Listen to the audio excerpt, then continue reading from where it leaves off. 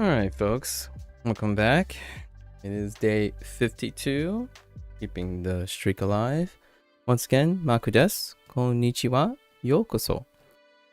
So, today is probably going to be the last day of Super. Tomorrow I'll do the review, I suppose, depending on how far I get here. I do expect to get through all 8 units. Possibly. This will be a very long session today to get that sweet review in before my actual review of the second, whatever this is, the second quarter. Maybe there'll be 2 more quarters down the line. Yesterday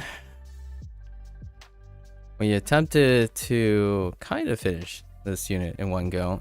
Got a little sidetracked. Lots of fun discussions celebrating the parallelisms, the contrasts and comparisons between English and Japanese. Celebrate a little bit of the interesting idiosyncrasies in English. Now let's see. Let's try to recall, since yesterday was day 1 of this, we're gonna stick with English here. I'm gonna try to pull up the kana and speak the words if I can. This one was a little bit interesting. I don't really think there was too much on the discussing family visit side, but the pastry side, they kind of went katakana ham all over the place. So let's try some of these. I actually think I struggle with borrowed words, or I experience more interference with borrowed words than anything else. Alright, let's see. So in terms of discussing family visits, we have otosan, okasan. I'm gonna write mother and father. I'm not the... It's kind of a weird thing I do. I'm not sure if others do, but generally speaking, maybe this is general to others. The idea of dad and mom is often like the relationship between polite and casual, oftentimes. So much like otosan, okasan, and then you have chichi, right? Chichi and haha, right? So chichi, haha, otosan, okasan. So much like that, I actually use it in this manner too. So I still refer sometimes when I'm talking, much like you can use otosan and okasan also in a reference of third person and first person reference. So more like personal and referential is probably what I would use here instead of like impersonal. Referential. So often in English, I sometimes say my dad, my mom. However, I don't say your mom, your dad. I typically say your father, your mother, or that person's father, that person's mother. Much like drawing some parallelisms with how to remember these things in my memory. So, chichi, right? Chichi, chichi. Haha, I would think it sounds very casual. It's kind of almost playful and personal. And then otosan and okasan, when I'm referring even to my father, when I'm talking to someone, it's referential. So if I'm referring to my father, however, I'm telling someone else about my father, I would use the word father instead of dad. My dad does this. If I'm telling someone and I'm referring to my father, I would say my father, which I just naturally did right there. Right? So that's kind of how I'm remembering the structure of these things. And obviously, they also in the previous unit introduced adding san and things like san the honorific, like one-san, right? One-san,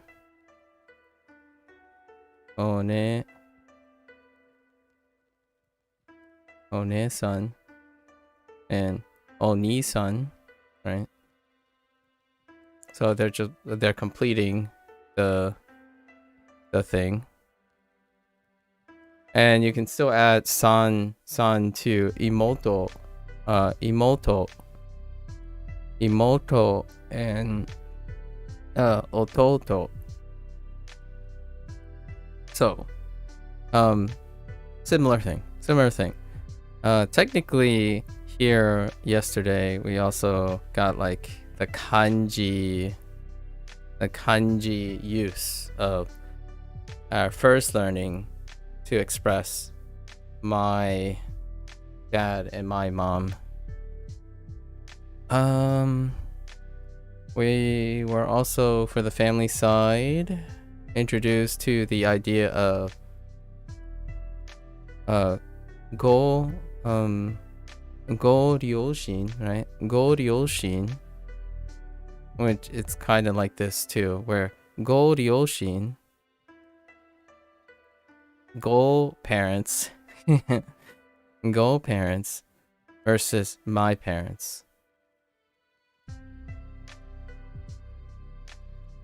And much like this, it's the separation of polite, casual, and you kind of want to be on the politer side variants whenever you're talking to someone other than your personal ones. So ryoshin versus go ryoshin. Is there anything else about discussing family visits?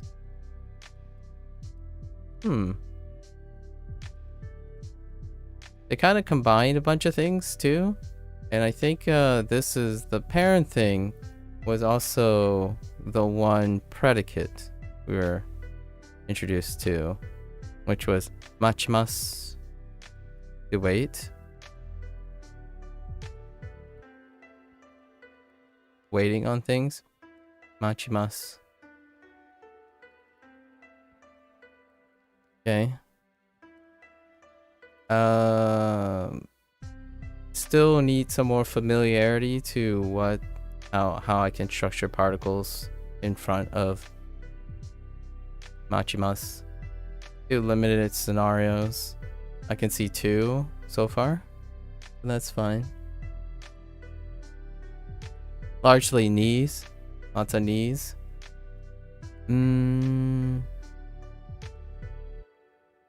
I think that's it for the discussing a family visit. That's all that comes to mind.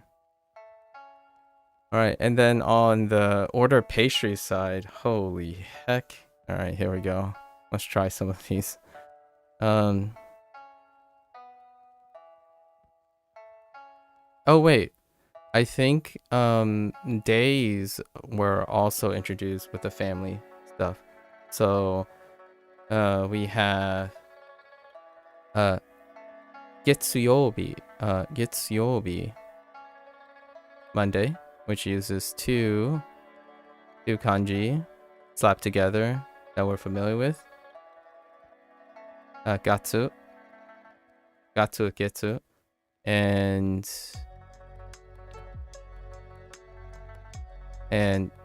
yobi, phrase yobi in the days of the week, right? So 3 kanji, really. Then we have kin yobi. Let's think about kin.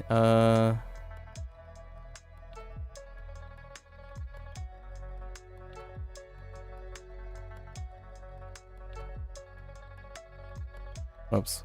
Something like that. Kin yobi. We did a few kanji exercises yesterday. Actually, we completed them, so. Kin yobi. Then or just Friday.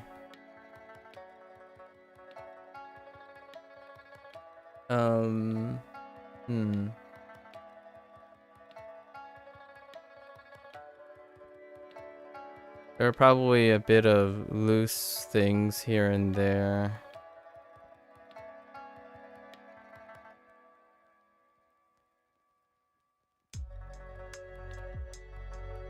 Yep.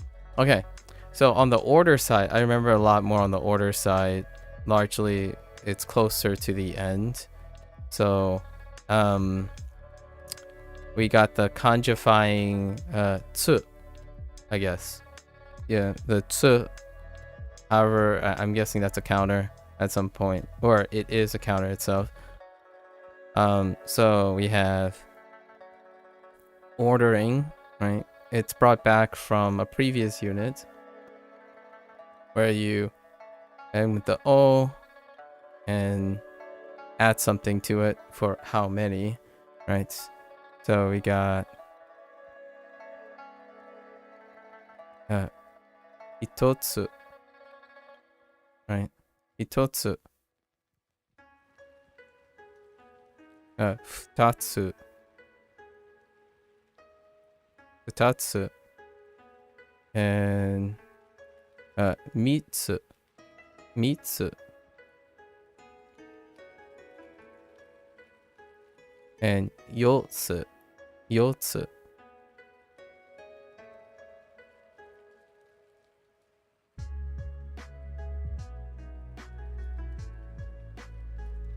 It's up to 4. That's where it ends. Although, would I ever order 5 of something? On occasion. I can kind of see why they stopped at 4, but I'm sure they're gonna go through the rest. But ordering 4 of something is it's statistically falling off the cliff once you start getting to 4 of something. So, hitotsu, futatsu, mitsu, yotsu. Okay. Let's see. And all right, let's go through the nouns. We got more stores. So, and there's an interpretive part of the stores. So like keikiya, right? Keikiya. I feel these are up to interpretate a bit of interpretive arbitrary categorization here. We're in the territory of categorization. So cake shop, and then which I would commonly associate as in terms of Chinese bakeries and whatnot, the cake shop and the bakery and the pastry shop are the same thing. However, okashiya is pastry shop, or interpretively from Duolingo, pastry shop. Okashiya.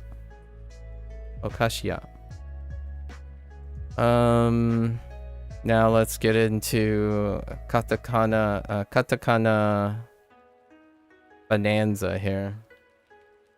Okay, let's start with donatsu. Donatsu. And then cupcake.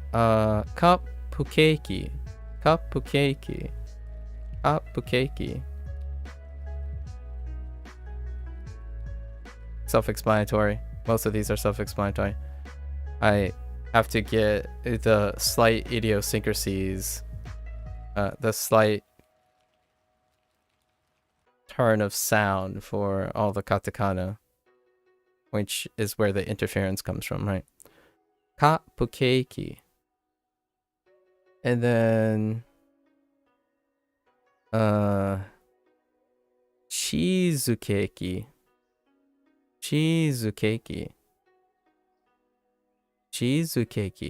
Yeah, cheesecake.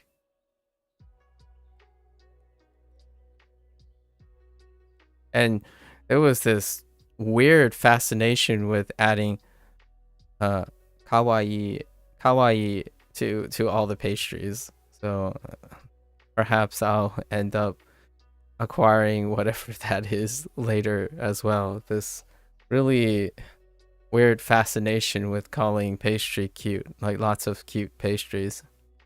Random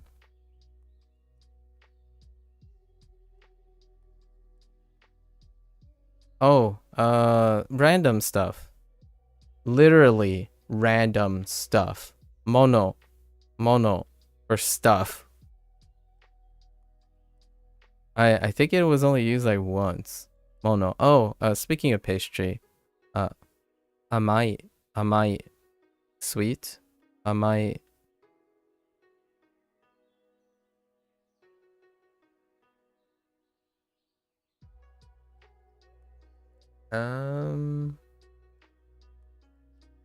Oh yeah, ichigo. Ichigo. Strawberry.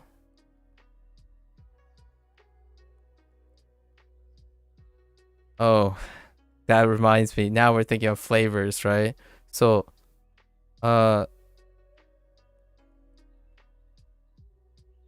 chore, choro, no, chore, chocoreto.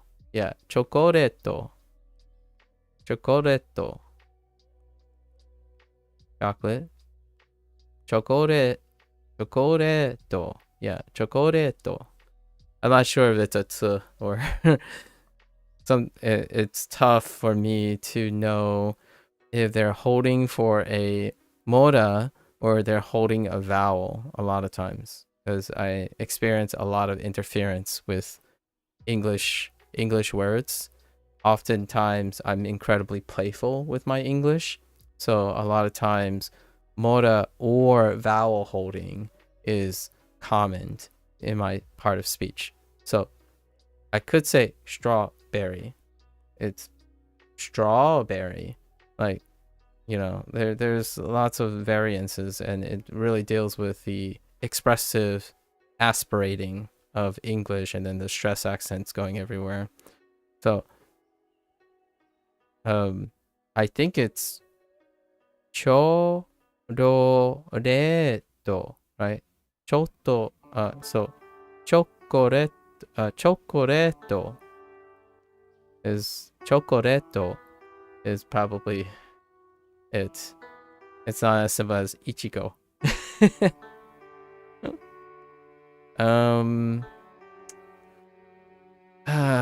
What else we got? There's for the on the trip side there was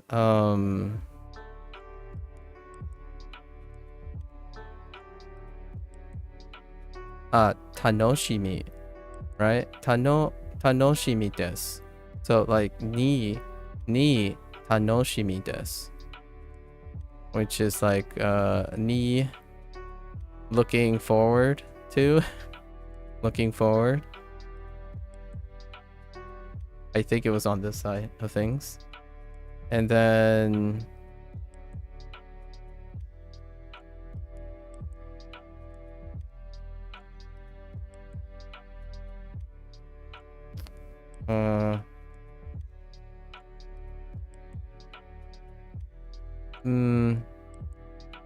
something like, okay, this is probably a weak one.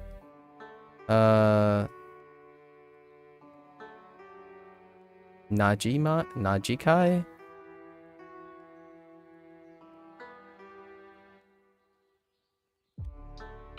Mijikai? Something. Short. So this is a loose end. That's fine. Used it like once or twice. Something being short. They were referring to a trip being short. Ryoko.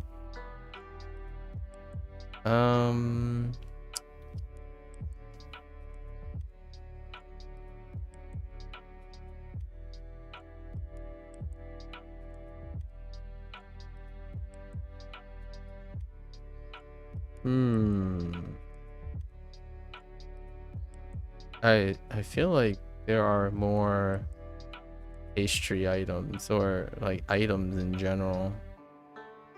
There are quite a lot of them. It didn't feel as overwhelming, so I think Unit 10 had a lot fewer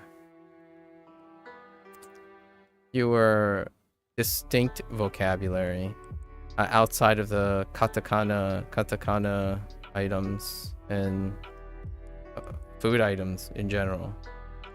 Pastry shops are very important to me, so a little bit of a side cut here. I don't know how others very appreciate how pastry and cake shops work, but much like a lot of the elements of food being in the subculture of at least the Chinese subculture, the bakery slash pastry slash cake shop, and oftentimes when it comes to the phrasing for, at least in my opinion, my personal experience is that this is paramount to the daily lives of Chinese culture, at least in the microcosm that is like Chinatown. When you go to a pastry cake cafe something, it's usually classically referred to as the Chinese bakery. So you go to the neighboring Chinese bakery to get not just pastries, but your drink, your milk tea, things that start you off in the morning. Much like Starbucks, but a little bit more involved culturally. It's a place where you socialize, mentally refresh. I know this does sound familiar to like Starbucks and whatnot. It's kind of like it's part of the culture and morning conversations. So I don't know if that's why Duo included discussing pastries. I'm not sure what their motivations are or how they're determining what is essential. But to me, if you were to go and visit someone who is maybe not necessarily Japanese, I feel like I can resonate with the Japanese culture's fascination and emphasis on pastries, as well as other forms of food. But this one is a big one. It's like a very ingrained part of the culture. It's kind of counterintuitive, I would say, for Western cultures looking in sometimes, because oftentimes you associate the stigma and since I'm American, I see it a lot. The idea that, oh yeah, pastries, it's demonized, it's stigmatized for having associated with excess eating, right? Gaining weight, keeping a healthy diet, moderation, that type of thing. But generally speaking, yeah, you do have cupcakes and cheesecakes and donut as part, like these types of pastries and whatnot are part of most moderated diets and almost culturally tethered to Asian culture, in my opinion, especially Chinese culture. So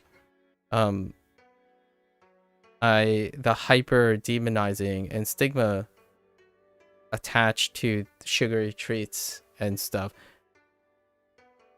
led to, I feel, this misconception.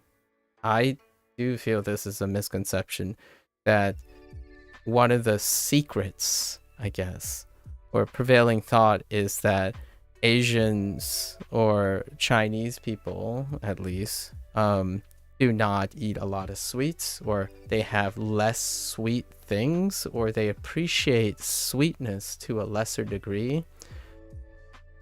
I largely think it's more about moderation.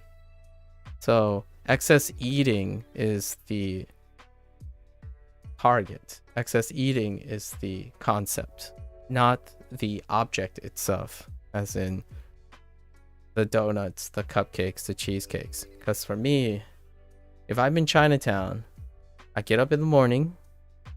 If we're tired, it's going to be either you go and get dim sum, right? Usually that's more of a brunch thing.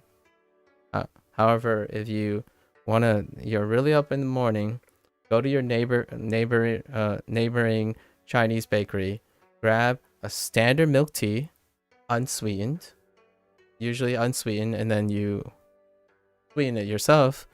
Milk tea, grab maybe 2 egg tarts, right? You gotta get an egg tart, and then what do they call them in the West? Castillas? Yeah, like castellas. The things, like they're like these egg wrap things, but very, very standard stuff, and you eat it. Happens a lot. Possibly like a red bean paste bun of some sort, warm. So it's super common. I don't like. I wish this wasn't. There was some part of me. I wish this wasn't the case, but a lot of times, when you think about these things nowadays, it's like, well, when are you going to use this vocabulary when you live in a kind of a hyper aggressive society where you meet a lot of people who say like no, like, right? Because they're being told no, as opposed to helping out with their moderation in their eating. Anyways, that's a slight digression about that type of thing. It's very important. It's part of the morning routine. Surprisingly, I know one of the things that are contrast with Asian lifestyles is the idea that Americans eat cereal. Well, I mean, if you go to a bakery, I mean, cereal will scratch that itch for sure. However, bakery effectively provides a similar set of nutrients and whatnot. The idea is still moderation. Because where milk tea, it's milk and tea. Cereal, milk, and cereal. It's not that too far distinct, right? Anyways, let me see if I remember anything else.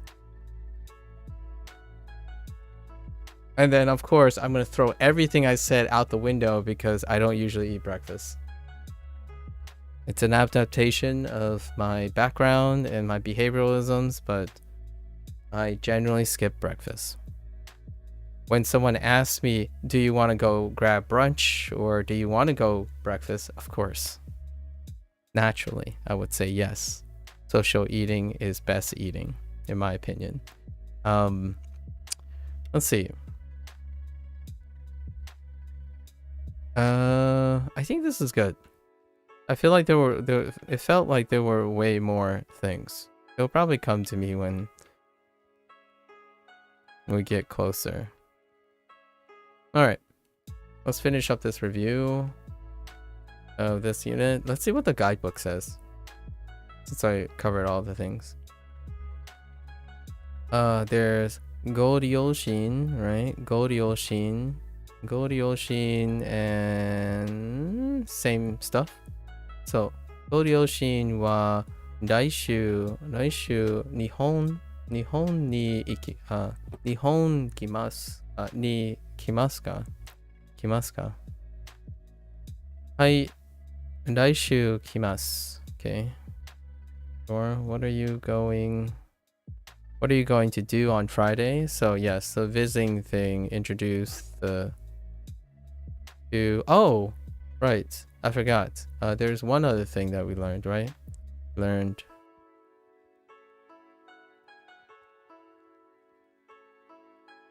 aimasu, right? The kanji for aimasu or au.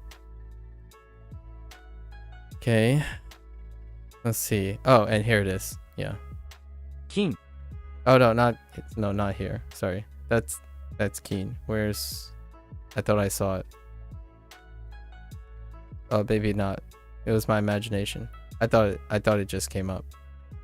We'll see it. It'll be somewhere. So keen is the one I attempted to draw the other time, or write in the other. So Friday, right? 金曜日 ni nani o shimasu ka? Yeah, similar. Oh, Nagoya. Oh, Shiro. Yeah, forgot about Shiro. That reminds me of Niwa, right? Niwa and Shiro, because they're attached. They constantly associate a castle with a garden. So those are two. Oh, Shinkansen. Forgot about Shinkansen, the bullet train. I was involved with the family side. Anoshimi. Fair enough. That was, we recalled that. What is this? Day of our lives. To be on a day, yeah, ni, fair enough, right? We're aware of that.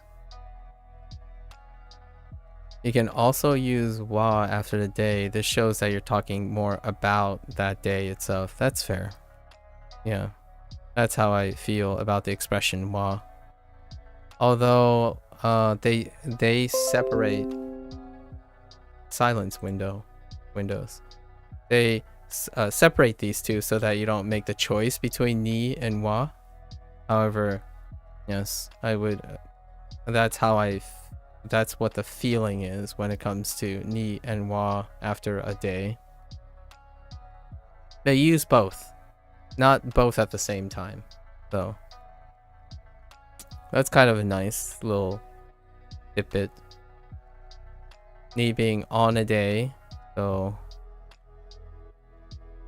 on a day, about the time, and then wa being more about the day. Okay, and then what is this? But words like ashita. Oh, interesting. Kyo. Don't even have this actually. So that's a set of kanji. Although I've seen this a bunch of times because someone else I know uses this kanji. And it can't be followed by ni. Instead, use wa. That's kind of what I gathered. So nice to make that distinction. Interesting. What is this? Ototoi. That's even a new phrase. おとといは友達と話しました。Ototoi. Okay. Ototoi wa tomodachi to hanashimashita. Funny how these examples do not have tenses that we haven't gone over yet. But hanashimashita is the past tense, or the past affirmative of hana. Hana suru. Hana shiru. It's okay. What is this? Atotoi. My friends? No. What is it? This is tomodachi. おとといは友達と話しました。So that's tomodachi, which I haven't had either. So there's tomodachi. Yesterday? It's probably yesterday. Ototoi. Ototoi is probably yesterday. Notice that in addition to o meaning and, right? You can you can also use o to say who you do something with. Yeah. We got that too already. What about pastry? Keiki. Oh, daisuki desu. Right, daisuki desu. Loving something, or far more than ski desu. It's fine. No.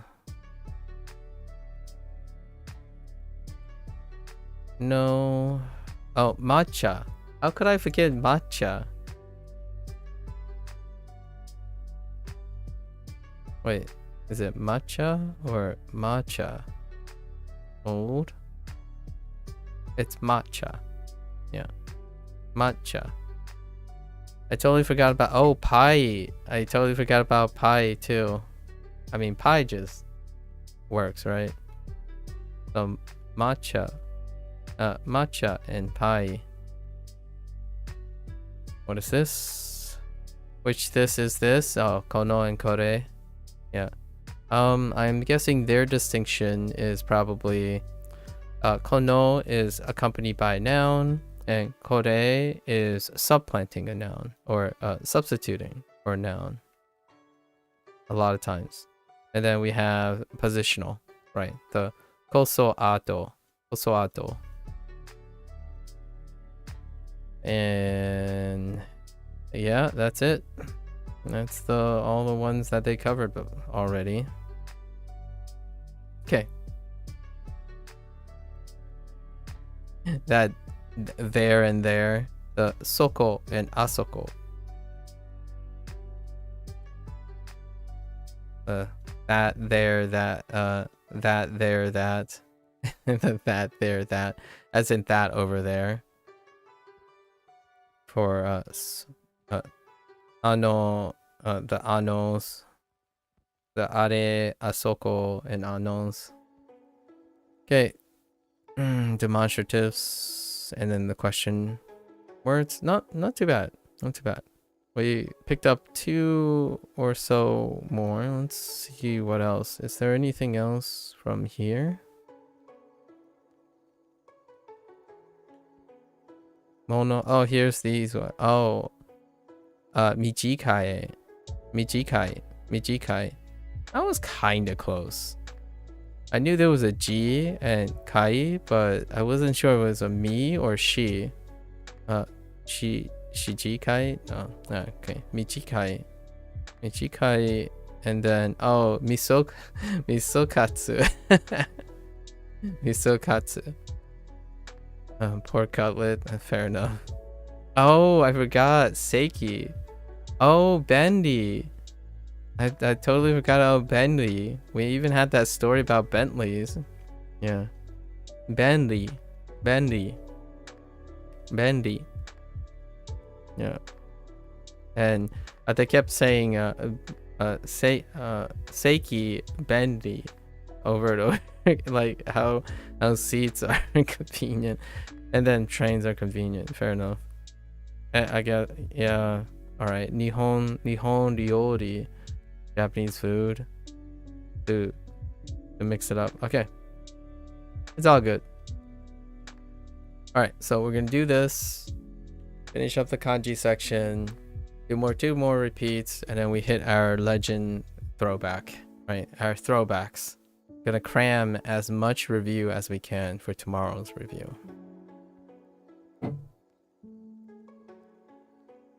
Meanwhile, I'm gonna warm up my throat here. Ooh, this is hot.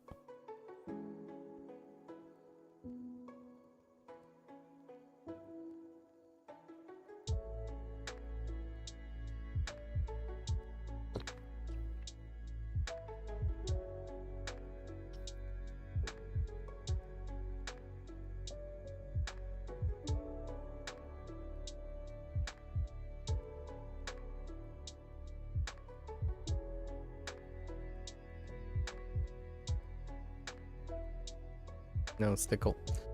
All right.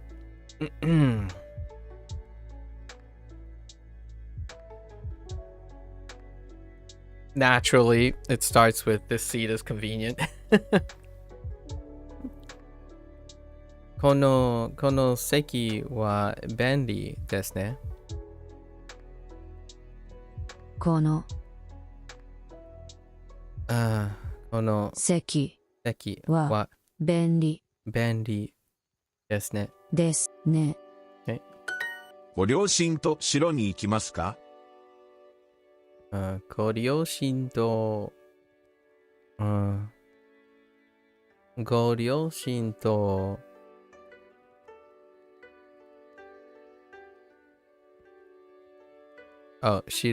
城に行きますか？ Ikimasu ka? Okay. Are you going to the castle with your parents? ご両親は明日京都に来ますか？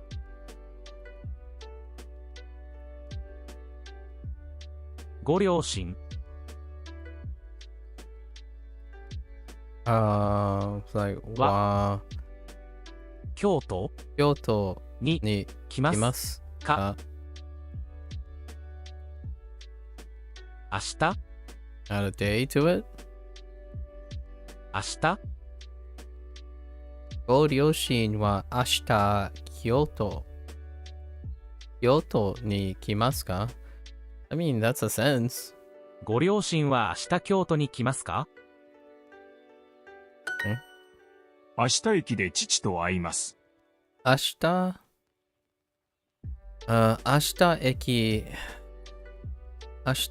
駅で父と会います。Okay.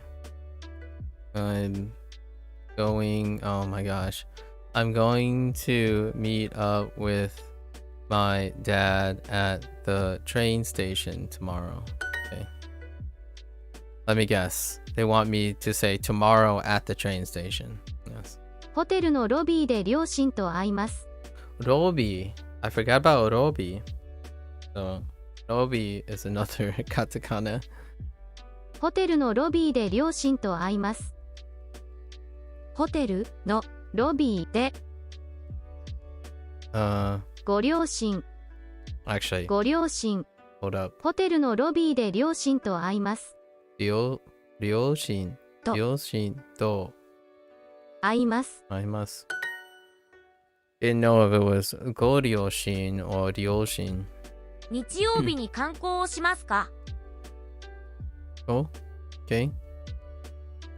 日曜日に観光 that's from last unit. 観光をしますか? Are you going to do some sightseeing on Sunday? 金曜日にどこで食べますか？金曜日に something to eat. I'm gonna take a guess from Word Bank, right? 金曜日金曜日に日本料理日本料理 or a place? Maybe with some peeps? No. 食べますか？ That's kind of what I thought, but 金曜日にどこで食べますか？ doko. どこ Wait a minute. でか金曜日にどこで食べますか？ 金曜日にどこで日本料理食べますか? Wait. That doesn't make wait. 金曜日にどこで食べますか？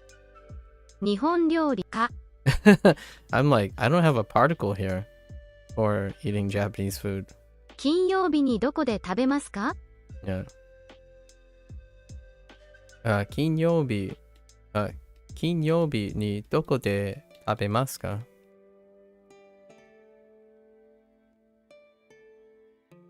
Where are you gonna eat? Where are you gonna eat on Friday? 日曜日に名古屋で城を見ます。日曜日に名古屋で城を見ます。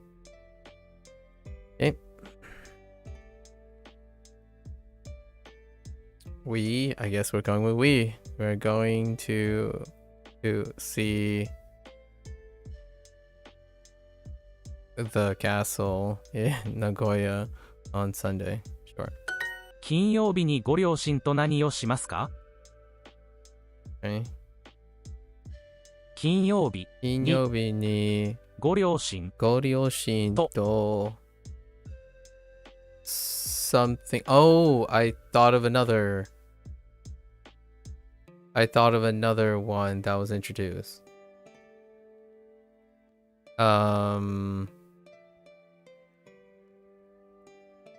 Is it? It's probably norimasu. Yeah, norimasu. To go on a ride. That's part of the. To go on a ride. Is the other phrase. 金曜日にご両親と何をしますか？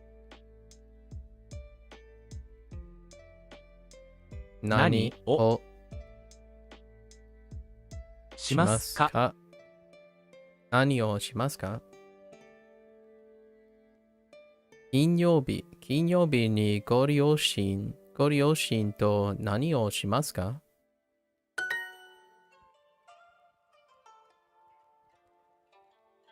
Okay. 金曜日に金曜日にどこで食べますか？食べますか？ Where's your mother? お母さんはどこですか？お母さんはどこですか？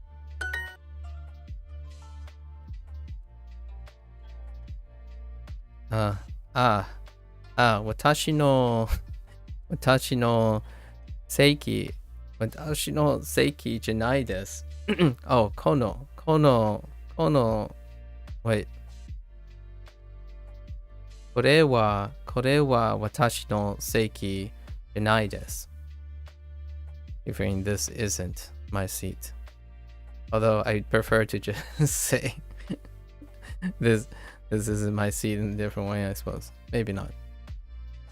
Or the seat isn't mine. Or no. My seat is this or it isn't my seat. I like when I think of Japanese, I simplify even further and say it isn't my seat as opposed to this isn't my seat. Okay.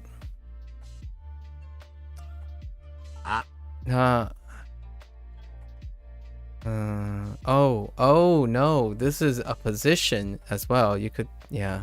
ここは私の席じゃないです。じゃないです。じゃないです。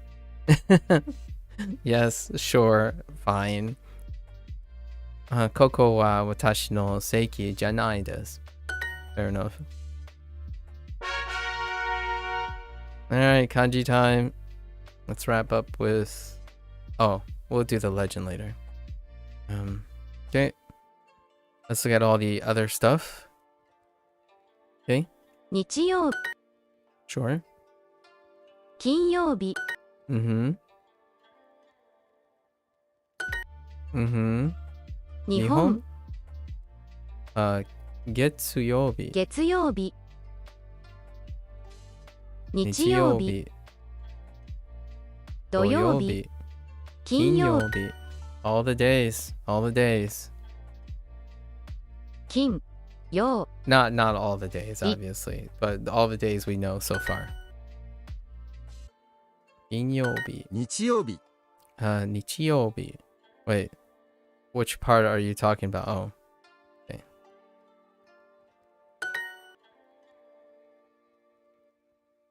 Okay. 日曜日、金曜日。What the flip? 金曜日、金曜日。土曜日。日、 Well played. 日日曜日、日本、 And then even added the nihon because of the ni. Okay. Fun times. 月曜日。月曜日、sorry. 月曜日。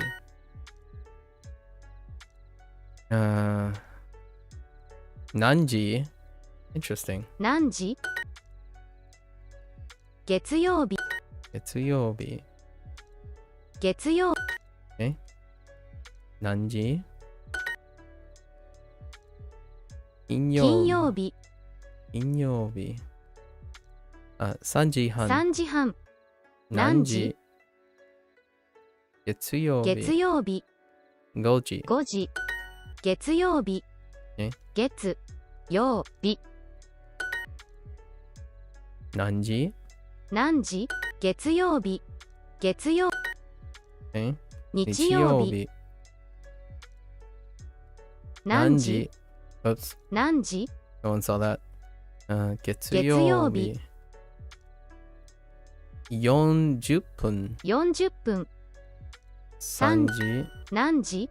何時？何時？何何時？時？土曜日。5 5時時。。月曜日。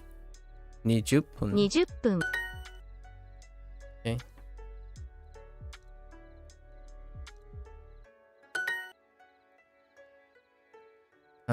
Okay. 月月曜曜日。日。月曜日。何時？何時？ 1時。日曜日。月曜日。1時半。Mm-hmm. Okay. Gotta fill these guys in. 7時。7時。 7時。何時？何時？ 7時。4時。 4時。 3 3時。時。時間。時間。 Very nice. Very nice. Well played. 7時。 7時。何何時？ 時？ Okay. 何時。時？ Okay. 7時。 Okay. Okay. G.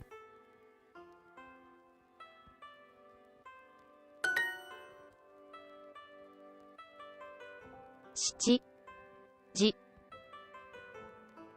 何時？ Trying to figure out what happened there. Oh. I was like, what the heck? That's not. I can't do nani with those. 7時。 7時。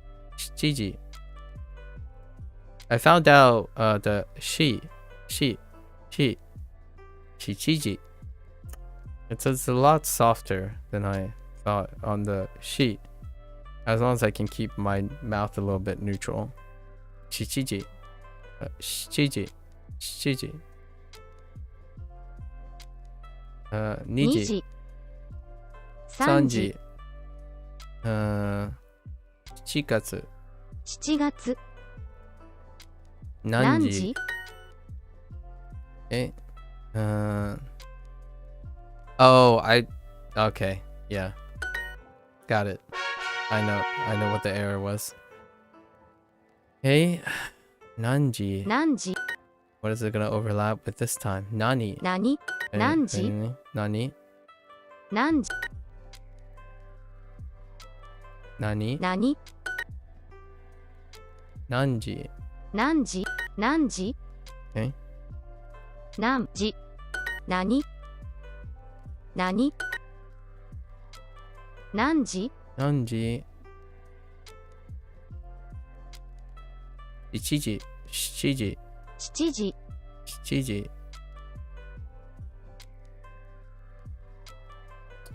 3 3時。時。何？何？ 7。何？何？東京。30分。50分。何？何時？ Listening and Nanji. reading is largely Nan. faster. Oops. Oh, Nanji. Goji. 5時。 I. Niji. 2時。何？ Nanji. Nani. Oops. 何 Nanji. 時？ I skipped one. 何？何？ Okay.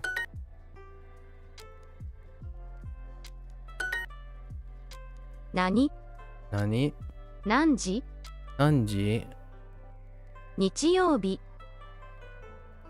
時間山口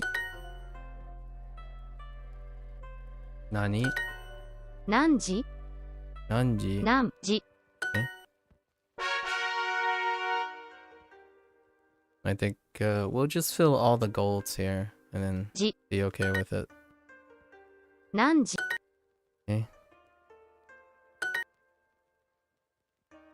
8時8時何何時時1時1時時6 6時時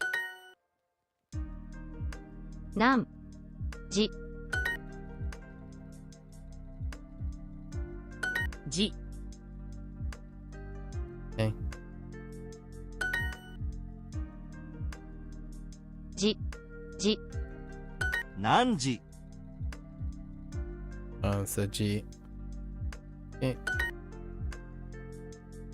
It's kind of fun to see what you could make from different pieces if they expand the pieces thing. 2 2時時3 3時時何時時時1時1時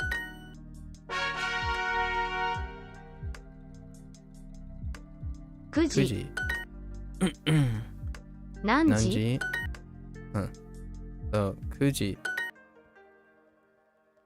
5時何時何時9 9時時 Oops 9時900 900 8時8時何時9時9時9時何時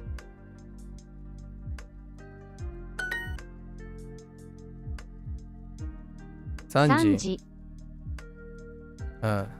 時間時間6時6時9 9時時何時何時They're not budging. What the heck? 金曜日金曜日月曜日月曜日金曜日土曜日土曜日日日日本本金曜金曜日月曜日月曜日 I should say at the same time, really. 月曜日 It interrupts me. 月曜日金曜日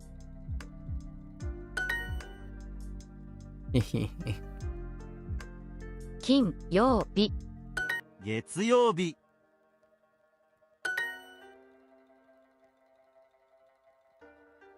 日本日曜日日金曜日月曜日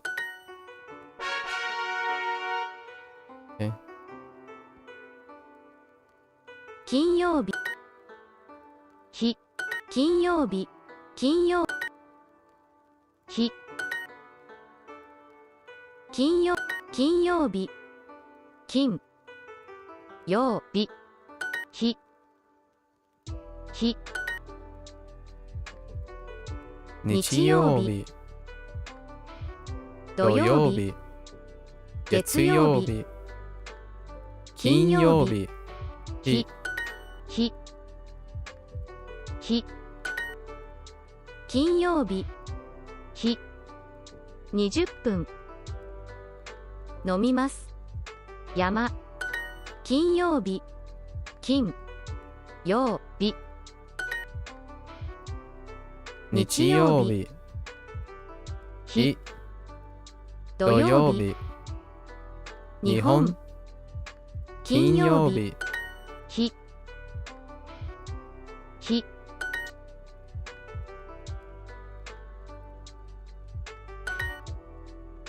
8時日休みます金曜日。何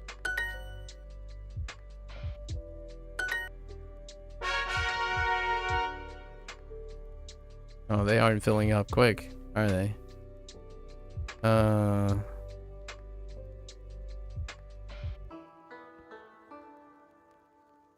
来月。来月。 That's a good one. Mixing 来月 with 月曜日。月曜日。 Okay. 日本。月曜日。来ます。土曜日。来月。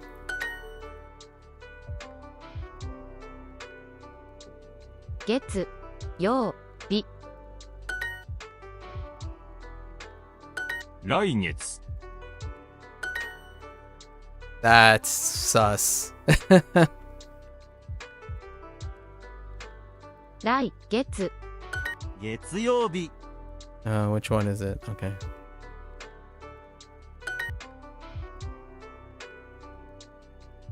来 来月。月。 Oh, I should say it at the same time. 土土曜曜日。日。東京。東京。京都。京都。月曜日。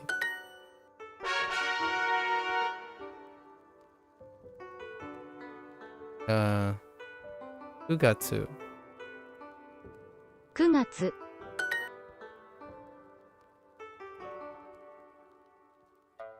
月曜。9月。9月。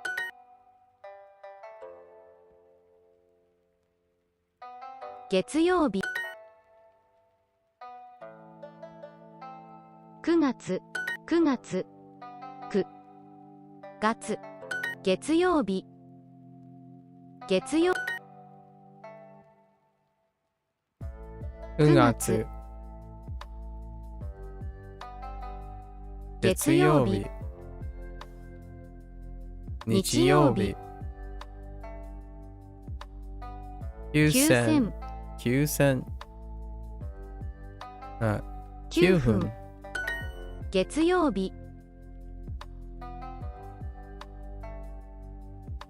月曜日。 Oops. じ日。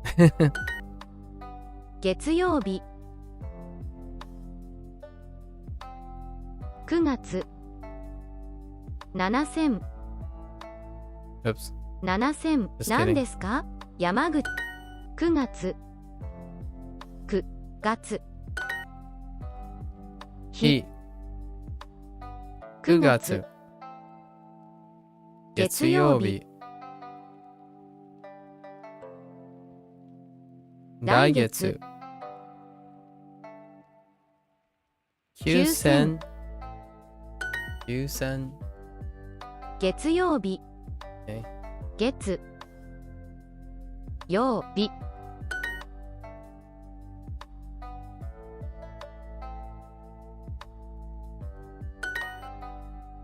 4月曜日。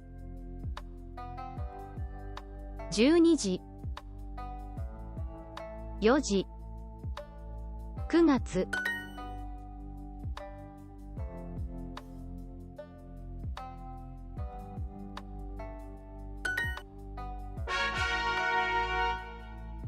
Oh, that's the end of 15. All right. Now we go back to this. Take a quick bathroom break.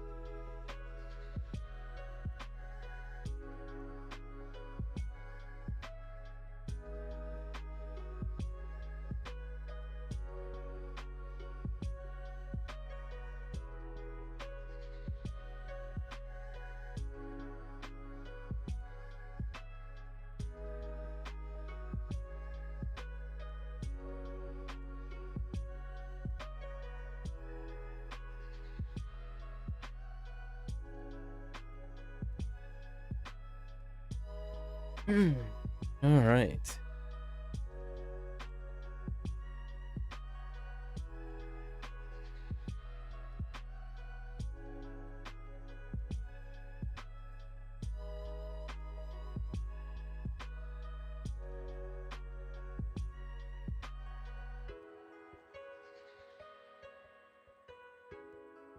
Okay.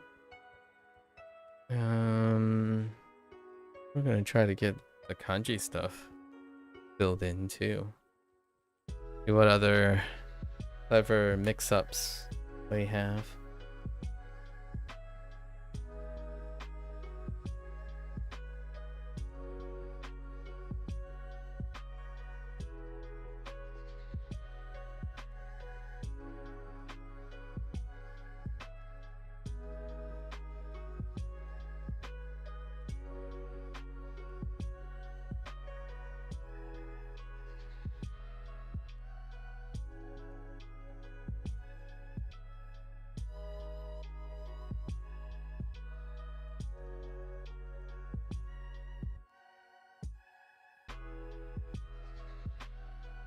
Okay. So which one is this? Pastries? Pastries. Atarashi keiki ya. 新しいケーキ屋アイスコーヒーは好きですか？アイスコーヒーは好きですか？好きですか？ Let me hear that again. アイスコーヒーは好きですか？好きですか？好きですか？アイスコーヒーは好きですか？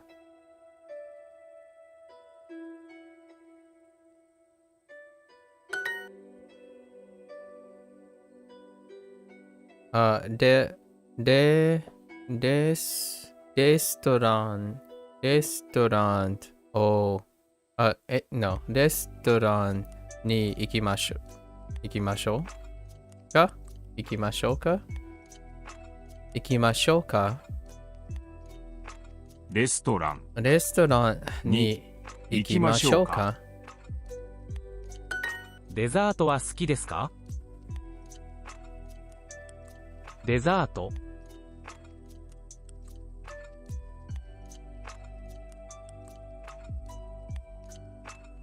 は好きですか？ Interesting. I guess you can use either. デザートは好きですか？ Oh wait, no. Actually, no. Yeah, honestly, yeah, that's a great point. I would use wa in a question form. Yeah, that is good. I should keep that in mind next time. Yeah, デザートは好きですか？好きですか？ I pitched up there.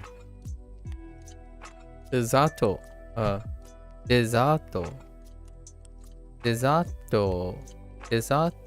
は好きですか？好きですか？好きですか？ Doesn't really come all that naturally, really. ケーキ屋に行きましょうか？ケーキ屋に行きましょうか。甘いものは好きですか？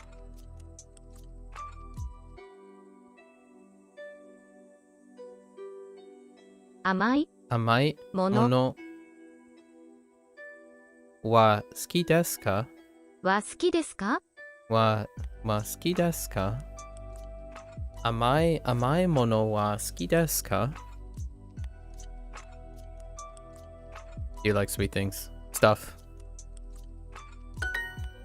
ケーキが大好きです。ケーキは大好きです。Oh, ケーキが大好きです。Yeah. We'll have to keep that in mind. ケーキは大好きです。I love cake. 甘いものが大好きです。甘いものが大好きです。が大好きです。I love sweet ケ stuff. ーキが大好きです。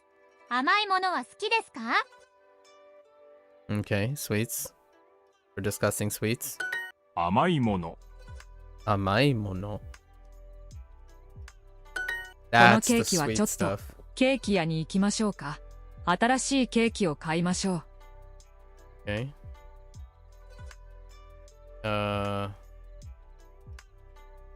Need a new cake?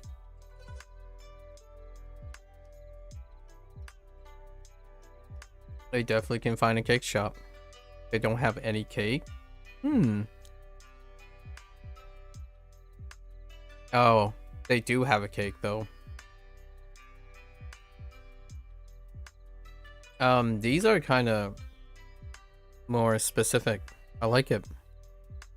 What's the problem? This one's a little bit, I don't know what the word I would use. More involved than the other ones. Because up to this point, it was usually two very, very out of the park. Sometimes two of them are kind of related.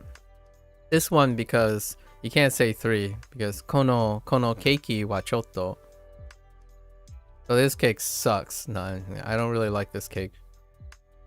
So they're going keiki ya ni ikimashou ka?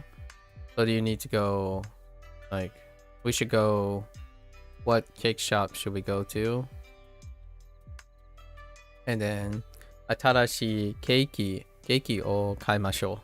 We should buy a new cake. So they need a new cake. ケーキ屋は遠いですか？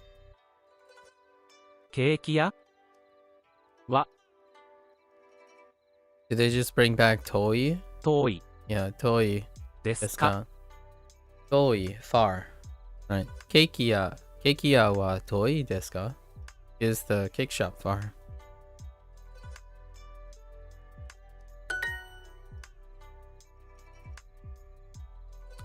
Niwa. には写真席席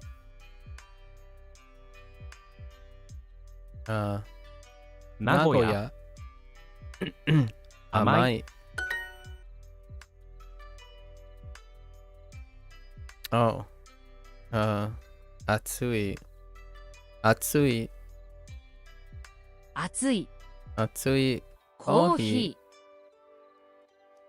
ーが大好きです。 I'm trying to say it while I'm selecting them so I can kind of hear it lining up. Thanks, guy. Thank you.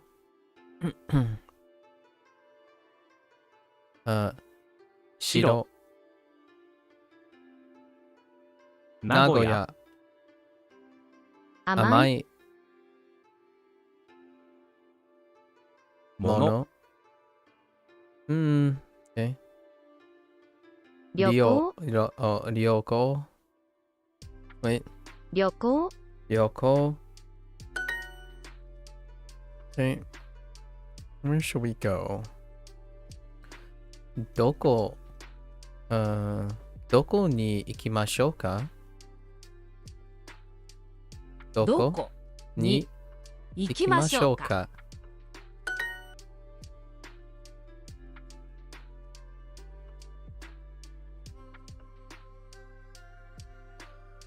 Okay. カフェって今日 Oh, I guess we can do 今日カフェで行きましょうか？今日カフェ Oh, sorry. カフェに行きましょうか？行きましょうか。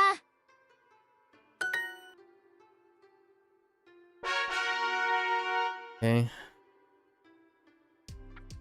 Here we go. There comes all the katakana. チーズケーキが大好きです。チーズケーキチーズケーキが大好きです。す。コーヒーを買いましょうか。コーヒーを買いましょうか。コーヒーを買いましょうか。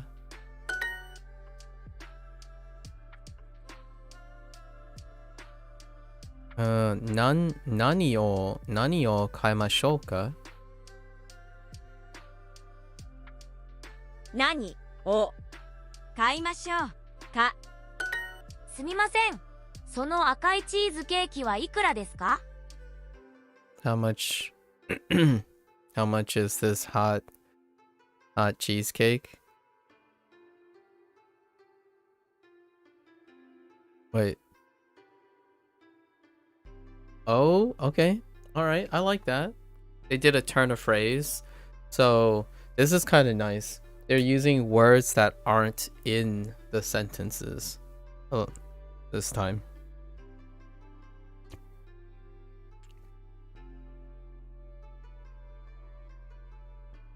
Because Duo already introduced a bunch of categories. I think that will make a lot of the read and response things a lot more interactive. Once your vocabulary gets large enough to include categories, then you can start talking about categories instead. Although technically, they could have done that way sooner because it's translational. So the English, you could use English categories. So here, instead of saying like a throwing off thing, is that they're asking how much is this hot cake, or is that hot cake? Sorry, that hot cake, or hot cheesecake. Sorry. And you can switch it up by asking questions that don't involve using the words. In the beginning, though, when you first do this, like 5 units back, they tend to use the same keywords that are from the sentence, but just the English version in the question. And they do that fairly often to make it a little bit easier. And it looks like they're kind of going away from that now, which can be very helpful with comprehension.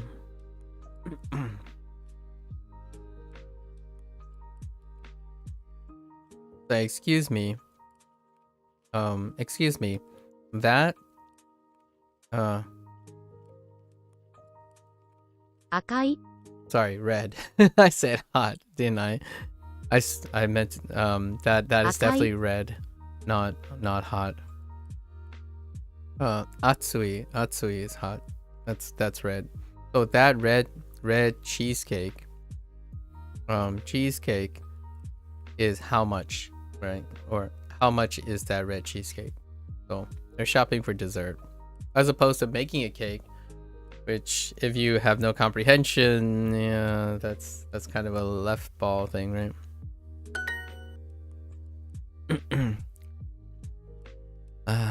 Cheesecake wa 美味しい yeah 美味しいですね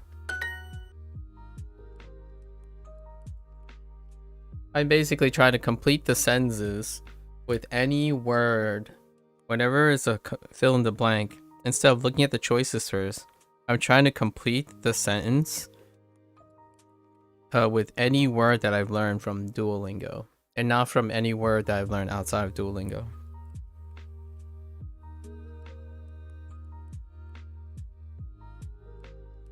And I'm probably not going to say word, but whatever they need to fill it in, because it could be a particle.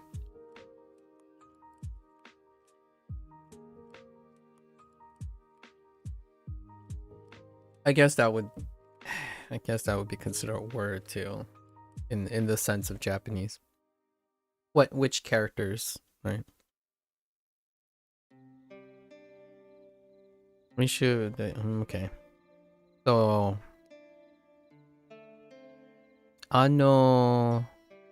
ano cafe. Ano cafe de.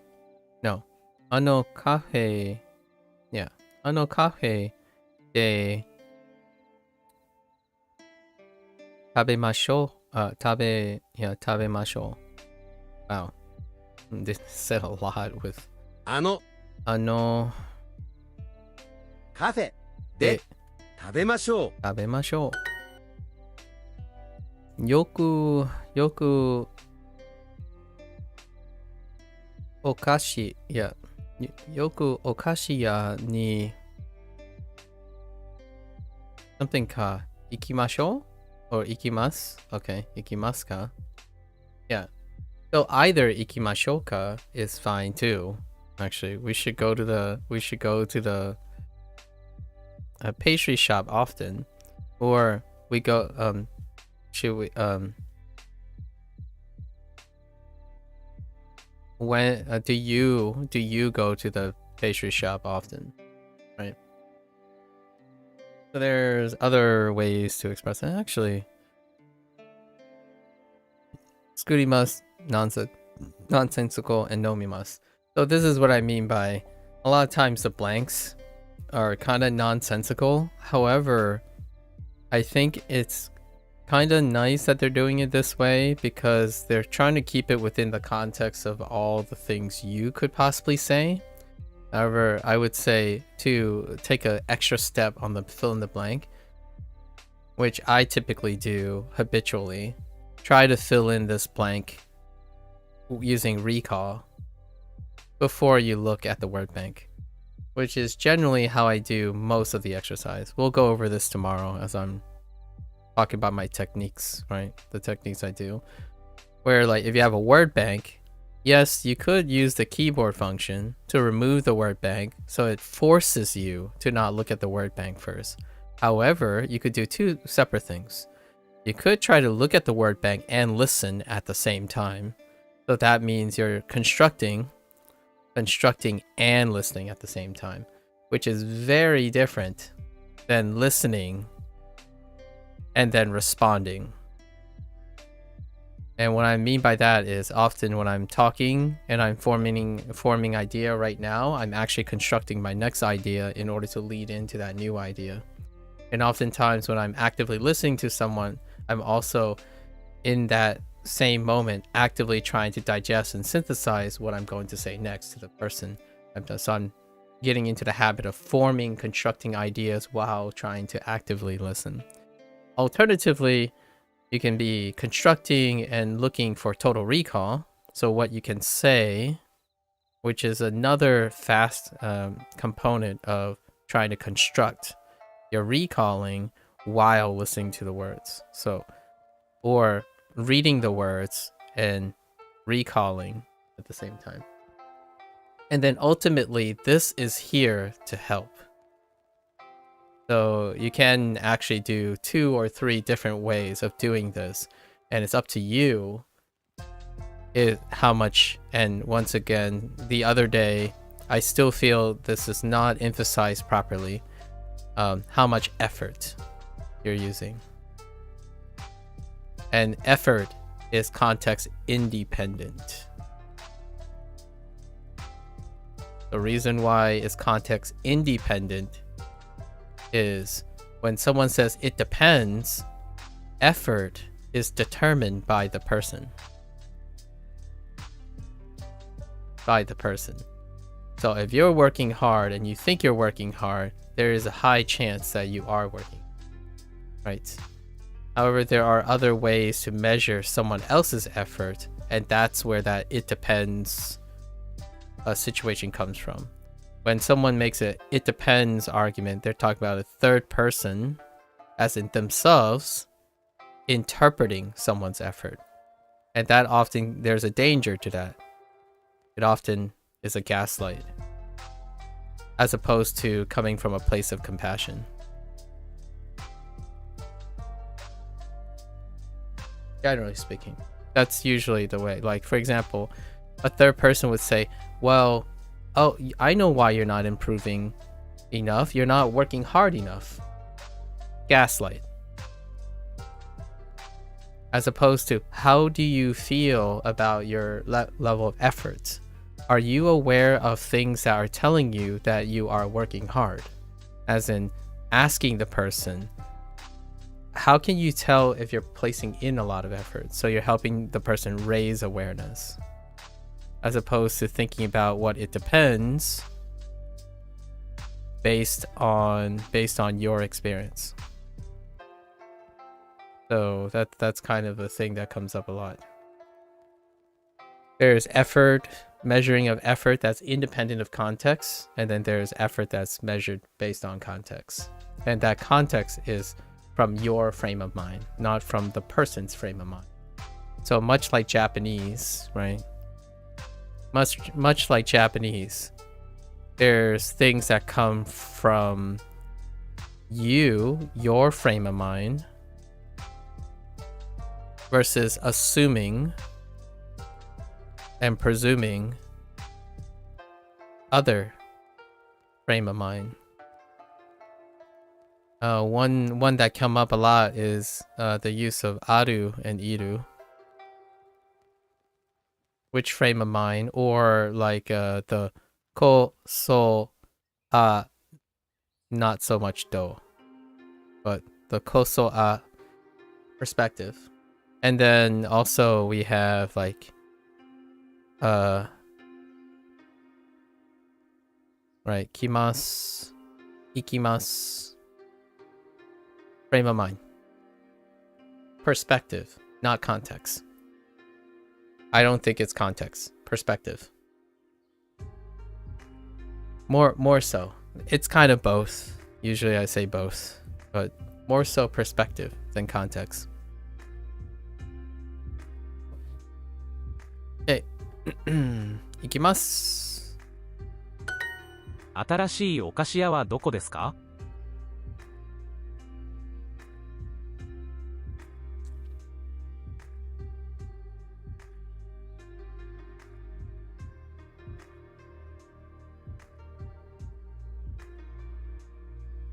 新しいお菓子屋はどこですか？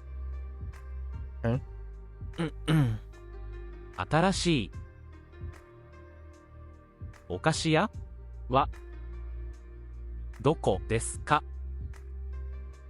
新しいお菓子、新しいお菓子屋はどこですか？新しいお菓子屋はどこですか？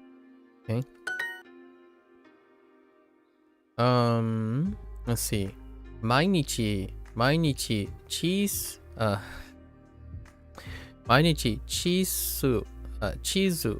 ーズケーキを every day 食べます。Yes. I was gonna say 買います but 食べます yeah, that's fair enough.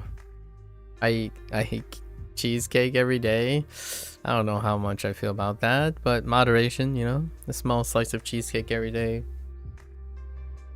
One doesn't say how much cheesecake, right?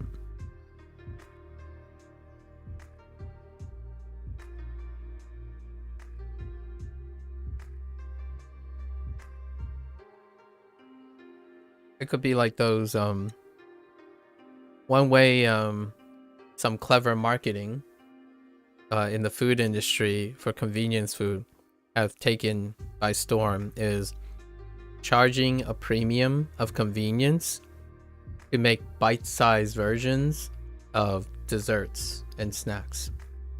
And some of them are like cheesecake bites. So little convenient like single wrap, I don't know, they might be like 50 calories each or something. To for that convenience, it helps moderate cheesecake. So you could make a argument that you can eat cheesecake every day if it's portioned properly. For a nice premium, obviously. It's still business.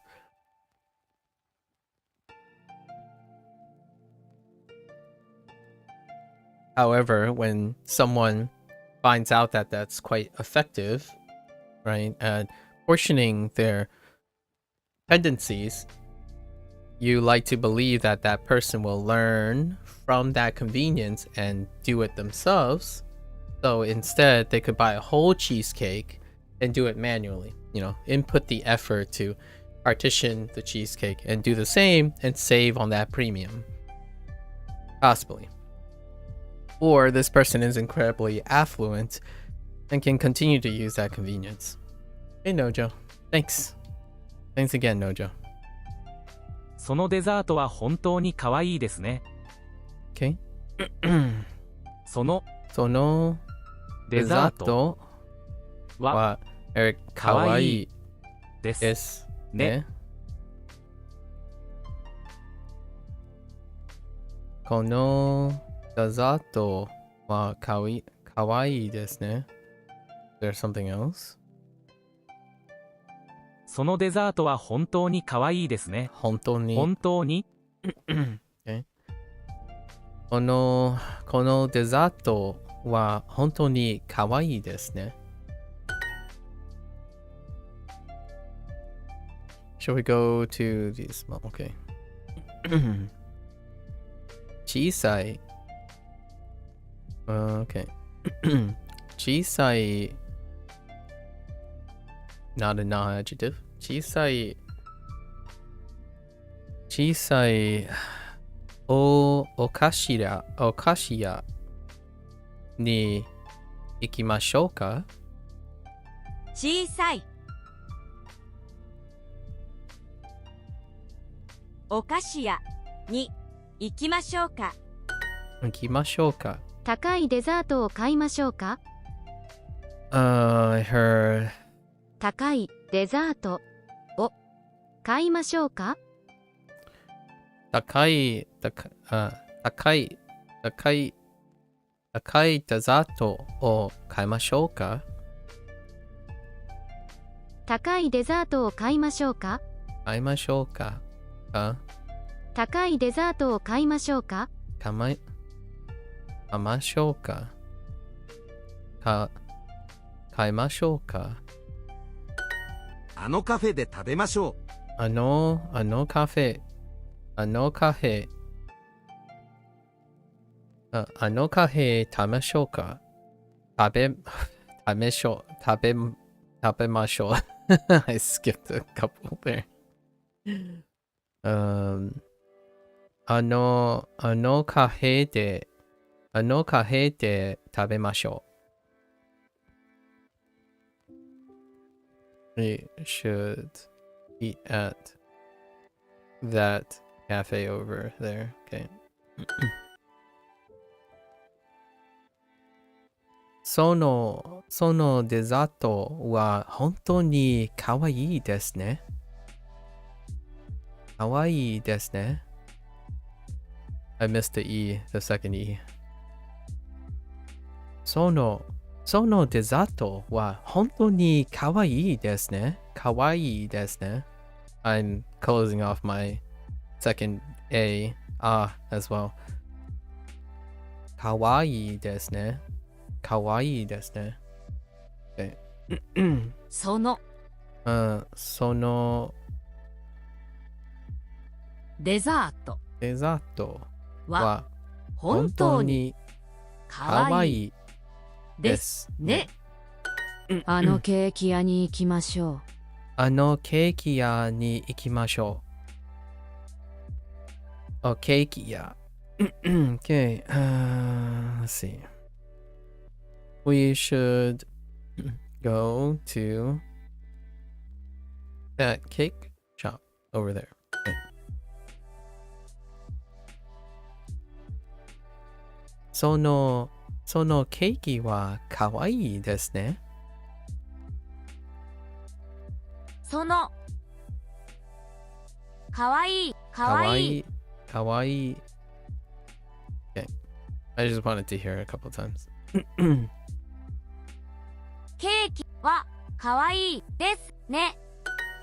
Okay. 新しいお菓子や新しいお菓子やI'm trying to like I was watching a YouTube video yesterday, and I was thinking about the tongue placement for ta, ta, and I'm too far back, and it's alien, but I'm trying to force it to be a little bit forward for ta.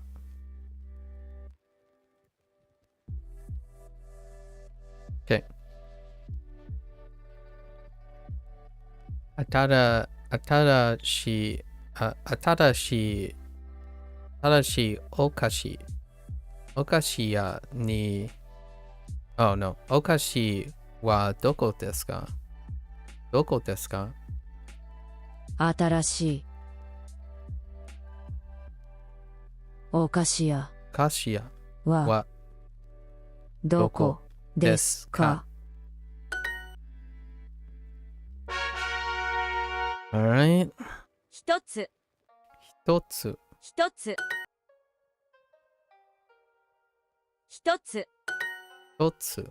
アイスコーヒーを一つください。アイスコーヒーを一つください。Wait.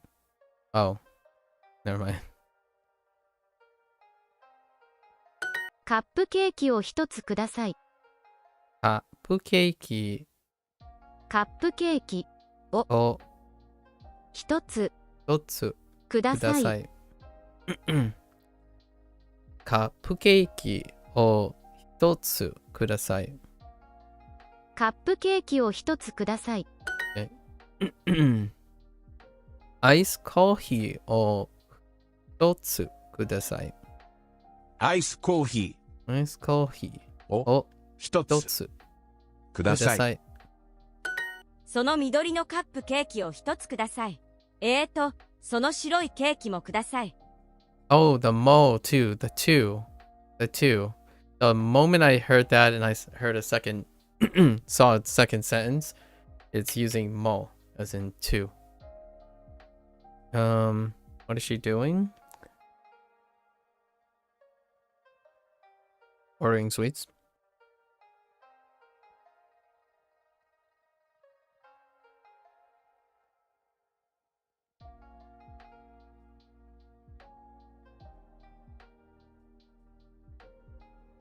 Sono Midori. Oh, right. We had Midori as well. Midori, green. That was introduced with matcha. Sono Midori no カップケーキを一つください。その白い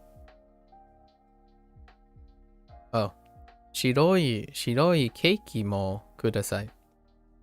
And this white cake, please. This white cake, please. Two. This white cake too, please.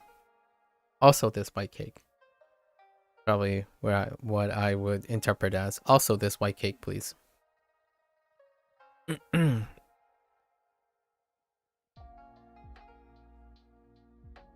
Matcha. Speaking of matcha. Matcha no keiki wa futatsu. No, that's not futatsu. That's 2000 yen. Yen. 2000 yen. 2000 yen desu. Ji? Sai? Yes. Yep. Okay. Yama. 一つ。7月。7月。日本。母。Okay. 緑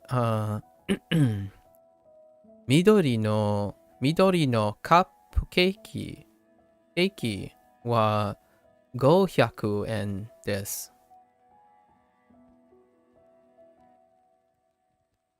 安いですね。Okay. 安いですね。安いですね。安い。安いですね。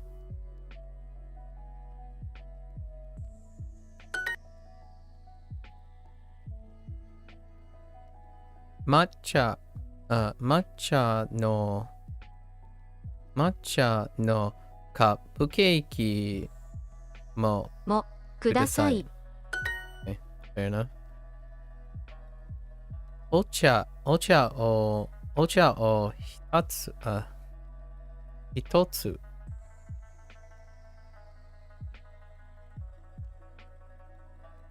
yeah. お茶を一つください。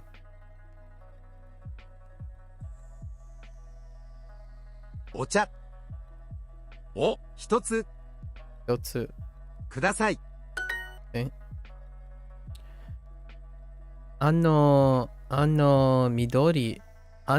緑のケーキください。Oops ください。ください。その抹茶のパンもください。その抹茶パンもください。ください。 or maybe not. も緑も Wait. その抹茶のパンもください。緑oh, の yes. この抹茶のパンもください。matcha bread. その抹茶のパンもください。その抹茶のパンも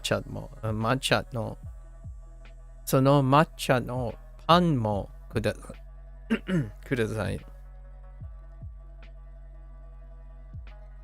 Oh, something went down my trachea. この抹茶のパンもください。あの緑のカップケーキを買いましょう。Okay. We should buy that green cupcake over there. あの緑のカップケーキはとても可愛いです。Okay. That's kind of full blown.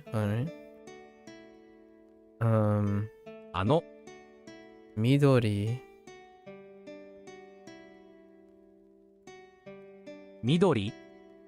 ののカップケーキはとても可愛いです。I think that's what I heard. あの緑のoh actually do I need wait あの緑のカップケーキはとても可愛いです。yeah あの緑のカップケーキはとても可愛いです。あの緑のカップケーキはとても可愛いです。How much are those matcha snacks? Nice. I'm living the dream now. Being able to say matcha. Hey, so. Oh, wait.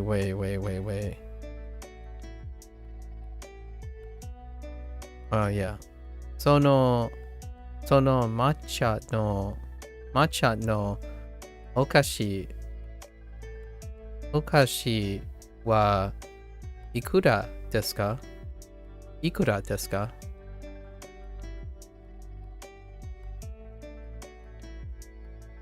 その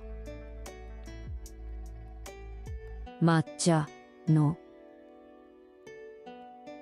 お菓子はいくらですか？その抹茶のパンもください。その抹茶のパンもください。Huh. You're calling yourself Duolingo, huh? Hello?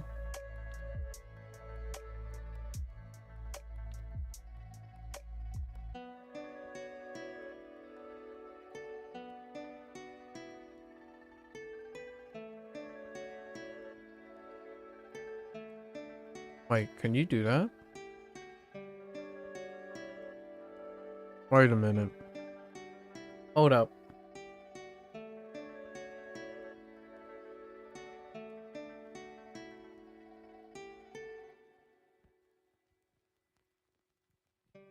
Oh. Yeah, that's a preferred name. Yeah, sure. I guess. Duolingo Spanish or Vanish 386. Let's see. Checks out.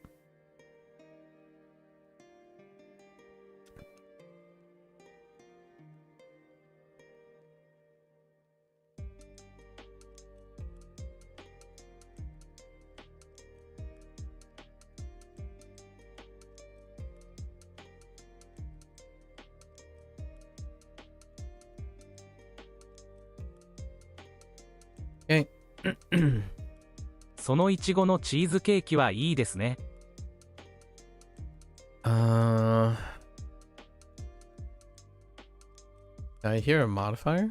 そのいちごのチーズケーキはいいですね。 Yes. その So no いちご ichigo チーズケーキ cheese cake.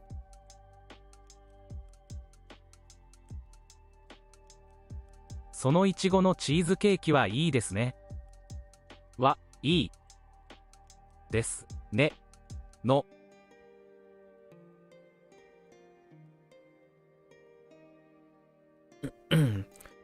そのいちごのチーズケーキはいいですね。いいですね。そのいちごのチーズケーキはいいですね。はいいですね。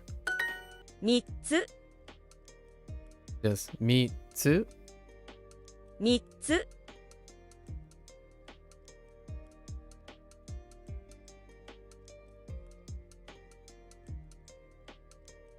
That's okay. There are a few words we already know that are kind of close to 3つ。紅茶を2つください。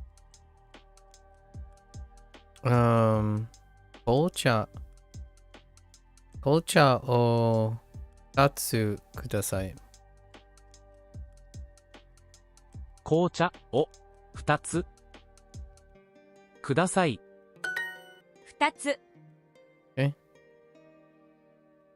2つ They're still using the kana. あのかわいいクッキーはどうですか？かわいいクッキー. Oh, I totally forgot about cookie. That's, man. Okay. かわいいクッキーはどうですか？ How about that cute cookie over there? 2つ2つそのいちごのパンはどうですか？そのいちごのパンはどうですか？ How about the strawberry bread?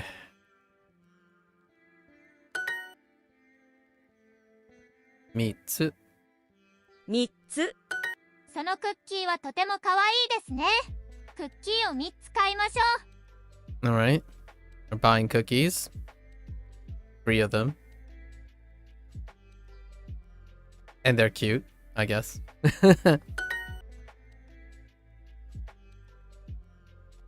It's interesting that they didn't Duolingo didn't introduce more like adjectives for the size amai.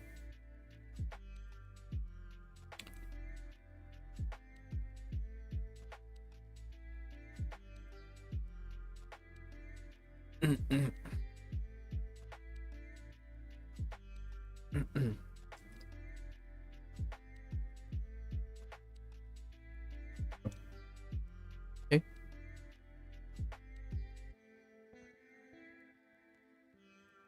Matcha のクッキーを A number? I see 2つ。Good enough. ください。Oh, we did which cake? Which like whichness using dono. Dono チーズケーキを買いましょうか？どのチーズケーキを買いましょうか。チーズケーキ。slow down. So, どのチーズケーキを買いましょうか？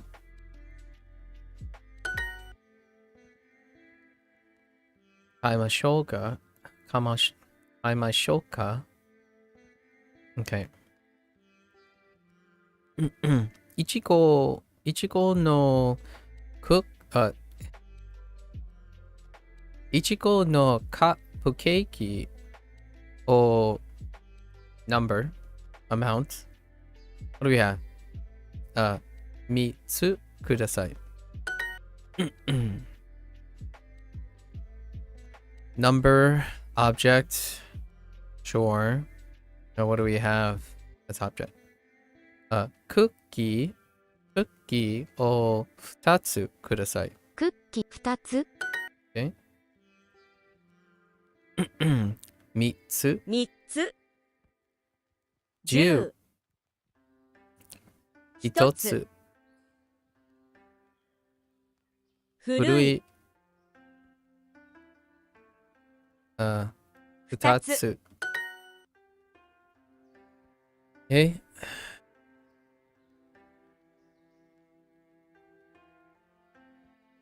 Okay. Object and number, right? What do we have? カップケーキを3つください。カップケーキを3つください。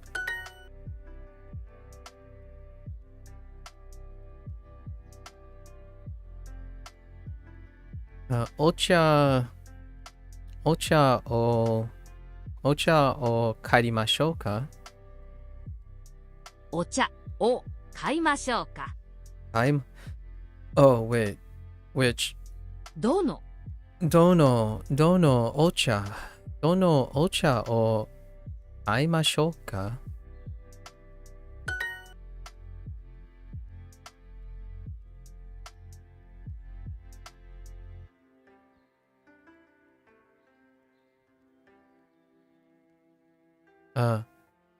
どのクッキーを買いましょうか？よく That's not よ it. くどのクッキーを買いましょうか。Okay. クッキーを4つください。ケーキ屋クッキーを4つください。クッキーを4つください。クッキーを4つください。4つ4つ4つ4つ。あのパイはどうですか？あのパイはどうですか？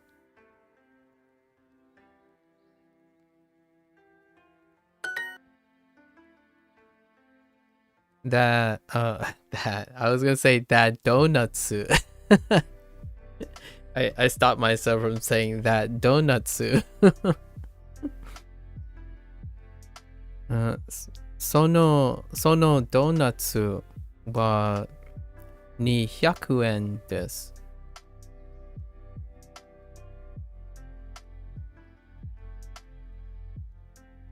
そのドーナツは200 200円で。です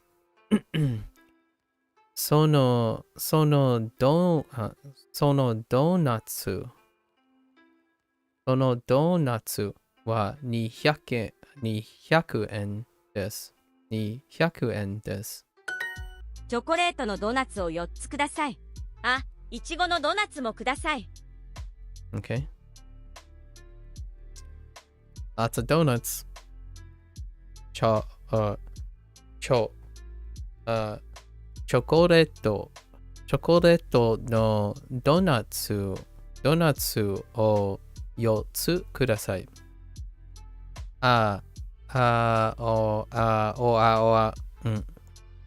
いちごのドーナツもください。Strawberry donut. Okay. チョコレートの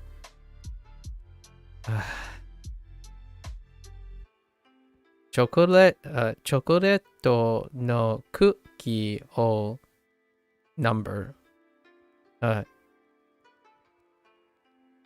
一つください。その緑のパイは何ですか？抹茶ですか？その緑のパ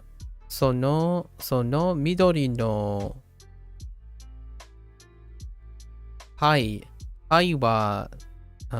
は何ですか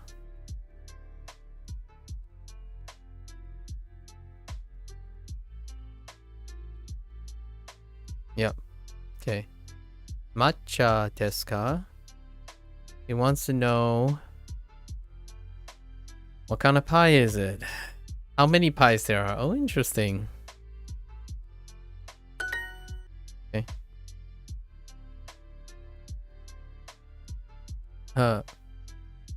Cupcake or insert number 4つください. Short. Insert number with a counter, not just a number. I see that they put in yon as well. So, nice. Well played. チョコレート買いましょう。買いましょう。No, も買いましょう。Okay. So you can do it without, yeah, fair enough.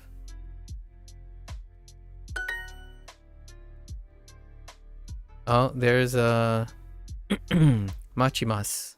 I keep saying what? Mashimas or machimash a couple times. Lots of showing. Showing is a English unpracticed English repeated sound.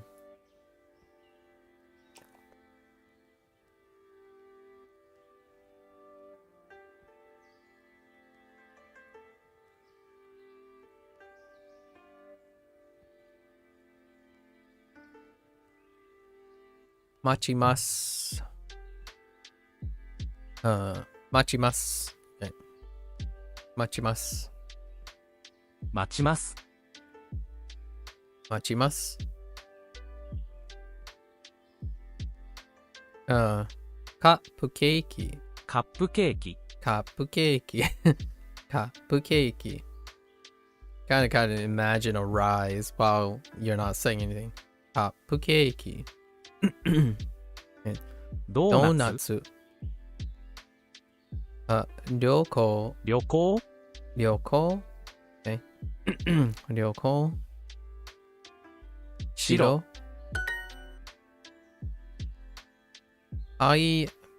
も食べましょう。食べましょう。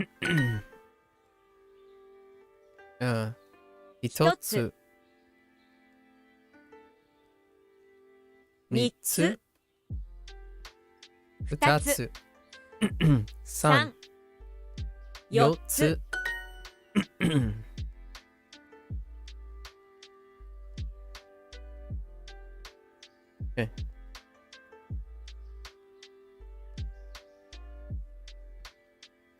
パイも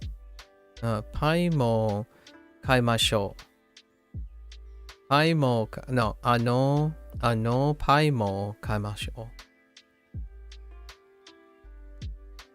あの、の、たい、はい、も、も、買いましょう。買いましょう。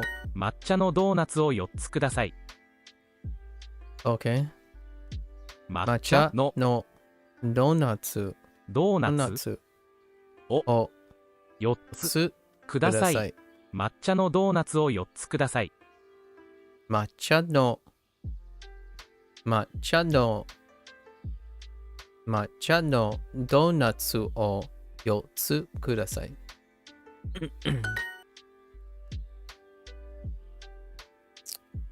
okay. その高いチョロ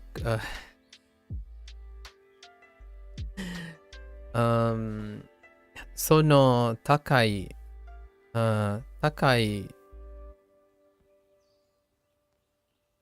That a na? No, it's not a na, right? その高いチョコレートを買いましょうか？その、高いチョコレートチョコレートをを買いましょうか？買いましょうか？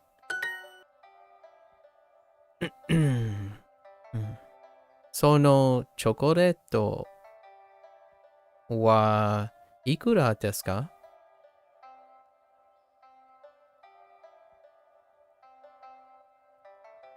？It's kind of funny because いくらですか is the whole question, so I'm kind of like uptoning from the rest of the sentence. Instead of saying, which I don't know, I still prefer to do it that way. The heck with emotional mid, right? So for example, let me see if I can demonstrate that. そのチョコレートチョコレートははいくらいくらでですか？ So you could say like this, right? Instead of suddenly rising, all together rising. So like そのチョコレートはいくらですか Right?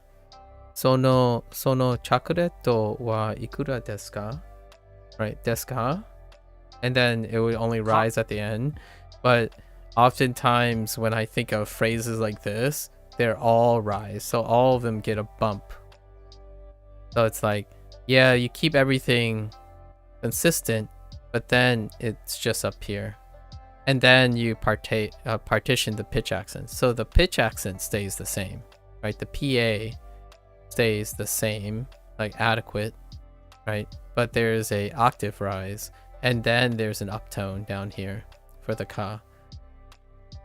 At least that's how I'm mirroring my perception of this phrase. Ikura desu ka?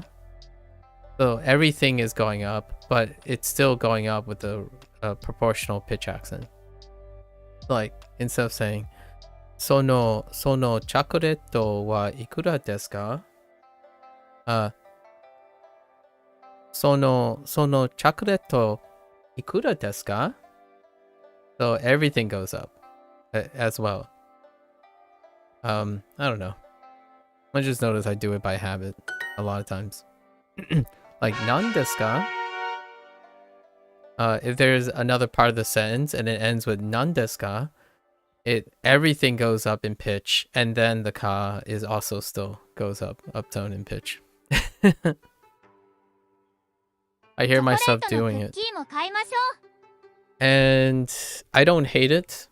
Maybe Japanese people might hate it, but I like doing proportional pitch ups and pitch downs, kind of to make it feel a lot more natural for me. But I don't like using the word natural because a lot of times people talk about they arbitrarily decide what is natural or and project it onto other people. And in this case, since I'm speaking another language or trying to learn another language, the natural language would be whoever speaks it the most, right? That's what's determined. So I don't know if everyone pitch up proportionally in their sentences. So like the pitch accent pattern itself doesn't change.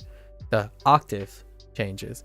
It's kind of like the difference between her チョコレ voice, ートのクッキーも買いましょう。 this voice, and Falstaff's voice. It's a pitch up because I like to pitch up in some places. Not pitch change. Pitch change would be within the word with respect to each other. Not really that. Okay. チョコレートのクッキーも買いましょう。チョコレートのクッキーも買いましょう。チョコレートのクッキーも My gosh. チョコレートのクッキーも買いましょう。We should buy chocolate cookies too. We should buy the chocolate cookies too. そのかわいいカップケーキもください。そのかわいいカップケカップケーキもください。そのかわいいカップケーキもください。そのかわいいカップケーキもください。あのパイも買いましょう。あのパイも That's hilarious. パイも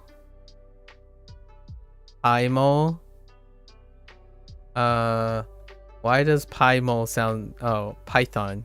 Paimo... No, not Paimo. No, not Python. Why does... What is Paimo again? It's a science term.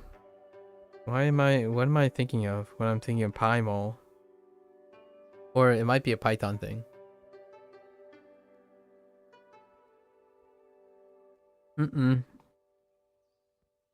I have no plans on learning Hindi anytime soon. Well, if I do plan, it'll be after 3 years. So it'll be a while. I don't believe that language learning, even at its basic form, can be acquired in less than a year. You might get to like casual conversations within a year. So, Japanese, Mandarin, then Spanish. So at least 3 years before I ever consider another language in the future.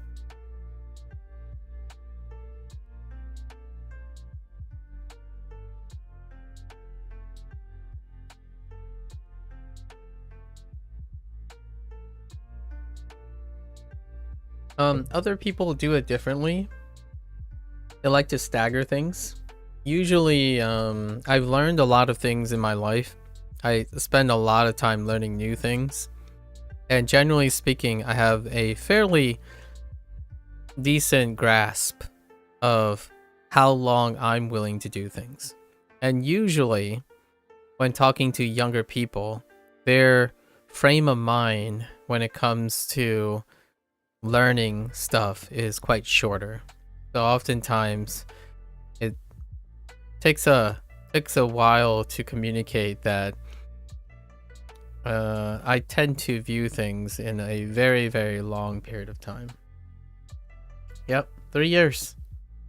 3 years, potentially. I think Hindi is a great choice though. Hindi or French. Hindi or French.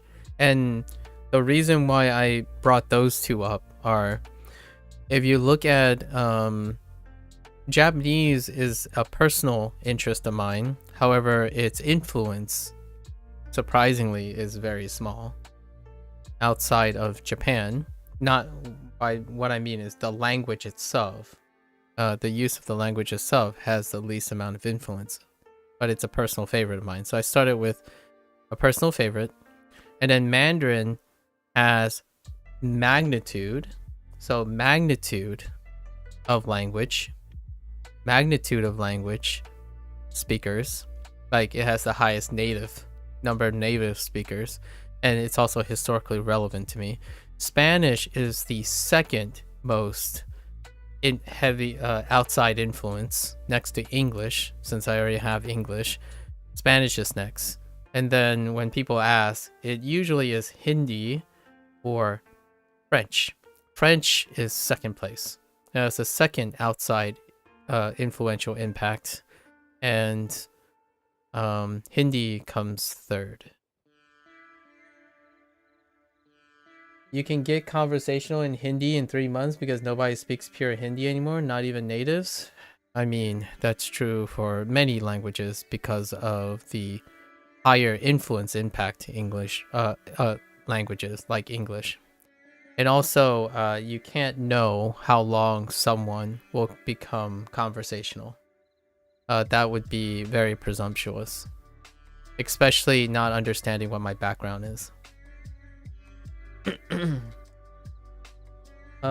So you have a small vocabulary, just 500 to 1500, and get to a point where you understand 90% of speech. It's quite severe in Hindi. Well, I just spent the last unit learning half to 2/3 of the vocabulary being borrowed words from English in katakana. So probably need a little bit of more of a perspective check on how influential English is and how severe it is in acquiring in other languages as well. However, that has really little bearing on being conversationally competent, regardless of how big your vocabulary is.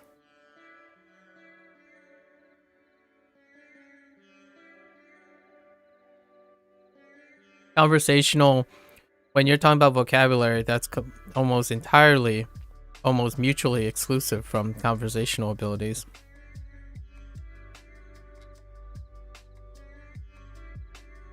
You might try to sell that to someone else, but that's probably very, very inaccurate. It's an oversimplification of what it takes to be conversational competent versus vocabulary. Hey, Paul. Hello, Paul. How are you? Oh, how'd your exam go? How'd your ARC exam go? Speaking of French.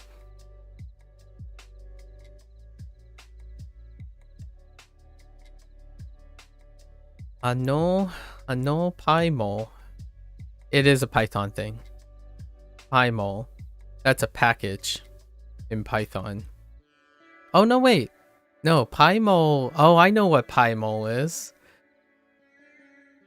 It's a, it's the program. It's the program I used for crystal structures. Crystallography. Back in the day for class. It's PyMol was the thing you used to visualize the molecular structure, the 3D structure. Largely we used it for proteins, but yeah, that's why that sounds so familiar. PyMol, right here. PyMol. Okay.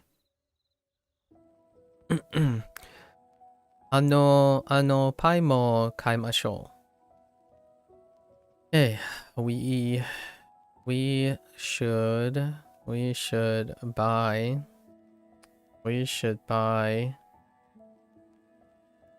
pie too. We should buy that pie too.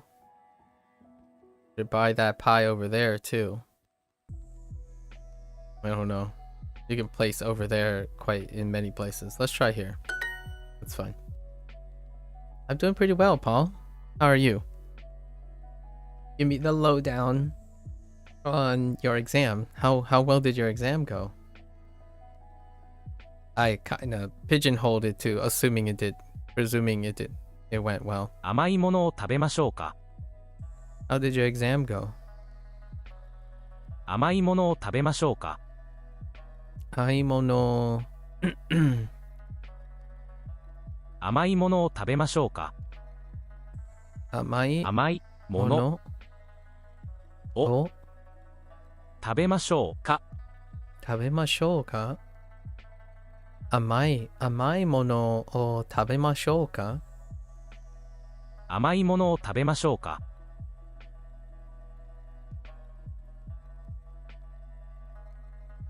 はい。ドーナツも買いましょう。Yes, pie. A pie. ドーナツも買いましょう。Oh.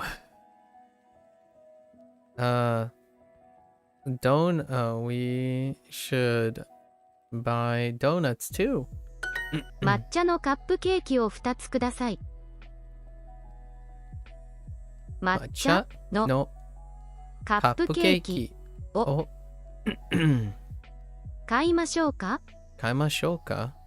Or was it ください。買いましょうか。Probably 2つ2つください。ください。Does the voices of the characters in Duolingo annoy you? Not particularly.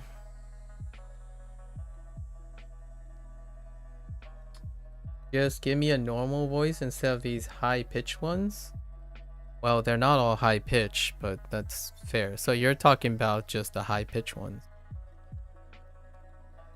Although, that's interesting. I imagine you're talking about tone as opposed to pitch.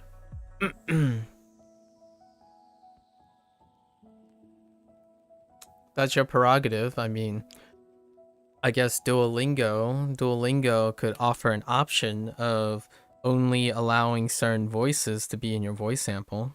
That would kind of defeat some of the purpose of having lots of voice samples, especially when learning a language.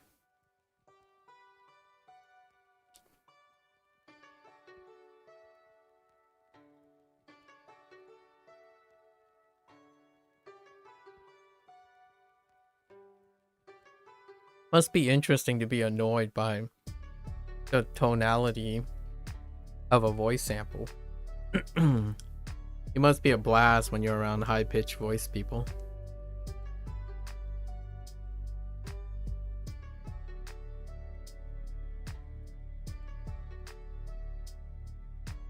No, if you're gonna ask me, I don't get annoyed by the tonality of voice samples.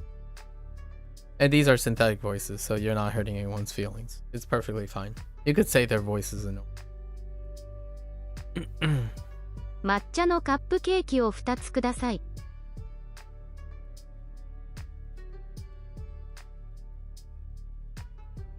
You're back now? Alright, alright. 抹茶のカップケーキを2つください。そのいちごのケーキもください。そのいちごのケーキをください。That's why you can't use Duolingo? Fair enough. You must really... So what do you use for voice qualities?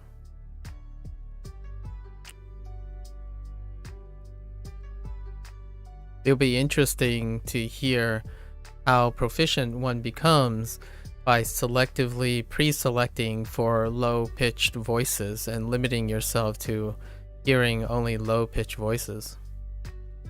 Use textbooks. Okay. Good luck with conversationalism and ear training with textbooks.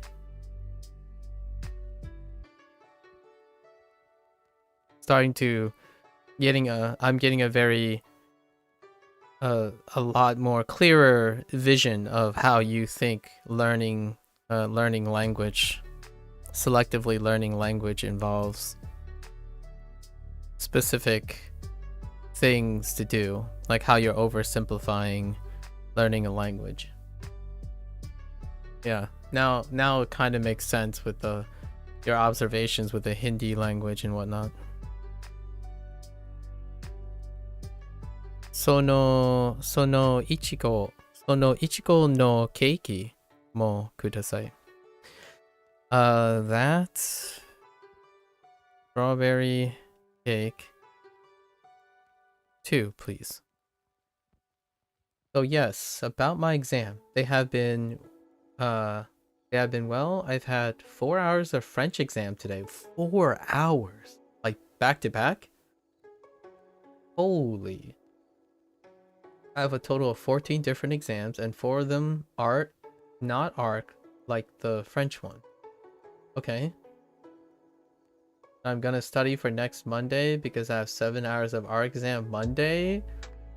Who will be long? What the heck? Okay, so in the 4 hours, you had 14 different exams, and then 4 of them are not art. I see. You speak Hindi very well? I'm sure you do. I don't think any of my comments had anything to do with how well you speak Hindi, but it's nice to know that you speak Hindi well.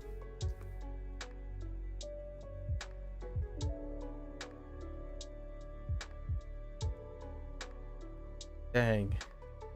7 hours of art exam on Monday? Is this like your end of the semester, Paul? Like, or is this like, why are there so many exams all clustered into the same amount of time frame, Paul? I was thinking you were talking about one exam. Sorry, I didn't explain well. Today I had 4 hours of French exam, so now I have 13 more. Oh, a singular 4-hour exam. Holy heck. So next Monday, then you have another exam. That is 7 hours? So you think your observations are justified? That is a leap of logic. It is not justified, but you can justify it to yourself. Yes. That's fine. I'll respect that you justified it to yourself. Yeah. If you're telling me that you feel justified, that's perfectly acceptable. It is by no means justified from my perspective.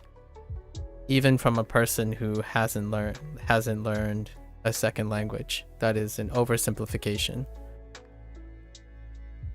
I don't really now, but it's really spaced. I started today, but the last one will be in 2 months. So I have time to study, but it's a work period that is really intense. I see. So how does one have 14 different exams?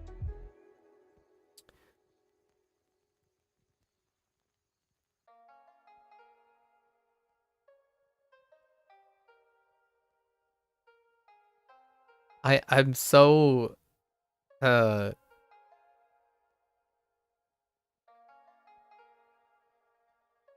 these are exams coming from the same classes?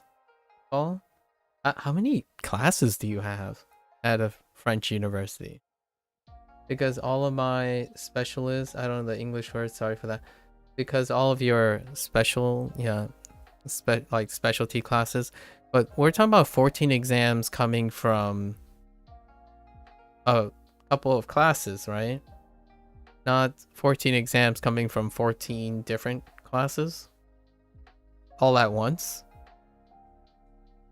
I guess you're trying to tell me you have 13 more exams to go, as in by the end of the whatever your semester, when your semester ends, you would have finished 13 exams, right?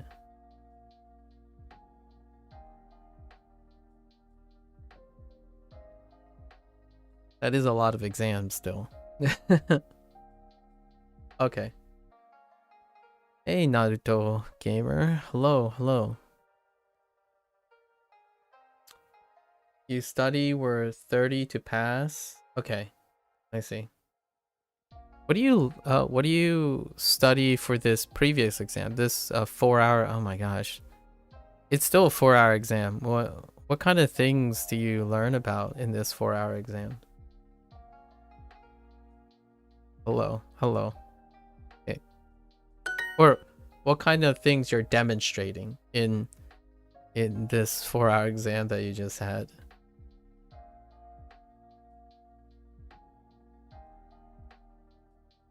Sono matchaカップケーキもください。その抹茶 No, I forgot no. その抹茶のカップケーキもください。のカップケーキカップケーキ I need to go up in pitch.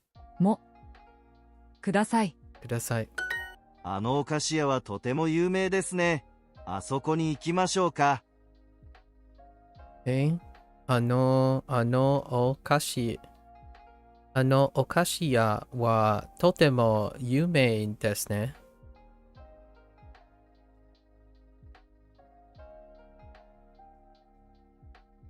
あそこ。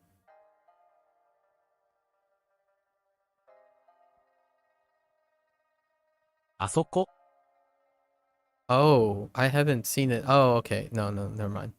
あそこに行きましょうか? What are you discussing? I know where to go, but what to eat? What to buy? Definitely not what to buy, but where to go, really. This is kind of neat. French exams are separated into two different parts. The first, where you read, document, and answer 10 questions, and the second, which is a long French thesis around a question. Interesting. 4 hours for that. That is pretty intense. Being able to sustain doing that for 4 hours is incredible, actually. Quite incredible. I do know Emmerich, but no, I guess the question is, do I know about Emmerich? I do know about Emmerich. He's your idol? I see.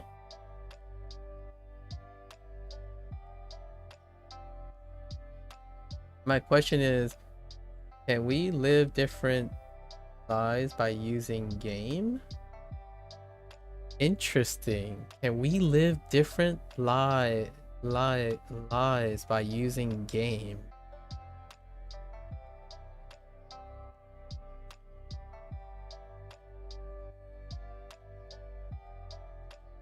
I only play Osmania, so I don't really know him. True, Emmerich doesn't dabble that hard at all in Osmania.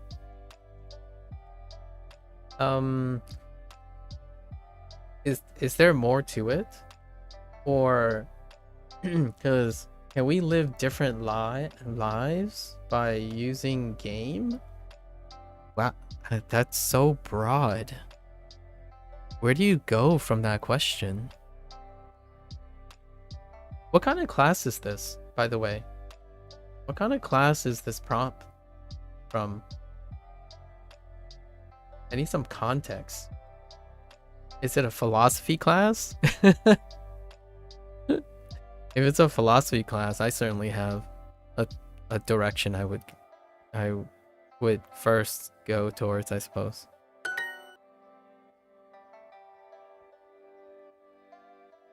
Chisai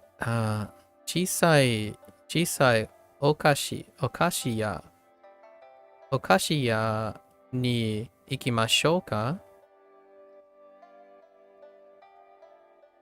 小さい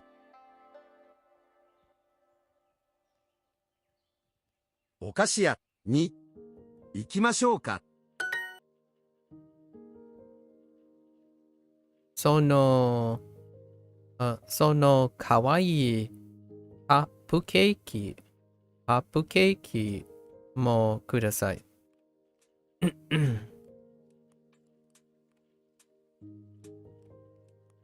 その、かわいい、カップケーキ ケーキもください。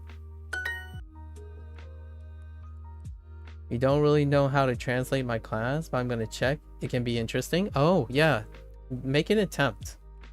I know, Paul, that you might. I know, Paul, that this your conscientiousness about being accurate in English is coming up a couple of times. Feel free to make the attempt. Even if I'm confused, that doesn't make me feel any like insecurities. I hope it doesn't make you feel insecure. Definitely make an attempt. Hey, what else is a great opportunity to practice English, right? On the side while you're practicing Japanese and, you know, all that stuff. You can even teach me some French phrases if you want. I'm also more than open to making an attempt to butcher the French language.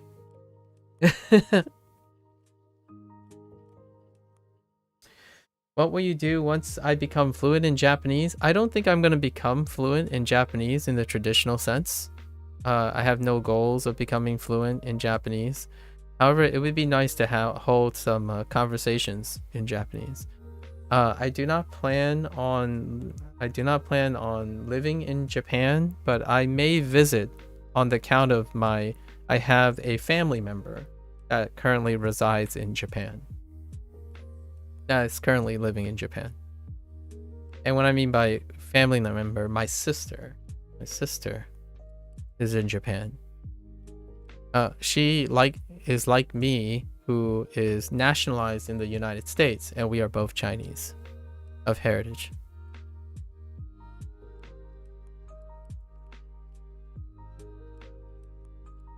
So I've seen that the variation of it in English is the General Certificate of Education Advanced level. Okay, but I'm in a private school where we work 80% of our time about every type of art imaginable. Okay, fair enough. So it sounds like you're in a liberal arts manner type of private schooling for a, I guess, education advanced level. I imagine maybe something like an advanced degree. So, and general certificate, I imagine like general education advanced level, the part of the liberal arts. So masters of arts, maybe masters of arts, doctorate of art. How long have you been at the university? Oh, obviously I don't know French's educational system or their way of certification. However, the way I'm interpreting some of those words is my honest attempt at an approximation. I don't know, Paul, if I've disclosed this to you or not, but I also have an advanced degree, and my background was from private schools, so private universities, and those private universities are also involved in the liberal arts approach to discipline. So when you're specializing in something, you are advised and encouraged to constantly be multidisciplinary, as in be able to be knowledgeable about many other topics outside of slightly related to your field of specialty. And my background is in science. It's in molecular biology.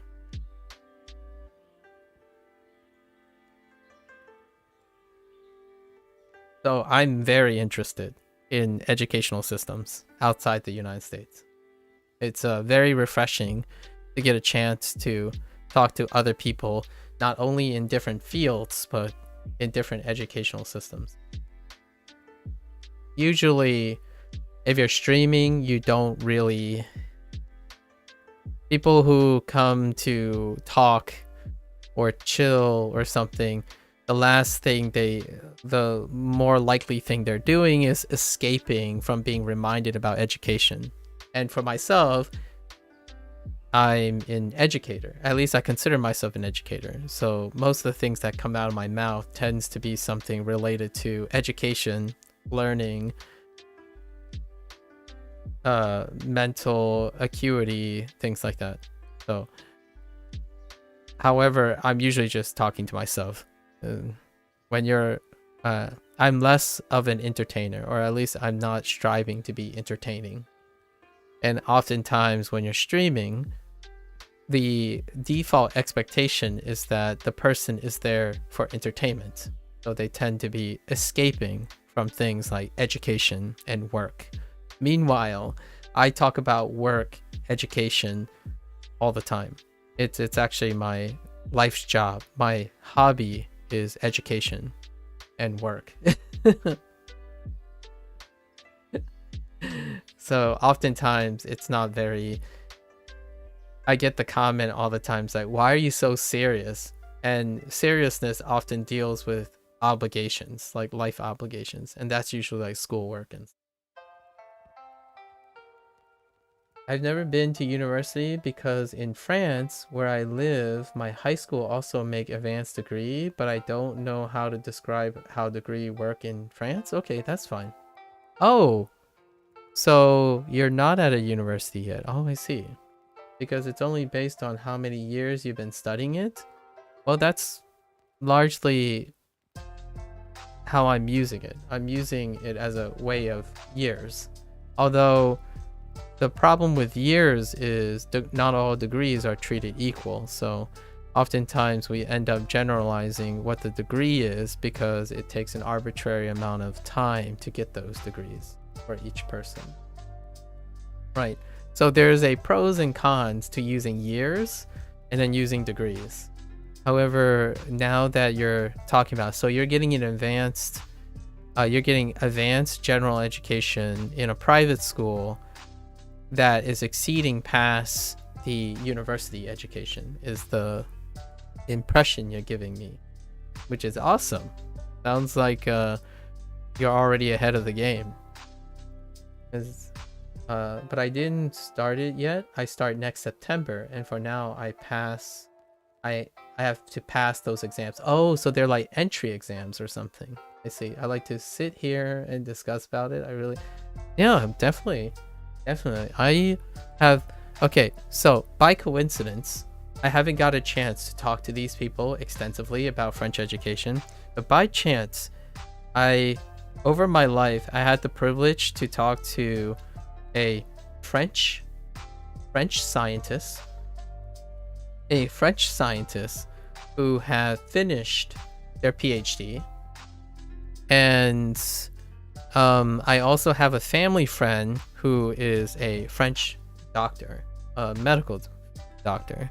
And I haven't ever gotten a chance to ask them and pick their brains about their qualifications.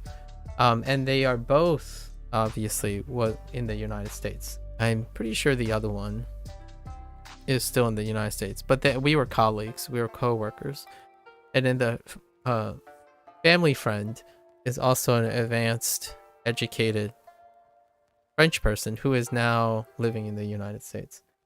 And I haven't gotten a chance to pick their brains because usually when I get motivated to ask certain things, it's due to trying to understand other people. And that's kind of neat that you're in France. Have you ever studied abroad to some extent, or went somewhere temporarily to see what it's like? Qualification for doctor in France is 5-degree year in health, basically. Okay, fair enough. Yeah, I'm not a medical doctor, so I cannot speak too well for how medicine works here. But generally speaking, there's less equivalency here. So if you got a degree if you got degree from a different country, oftentimes when you come to the United States, you have to be recertified in the United States. I think that's how that usually works. It sounds a little ethnocentric, but generally speaking, that's the rules that are set here. However, if you have a degree, a medical degree here, that is laxed and transferable in other countries.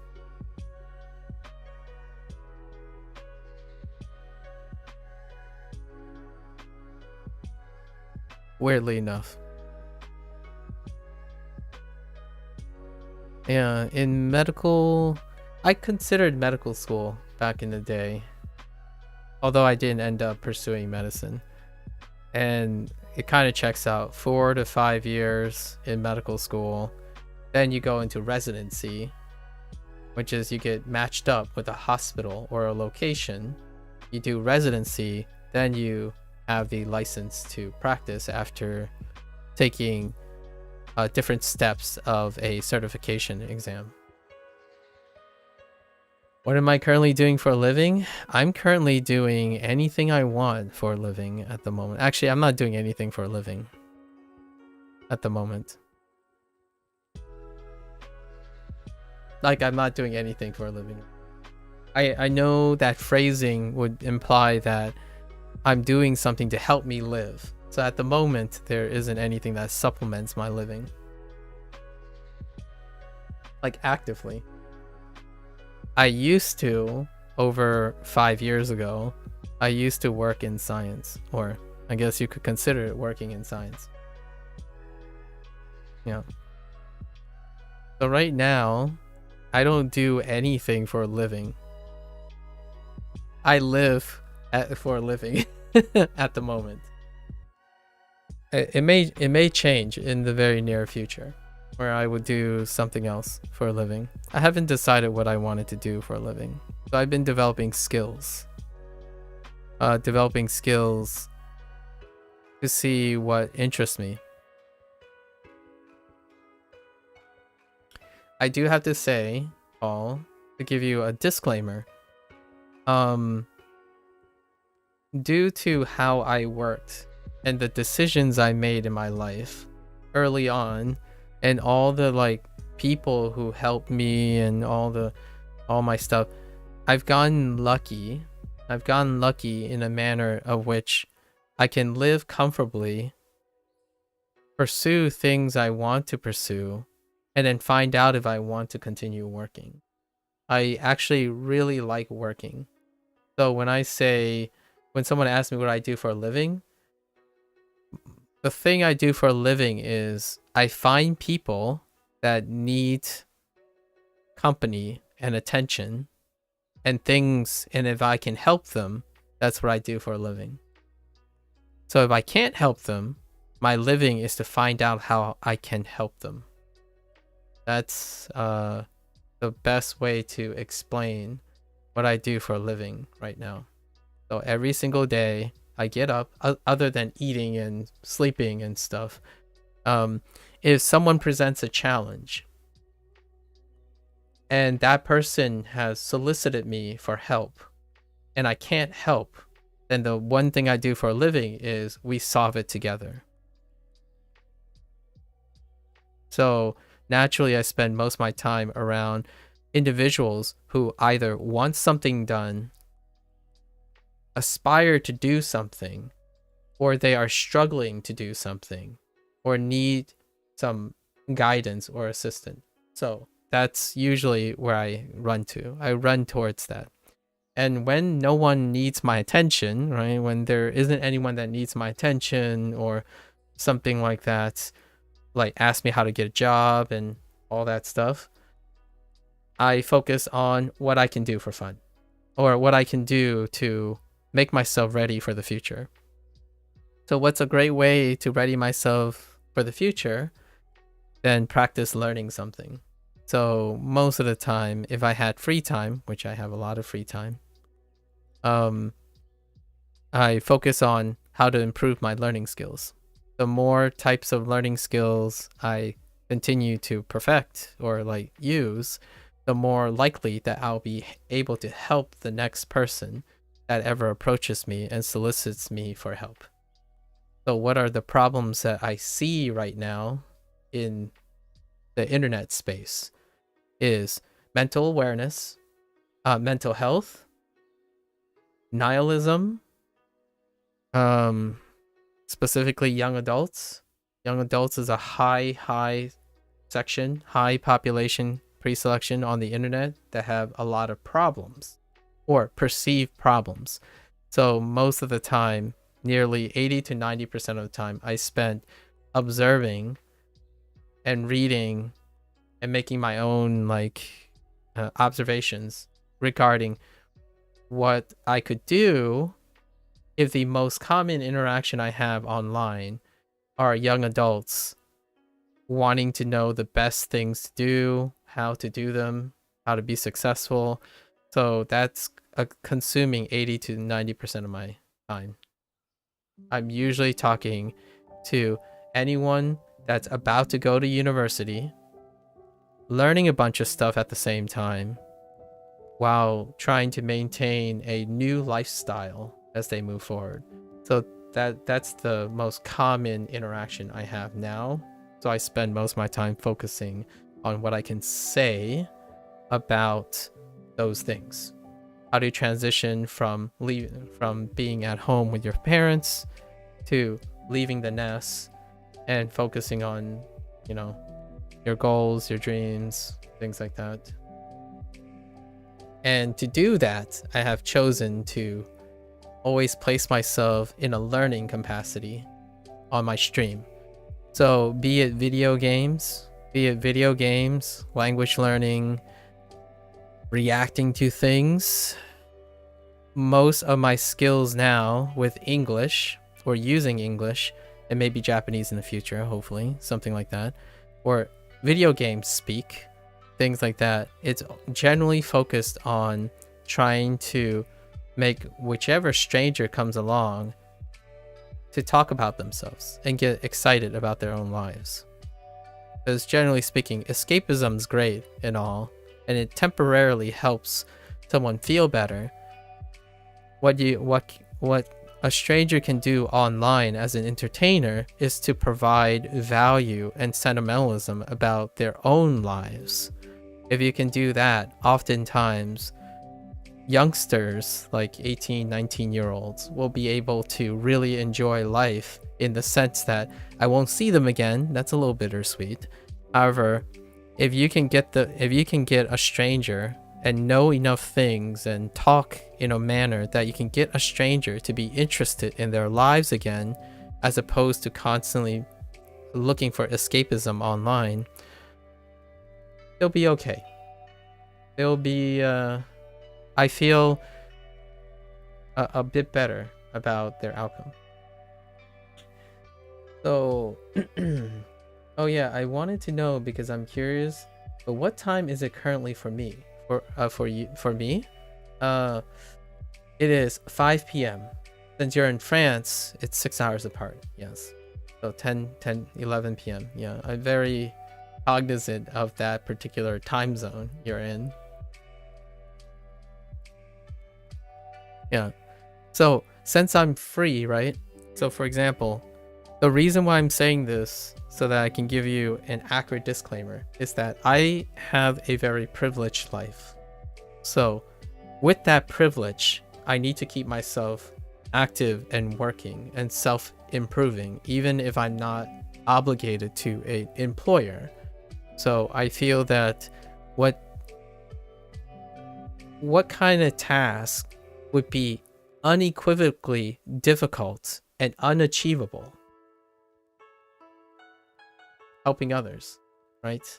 So how I tend to in my life pick a goal that's unachievable, like being good at science. That's unachievable, by the way. Like I don't know how you feel about your artwork and stuff or language.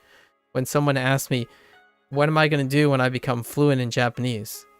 Fluency doesn't exist. It's an illusion to me. You can keep improving a language regardless of how long you live. Your language will always constantly go up. So in a way, in order to answer that question, my answer is often, I don't have the goal of being fluent in Japanese. I have the goal of constantly trying to be better at Japanese if I so choose, right? So that type of orientation of goals cannot usually happen yet naturally for a person until they've crossed a specific threshold in their lives. And for me, I've crossed that threshold quite early in my life. Probably around like 33 or 34 years old, I've crossed that threshold. So what can I do for the rest of my life? Well, I'm kind of exploring that. One thing there's no shortage of is people who are unconditionally able to help other people. You don't have that most of the time because life sucks for underprivileged people. So when you think about all the people, about all the conveniences you may have, like all the conveniences I may have, I start thinking, how do I convert that? How do I convert the conveniences that I'm taking for granted, right? I live very comfortably. So how do I convert some of that resource and comfortableness that I have to encouraging others to seek and try to achieve being comfortable as well, right? So learning language is a great way to encourage that. Learning anything in general. And I don't want to make it look easy because obviously I'm doing something that isn't easy to me. Oftentimes though, I know that when your life demands you progress very, very quickly, it can feel like a race against time all the time. And that's kind of, yeah. You love to learn Japanese. Did you do any lessons today, or were you busy, still completely busy, swamped with study, Paul?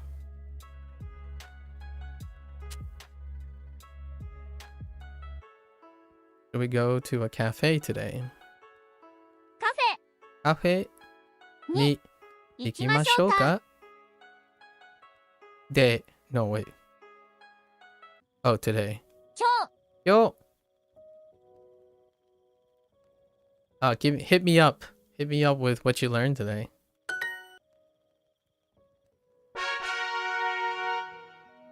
All right. Yeah, we gotta go and tap this kanji. Oh, they updated. Okay.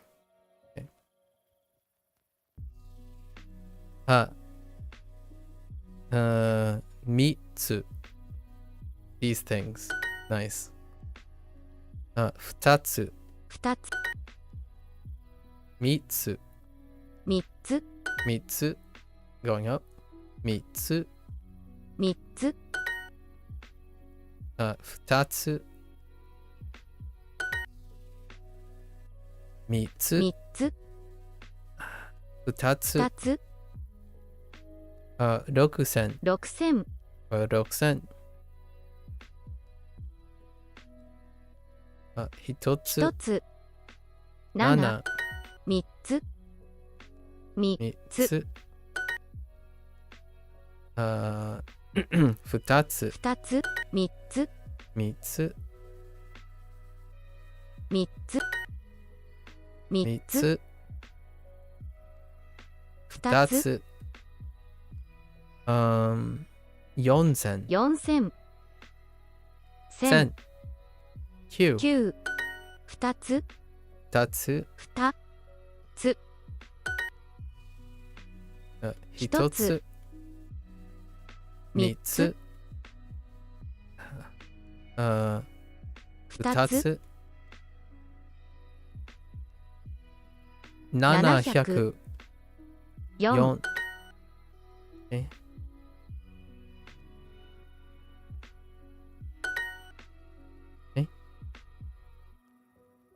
3つつ2つ7700 3つ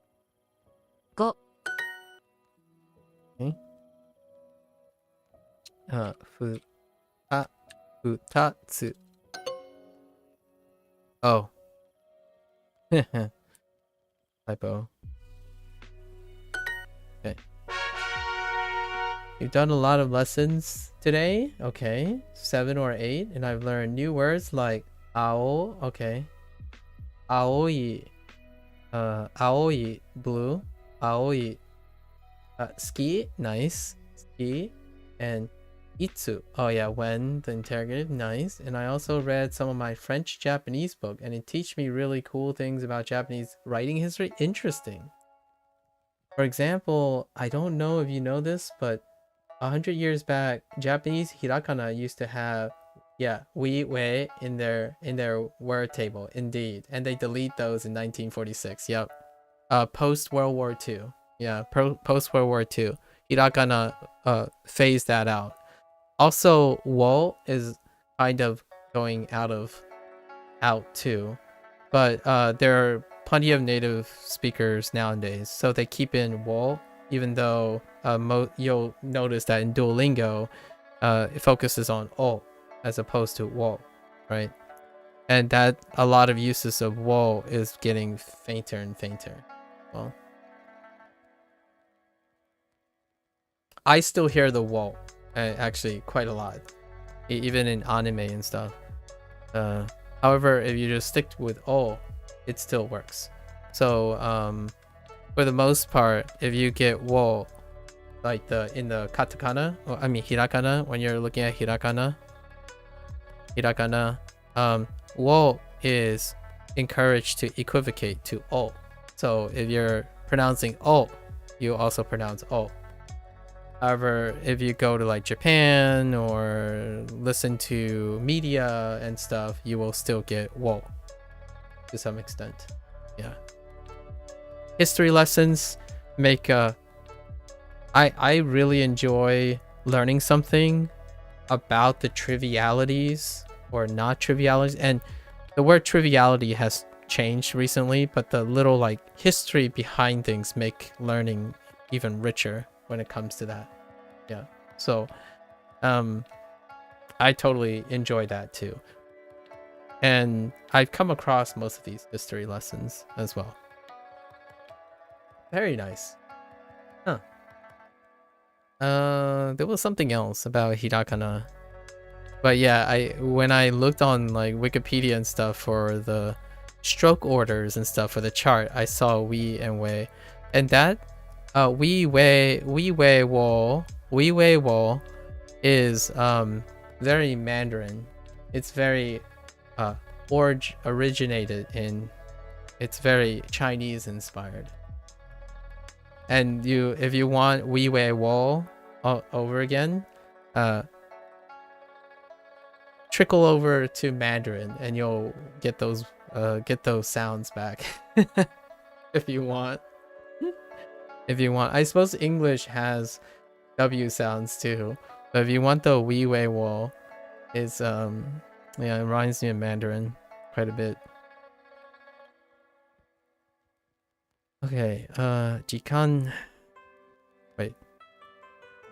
Oh, wait. Oh no, Juni. 12 Okay. 2つ Tatsu. 12 Juni. 12 What is this trying to? Oh, because it has ni in it. Futatsu. 2つ You can confuse it with ni. Yeah, true. Juni. 12 12 Okay, fair enough. 12 2つ Futatsu. 1つ 2 Just つ kidding. 40分。 40分 200。 30 30分分。 12 12。2つ。 2つ2つお父さんお父さん。 2つ2つ。 12 Okay. 7000 6000 12 12。Okay. Okay. 2 2つつ。 40 40分分。20 20分。分。 200 200。 12 12。 2つ2つえ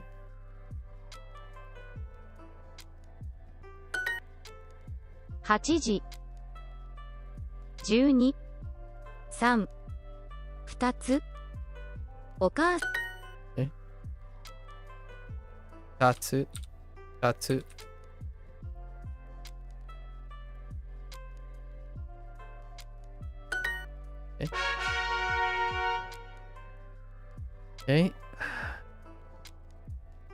一つ、四つ、 4つ、四つ。Going up. Okay. 1一つ、つ、 3つ、1つ、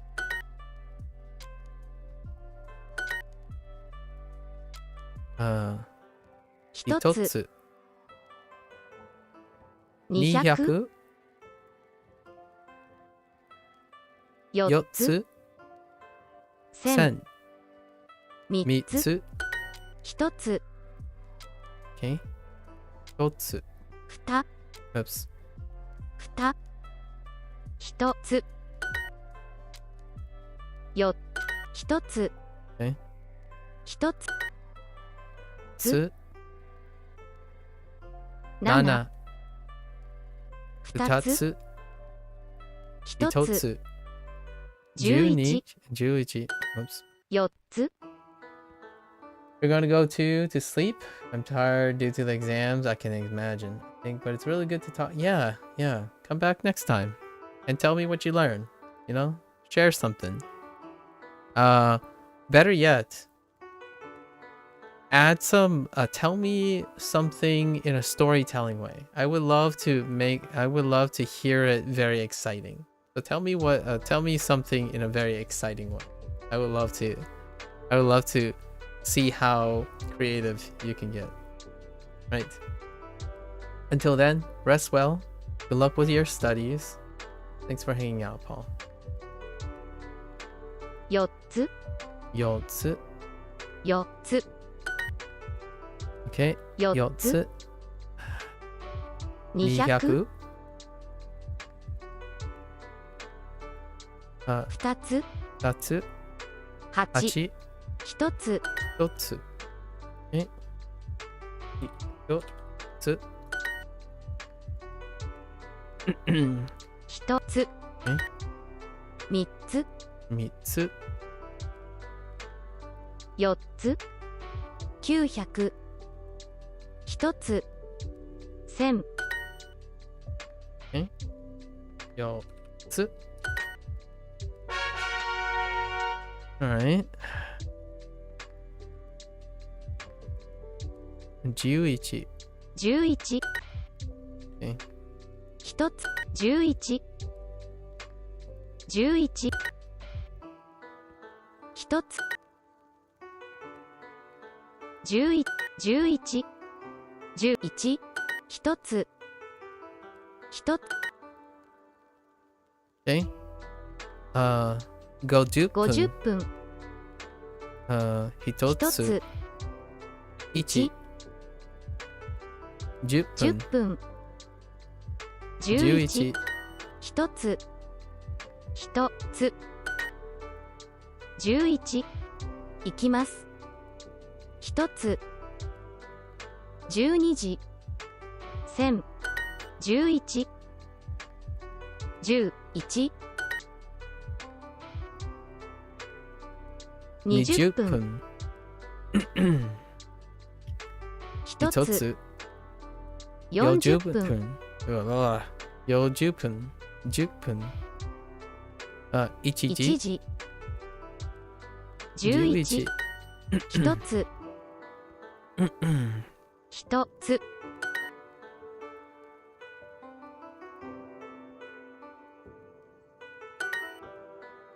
10、1つ、11、何時 Oops. 1つ。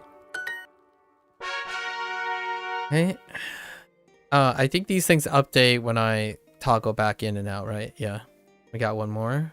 Okay. 4時。 4時、4つ、4時、 Yep. 4時 and 4つ。 4時、 Okay. 4つ4時4時4時4つ4つ4000 4000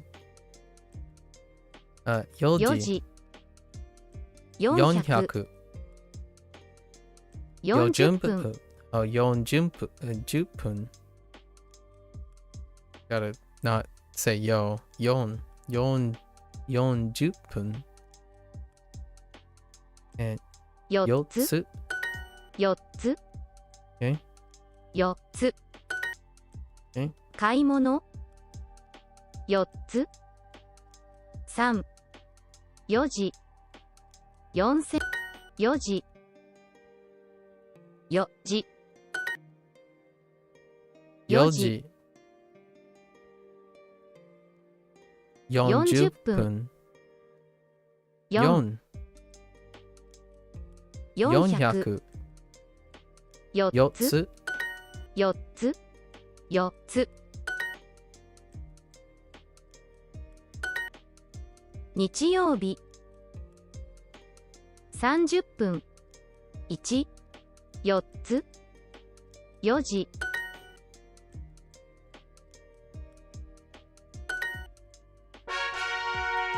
All right. I think that's it. There we go. All right. Let's get back to our lessons. I think we have personalized practice next. I gotta go to the bathroom. Right back.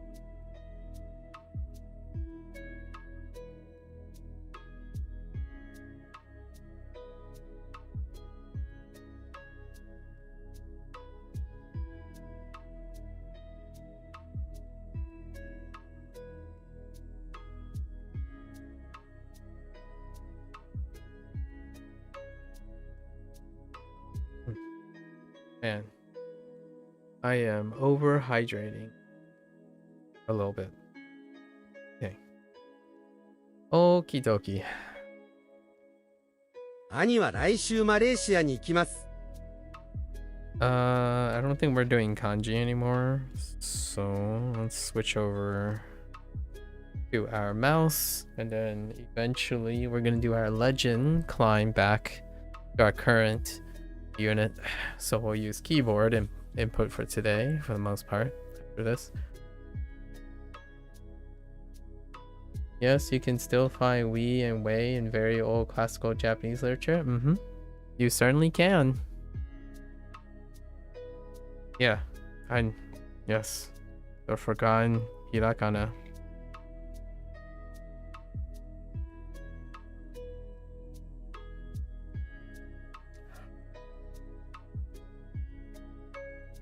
So how often do you play O's, Millie? Have you idolized Emmerich?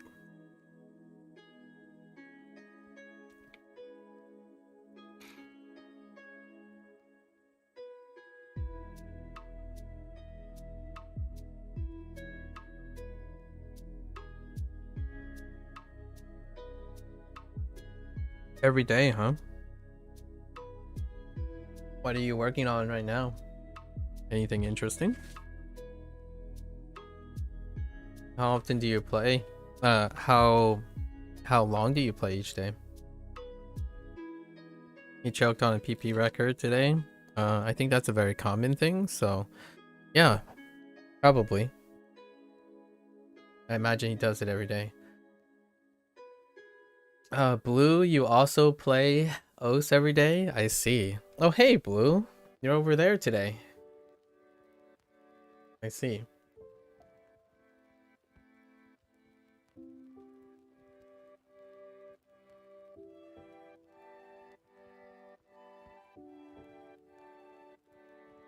It varies, I see. I played quite a bit amount of O's in the recent years. Not so much now, largely because I haven't come up with any interesting ways to make O's line up with a lot of things that I do.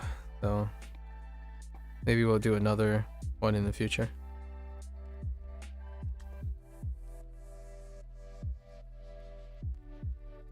$1,600, nice, very nice.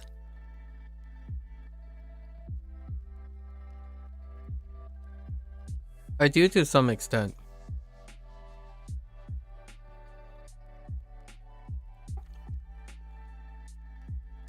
But like Japanese, I do it for a learning thing.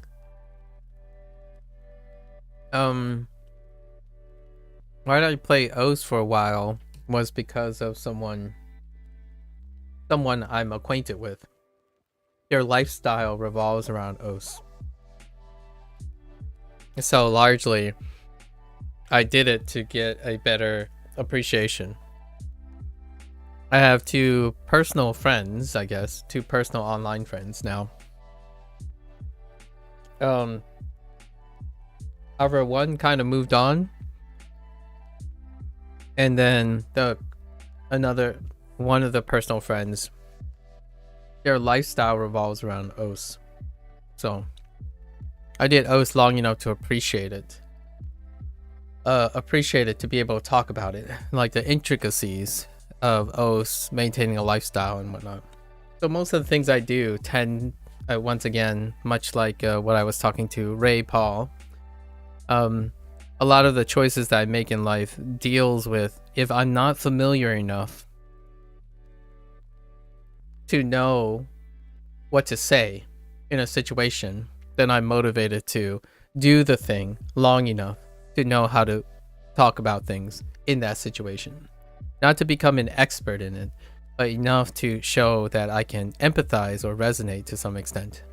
And Os is one of them. If you want, you probably would find him on right now if you're curious who this person is. I'm sure he wouldn't mind because it's what he does in his life style. So if you look up if you look up Sunwraith, that's the personal friend that is currently playing now. Probably he and I overlap in terms of what time we do, because we are in the same time zone. We're actually practically neighbors, but that's by coincidence. He's much younger than I am. However, my academics into Os, my curiosity with Os came from his passion for Os. Yeah. So I know that guy personally. So most of the stuff that I can say about Os comes from trying to understand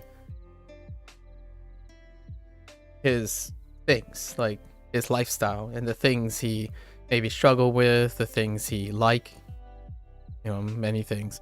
So oftentimes it's easier to help relate to someone if you can frame a lot of things around what they enjoy, right? It's very difficult to reach someone or become close to someone if you don't spend a lot of time getting to know what they enjoy and what they do. So yeah, yes, technically, yeah, I am friends with Sunwraith for a very long time, actually. I think we know each other for 4 years now, something like that. Pretty much near the beginning when I was still playing driving simulators games. Yeah, to give you a little background on OS. I have played OS quite a lot too. Enough, anyways. Enough. And I'm pretty well aware of the facts side, like the statistics side of OS, which doesn't necessarily require me to play OS to know about. Okay, so you two both know him to some extent. Excellent. So no introductions required. I'll let him know. Alright, so let's refocus on Japanese. HDHR player. I'll let him know that you think that. Yeah, in 3-digit player. Yeah. He's good at the game, but not like top player. Interesting. That's a way to look at someone, I suppose. You were super surprised by his pen grip? Yeah. Yeah, that's definitely... It's an acquired grip, that's for sure.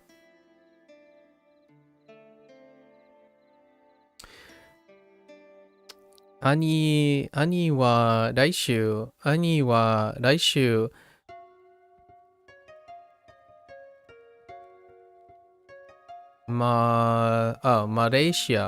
Malaysia ni ikimasu. Oh yeah, this is personalized practice. Okay. Right. My older brother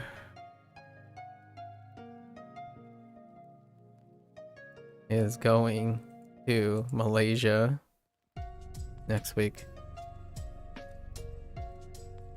He's got like 50 highest playtime in the game too. Yes, very dedicated. Back on Twitch. Yeah, he's very dedicated. His lifestyle revolves around OS. And it's that passion that makes me interested. So whenever someone is incredibly interested in something and they want to spend time, with my attention, usually I devote most of my attention towards that person's passion. That's how I get to learn more skills. Yeah, so a lot of his goals and his stuff that he thinks about involves trying to accommodate wanting to stream OS. So that's kind of what we talk about quite a bit. Yes. And welcome back, Jelly, on the Twitch side of things. It's about 5 minutes. Okay. So, Gopun gurai desu.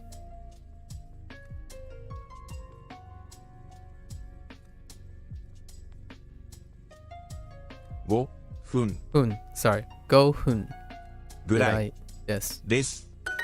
その赤い冷蔵庫はかわいいですね。その赤いこれ冷蔵庫。いや、冷蔵庫はかわいいですね。What the heck? They're just throwing cute at everything.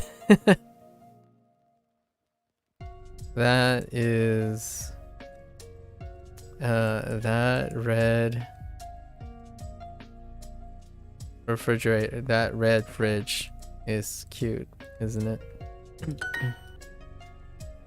Hey, Seth. Hello there, Seth. 5 minutes is very fast, isn't it? 5分はとても早いですね。5 5です。分 は Wait. Yes. とても早いですね。この高い冷蔵庫はちょっと。Old lifestyle revolves around a game? What?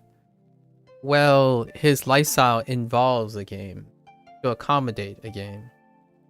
It's much like if your lifestyle is to get faster at running, then you adapt your lifestyle to running. If your lifestyle is if you want money in life, your lifestyle revolves around wanting money. My lifestyle is revolved around acquiring my lifestyle is revolving around getting all up in people's business indirectly by not getting in their business but assimilating their business. So I'm here to acquire XP from other people. I like to collect skills from other people. Was I looking around here? I can imagine. Yeah. So when someone wants to tell me that they're an expert in something, my first inclination is to farm them for whatever information they have to share. And then if they're still around to hear my take on things, they would ask. But generally, I'm here to farm other people's experiences.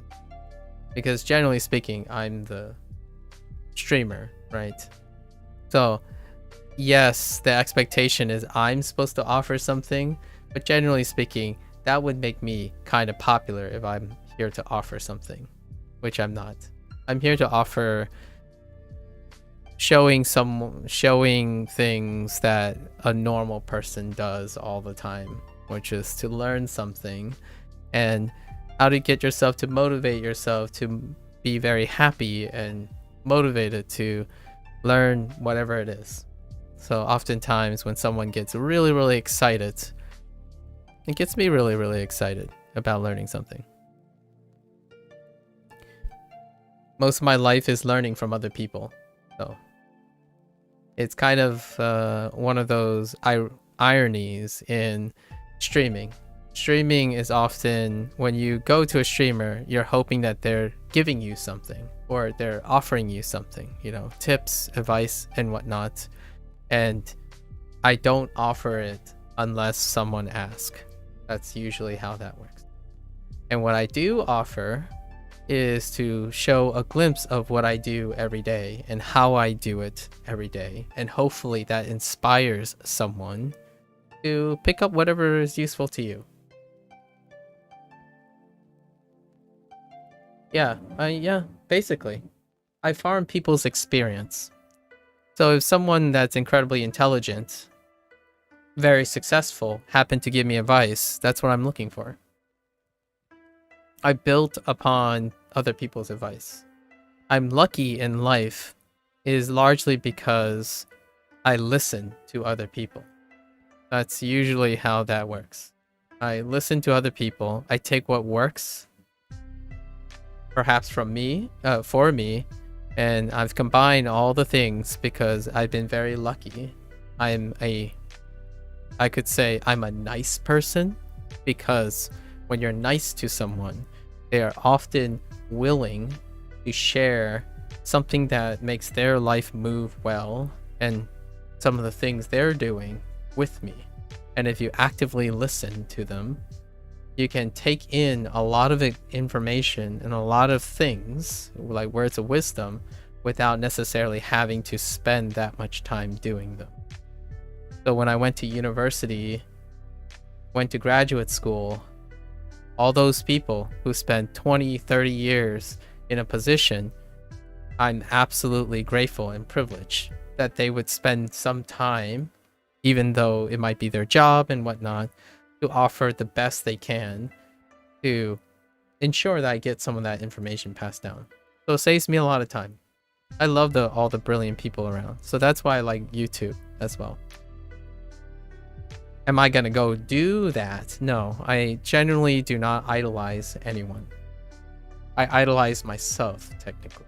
It might sound a little narcissistic, but myself is a representation of all the good that everyone else has. So for if anything, if I ever find comfortable complimenting myself with a skill, I know exactly who I can thank for that skill. So I'm not a 4-digit in oaths, for example. I am a 5-digit, and it's owed to the person I just mentioned.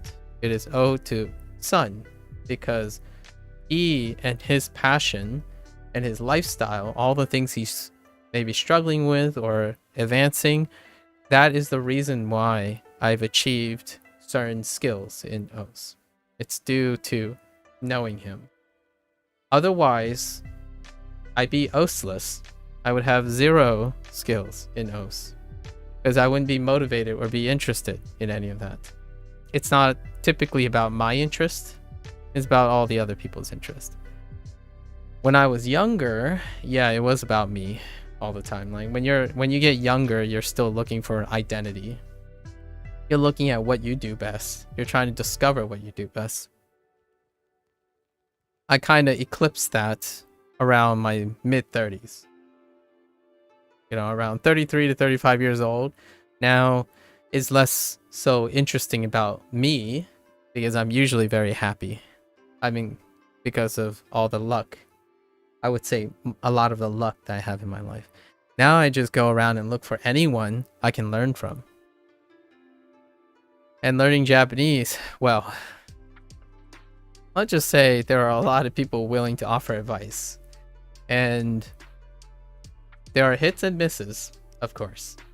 And naturally, since I've already developed a self-identity, my skills that I practice myself that I have to offer is how to synthesize advice and how to use tools and solve problems and learn.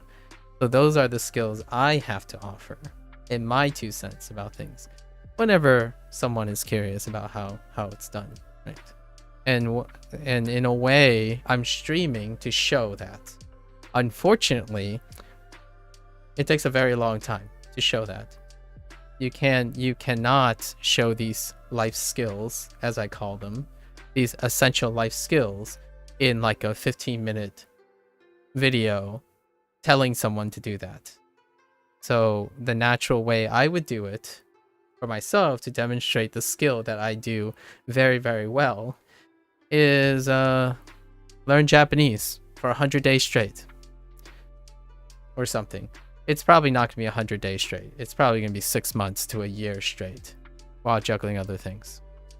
And there will be, I'm almost absolutely confident that there will be no sense of fatigue or lack of motivation. Like, this is what I have to show. So if anyone's interested without asking, you'll probably figure it out, right? Figure it out.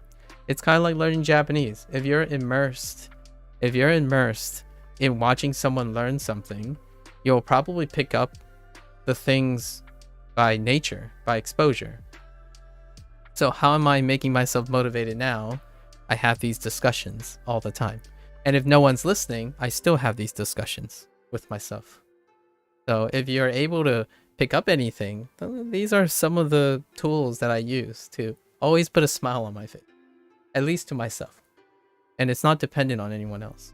So what I'm doing now as an example is how do I use Duolingo? How do I compensate for Duolingo? How Duolingo is just a tool and not something to fulfill your life goals and dreams and lifestyles. So these are the questions that I'm demonstrating to myself And if it interests anyone else, they're more than welcome to take my life experience on how to use a tool effectively. As in, not focusing on what it doesn't have and complaining about it, and then continue using it and establishing a love-hate relationship with a tool that doesn't provide everything and isn't designed to provide everything. That is the number one trend that I hear from critiques on Duolingo. And that's usually very, very stubbornly represented by either an expert that expects that they can design the perfect tool versus a non-expert that cursorily use something and have high expectations of fulfilling all their objectives. These are the things that I, myself, I would say a seasoned learner would counter-argue against.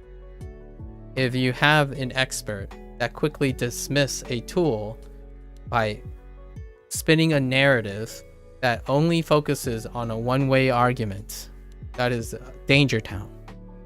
That's kind of one of the techniques that I want to demonstrate how I take advice, because taking advice is a skill in itself. If you're really open to advice, it doesn't necessarily mean you understand how to use advice. Using advice and listening to advice are two different steps. So how do you get better at using Duolingo, taking advice about Duolingo, versus how to quit Duolingo advice?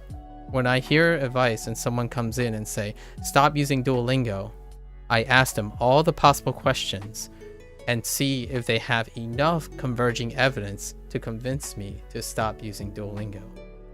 And if not, all that negative advice, I can test myself to see if Duolingo in fact fails that. If so, that advice is useful for me to find other things to complement Duolingo. So, critical thinking comes after taking information. You can study a lot of things, you can learn a lot of things, have a lot of people tell you things.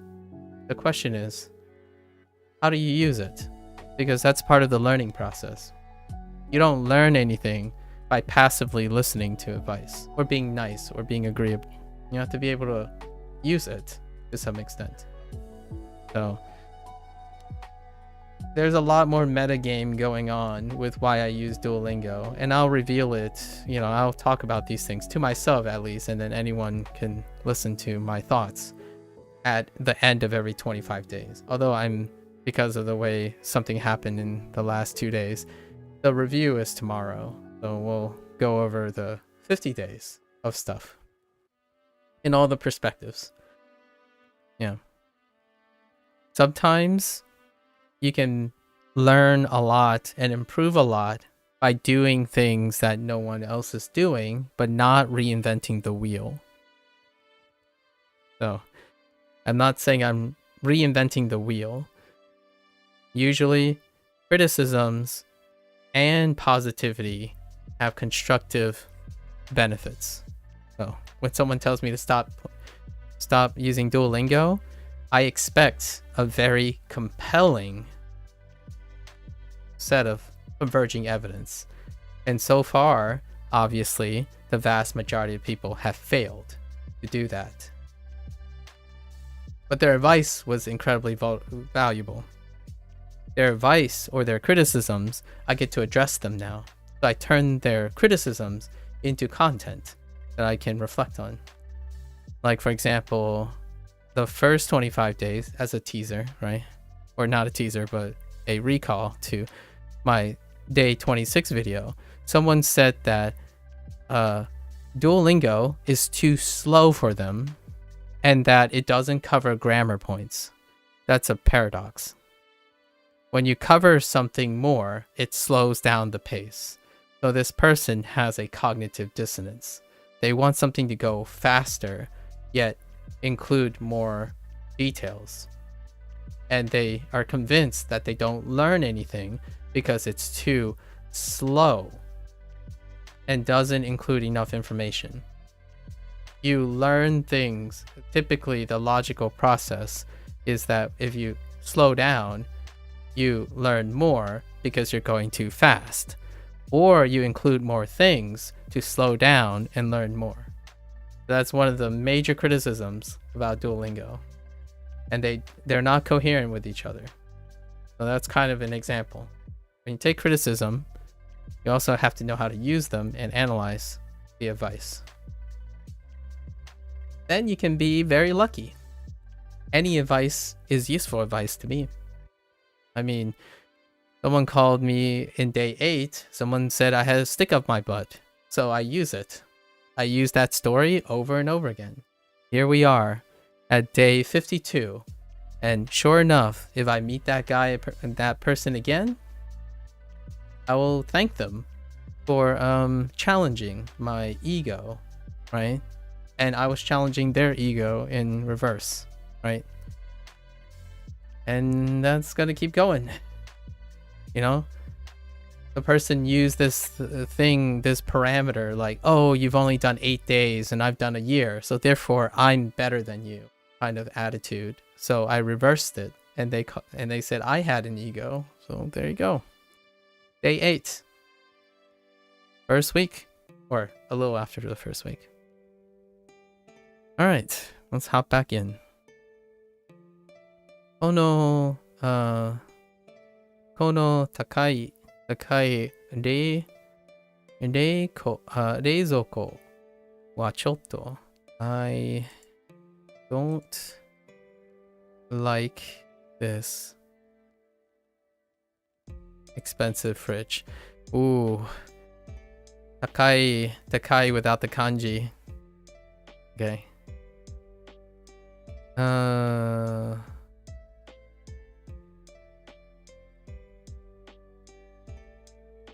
Hold up.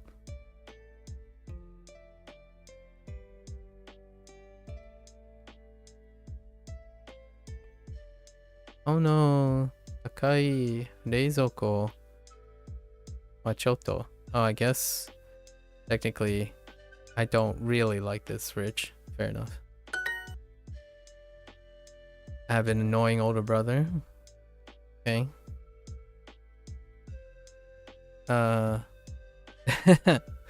Urusai. Urusai. Urusai.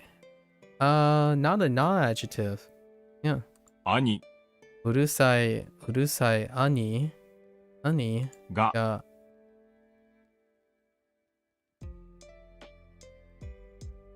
Imasu. Yeah, that's it. Urusai ani ga imasu. 弟さんも東京に住んでいますか？弟さんも東京に住んでいますか? Okay. Does your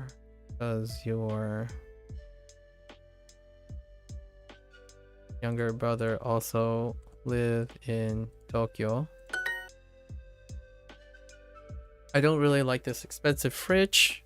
Kind of expressed that already, right? この高い冷蔵庫はちょっと。この高い冷蔵庫面白は That's not ちょ it. っといいえ10分かかります。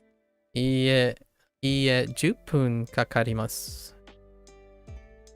No, it will. I guess it will take 10 minutes. I saw takes. Duo, don't you dare do this. Don't you dare take and takes me, okay? Yasashi is Yasashi is not a na adjective as well. Yasashi ani wa. Oh no. Yeah. Yasashi ani wa ga imasu. 優しい兄 Ani が ga います。 imasu. 多分5分かかります。多分5分かかります。多分5分かかります。It takes about 5 minutes. Oops, it probably. I forgot probably. And it's not about. There's no gurai. That's fine. I'm being a little bit quicker. Oh, I didn't ask for Google. What are you doing? My phone keeps activating on random phrases. Check-in assistant. 今弟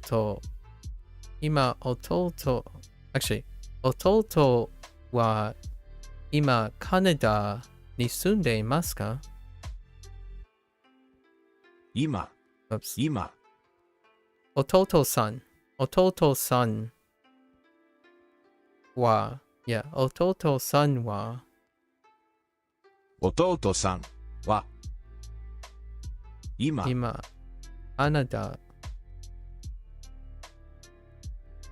Oh, I see what they did. They put Canada and Canada人カナダカナダに住んでいますか10分です。10分です。It's 10 minutes. 10分ぐらいですか？ 10分ぐらいですか？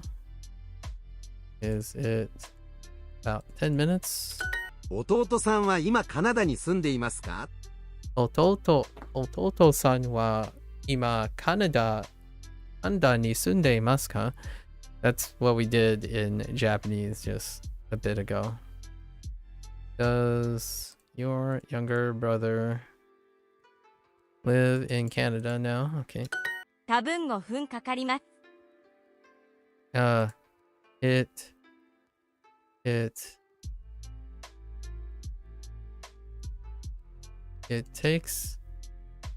It probably takes 5分 5 minutes. Okay. Okay. 買い物の後、ダニエルさんと家に帰ります。買い物の後、ダニエルさんと家に帰ります。After shopping, Danielle return home. Oh, my bad. I return home with Daniel. Okay. Yo, wait. Okay.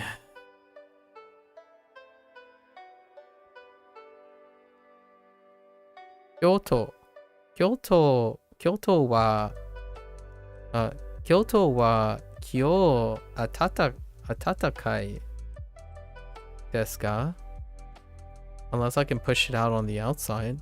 Let's do it this way. See what happens. 京都 Kyoto wa kyo 今日 kyo 暖かい atatakai ですか？ Okay, they let me do it. That's fine. I kind of prefer this format a little bit more. 春は兄と野球をします。春は兄と夢をします。No, not 夢。野球をします。Okay, not I. Oh, yes. I play baseball with my older brother in the spring. Okay. Or in the spring, whatever, whichever it is. 買い物の後、ダニエルさんと家に帰ります。Right. 買い物の後、ダニエルさんと家家にに帰ります。帰ります。今日京都は暖かいですか？ What happened to your mouth? It doesn't move anymore. 今日京都は暖かいですか？ How are you doing that? 今日京都は暖かいですか？ Will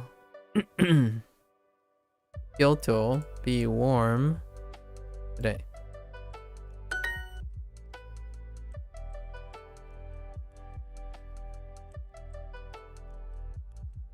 面白い妹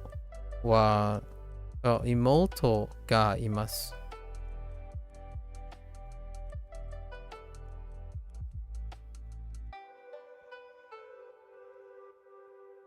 Where is 面白い？面白い姉がいます。Oops. I picked ane for. 明日も暖かいですか？ We're not going to talk about it, even though I say imoto. 明日も暖かいですか？ Will tomorrow also be warm? Who do you often do the cooking with? With whom do you often do the cooking? Right? 誰とよく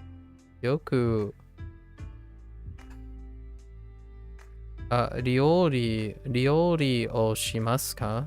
料理をしますか？ I still like this format more than the other format. So we're gonna not swap this format up anymore. I enjoy having like the question and the topic marker and stuff on the left. So you can write it. Yoku dareda ryori o shimasu ka? あ、春はもうすぐです。Mosuku. Yeah, I haven't had mosuku in a while. Hare wa mosuku desu. Oh. Spring is soon. Whoa. Okay. I have an annoying younger sister. Oh, did I screw? This reminds me of the other one. Urusai imoto ga imasu. うるさい妹がいます。買い物の後、エリカさんと家に帰ります。Okay, I'm gonna stop repeating. I'm gonna stop practicing. Gotta save my voice a little bit for the last review section. Okay.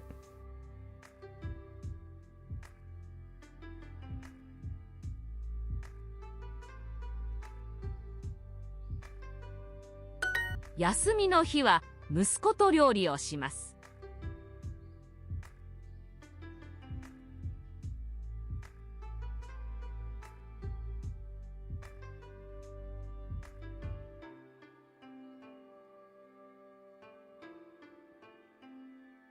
はい、妹は今台湾に住んでいます。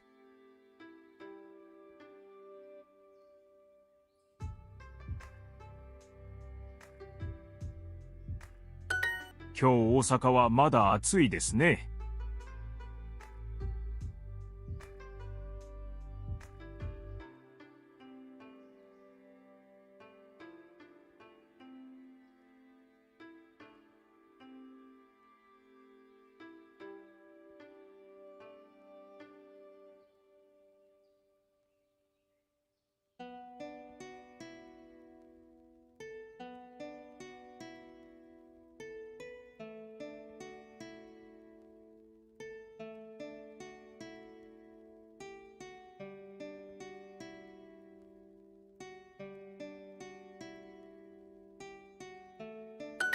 今日ちゃんと料理をします。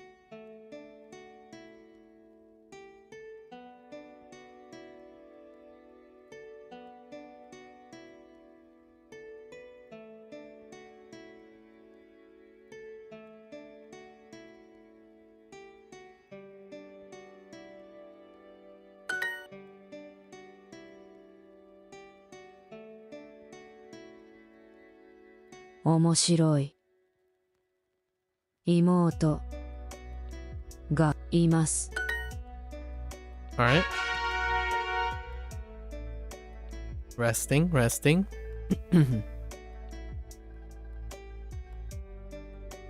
電車。私も中国語ができます。私も中国語ができます。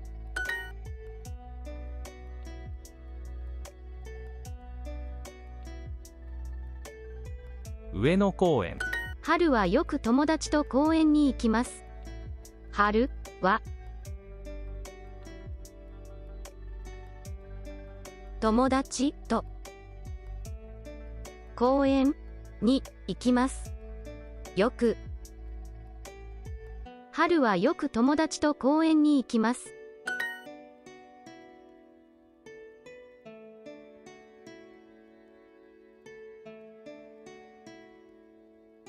空港。兄はよくマレーシアの映画を見ます。兄はよくマレーシア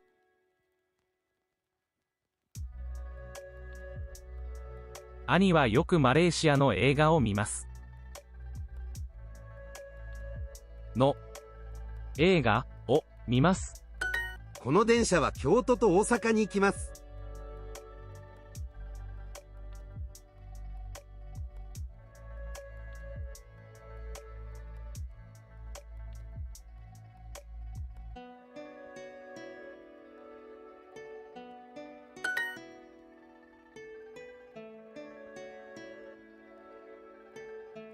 ファンタジー、ファンタジ Just kidding. ー、アンドリューは具合が悪い。で、か、さん、 Wait. Goshi. 少し。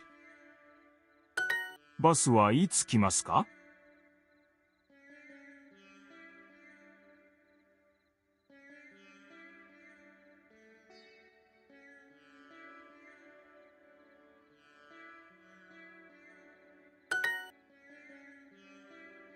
？Hanabi. Hanabi.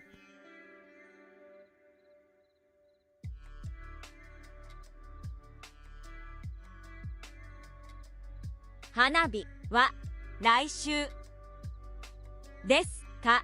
Oh no. Oh no. Oh no.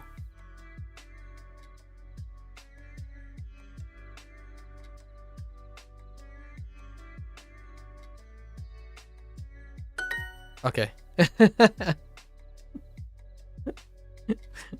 明日の宿題も優しいです。Sometimes I flip it. Raishu wa hanabi desu ka? And I wasn't clear, but I got it. I sorted it out in my head. It's fine.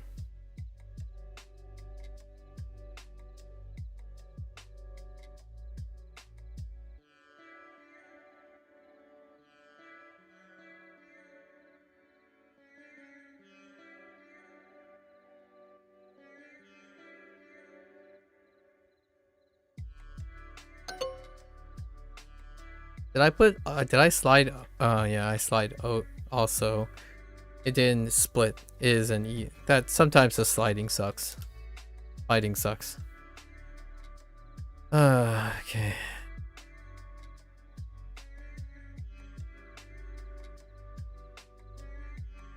まだ古いアパートに住んでいますか？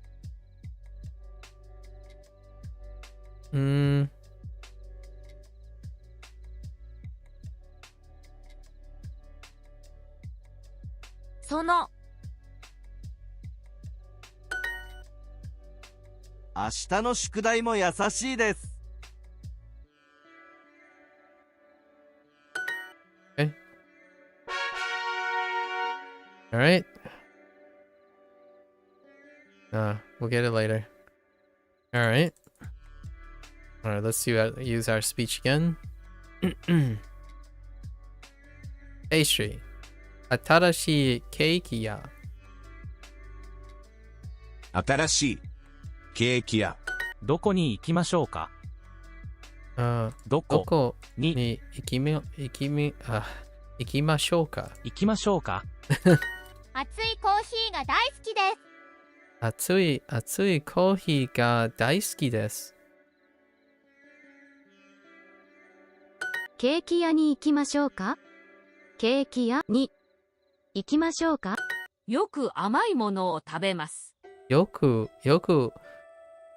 甘いものを食べますか。食べます。Whoops. Not asking. Just telling.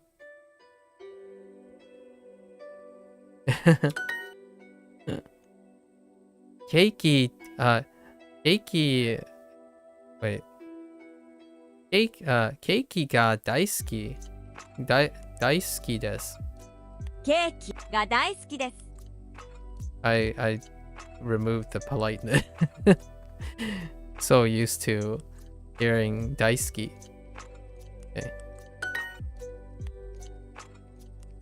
Okay. アイスクリーム。アイスクリーム。ケーキが大好きです。ケーキが大好きです。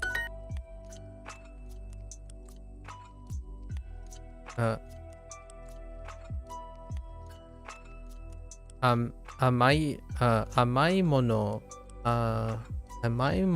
が好きですか。好きですか。I need to drop. I keep staying too high. So, 甘いものが好きですか。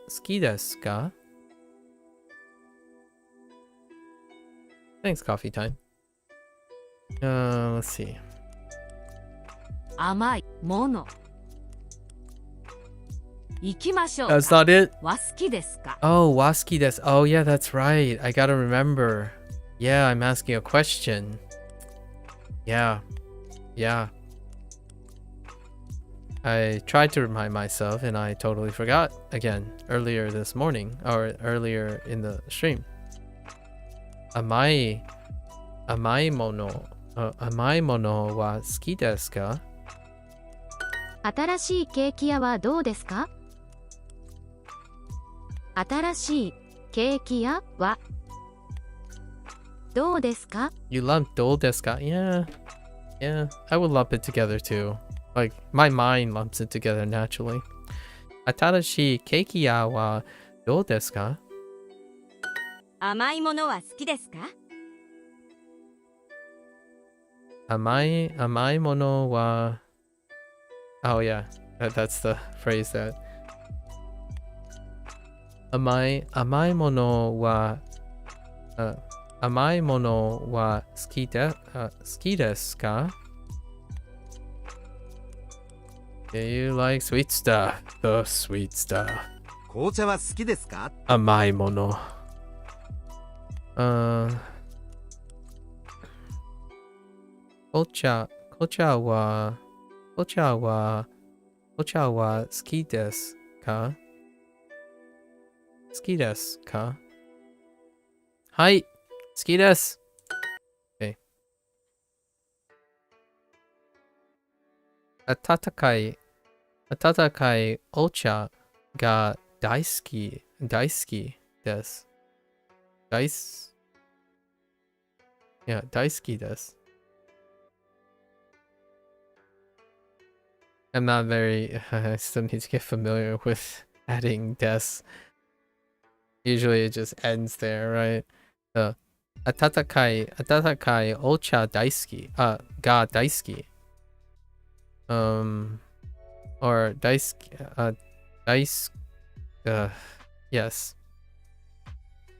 yes. 温かいお茶が大好きです。コーヒーは好きですか。 Okay. コーヒーは好きですか。はい。No. Wait. はい。大好きです。コーヒー新しいケーキ屋。新しいケーキ屋。Okay. New. Okay. Moving right along. Where should we go? 行きましょうか。oh, どこどこに行きましょうか？どこに行きましょうか？レストランに行きましょうか？レストランにに行きましょうか？は好きですか？ That's not it. 行きましょうか？ Sometimes I just click on the first thing I see. その紅茶を飲みましょう。そそのの紅茶を飲みましょう。その紅茶を飲みましょう。そのケーキはかわいいですね。そそののケーケーキキははかかわわいいいいですね。Yes. 高いチーズケーキ。高いチーズケーキ。Expensive cheesecake. そのお菓子屋は有名。Oh, wait, あのお菓子屋は有名です。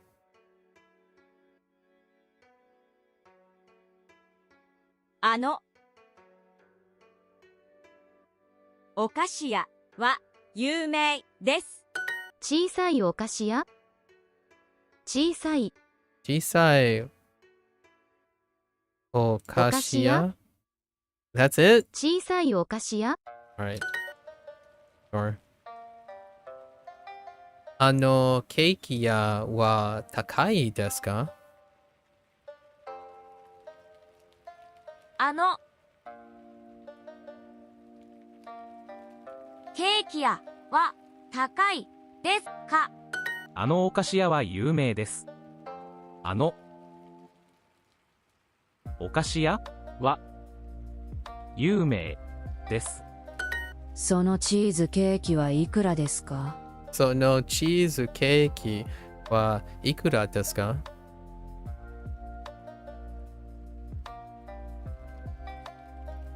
チーズケーキは好きですか？チーズケーキは好きですか？新しいお菓子屋はどこですか？新しいお菓子屋はどこですか？どんなパンを買いましょうか？買いましょうか？パン Where are you, パンパンどうですか？どこですか？花さん、何を買いましょうか？何 Okay, what are you gonna buy? What are you gonna buy? はい。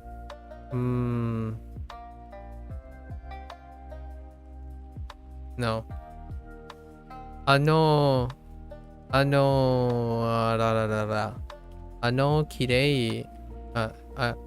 綺麗なケーキ。ケーキを買いましょう。Pretty cake? Yeah, I guess.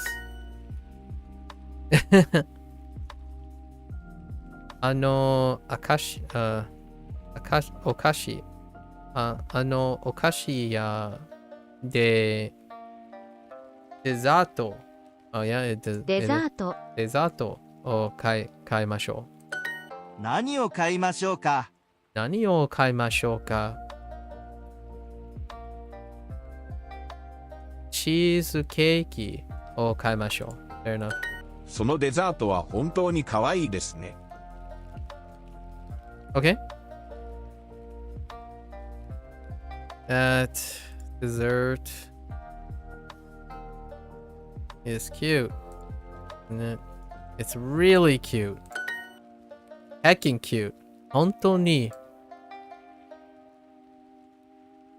Should we buy Should we buy an expensive dessert? Should we or should we not?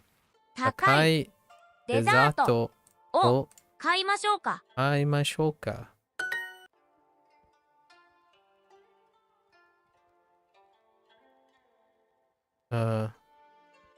お菓子屋で何を買いましょうか？ Okay. お菓子屋で何を買いましょうか。 Alright. Up and away, Adam. 一つ。一つ。お茶を一つください。ください。 That's not it. ください。お茶。お、 Stop. 一つ。一つ。 Okay. 一つ。紅茶を一つください。紅紅茶を茶を一つください。ください。すみません。すみません。What are we ordering? ア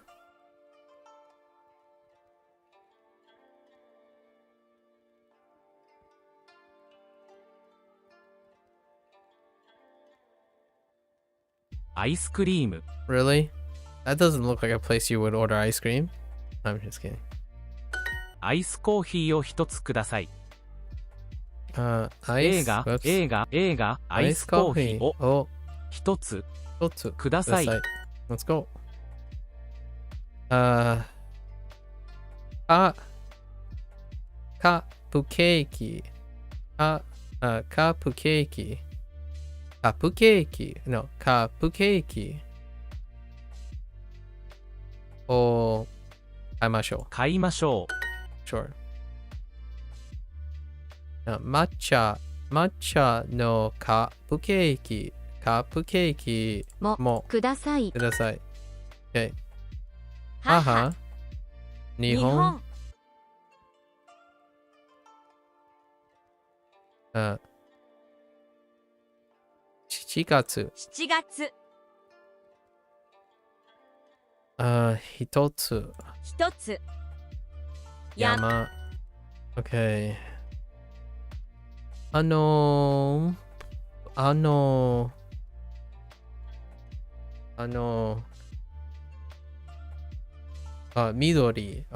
yeah. 緑のケーキもください。あの緑のカップケーキを買いましょう。Okay. いいですね。いいですね。あれを買いましょう。Yeah, we should buy it. Okay, we should buy that thing over there. その抹茶のパンもください。What? その抹茶のパンもください。ください。あの緑のケーキを買いましょう。いいですね。あれを買いましょう。そのかわいい、そのかわいい、かわいいカップケーキもください。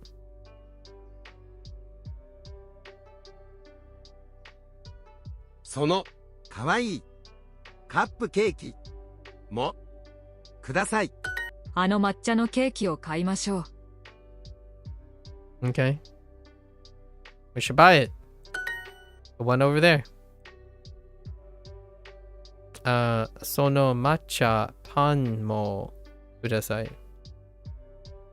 その抹茶のパンもください。抹茶のパンもください。その緑のカップケーキ、あの緑のカップケーキを帰りましょう。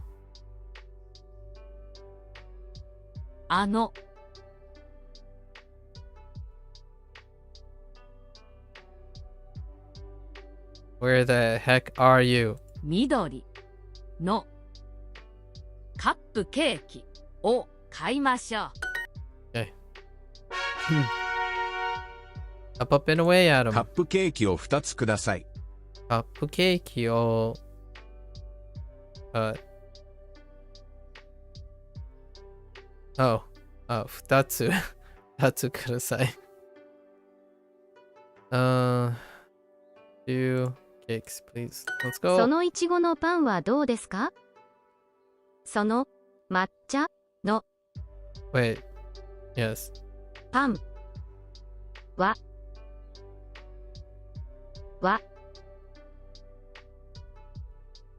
そのいちごのパンはどうですか？の抹茶いちごのそのいちごのパンはどうですか？どうですか2つお茶を3つください。お茶を3つください。2つ抹茶のカップケーキを3つください。抹茶のカップケーキを3つください。2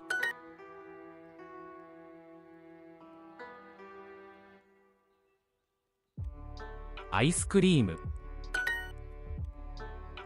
1つ2つを言います。言います。 or 言います。古古いい。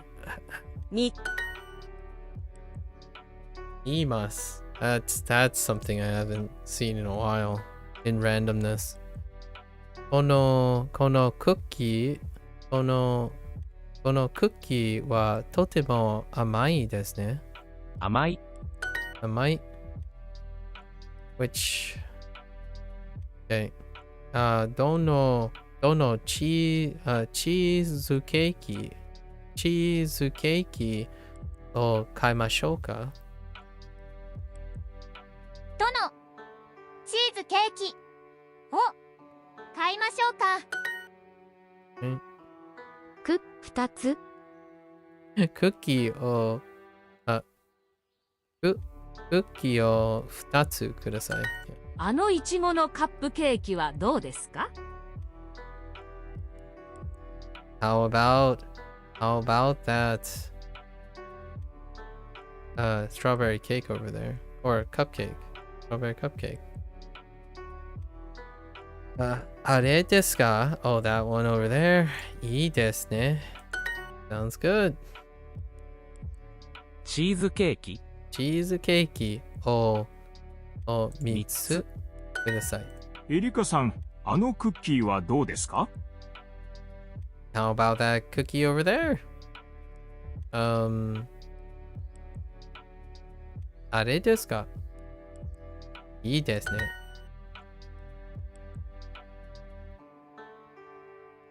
Okay.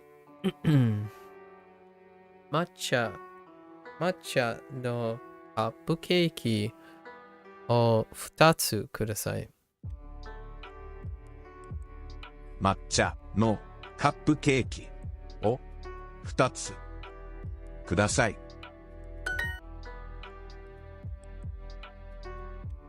ケーキを買いましょうか？ Oops. Oh. Oops. どのケーキを買いましょうか？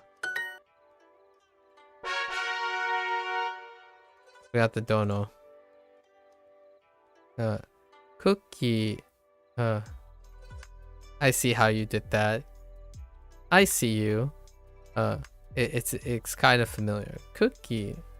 クッキーをを4 4つつください。ドーナツを4つください。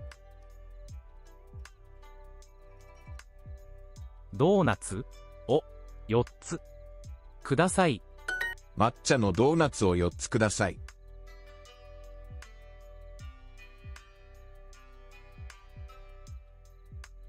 クッキーを4つください。クッキーを4つください。4つ4つ4つ Pie. There's pie. あのパイもください。Oh, not ください。パイも買いましょ買いましょう。Buy. チョコレートのケーキはどうですか？ケーキ、チョコレートもも買いましょう。Okay. このパイはとても甘い。いや、no. 美味しう。い美味しい。です。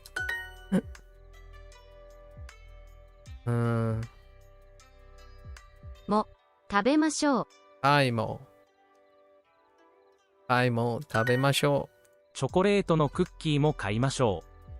チョコレートのクッキーも買いましょう。ドーナツも買いましょう。一つ、四つ、二つ、三、三つ。ケンさん、どのパイを買いましょうか？どのパイを買いましょうか？パイを買いましょう。That one over there. そのチョコレートはいくらいくらですか？ドーナツを4つください。Okay. Up it away, Adam. How did I screw this up? Oh, donut.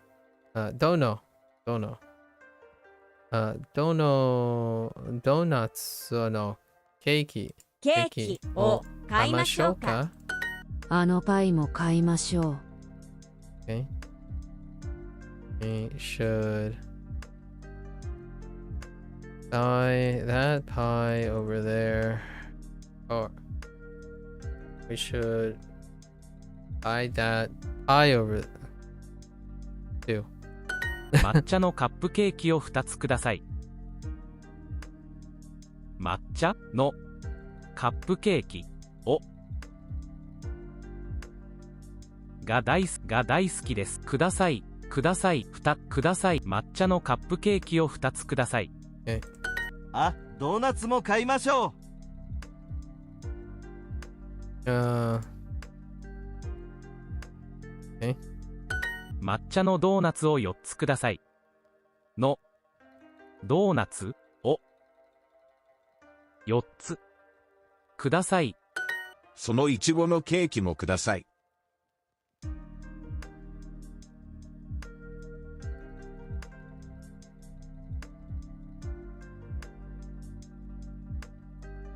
そのかわいいカップケーキもください。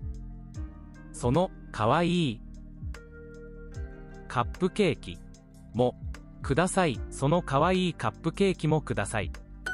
チョコレートのクッキーも買いましょう。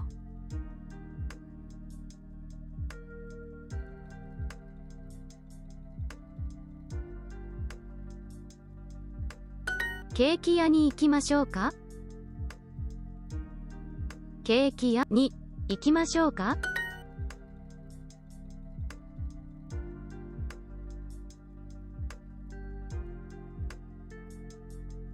今日カフェに行きましょうか。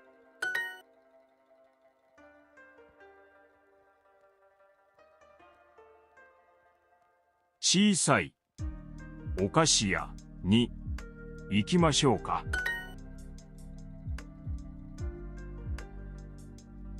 その抹茶のチーズケーキはどうですか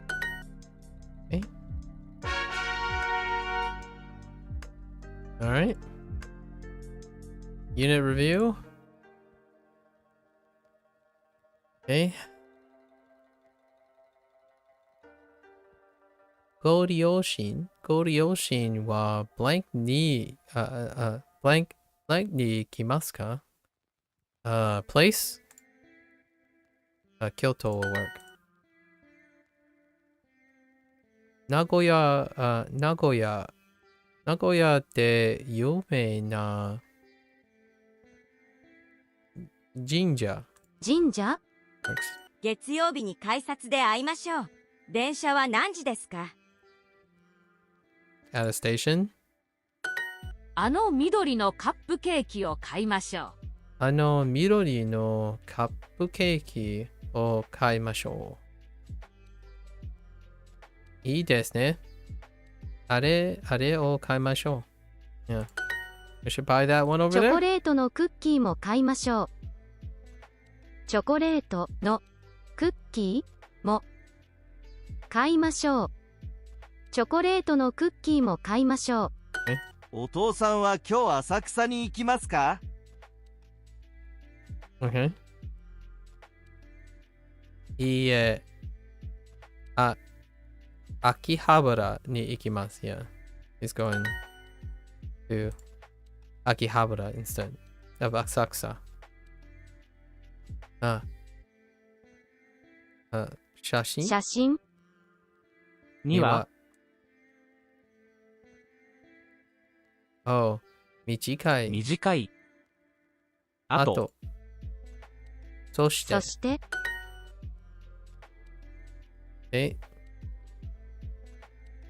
白の庭 actually yeah 白の庭はyeah 白庭 actually 白の庭はあそこです。ね、白の庭はあそこです。Is that really what that is saying? Wait. 白の庭はあそこです。Yeah. 白の庭はあそこです。ホテルのロビーで両親と会います。のロビーで両親と会います。ホテルのロビーで両親と会います。ホテルのロビーで両親と会います。Okay. いちごのパンはどうですか？いちごのパンはどうですか？ Wait. Oh. そのいちごのパンはどうですか？金曜日にご両親とどこに行きますか？金曜日にご両親とどこに行きますか？ Where are you going with your parents on Friday? Here's a phrase we haven't used much today. Nani, nani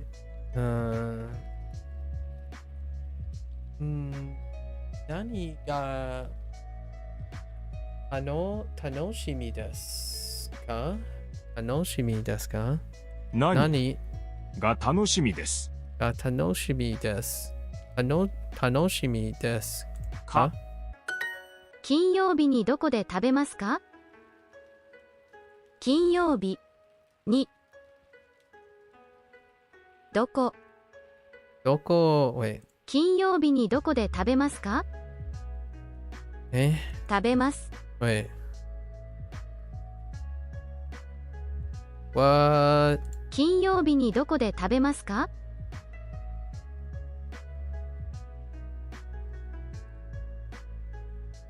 でか Okay. 金曜日にどこで食べますか？ Okay. Fair enough. 日曜日に観光をしますか？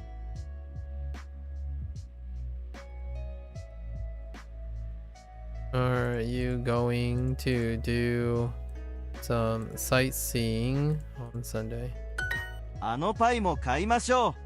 No pie mo kaimashou. We should buy that pie over there too. Okay. Unit 10 completed. All right. Now it's time to break out the keyboard and see how far we can get from Unit 3 to Unit 10.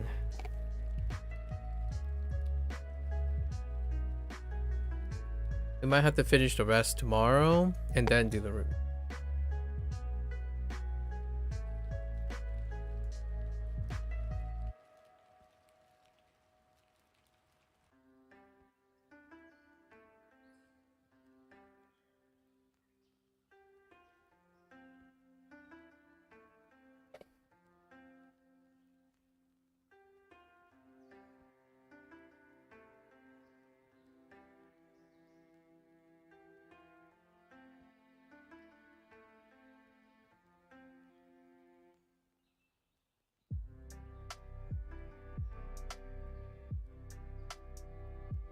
All right, less talking, more review.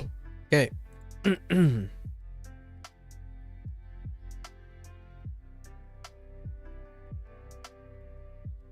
Okay. 高い服はちょっと Okay.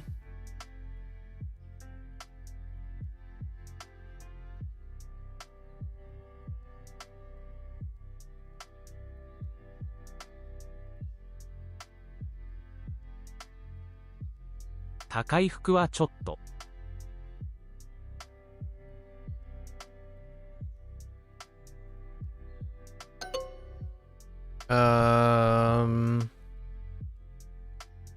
Oh, I've got the two. Oh, it's not a oo. Yeah, I've got the two. Okay.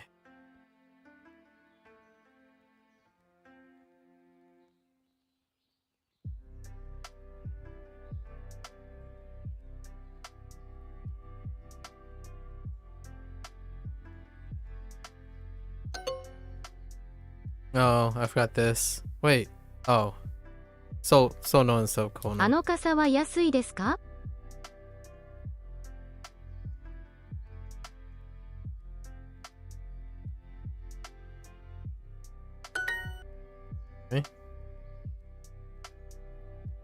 あた青いコートはちょっと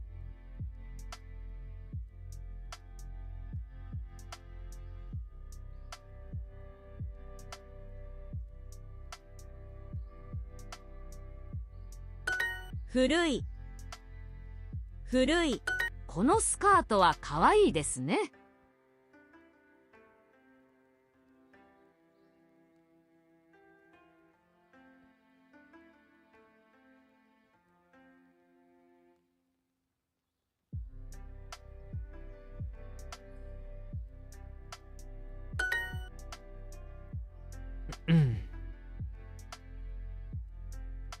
Oh hey, There's fill in the blank this early on? Interesting. I didn't remember there was fill in the blank this early on. Oh, maybe it's retroactive in section 2. I didn't see fill in the blank for unit 1 or unit 2, which was probably section 1. Yeah, section 1.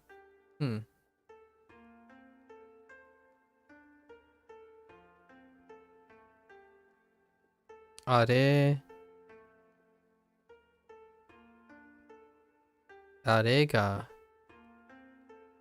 Arigato. Arigato.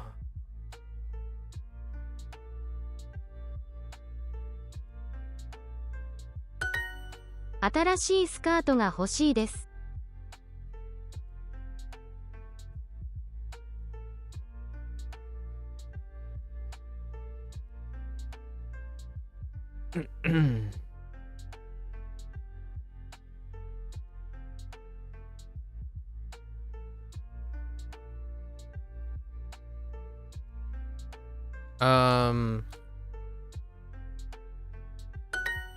Okay.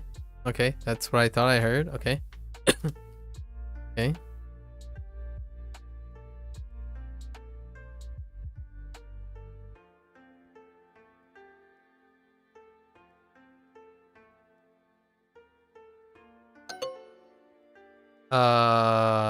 Whoops. I typed Mesa instead of May. I actually typed Mesa? What the heck? From Misei? このコートはダサいです。I'm obviously loopy right now. Wait, what'd you say? このコートはダサいです。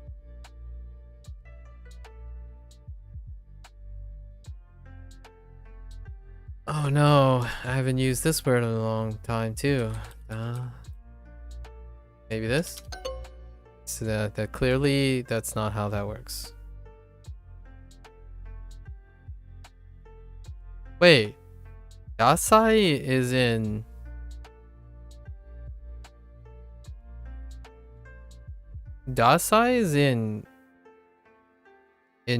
part katakana?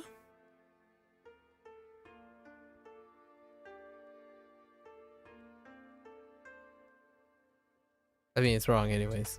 It's Dasai, yeah. Huh.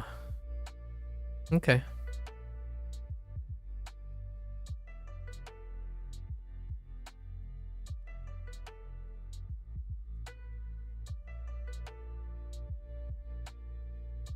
Don't do it again. I get that backwards.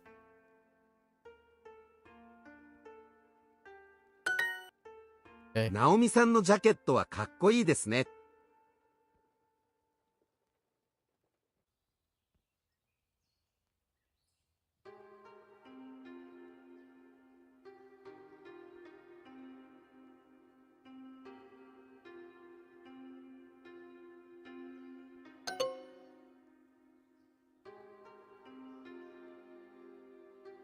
Oh, Akoi.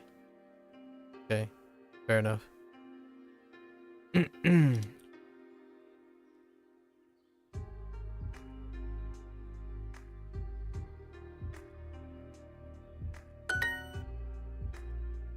Okay, let's try this with the keyboard too. So 1000新しい100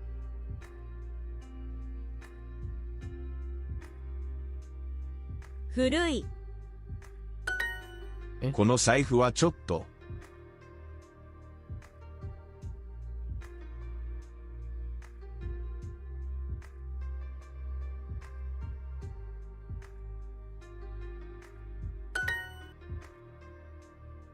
Okay.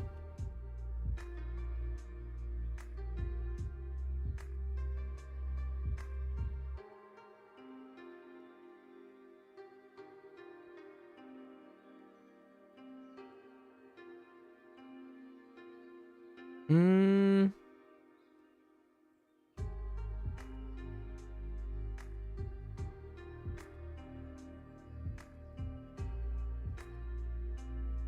I don't know if that's correct. We'll find out.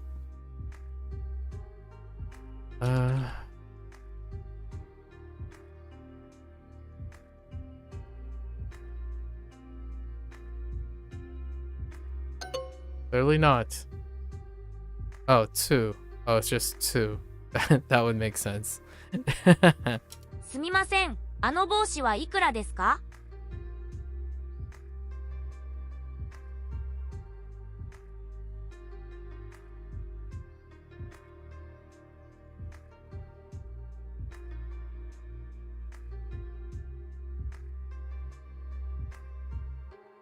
このかっこいいジャケットは6000円です。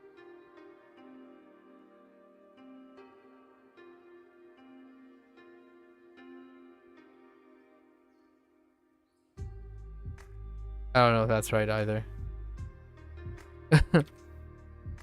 Oh, how much did it cost? このかっこいいジャケットは6000円です。Okay.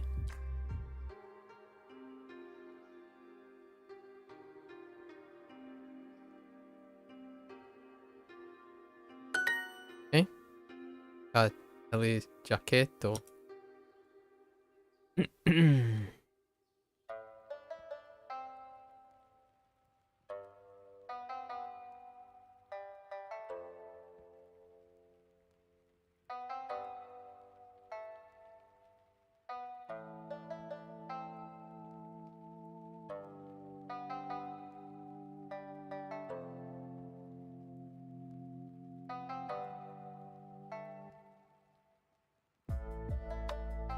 Oh no.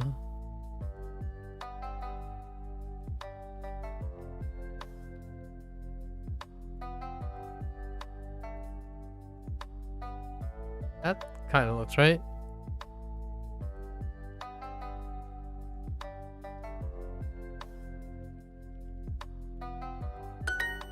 あのかっこいいコートが欲しいです。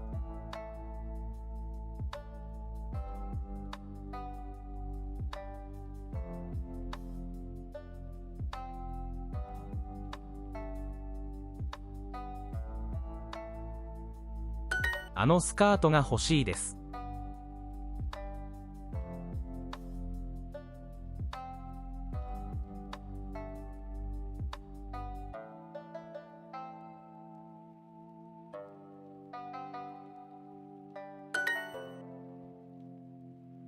Hmm.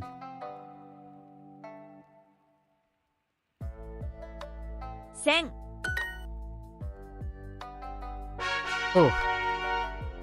That was a little bit dicey.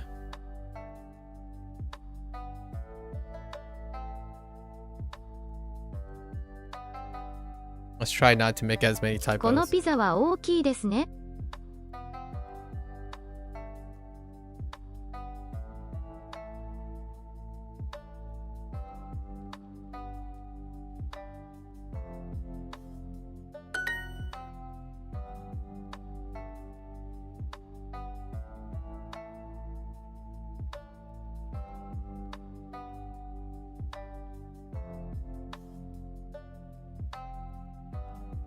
Can I place in that many? Oh, 小さい。 never mind. Never mind. Just kidding. このコーヒーは少し高いですね。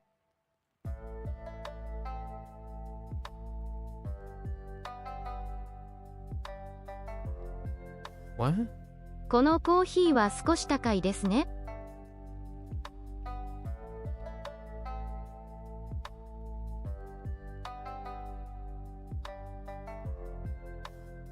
Wait.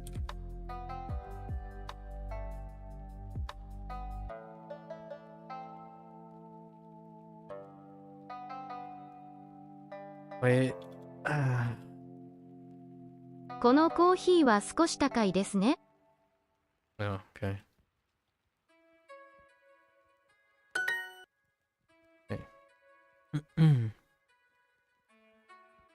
ナオミさん、アイスコーヒーはどうですか？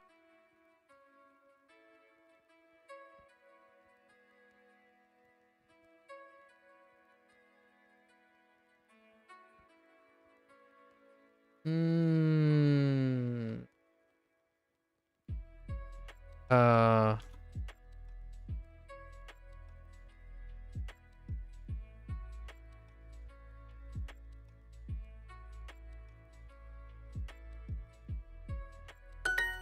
このレストランは安いですね。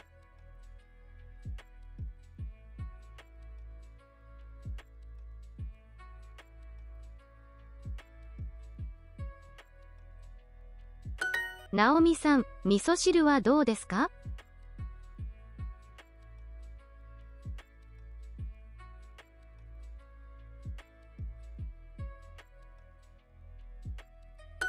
水水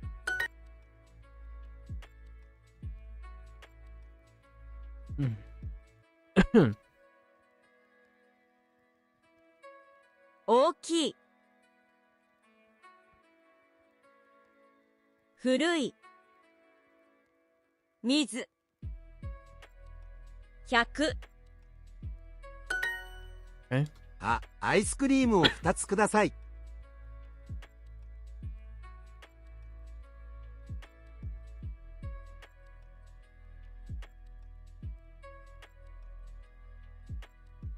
Oh, it's kind of funny. I ended Unit 10 is when they finally brought back Unit 3. What you learn from Unit 3. That's interesting. What a coincidence.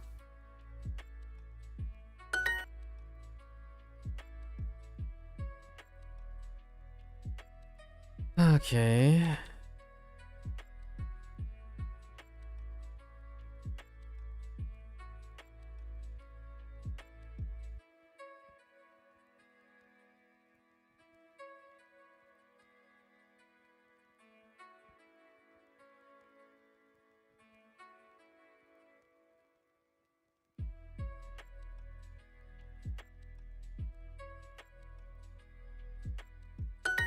あ、おにぎりを3つください。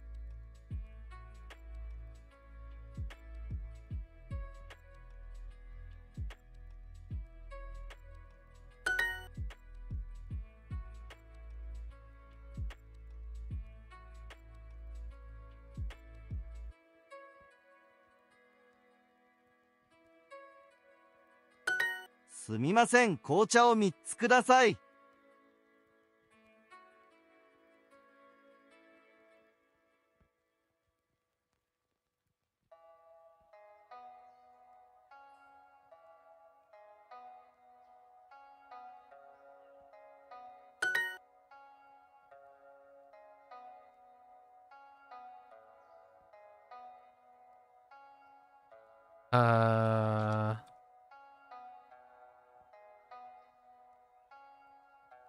Maybe?「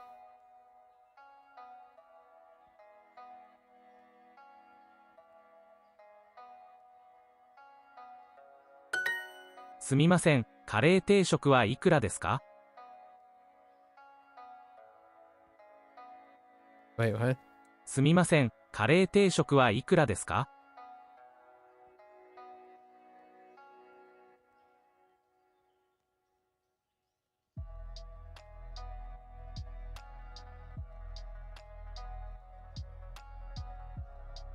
すみません、カレー定食はいくらですか？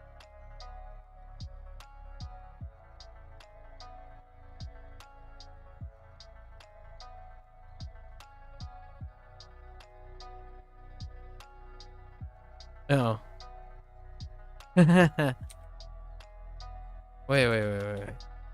すみません、カレー定食はいくらですか？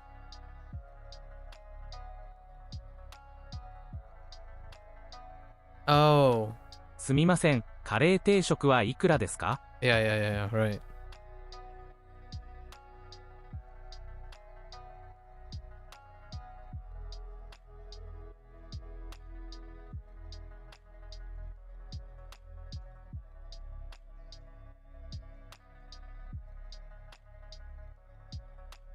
すみません、カレー定食はいくらですか？すみません、カレー定食はいくらですか？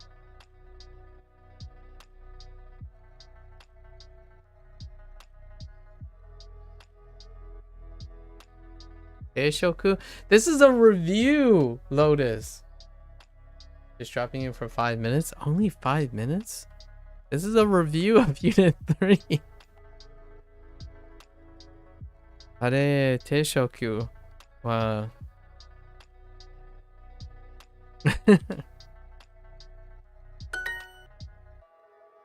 Thanks. Thanks, Lotus. Good luck, good luck. Hope you're not too busy. Sounds like you're busy.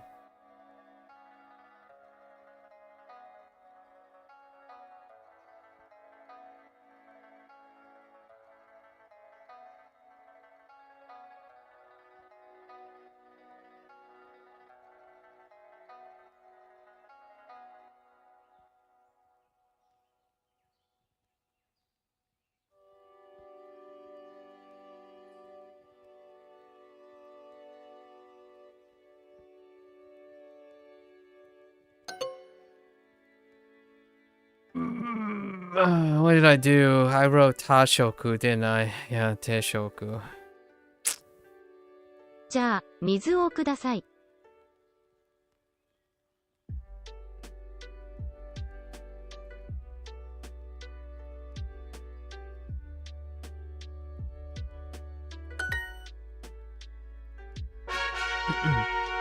Okay.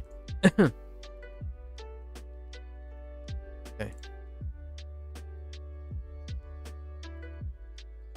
はじめまして、中山花です。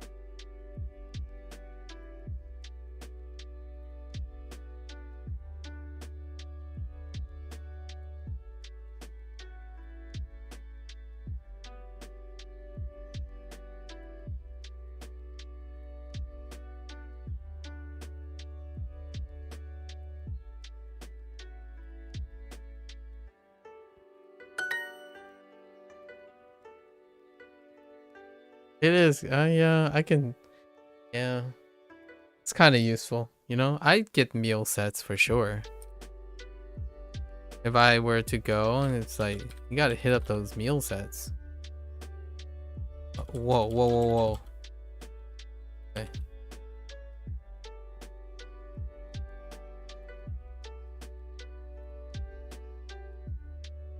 Oh my gosh, here we go again.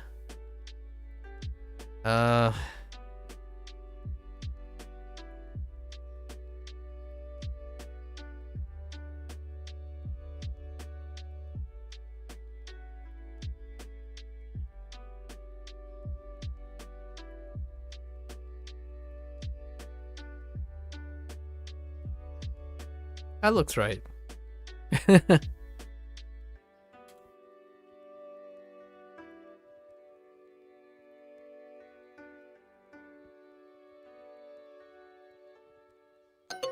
Dang you, you low. Oh, did I miss the... Oh, I missed the t in Sushin. 中山さんは11時にサンドイッチを食べます。Okay.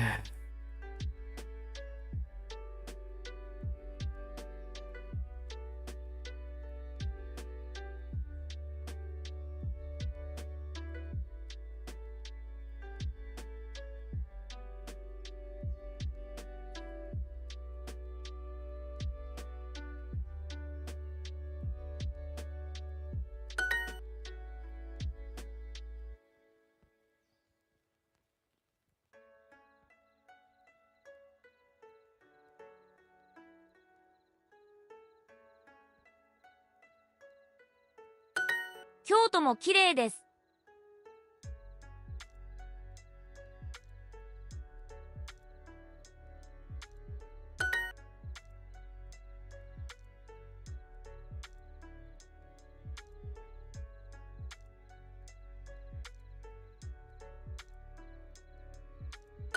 花さんも9時にアニメを見ます。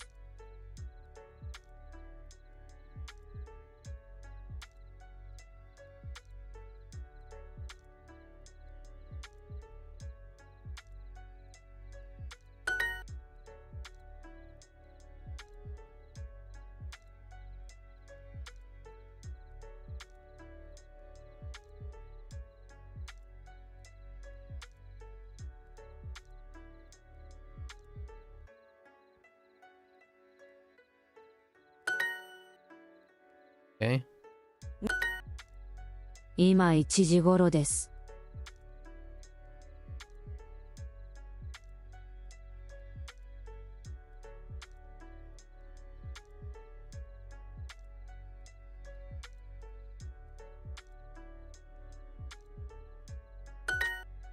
Okay.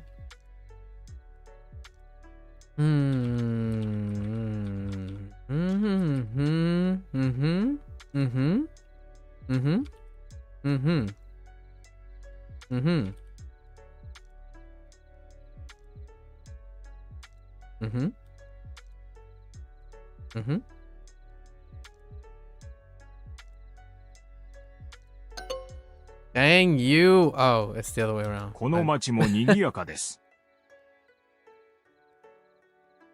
Okay. Okay.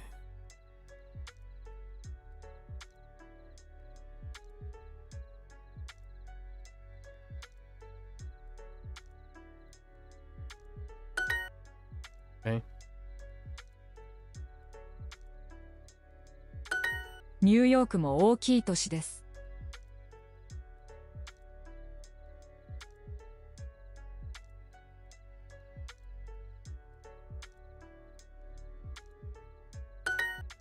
Okay.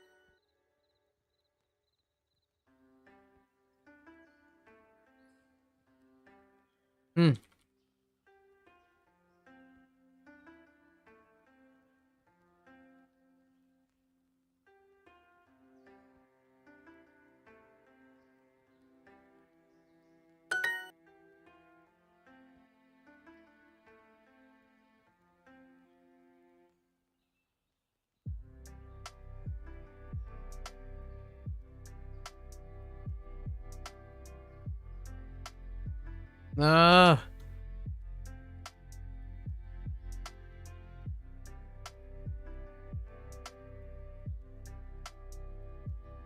Wait a minute. No.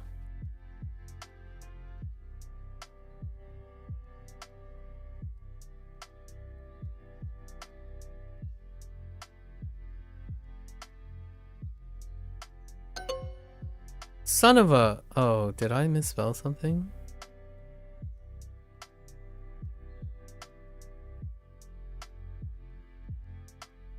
Oh, Heckin Nikiyaka. Dang it. I typed key.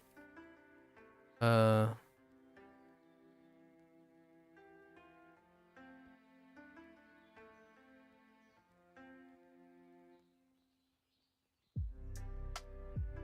wait. Oh. Whoops.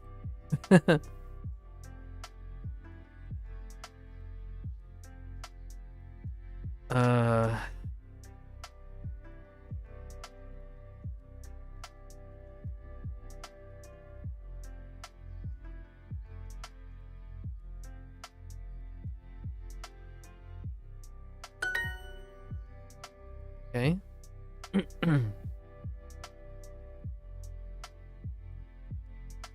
私2 3東京 Okay. All right. Wasn't that great. Keep going.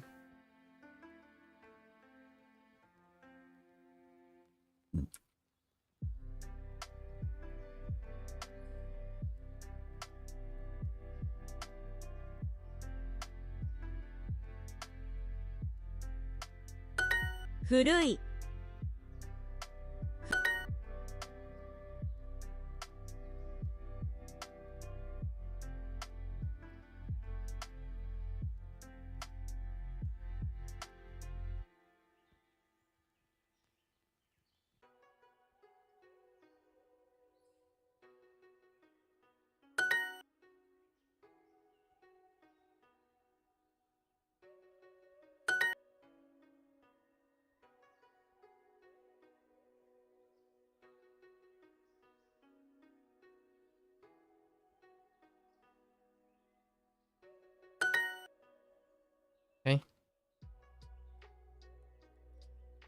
100、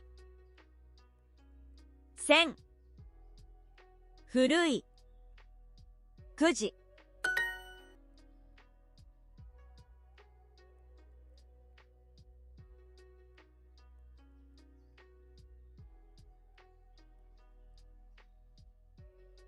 What?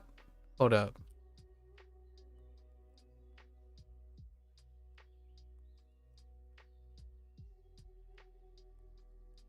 Okay.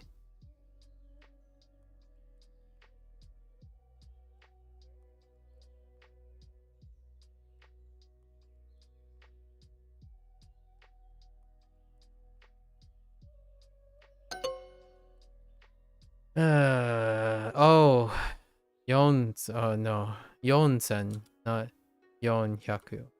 Right. Okay. 古い、新しい、7時、10、Okay.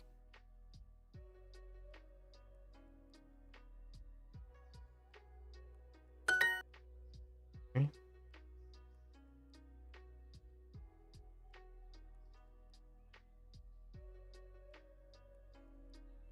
Oh no. That looks right.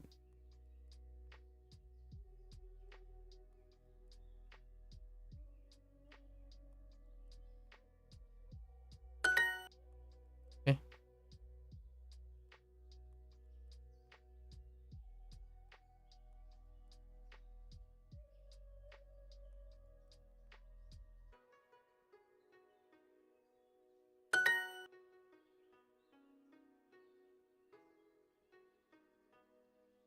Okay.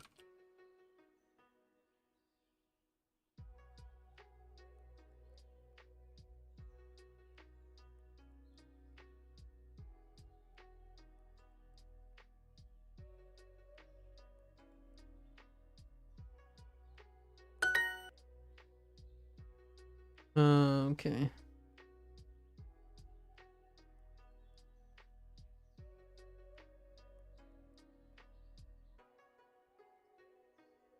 Hmm.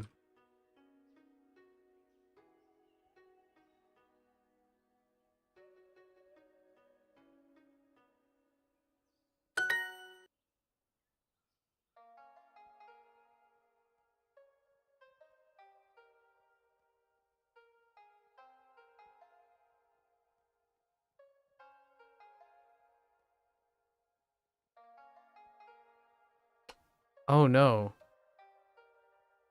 Yeah, that's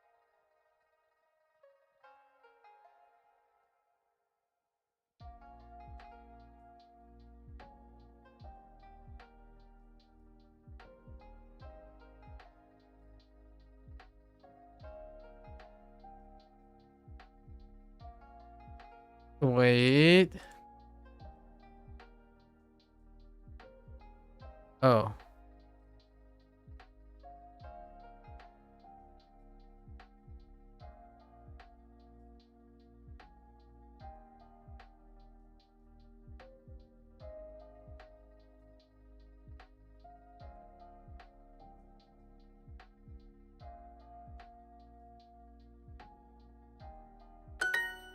Okay.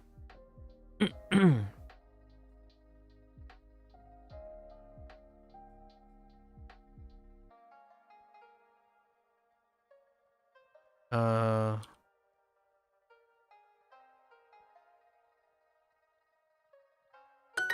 okay. Oh, I forgot the watashi. Watashi. Watashi. Okay. Anyways.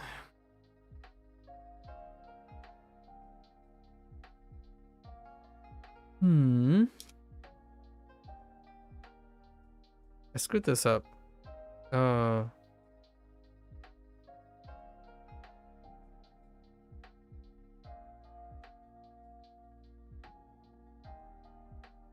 Yes.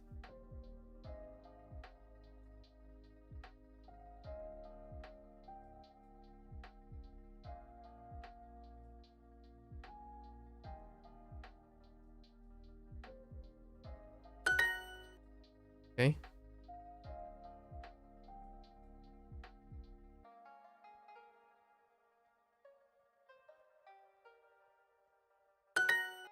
Okay.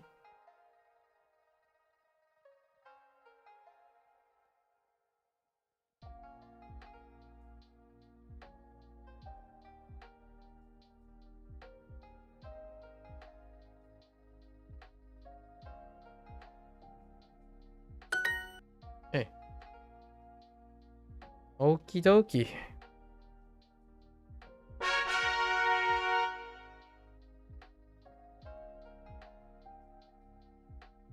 One next one. 水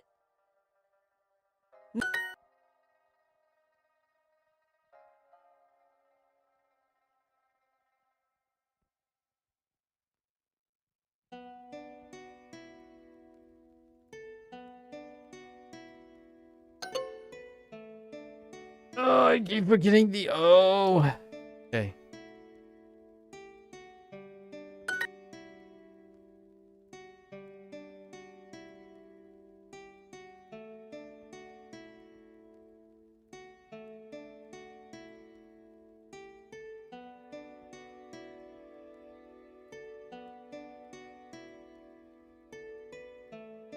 That looks right. Yeah, restaurant. Yeah, restaurant. That looks fine.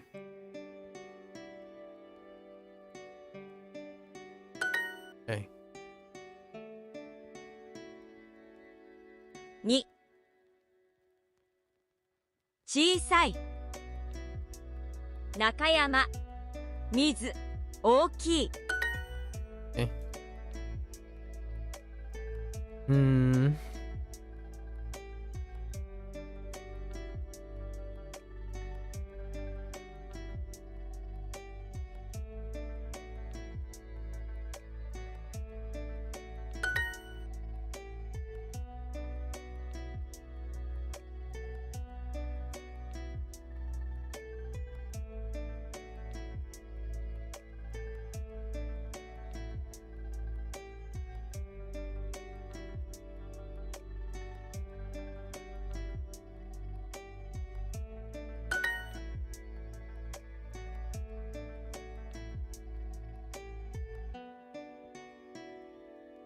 Hmm.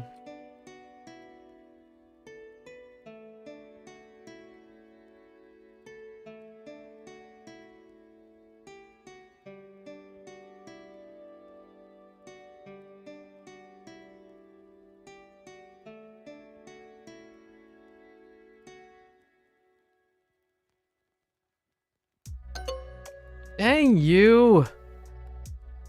Wait, how did I screw this one up?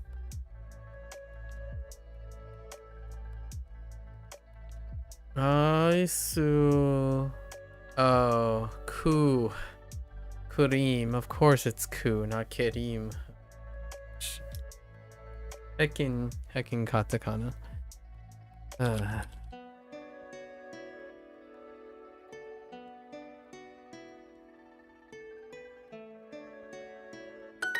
小さい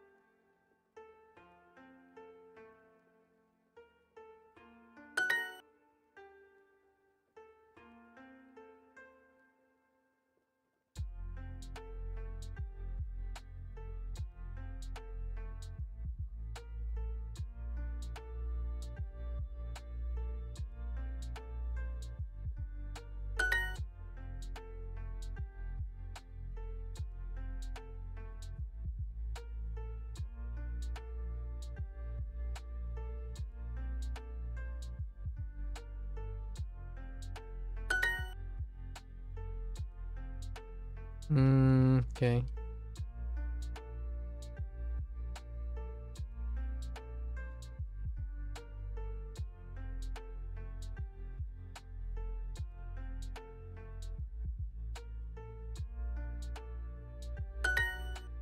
Okay.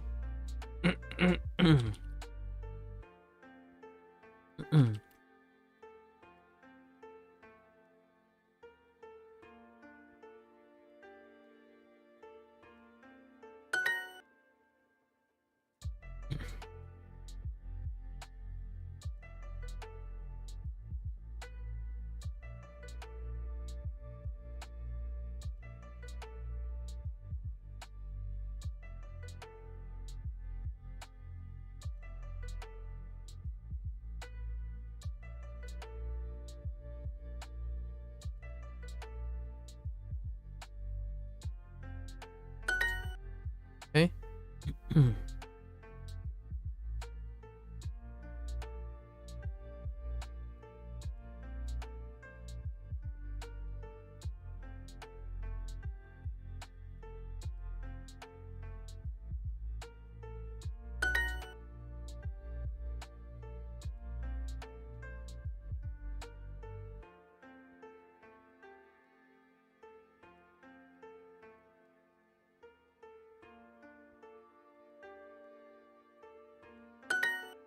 Okay.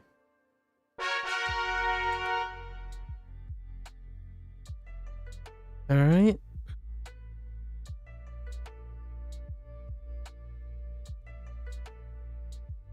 Oki.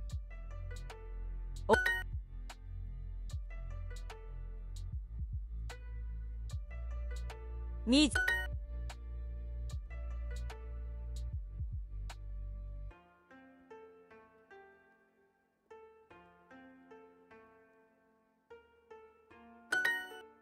Okay.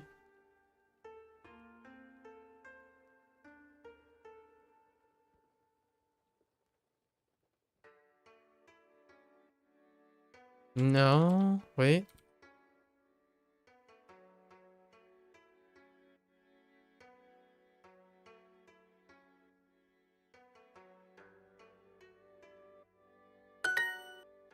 Okay.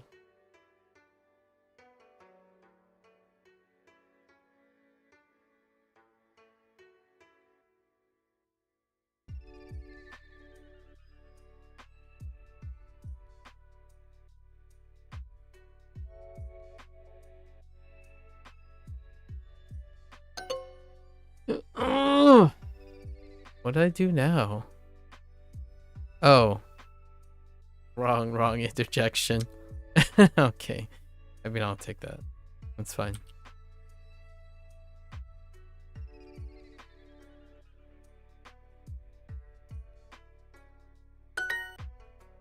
Okay.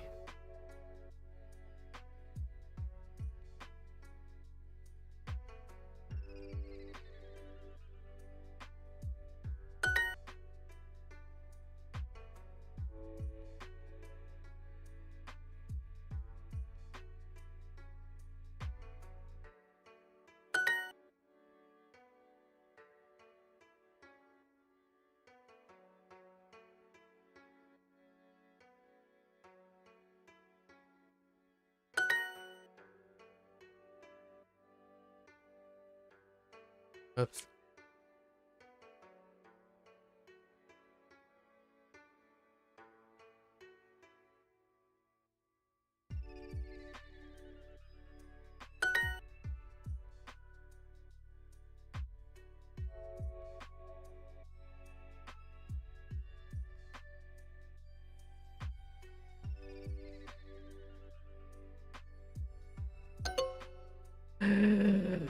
What is... Oh, I used the wrong interjection again. Jeez. Okay, that's fine. That stuff's fine. Interjection's an interjection. Let's change all of it. Okay. Okay.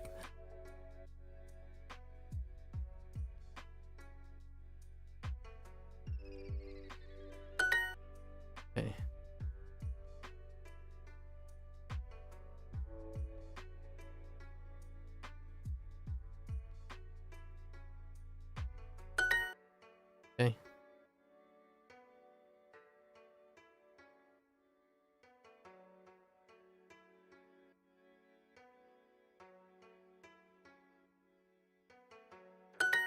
Okay.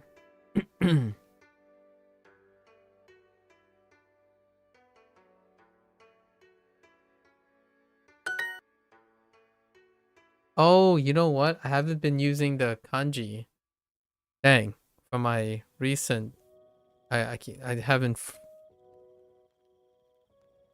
I should convert those.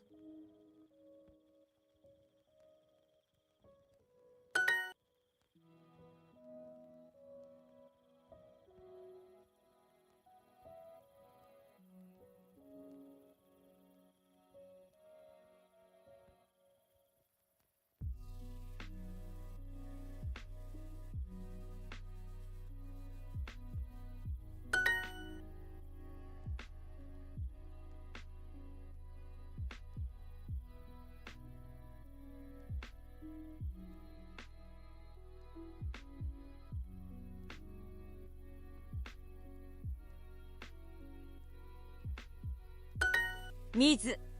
Okay. All right. We're picking up a little bit in going into like the last one. Oh, was that it? All right. So we completed unit 3. So what was that? Ordering food and shopping for clothes? Okay. All right. I remember most of the stuff. What is this? Present tense, get around a station? Okay. All right.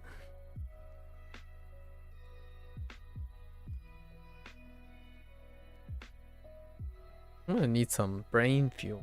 テニスをします。 What the heck?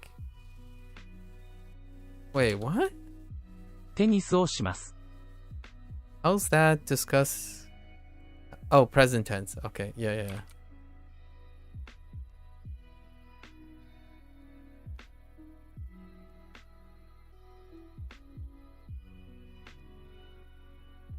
Oh no. Oh no. That's right. Okay. Okay, sure.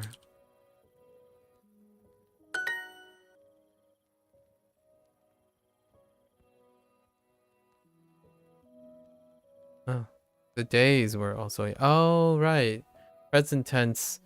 They were discussing present tense by adding days, by adding like day expressions or time expressions to make it present tense, or non-pass kind of thing, but largely present tense. Okay. 毎日家族と晩ご飯を食べます。 Yeah.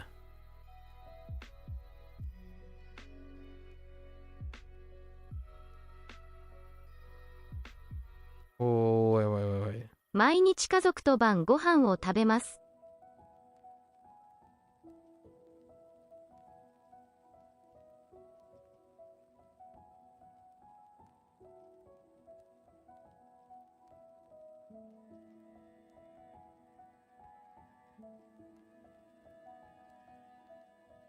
毎日家族と晩ご飯を食べます。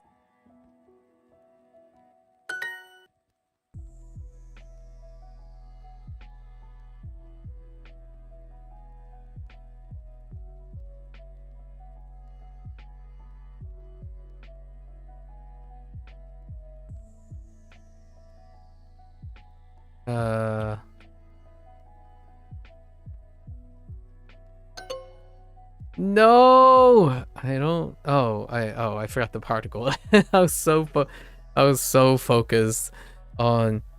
Did I get it? Oh, yogimas? Okay. 父とドラマを見ます。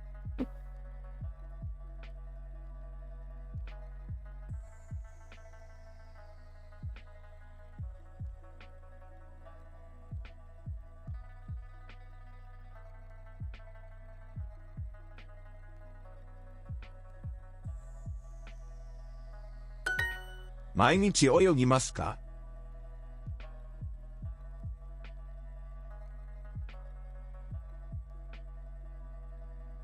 日曜日は友達とゲームをします。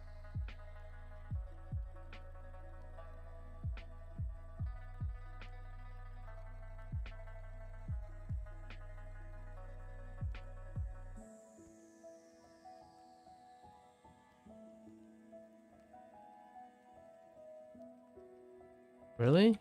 Wait.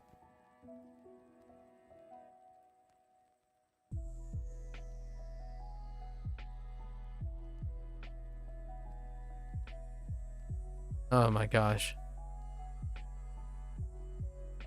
日曜日は友達とゲームをします。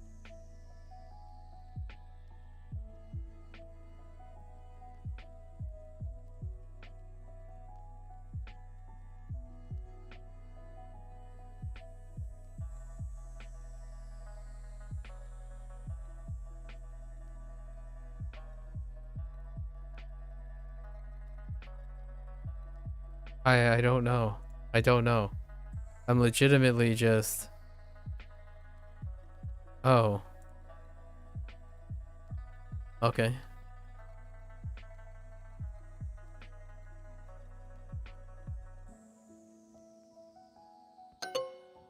Son of a b... Wait.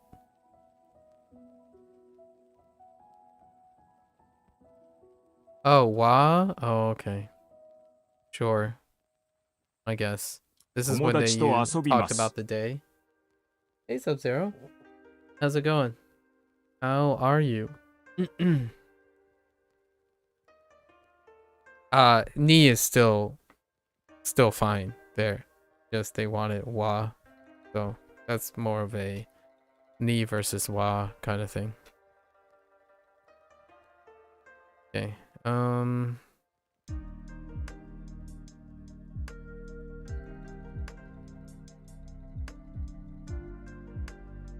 買います。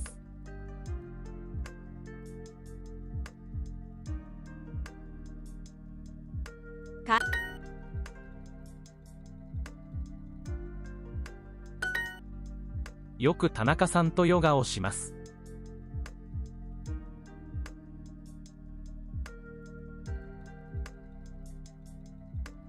Did I hear yoga? No, right? Wait. よく田中さんとヨガをします。Oh, yeah. Okay. Just got home, made some bomb dinner. Alright, give me some details. Give me some details, Sub-Zero. You don't just say bomb dinner and not spill the deets on your bomb dinner. 土曜日は柔道をします。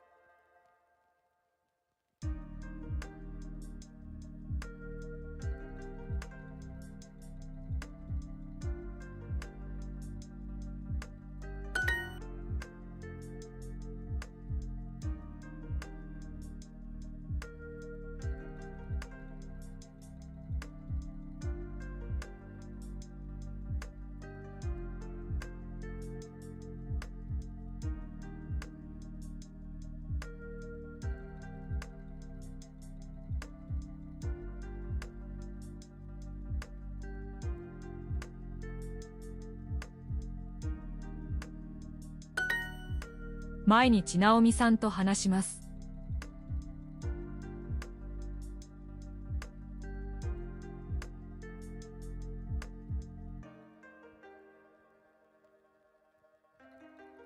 土曜日は一人で漫画を読みます。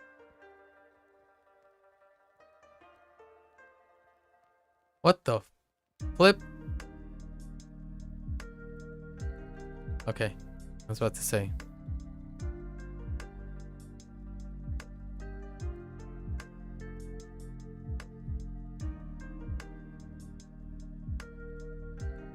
Wait. 土曜日は一人で漫画を読みます。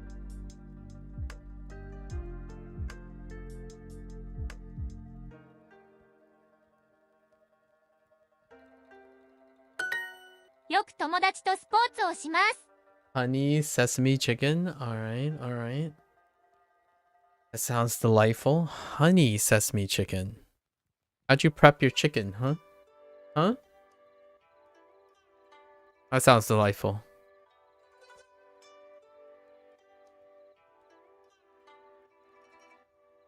Did you bread it? Did you bread the chicken?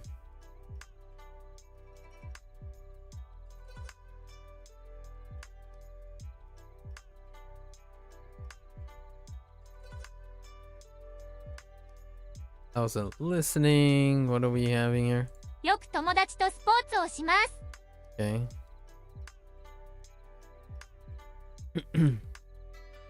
Hello?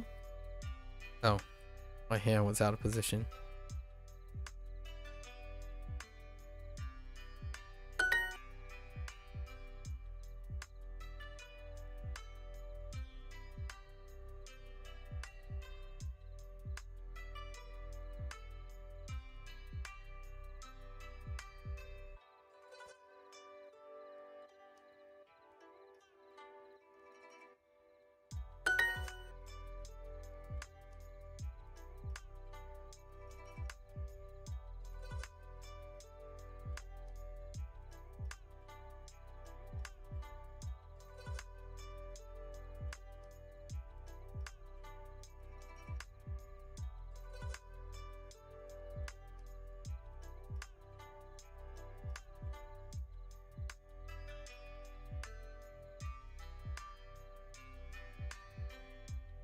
Oh, this one's a little fishy.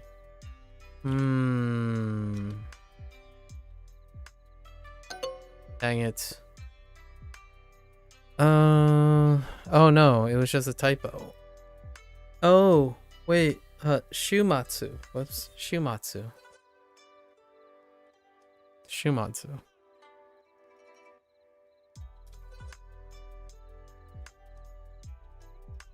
You cover the chicken in cornstarch before putting it in a pan with oil. Nice. Make it a bit crispy. What works better with beef in your experience? Yeah. Either. I guess you could,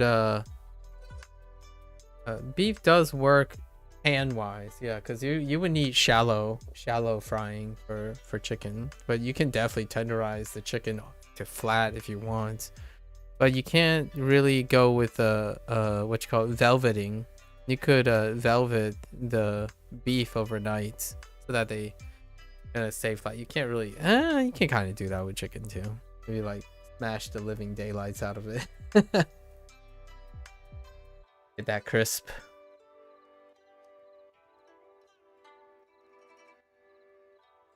Yeah, so like you do the, what you call it, you know, you get your thigh meat or chicken meat and then you cut it at a bias, right? Get it as flat as possible, then smash the heck out of it and then velvet it with I don't know what kind of mixture you typically velvet it, but it's usually baking soda. Baking soda is all you really need. Baking soda and a little bit of something. Kind of mix it around, throw it in your fridge, wait, then you velvet it, and then you basically take your dredge or your cornstarch, and then since it's already mixed in baking soda, a lot of the water comes out. You know, cornstarch dries it up, and then you shallow fry it, or you can probably just do pan frying it, shallow frying it.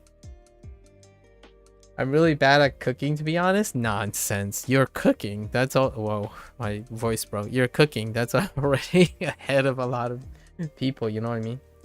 Just been going a bit crazy about this past week after finding some recipe on TikTok. Yeah.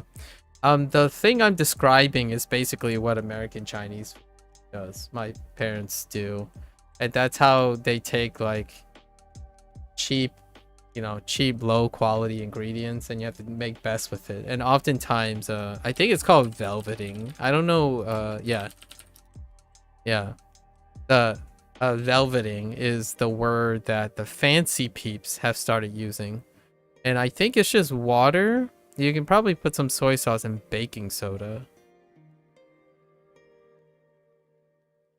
which is more or less the same as the cornstarch. You don't even need to add additional cornstarch unless you want it a little crumbly. But then you just place that into the pan.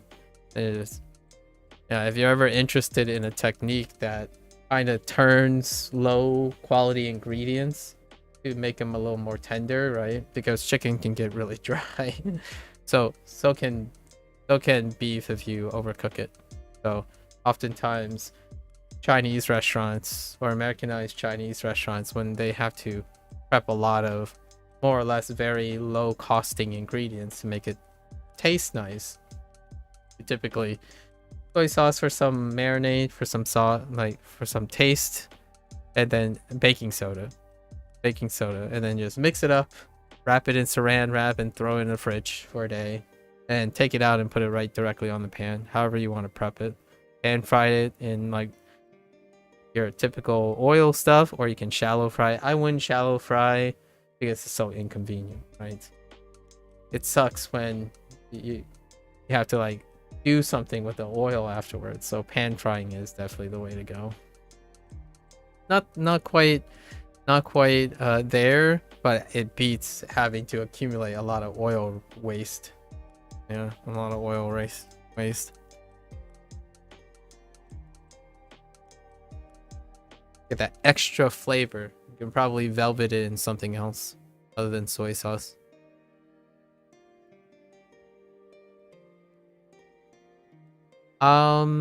Shallow fry, you can when you do shallow frying, you can submerge the whole thing. So as opposed to like getting a sear, like a pan sear on one side or something, shallow fry is if you fill it up enough on your pan so that it kind of covers the top. And some people are a fan of that. It uses a lot more oil. So and I'm like much like any other cook, like a casual cook, I don't like using a lot of oil because that's too much. Oh, you've been doing that by accident lately? Oh, I see. Yeah, like to get like the super pan fried and to cut down on oil use, when you cut, you know, like when you cut all the slices, right? That's like the beef and broccoli that you probably get used to in Americanized Chinese. When you cut it flat, I place it in like a bat or like take one sheet, like have saran wrap, slice all the things and place it on the saran wrap, and I put another saran wrap on top and I just smash the crap out of them so that they become like paper thin. And then I put them in the baking soda and then leave them in the fridge for a day, or you can leave it in the fridge for 2 or 3 days. Usually the baking soda keeps it from going bad in the refrigeration. So you can prep it for more than 1 day and take it out and, you know, just drop it in your pan, and with whatever sauce you have, obviously. It's one thing I've taken from my parents who ran an Americanized Chinese restaurant for at least the first 18 years of my life. The classic way to tenderize. It has a very sophisticated name. The reason why I'm mentioning this is I haven't ever heard of velveting until I was watching a very, very well-known, popular YouTube cook, chef, professional. I'm sure you can probably guess it's one of 3-ish. And then they introduced the word and I had no idea they gave it a name. I just call it baking soda. Just baking. I kind of lump it away with like marinating overnight. But I guess the word now it's called velveting your meats. Fancy word. Whoops. Wait, what the heck? Okay.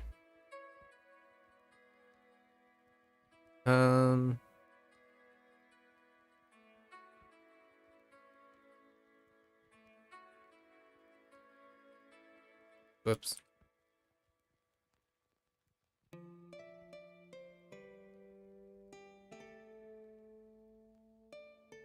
Oh, this is the other one. Oh no.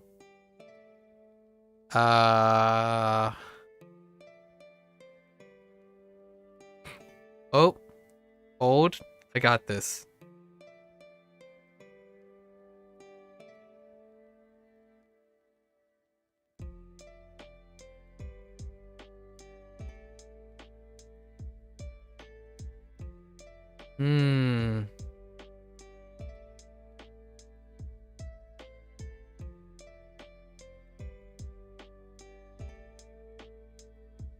Dekakimasu?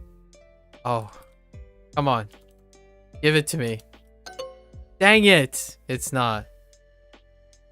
Dekake. Dekake. Oh, dekake. Dang it! Yeah, I don't use this phrase much. You just use hang out most of the time instead of go out.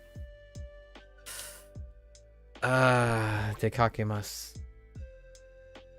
Tenderizing and marinating meat was not a thing for you growing up. My parents always prepare meat in the most boring way. A lot of times not even seasoned. Oh no. Oh no. Yeah.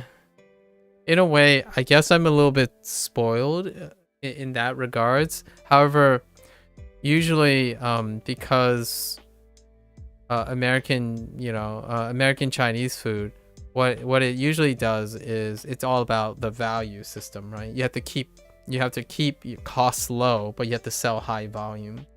So most of the time, the silver lining for my upbringing was that if you take really, really low quality ingredients, at least you know how to turn it into something that is reasonable to consume.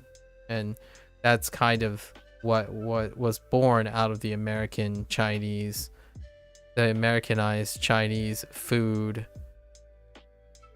thing, because it's about selling the most volume and as opposed to the highest quality.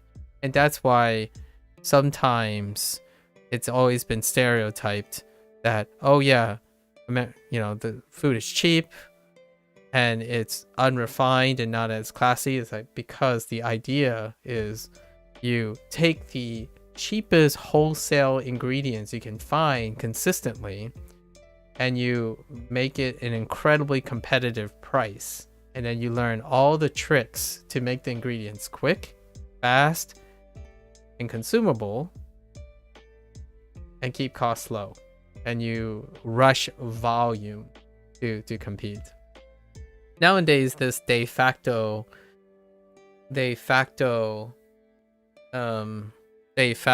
like Americanized Chinese is it's the most recent like group of people are the people that my parents are from. Like they're Fujianese people are the most recent historically group that popularized this. So if you ever get like if you're ever pulling up like sesame chicken, and when you're thinking about recipes for sesame chicken, orange chicken, or General Tso's chicken, the specific recipe that is coming from the Western palate, like the stuff that is most viral, is the one that is referring to the Americanized Chinese restaurants.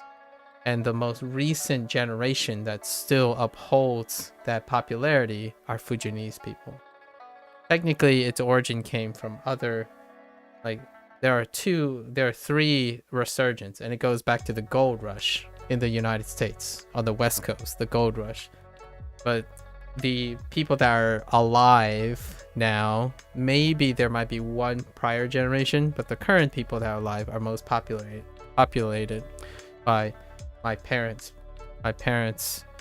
origins, which are Fujianese people. So I know quite a lot about all the recipes that deal with that type of thing.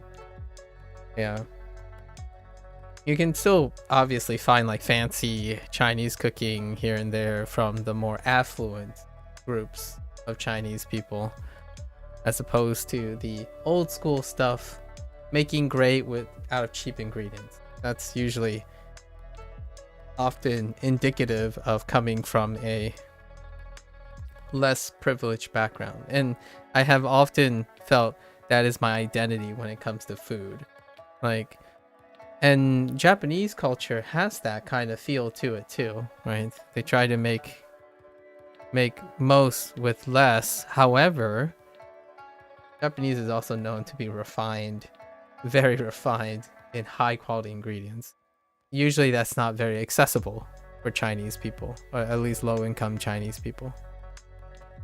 When you say American Chinese, do you mean that it's tweaked in a way that's different from what they serve? Yes. So if you are not Asian per se, oftentimes the palate for the cuisine is not of that. So when my parents prepare, like, I don't know, sesame chicken, some sort of sesame chicken with like some honey sauce or something, it will be much less lots of specific things. It will be tweaked reverse. So I've become accustomed to, since I was a kid, I've consumed a lot of Americanized Chinese, so I've become quite accustomed to the palate of that. So it's not to say that Chinese people can't appreciate the tweaked Americanized Chinese that's meant for Western palates. That's through like history of the separation between palates. So my parents often like a toned down version of those things, and my palate is far more Westernized.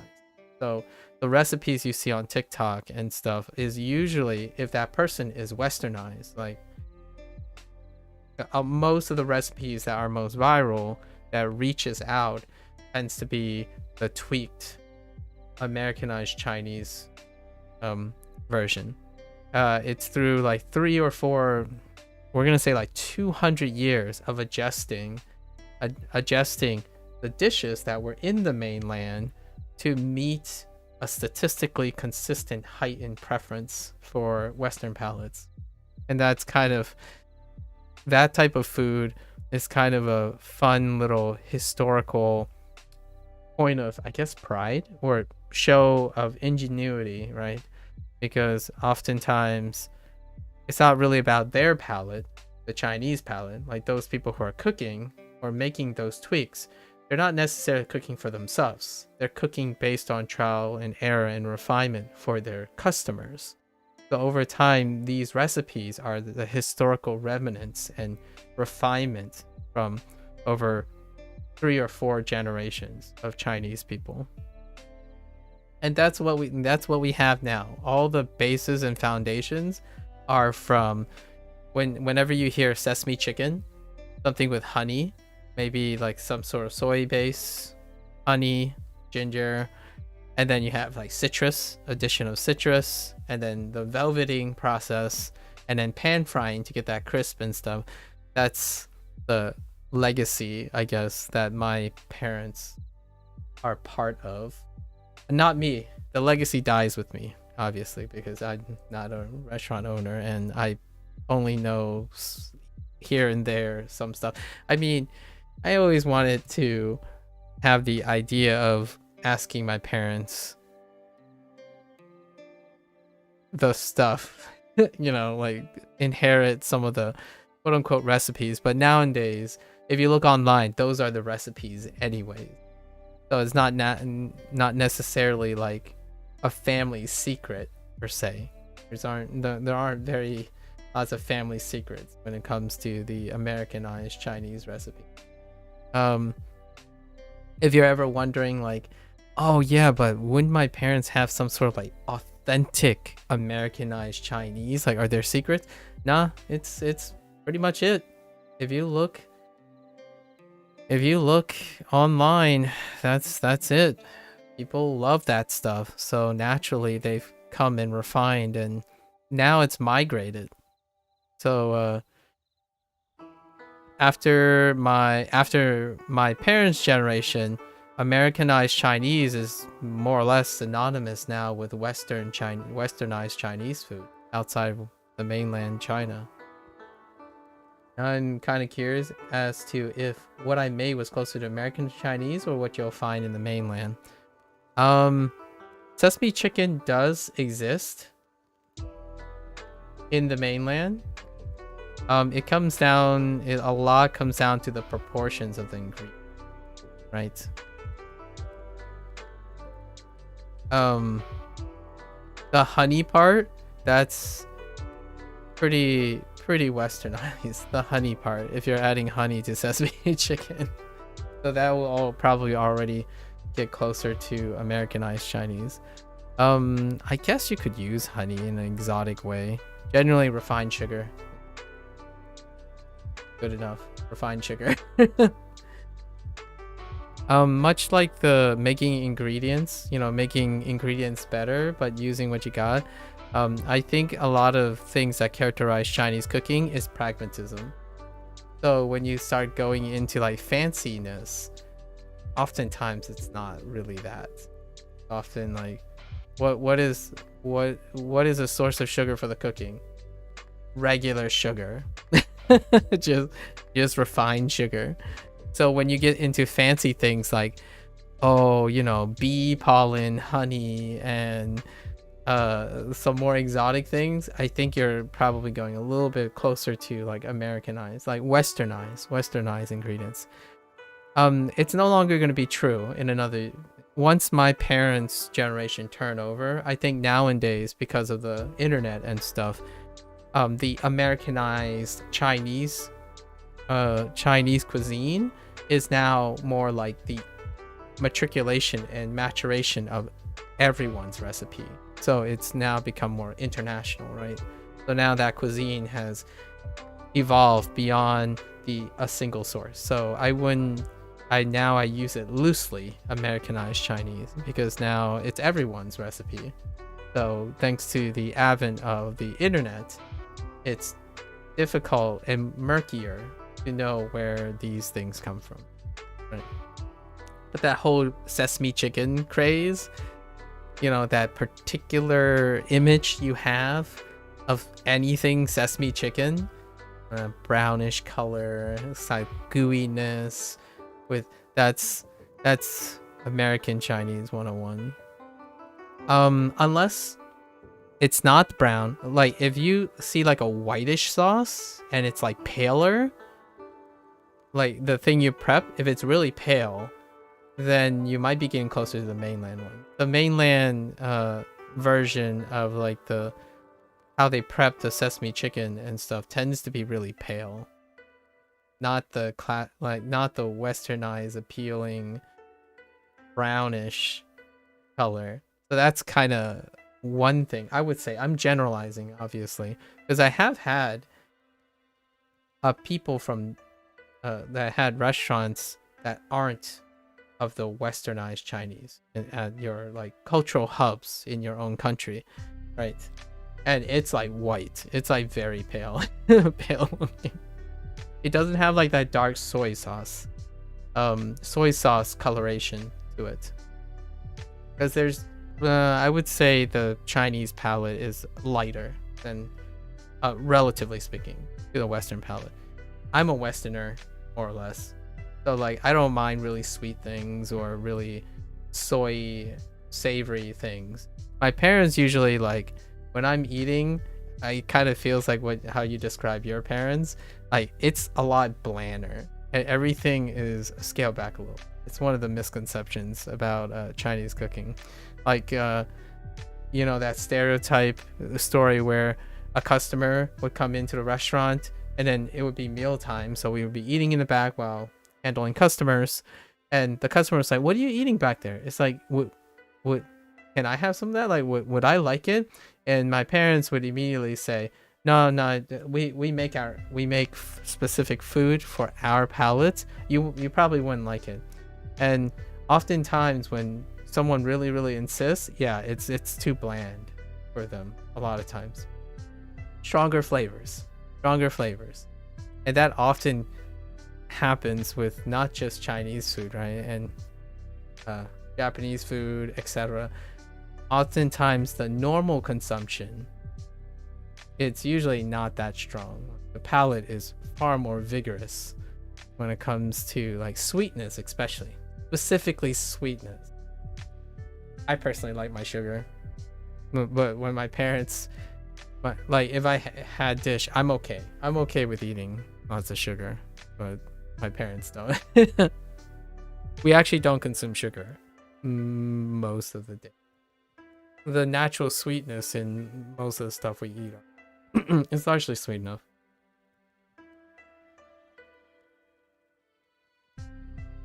It's pretty cool though. I've learned to appreciate a lot more about what my parents were part of. They were part of a bigger thing, and it's very humbling. It's very humbling to be part of like a movement of people. So what they did represented like over 50 to 60 years of movement. Nowadays, I just feel like an individual who's pitted against other individuals as opposed to a collective, like a collective that big. We live in a different time nowadays. Very different time. So, did you learn any Mandarin today? I have probably never had authentic Chinese. I think they have here is mainly westernized as well. It's actually called Norwegianized. Yeah. Yeah. So, any form of, if you go to usually a lot of the Chinese food, if you're going towards authentic, it has some sort of acquired taste, right? It has an acquired palate. So if you walk into a restaurant, everything just smacks, like everything just slaps so hard, then the word most of the locals would use is whoever is operating that Chinese place has countrified that meal. So when you walk in, you're not requiring it. You could coincidentally like the food anyways, right? However, when it comes to Chinese operations, they err on the side of pragmatism. So if they know their customer, right, they would build and tweak most of their dishes to meet the customer, as opposed to the other way around, where like, oh, this is authentic, this is how we eat it, you either like it or you don't. That's usually not how Chinese people go about things. They're usually pragmatic. So the customer's right, the customer's first. So if something works really well, they will continue to countrify their appropriateness to the dish. So yeah, I would say Norwegianize would be a great word for that. So the new age way is, if you open a Chinese restaurant, to compete, you make your Chinese food, you tweak that Chinese food to meet your customer. My parents have done it so much to the point where that's how they compete. Early on, when they had no reputation or anything, it's always like a customer would ask, oh, can this be like fried for 5 minutes instead of 7 minutes? You got it. Like whatever the customer says, after 2 or 3 years, they tweak it so that it will meet all their customer base. And that's kind of how, and the Chinese food outside of China, right? Because in mainland China, Chinese people dictate the Chinese food.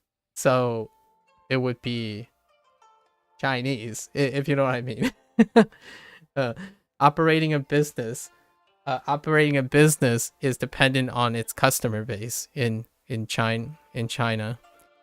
China is incredibly hyper pragmatic, I tell you.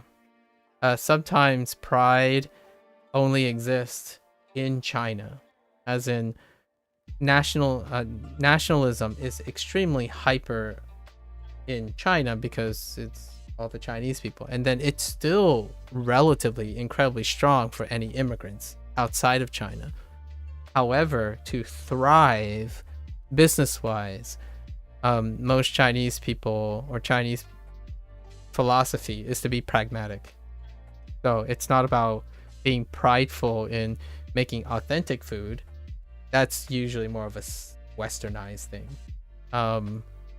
Like for me, I'd be proud to make Chinese food the way I want to, and those people, if they don't like it, that's their problem.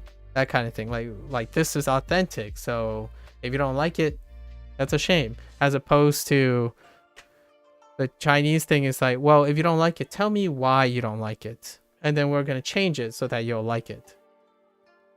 Like that's kind of why anything outside of China tends to get countrified by the country that they settled in. And one of the biggest ones is Americanized Chinese. And most of them, it's funny because the dishes that they have, like General Tso's chicken becomes universally accepted as one of the popular dishes on all the westernized cultures for whatever reason. So there's some sort of pragmatic association, like overlap in cuisine or preference. not like a genetic thing, but more like a cultural, probably a cultural thing. Weirdly enough, so General Tso's chicken, orange chicken, sesame chicken, any variant of those things ends up being the top dish.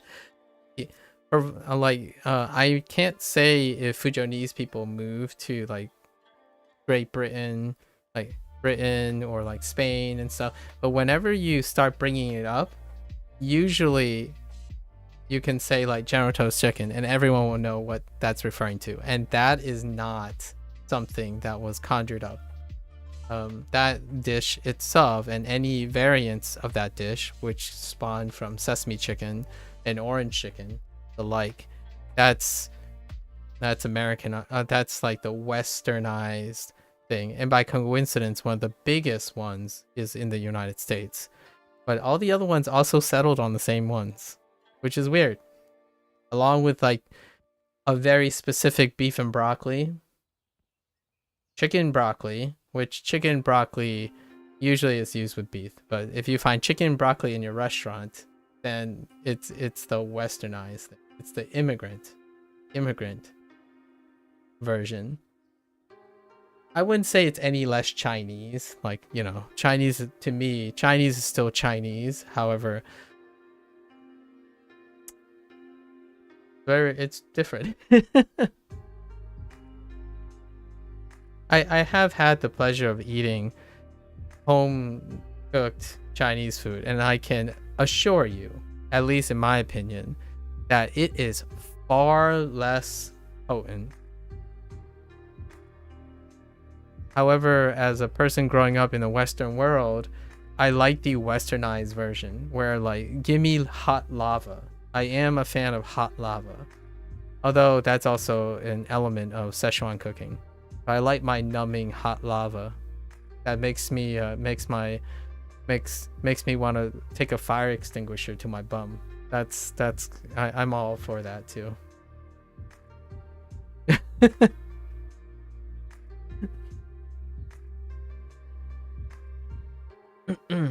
You haven't practiced any Chinese today? Been working on some university stuff? Okay, fair enough. I'm excited to have more time to study Chinese in the summer. When does your semester end? I don't remember. Did you tell me what you're doing at a university? I feel like I knew, right? You've already explained some of this to me. 見ます。見ます。東京。Okay. 買います。 Oh, I hit the wrong button. 買います。母。土曜日。 So weird using numbers. Okay.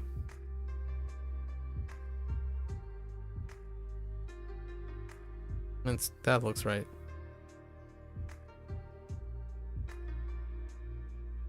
Oh, now I have a different perspective on shimasu because of the later chapters. Oh yeah, that's right. Electrical engineering. That's right. And then you're doing a master. You're doing integrated circuits, right? Soon, or moving to integrated circuits, right? Was that it? Or was that someone else? I've had so many conversations lately with people's careers. It's also fascinating and incredibly difficult to sort out. Oh yeah, okay. So you're the integrated circuits. And I was asking you how you could explain that, and then you mentioned that, and yeah, I could definitely imagine a lot of uses for integrated circuits, pretty much anything. And you described how like you were doing automated stuff, like automation stuff at the time with your electrical engineering stuff. Use the example of like like a power plant thing, or trying to find automation in things that you must regulate and make sure to maintain. It was a great example to help me imagine what you use electrical engineering for in automation. Yeah. トロントも大きい都市です。 I try. I try. What do you think this brain's for? Japanese? Ah! Ah! Ah!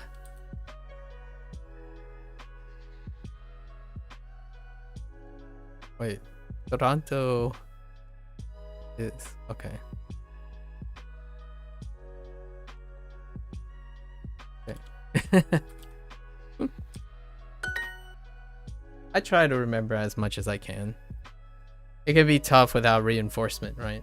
Much like remembering a language, you gotta reinforce all the stuff, make up all the stories. I remember things much like I remember pretty much anything else. I need keywords to stimulate all the connections. So thanks, since you mentioned electrical engineering, then I can connect all the stuff to your name. Right now, you're actually making a soil moisture sensor for your mom and her plants. Aw, that's incredibly cute. So that's an example. Aw, that's killing two birds with one stone. I used to do that a lot.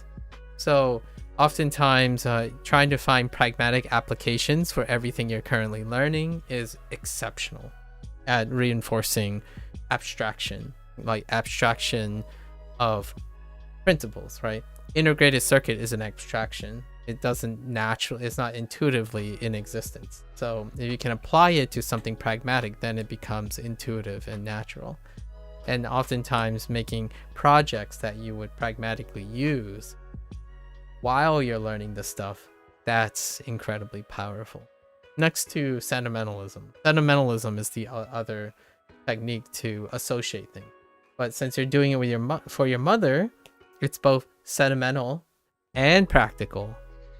So now you have practical and sentimentalism, and sure enough,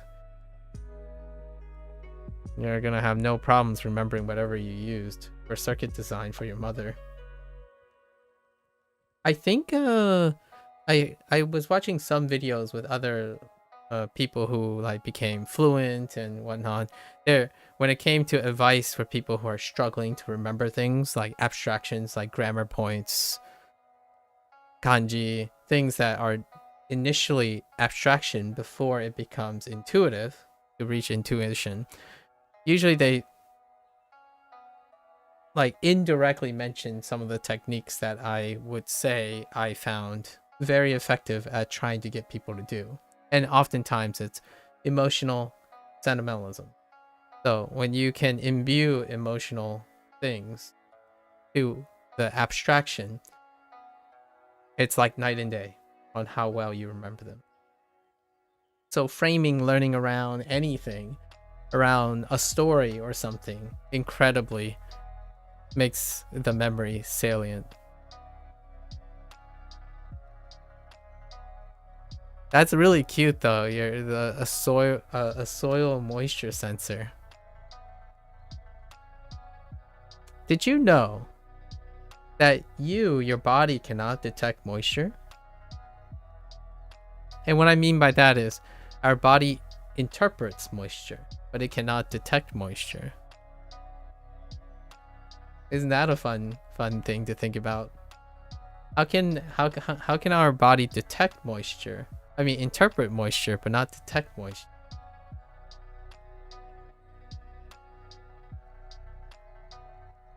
Yeah, the very specific words. Very specific words. Yeah, our body cannot tell moisture. However, it can interpret moisture. So like when you accidentally spill water, right? If you spill water on your skin, there's nothing on your skin that actually say, oh yeah, I'm interacting with, I don't know, the water molecules, maybe form like temporary covalent bond, temporary bonds and stuff, and it's like, oh yeah, this is the signal for water. Instead, we interpret the local temperature change and shifts, and then our brain integrates that. Our brain is the integrated circuit, right? So that integrated circuit interprets that it is a change in moisture with a lot of other instantaneous clues. So we do not have any like hydro sensor or something that literally interacts with water. usually is a localized temperature change. So oftentimes then people would say like, well, when I sweat, I can tell I'm wet. It's like, well, the sweat is of a different temperature. If it's so hot out and you're sweating, you have no idea you're being dehydrated. It sweats, like you're sweating out all your water. You can't tell because then your sweat is the same temperature, if not very, very similar to your body. Then you can no longer tell that you're sweating profusely. That's often a reason why people become dehydrated without noticing. You know, like athletes are extreme and they start not noticing that they're becoming incredibly dehydrated. That kind of thing. It's really fun. I think just thinking about it is kind of clever in a way our body adapted, like how we interpret things. I wanted to do that because it's kind of funny. If you think about it in a sense of an integrated circuit, that's kind of what your brain is doing. Your brain is interpreting 2 or 3 converging clues in order to tell you something that it cannot detect, but it can interpret that you're wet. Neat. Very neat. Kind of like metacognition, right? Like language acquisition, right? You start making the sounds and you start reading automatedly. However, before you can do that, you need to find all the components that allow you to make that interpretation. And eventually you lose sight of the interpretation that you're artificially using to interpret something. And that interpretation becomes automated. And then you no longer need the converging data. So it's as if you can detect something directly, but it's not really. It's several steps of automation in interpretation from your brain. Sweet, huh? I always like the somewhat analogous, like the analogy that people use every once in a while when they get creative on how our brain is somewhat similar to how we imagine like circuitry and designs and detectors, programming language and whatnot, and language is no exception to that. Sorry, got a little sweaty there. I don't want to get too deep into that. It's so much fun to ruminate about. Yeah. I mean, if we think about it, computational, like the whole idea of the creation of computers, right? Like to compute actions and decision making and whatnot. So naturally, it was modeled after the way we think. Speaking of the way we think, the last 5 years of AI, right, and machine learning, it's modeled after humans. So it's not a coincidence, like if people still think like computers is a coincidence to humans, like I don't know what to tell you. The whole motivation of making integrated circuits and detectors and moisture and like detectors and integrated circuits, programming language is often a projection of what humans do in the first place, which leads to that whole inevitable rhetoric. Can any product made by humans does not have the human condition in it? Things like fallacies and is the creator able to make a product that can transcend its own condition, right? Sci-fi 101. Like, are humans able to create things that are unfeeling, for example? It would take another intelligent life form to really answer that question. Naomi-san, Oshi, no, Machi ni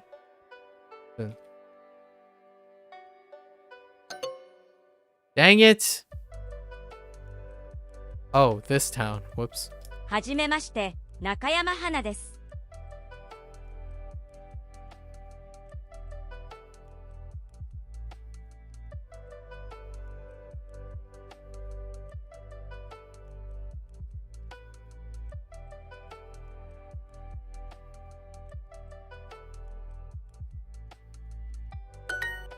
Okay.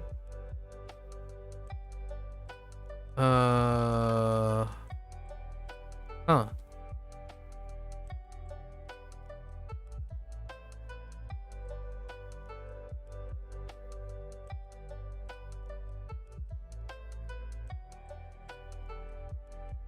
Guess we're gonna stick with what?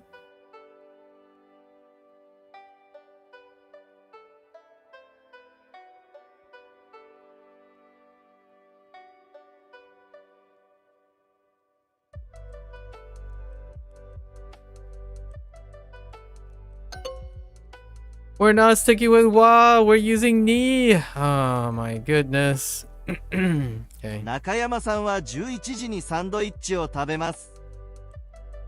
I also heard somewhere that your eyes are invisible to your immune system, and if this wasn't the case, then the eyes would get attacked and we go black. Oh yeah, that's a great way to put it. Wait, who said that? That's a hysterical way. I think that's super funny.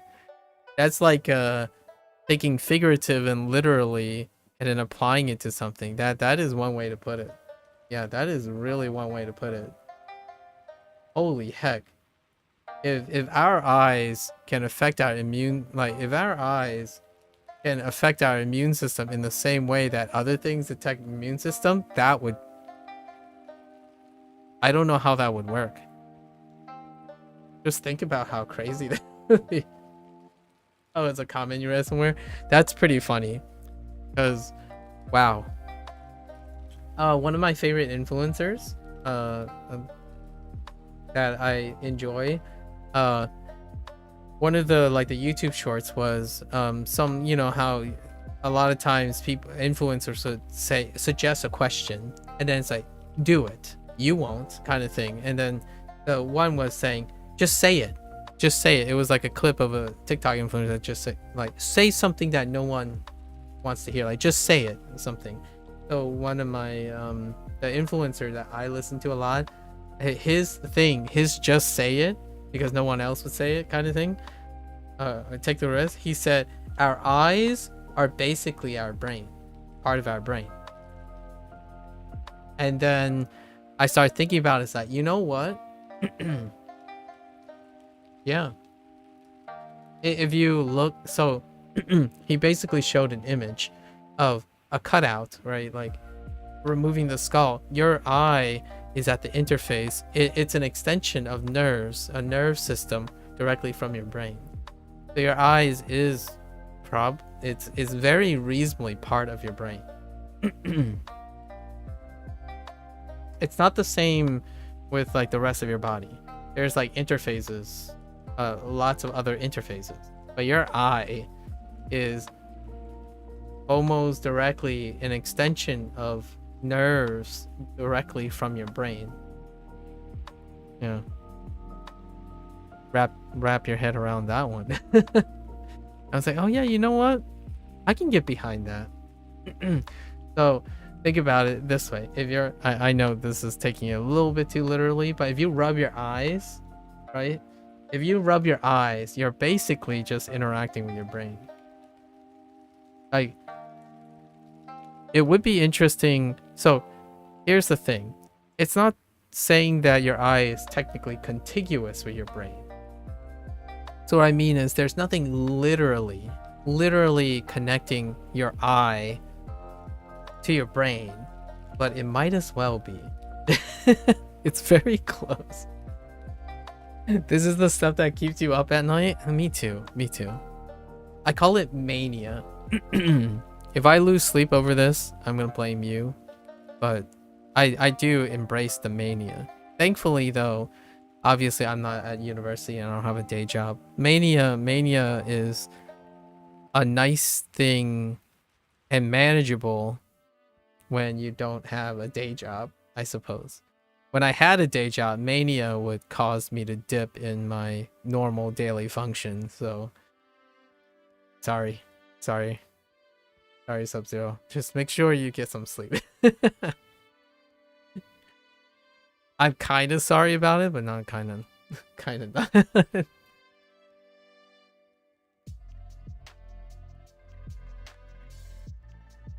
Think about it. Okay. Nakayama-san wa okay. Sandwich. At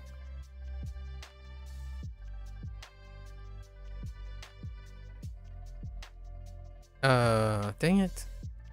Fine. Okay.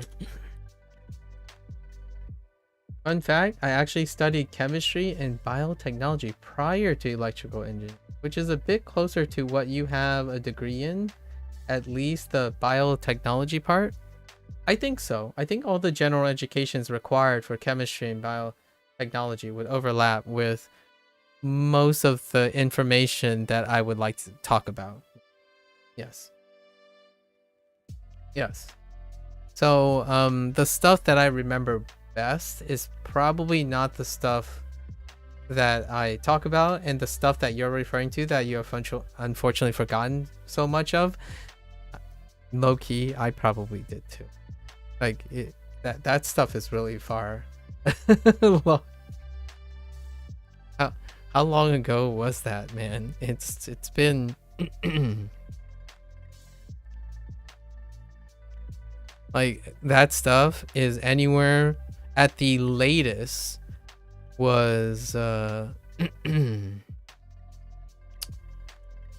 years ago. It's been 15 years ago. I do reinforce it from time to time though. So like your basic chemistry, your like chemistry 101, bio 101, and then organic chemistry, biochemistry, the college stuff, right? And then all the other stuff that I don't talk about is unnecessarily esoteric. So that stuff really would be very inappropriate to be talking about. That would be deliberately like, it's kind of that thing where if someone comes in and say a bunch of stuff that's highly technical, and then they're expecting some sort of applause, that's how it makes me feel if I ever talk about things that are highly specialized. I don't particularly think it raises your charisma. It also makes you look very conceited, right? And I'm not a fan of that. So I typically withhold stuff unless someone really, really insists on hearing that. Then I will know that they want it, but I wouldn't I wouldn't expect and enforce that kind of expectation. You were actually doing pretty good, but 6 months after switching, it's like it all went out of my head. Oh, I see. Yeah, reinforcements, right? Reinforcements would probably be a bit faster to refresh than relearn it though. Hey, if you have a person around that reinforces it, then you know you'd be surprised how much you know. Like for example, what's the density of water, right? Chemistry, you have to know the density of water. It's a colligative property of water. Oh, and you're already making a moisture detector, the sensor, right? At some point, you would at least consider all the colligative properties of water as in the like the context of a moisture sensor. Not specifically density of water, but I always like to use density of water to see if anyone remember. It's kind of like saying watashi means I in Japanese. You gotta know the density of water.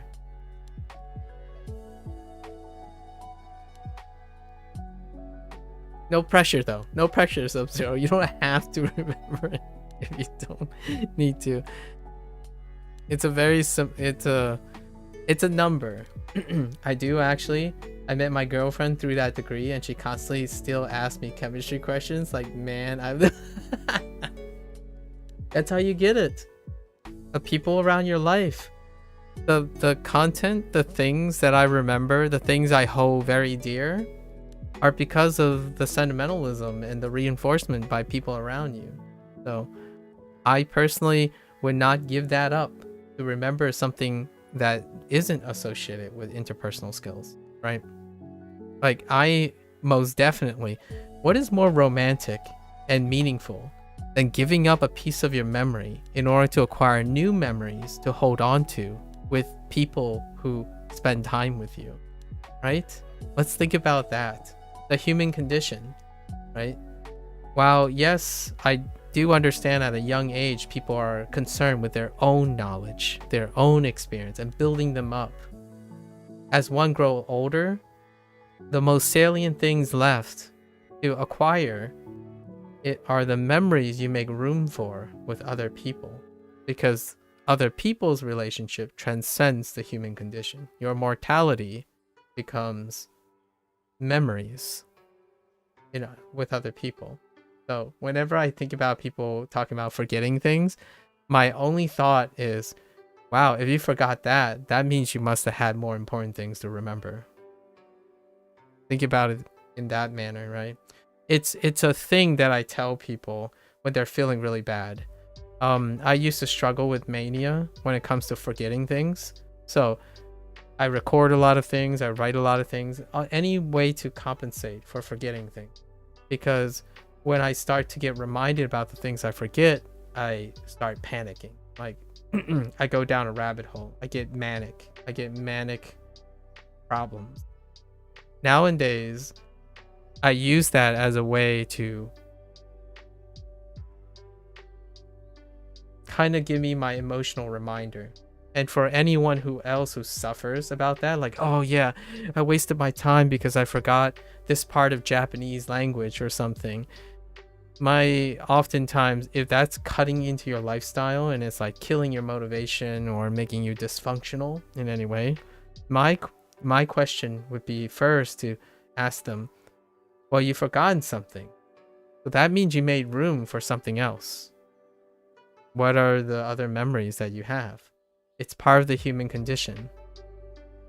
You call memories that are not important and make space for memories that are. So do those memories have value? Because clearly they do. And hopefully it's not something I usually think of, like, hopefully it's not something like, oh, I just remind myself how terrible I am. And that's what they are using their memory for. But it's kind of a nice thought process. It often leads to very natural recovery from feeling scared what you've forgotten, right? Because oftentimes what's forgotten feels like it's a loss in value. But what you're really doing, in my opinion, is whatever was forgotten has less value than what you remember now. That's really true in my case. It would be to make room for electrical engineering knowledge. I've simply never had use for that, chemistry knowledge in this degree. So it's natural that it becomes less priority to hold on to it. Yep. And here's another meta level too, if you still feel bad, right? Because you could argue, well, now you simply never used the chemistry knowledge, so did you waste your time in getting the chemistry knowledge?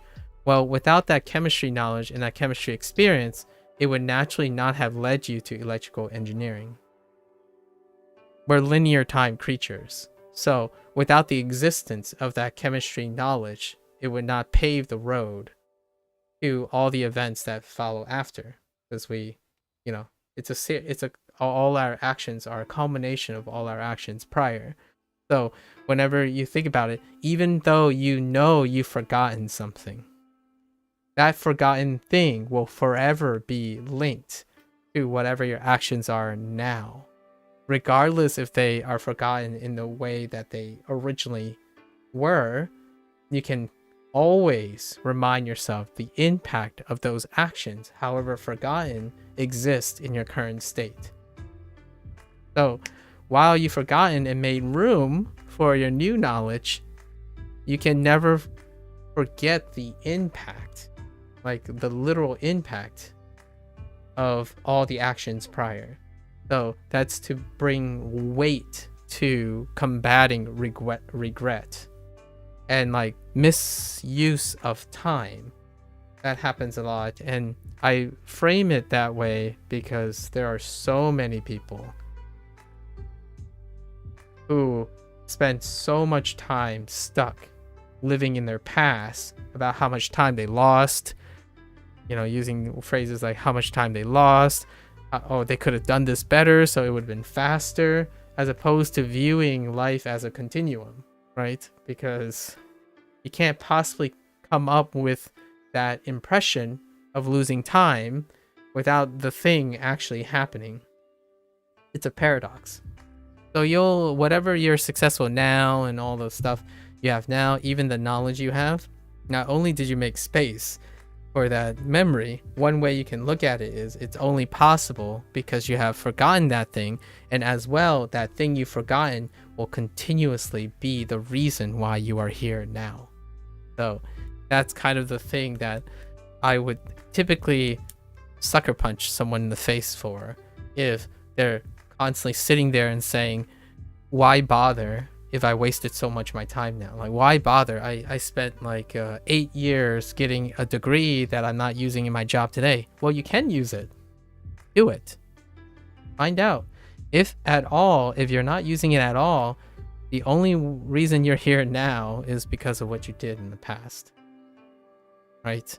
So that's kind of a thing. You're definitely a victim of that mindset. It's hard to not compare yourself to your peers, yes, who have already graduated with a master's or PhD because they picked the right degree for them, yeah, from the bat.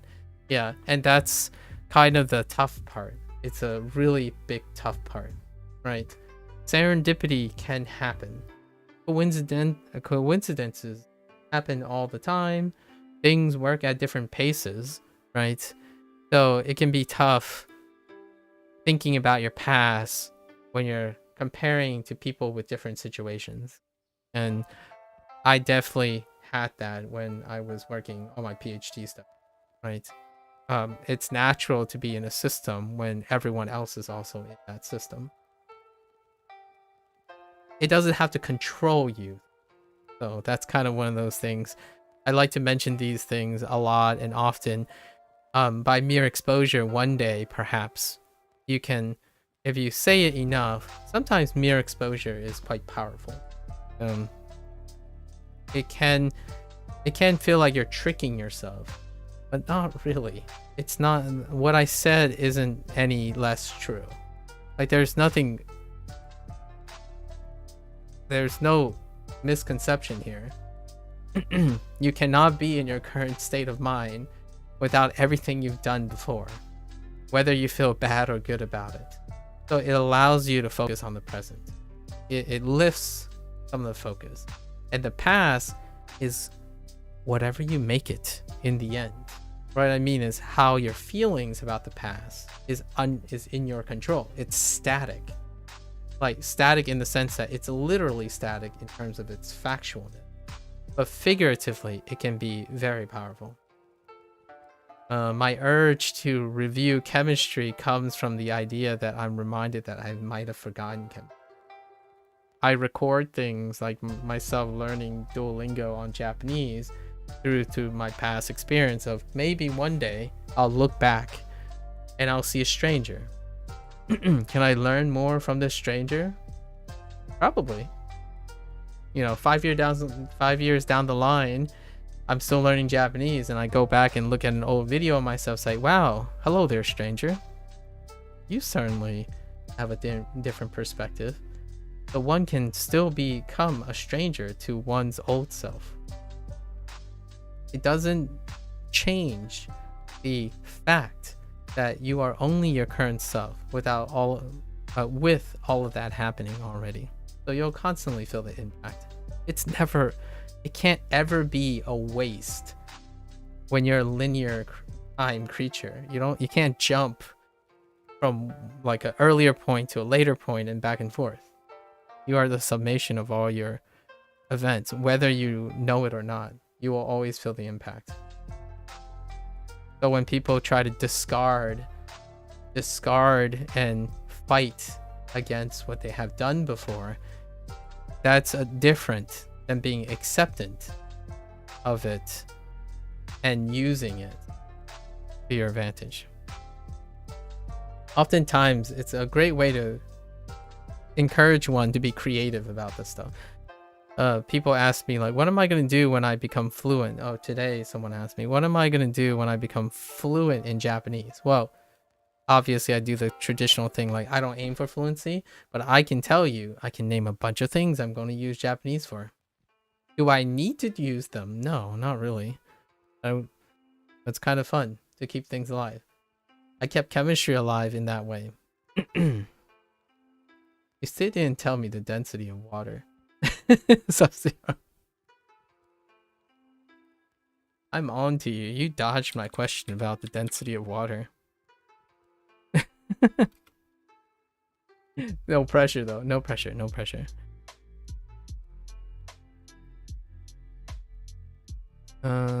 You...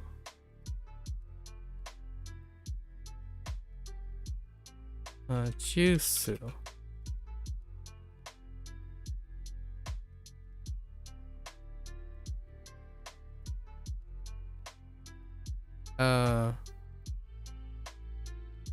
Old. Sore. Can I get away with sore wa watashi no jutsu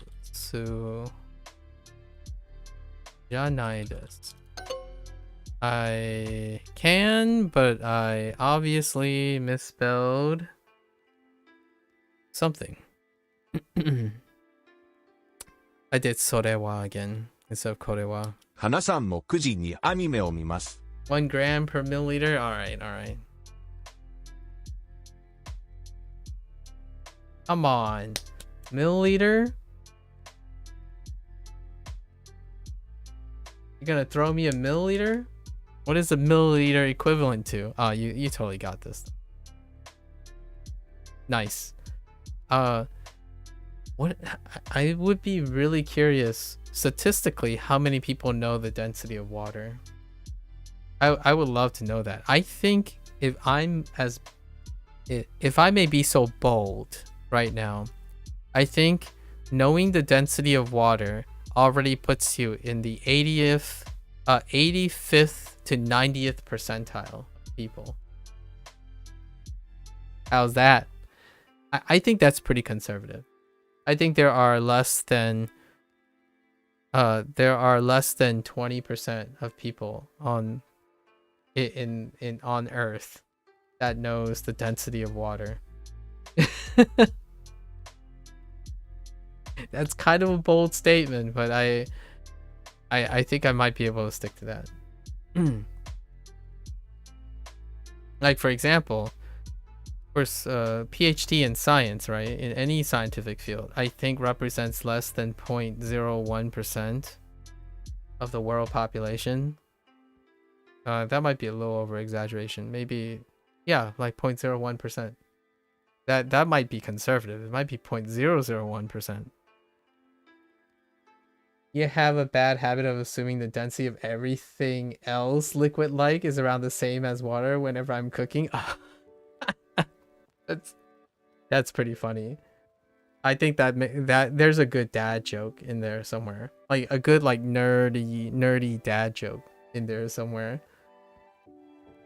Like, gosh darn it. There I go again, assuming the liquid has a density of water. So if I see like 300 grams and I don't have a scale, I just put 3. Oh, that's so good. That's so good. That's hilarious. I like that. Do you think people who don't know what the density how density works do that anyways? I don't think so, right? They would go out of their way and find like a measuring tool or something. In a way, that kind of shortcut kind of made you even lazier. I do the same, by the way. I do the same. Now try to explain to someone what cubic centimeters are, right? Imagine telling someone's like, well, it's 1 gram per cubic centimeter. Like, what's a cubic centimeter? Well, you know, it's 1 centimeter by 1 centimeter by 1 centimeter. Because it's really hard, in my opinion, it's really hard to imagine 1 mil in a volume. Like, you could imagine 1 mil of something, I guess. What would 1 mil look like conveniently? I think that some people assume that's the way it works universally, but a lot would probably be stuck. Yeah, you know. That made my day. I can just picture it now. The 300 mils. Vice versa. That's hilarious. It is very helpful though. It's pretty much like if you're cooking, you know what I mean? If you're cooking and you're not baking, it's good enough. What is the most can you give me an example where this totally fails? Like, what was your most recent thing where when you assume that the thing had density of water, what is something that would go like come out really weird? I actually don't know. I don't have an example because I'm kind of a measuring tool kind of person, so I would just go out of my way to find a proper measuring tool. However, I haven't used that shortcut in cooking. I haven't even considered using that shortcut in cooking, actually. I mean, as long as you don't use that approximation with honey. Oh yeah, that's fair. That's fair. Honey, something viscous. I think that okay. You think that'd be different? I see. Yeah, probably. I'm trying to think of another thing you could mess up even if you use that approximation. I think it's tolerable.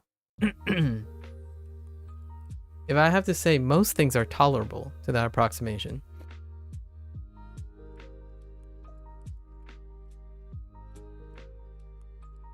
I'm thinking of things that aren't tolerable to approximations using chemistry. Like, for example,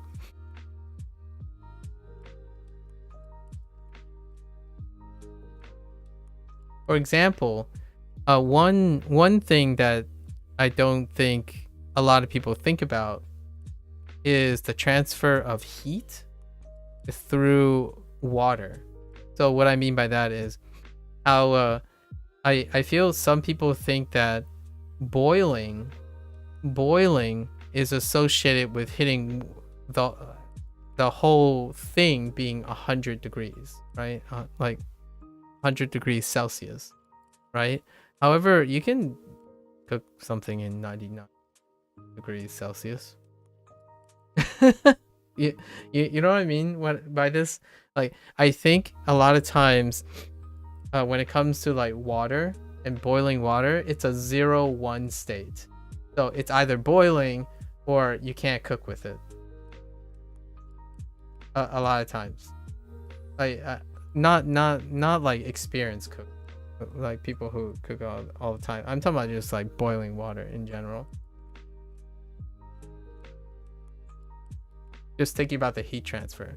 Like, is 99 degrees Celsius water, how effective it is at cooking compared to 100 degrees Celsius water? Like, is that appreciable? Is it negligible? I mean, I have a hard time quantifying that. Like, is it all that different?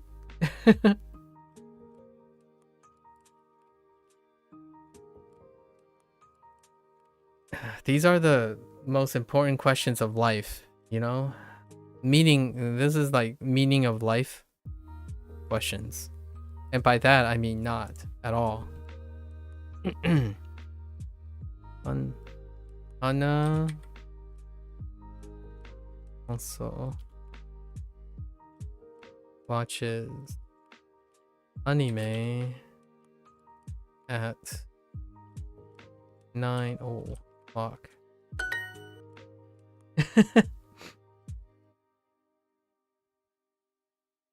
When you put cooking in there, I've already lost. True.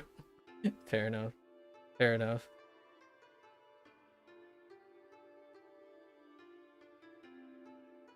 I mean, if you use like cups, heck, if you use cups and spoons and stuff, I'm already lost. So naturally, if there's an example of something that I fully rely on tools without having to know and think about it, it's definitely measuring spoons. In fact, I have one right here that I don't even use anymore. Like, you know, these things? Measuring spoons. Without these, I'm completely lost. Like, I don't even want to think about it. Like, what's a teaspoon? I don't know. I don't know how many grams that is. That's my cooking expertise right there.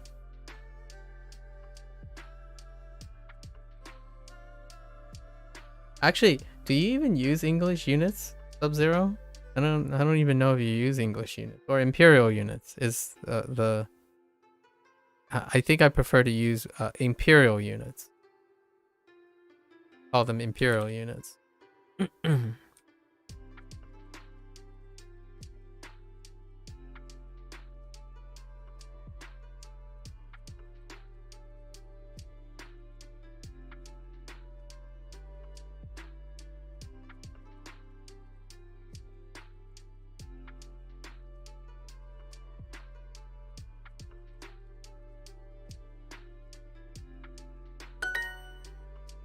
And I think it's worth noting, since we're on the internet, right? We're on the internet a lot of times. You while I do say, you know, the whole how should I express this without starting a flame war, right? By accident in like another 10 years or so. It's not that other people, like who uses imperial units, who uses scientific units, right? SI units and whatnot, or the metric system. Anyways, we'll call it the metric system. So the idea is, though, when we think about the internet, it's not guaranteed that you're going to get a recipe, especially a personal recipe, that maybe you like an influencer from, like, it just so happens to be a country that, or however person it was passed down using imperial units. You still kind of need to do the conversion regardless. So as opposed to making this into like some sort of generalized stereotypical argument about which country is more important and all that stuff and who's doing it, in the end of the day, information is information. It's kind of like saying, oh yeah, we don't need to know what these specific words mean, but if the internet is a collage or a mosaic of historical facts, then imperial units will come up eventually, right? So still to this day, my answer is that, yeah, it would be very convenient if there's some unified things, but at the same time, it's like I have time to remember both sometimes when I get to it. Nope, never. So if you feet or something, then I gotta hit Google. Yeah, fair enough. That's why we have tools, you know? That's why we have tools. Kind of like telling, here's a fun question that I want to ask you. What is the temperature in Kelvin where water boils?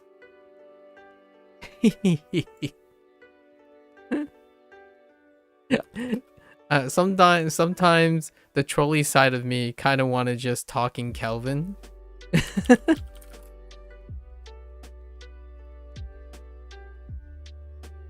Just for fun, you know?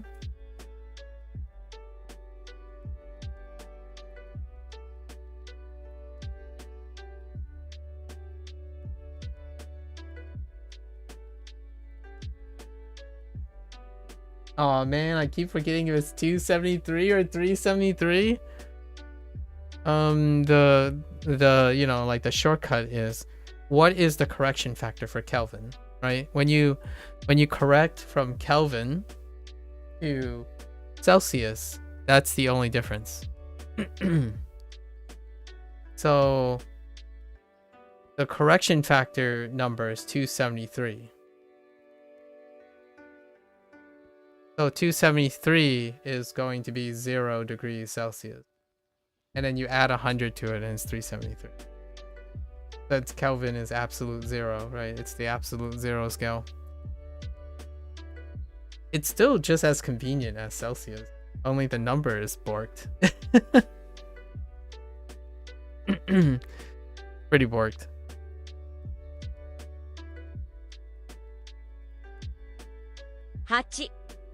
It's great that you remember 273 and 373 though. That's amazing. I think you've gone to like the 90th percentile, I would say. You probably graduated to the 90th percentile now. じ、9時、11、半。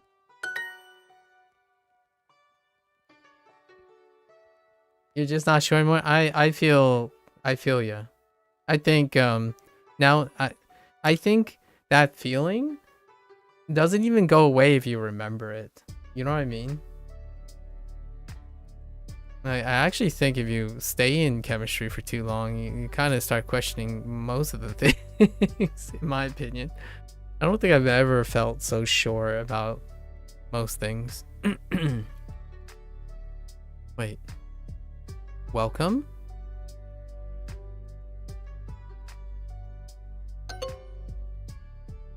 Oh, you want it. Wait, irashaimasu? You want it irashaimasu? Oh my gosh. Okay, fine. I forgot about irashaimasu. That's a very specific welcome. What the heck? 8、半。じ、 Oops. じ、9時。12。 Okay. But don't ask me to calculate moles or determine molecular structures. What else can we pull from chemistry? Well, you can, if you want to elevate, I guess this will put you in like the 95th percentile, right? Knowing Avogadro's number. I'm not asking you to calculate moles, but do you happen to remember Avogadro's number? You know what? I'm not quite sure myself.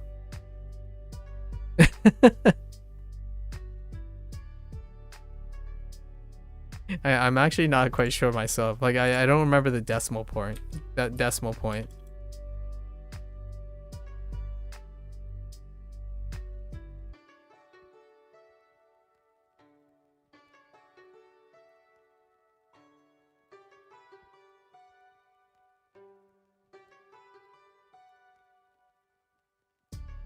Nope. You remember the term though? Yeah, that's how you calculate moles. So I figure I'd take a step back. It's I don't remember the decimal point, but it's 6 times 10 to the 23rd. Right. That's the amount of moles per gram, or moles per, I don't even know the units for Avogadro's number anymore. What is the units for Avogadro's number?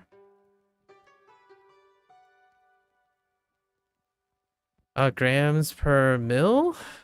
Or no, that's just a conversion. It's a ratio, right? Oh, yeah, it's a ratio. It's like 1 over moles or something.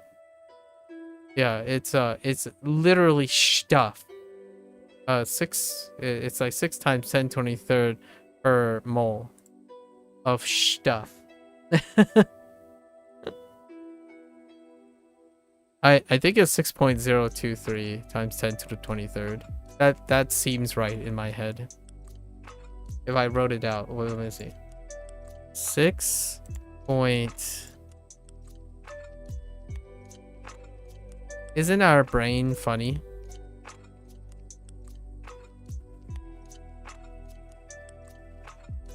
Oh yeah, that looks right. Yeah, that's Avogadro's number.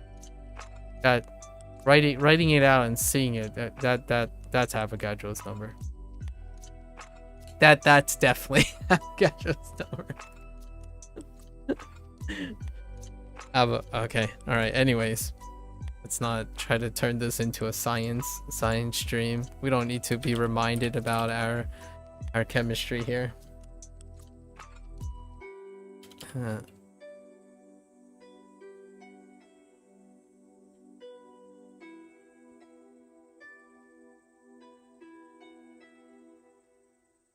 Anime, okay, 見ますか? Okay. 京都も綺麗です。京都も綺麗です。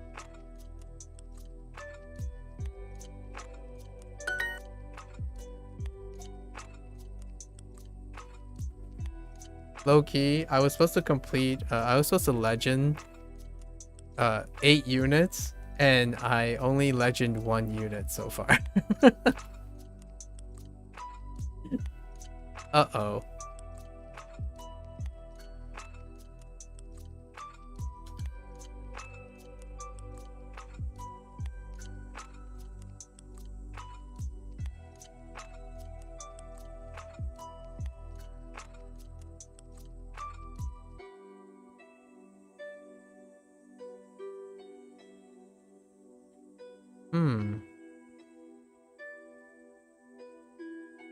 I guess I can do it this way, right? I'm sure I can do it this way.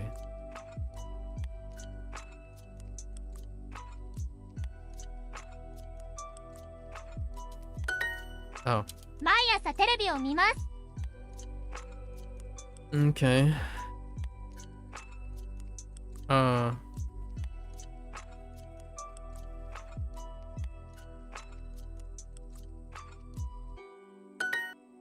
Okay.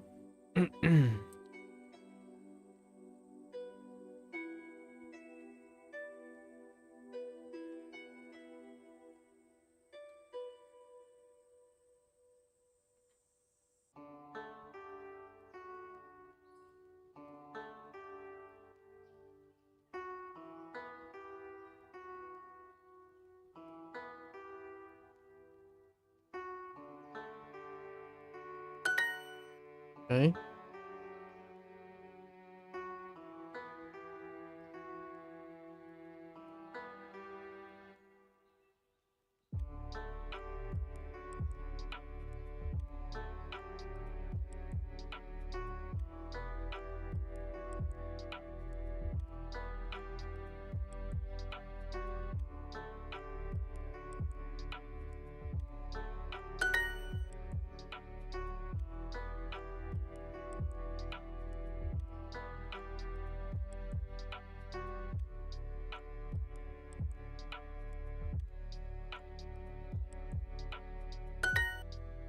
Okay.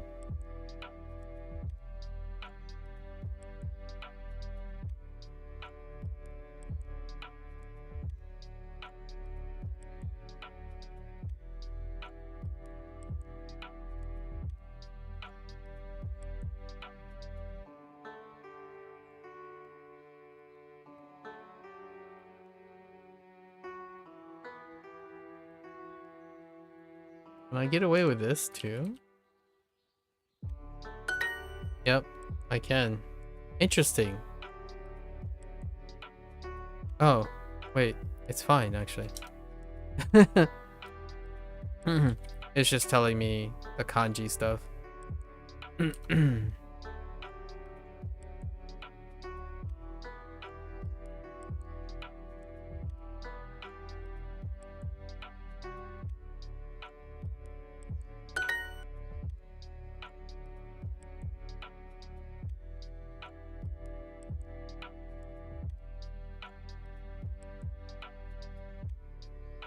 Uh,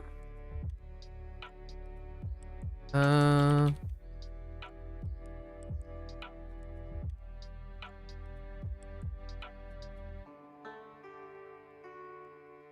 okay. All right. Oh no, I'm not even close. Holy, I was way too ambitious. I was way too ambitious. There's no way. Holy, I'm not even close. Yeah. 話します。話し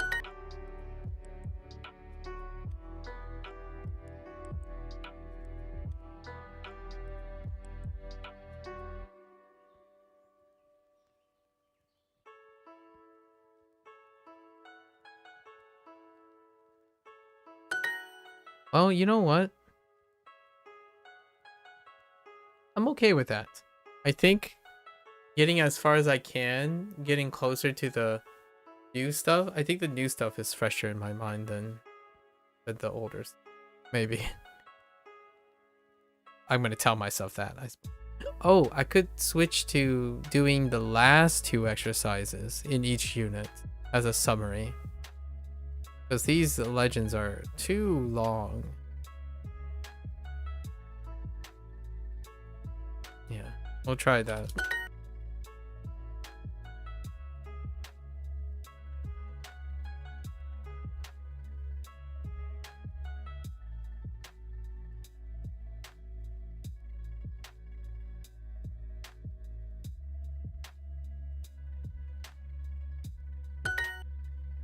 It's not going as fast as yesterday because of the prompts, or the day before, I mean.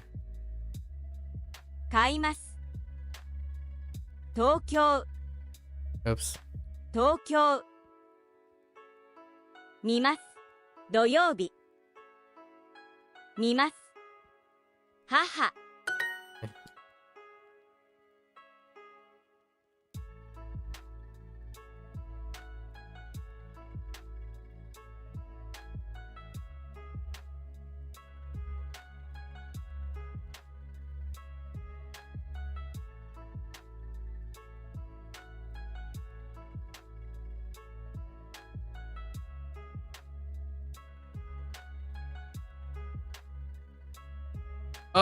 Whoa.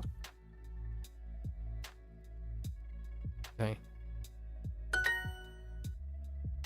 Okay.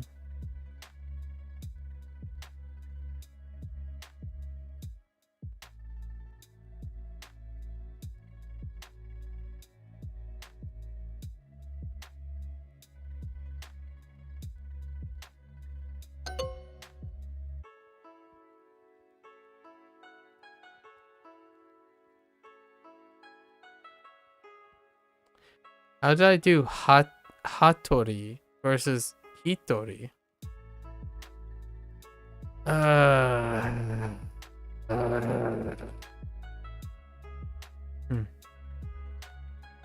over it.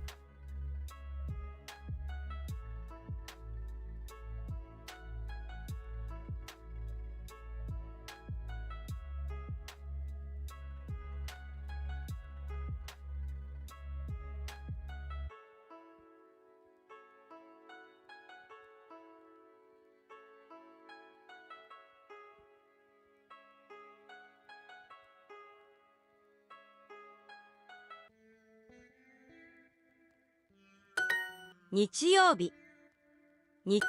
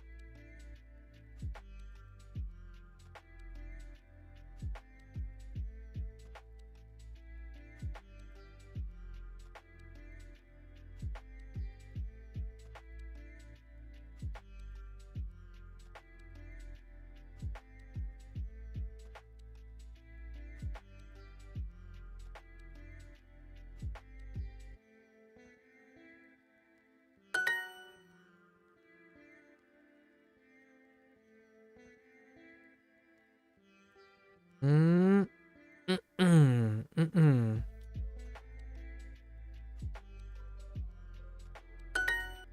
Okay.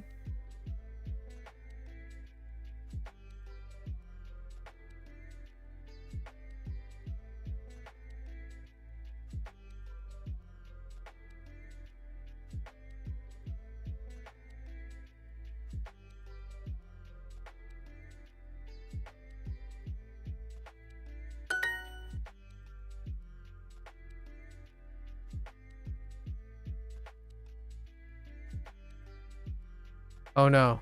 Oh no. Uh. Uh. This is it. Ah. Oh, it's freaking. Oh, wait. Oh, it's hang out. Oh, I think dekakemas is going out. I think so. It's fine. I that was intentional. I thought it said going out, not hang out. Hang out and going out. That's a very. It's fine.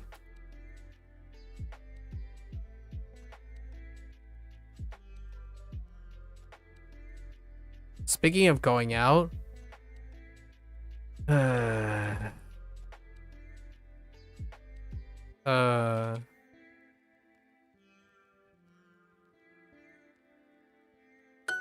yes.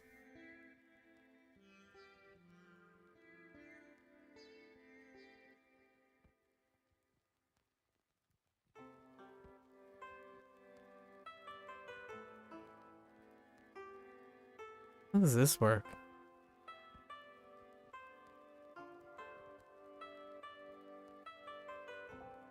Yeah, that kind of looks right. Yep.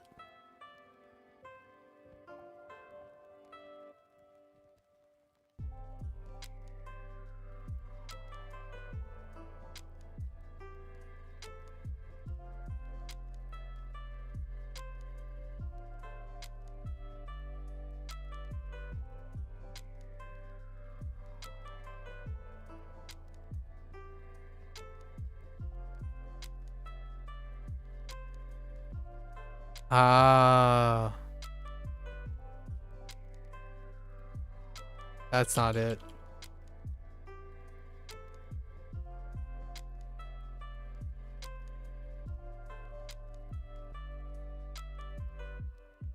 That's not it. What?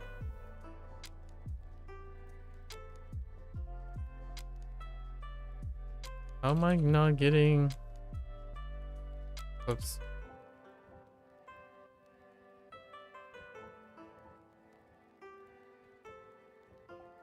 Okay.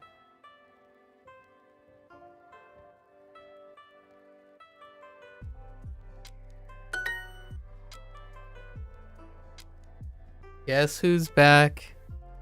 Back again. Jelly's back.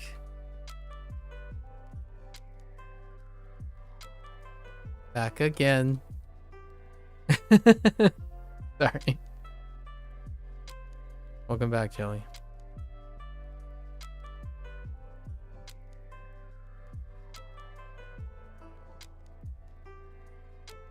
That was my most monotone take on on that song.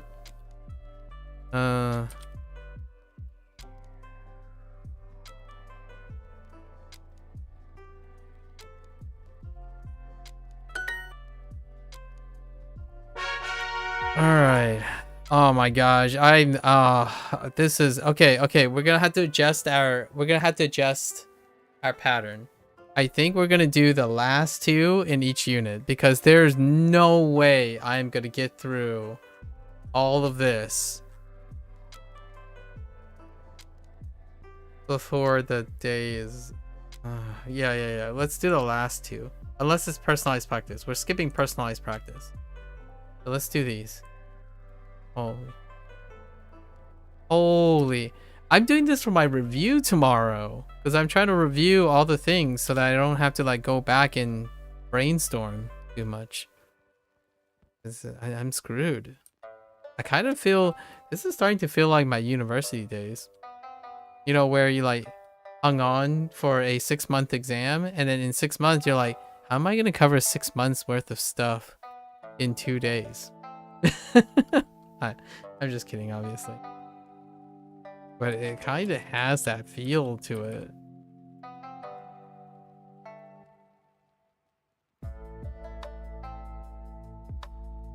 What? Yep.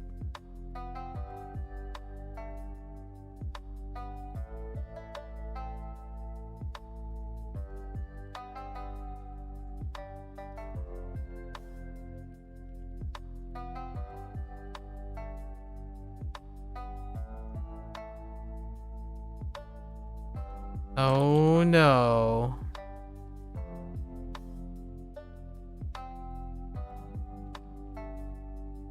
Oh, actually, that's right. I'm actually pretty. That's interesting.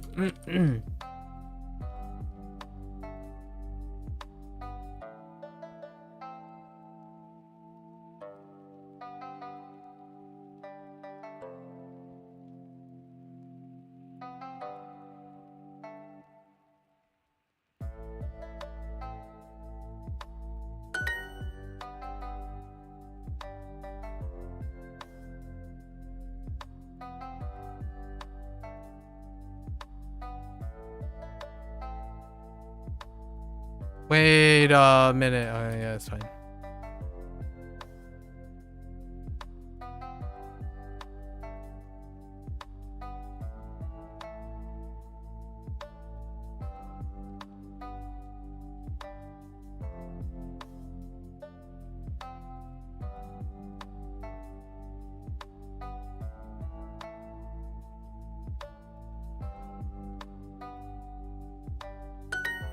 Okay. All right. All right. That's fine.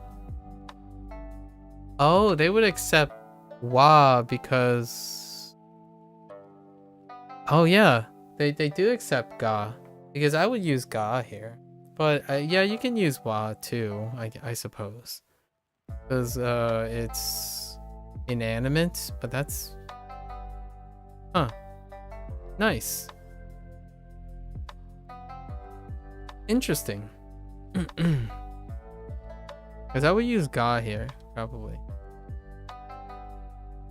In order to convey having something.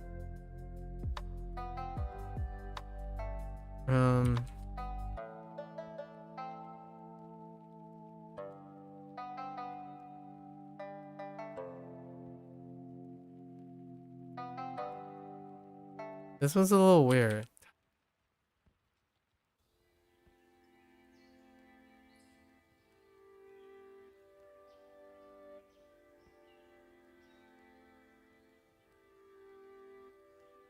I feel like that's right. Yes.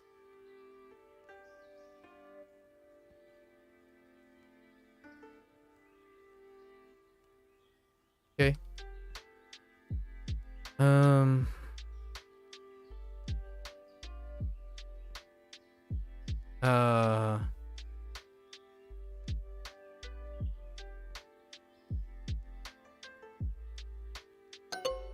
Dang it. Oh. Ikai. I forgot the t. Okay. All right. Okay.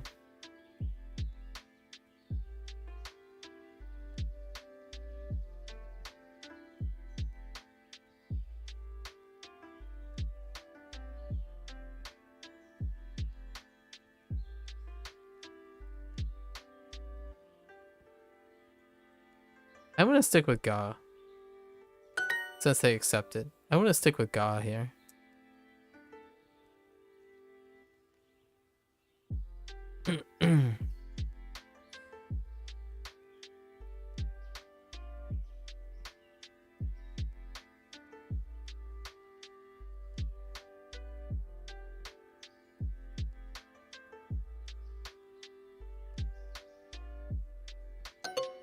Dang it, it's just Oh, toe. Oh, whoops. I typed oo instead of o.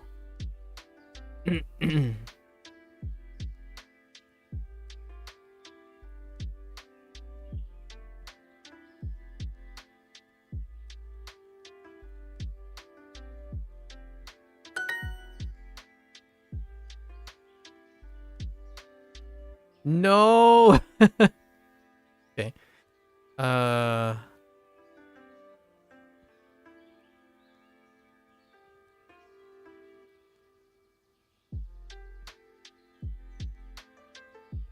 Save me.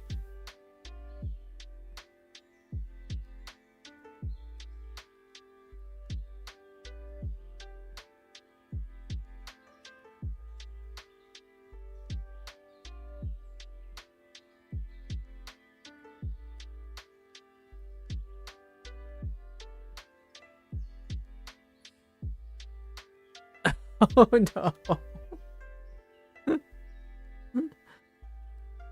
Oh, okay. Okay. Oh no. Oh no.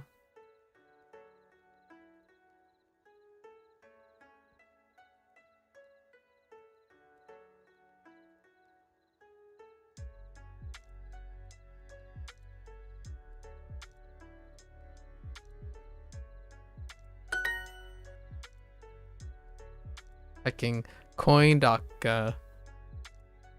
Coindaka. Ah, man. Another one too.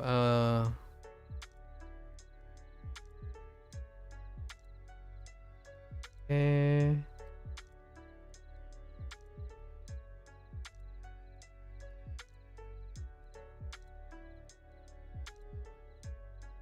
That's not right.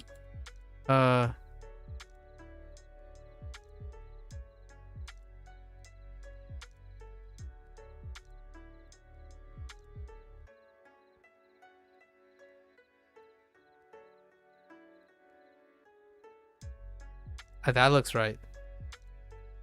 Okay, that looks right.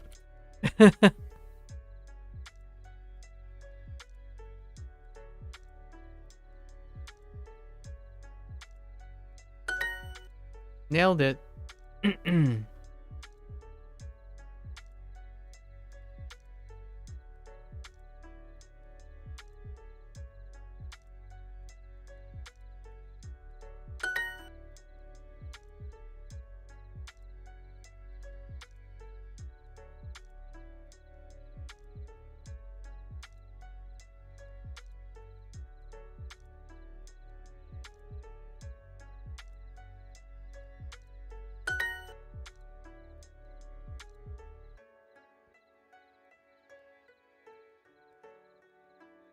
Okay.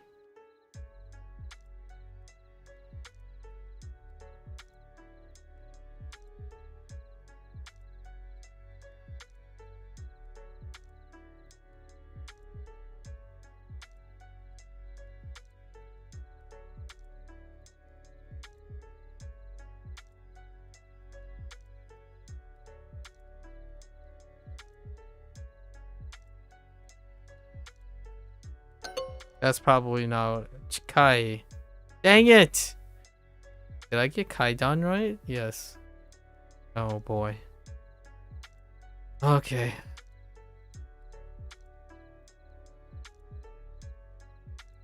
I'm thinking of something else. I'm thinking of nearby. Chikaku. Nearby as opposed to close. Chikai.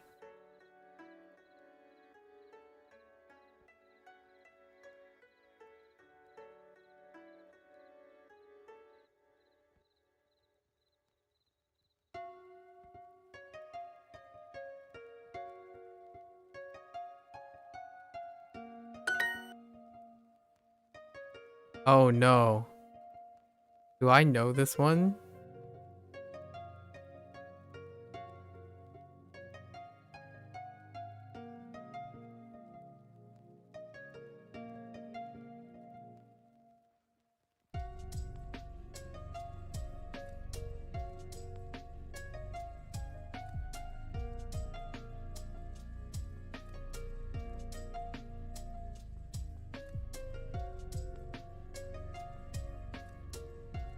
Day something. Day. Deguchi.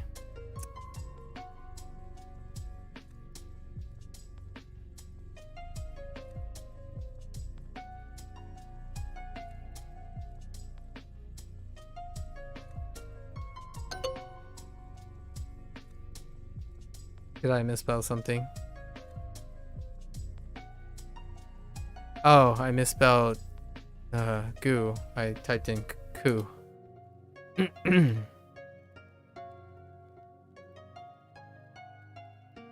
Oh,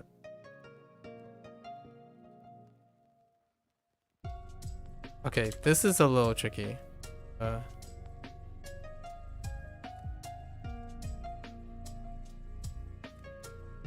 Because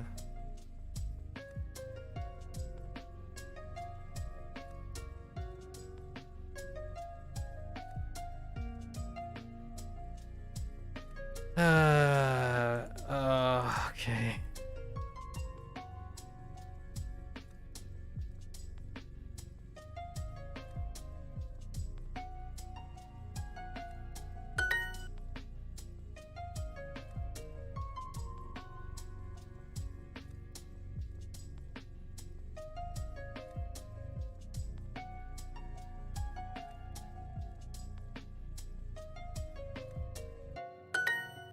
Okay. Ooh, some of these.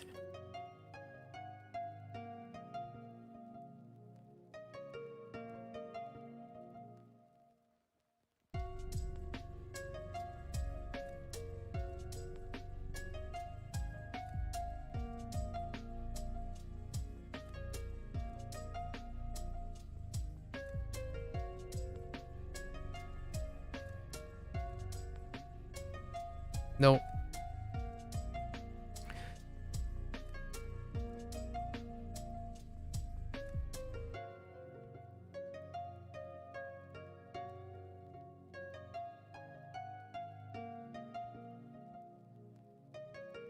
I have not been to Japan. I have not been to Japan. No.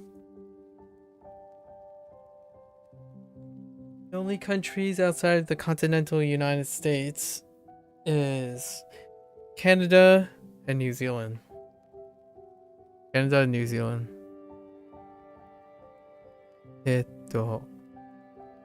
挨拶挨拶挨拶挨拶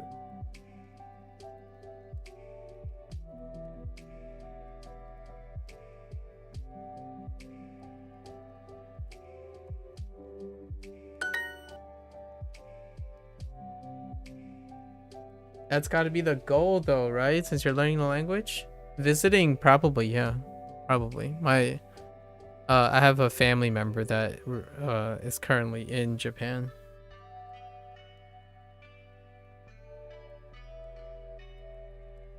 You've been to Tokyo a few times as a kid. It's pretty fun. As a kid, dang. Imagine how much fun you'll have as an adult. Sub-Zero. Tokyo is like an adult playland. I actually think you'd probably have more fun as a kid not going to Japan, if you know what I mean.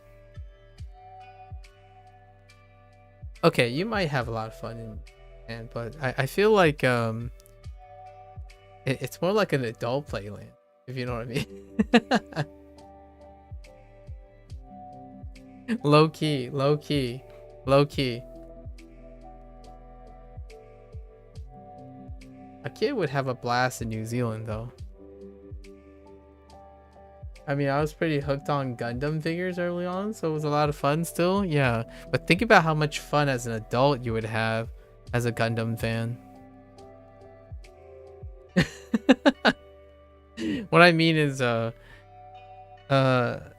Japan is often not strikingly as a pleasure spot for kids because of their cultural thing. A lot of things center around I guess you still have anime, right? Anime, manga and stuff. That's a lot of youth culture. But man, if I had to pick a place for like an adult to go, it'd still probably be Japan, and like maybe Italy, somewhere in Italy or Spain, somewhere it's like it caters to an older audience. Because I mean, we can't deny that Japanese has the ruling body in Japan are older people. However, if I'm thinking about a kid, it would be somewhere where you can be rambunctious and like cavalier even. Oh yeah. Yeah. Chongqing is that cyber city, right? Is it? Chongqing is that crazy? No, it's not. Wait, is it? No. There's another place. Wait. No. If it's China, there's another. Wait, is it the same place? Are we talking about the same place? Oh, it is? Oh, yeah, never mind. Okay. Yeah, I would want to go there. That is most definitely an adult spot, if you know what I mean. Like, it's very adult oriented. In order to truly appreciate that, it's kind of not dawned on a younger person. Yeah, like when you're young, it's kind of hard to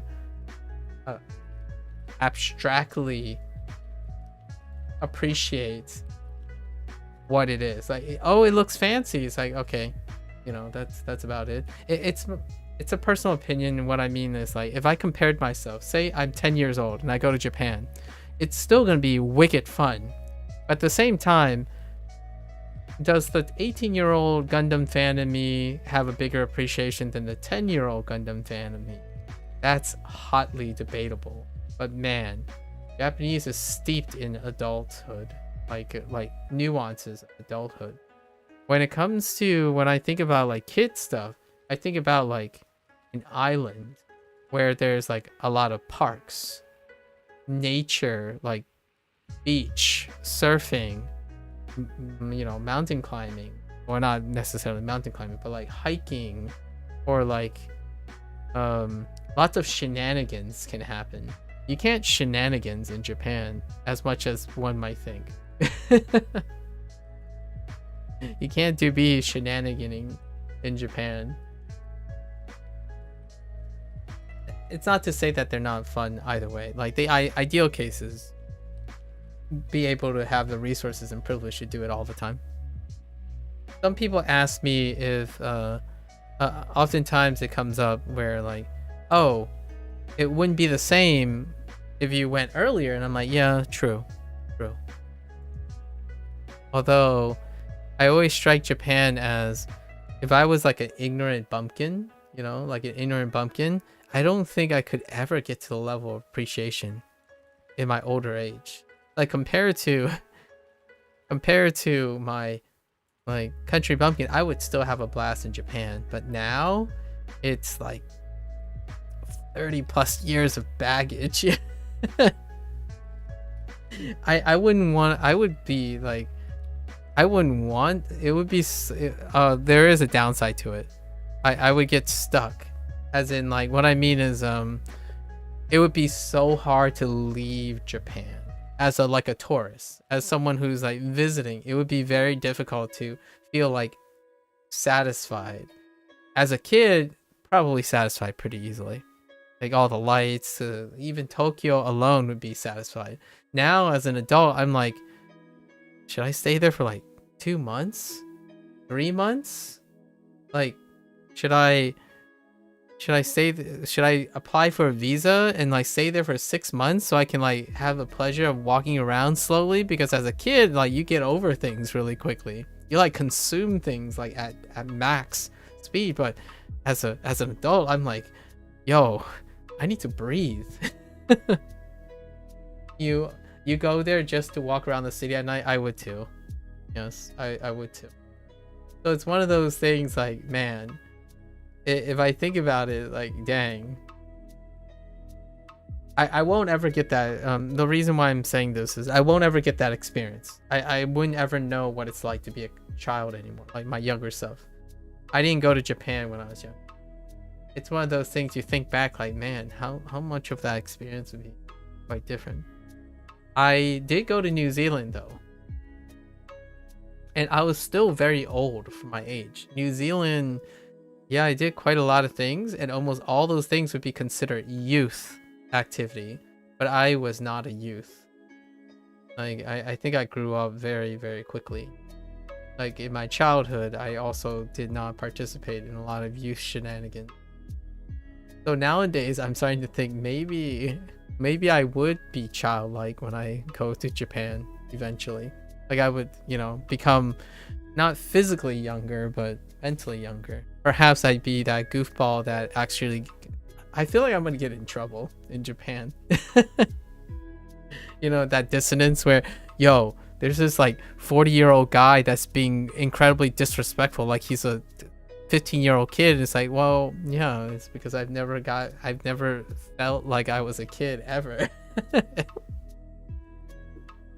Yeah, in New Zealand, like everyone would be going out every day and they'd be doing like road trips and they're going to the beach constantly or drinking or, you know, getting smashed, like what have you. And me, I sat there and did work a lot of times. I actually did more than I've ever did in my entire life in New Zealand. I studied abroad in New Zealand. Third year of college. That was the most time I've ever spent outside of the United States, or even the North American continent. Right. It was pretty, in retrospect, it was pretty transcendent, I would say. Most of my college life was pretty transcendent. I became less socially awkward, like became more socially adapted, met some friends for life. Well, so many things happened then. Lots of social conditioning happened. What the heck?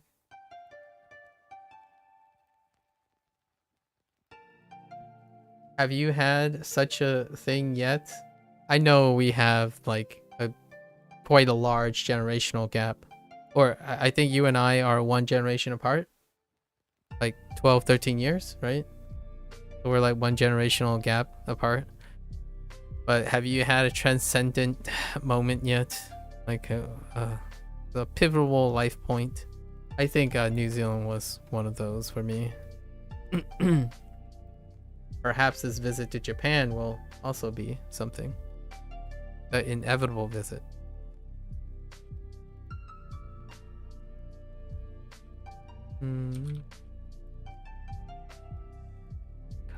Yeah, Chika.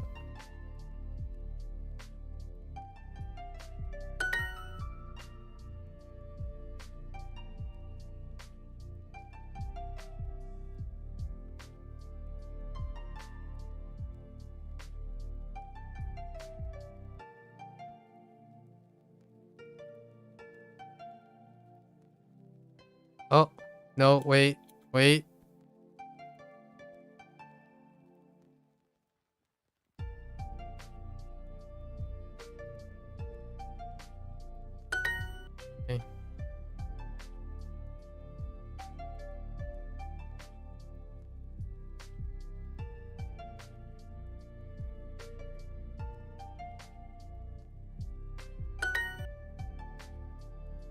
Same here, I'm definitely less closed out after being in uni, but I'm more of a homebody now. That's fair enough. Me too. As one ages, you definitely start becoming a bit of a homebody. I can easily be outgoing with people and be social, but I don't want to. Wait, what was the question? Do you have a transcendent moment? Like, are there any periods in your life where you've undergone like a major, I don't know. I call it transcendence, but like a sudden perspective shift.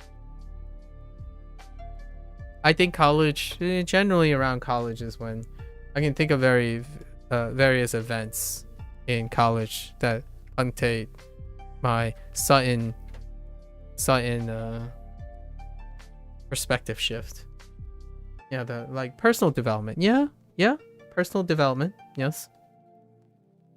Got any of those?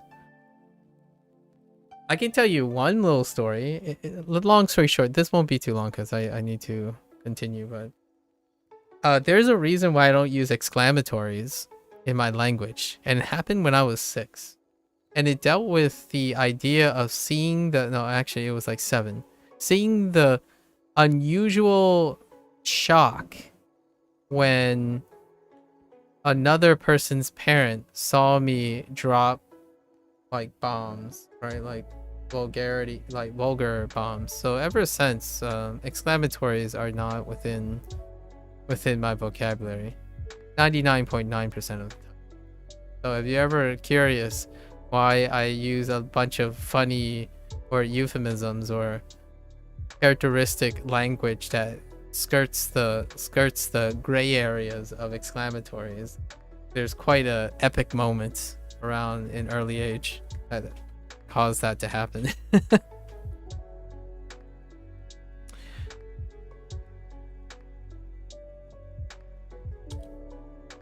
Oh, there's a otearai.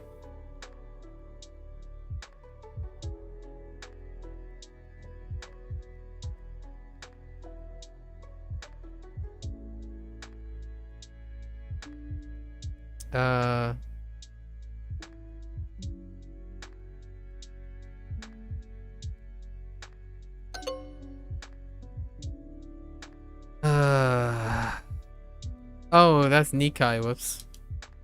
Okay, that's fine.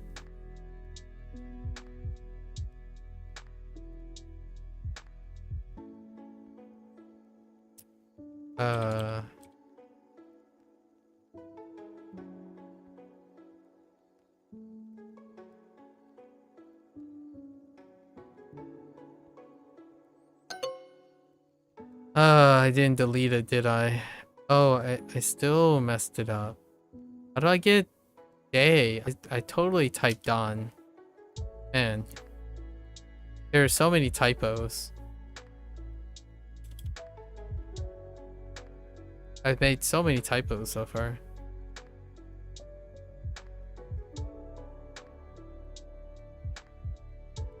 I just don't want to read it. I full send it.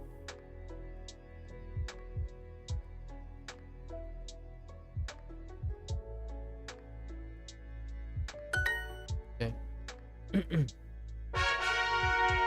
You think after high school was when you started being more outgoing? That's a very familiar story. I can definitely relate to that.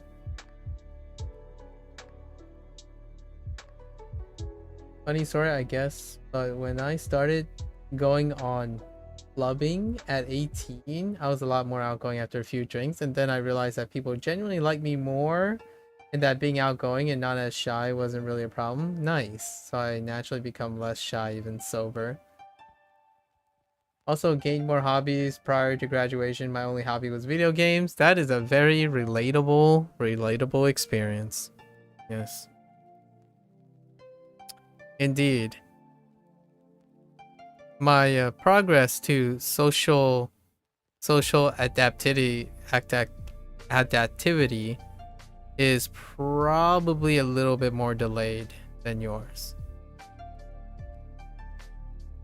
However, it pretty much followed the same general pattern after high school.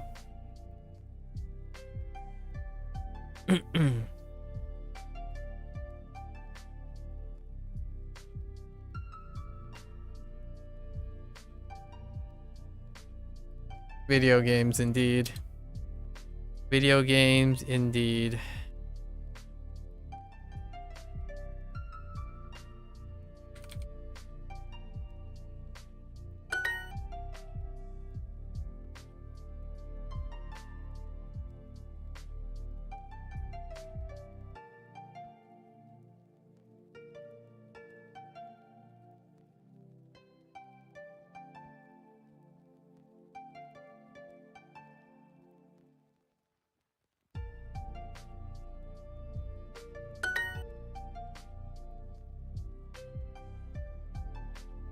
Clubbing, huh? I have been clubbing. It's kind of funny. I have been in clubs. The first time I've ever been in a club was, yeah, it was in college. Actually, can I go as far as saying the first time I've been in? No, I've been in a bar before, and I know how that sounds, but I kind of sort of worked in a kitchen of sorts where it is attached to a place that does serve alcohol. But however, I only worked in a kitchen, so technically there were ideas of bars and stuff. But yeah, definitely clubbing came after, much after, in my adulthood. I feel like when you're in school, you're also kind of stapled from start. If you were shy and unpopular at the start, then it's kind of hard to break out of it. Indeed.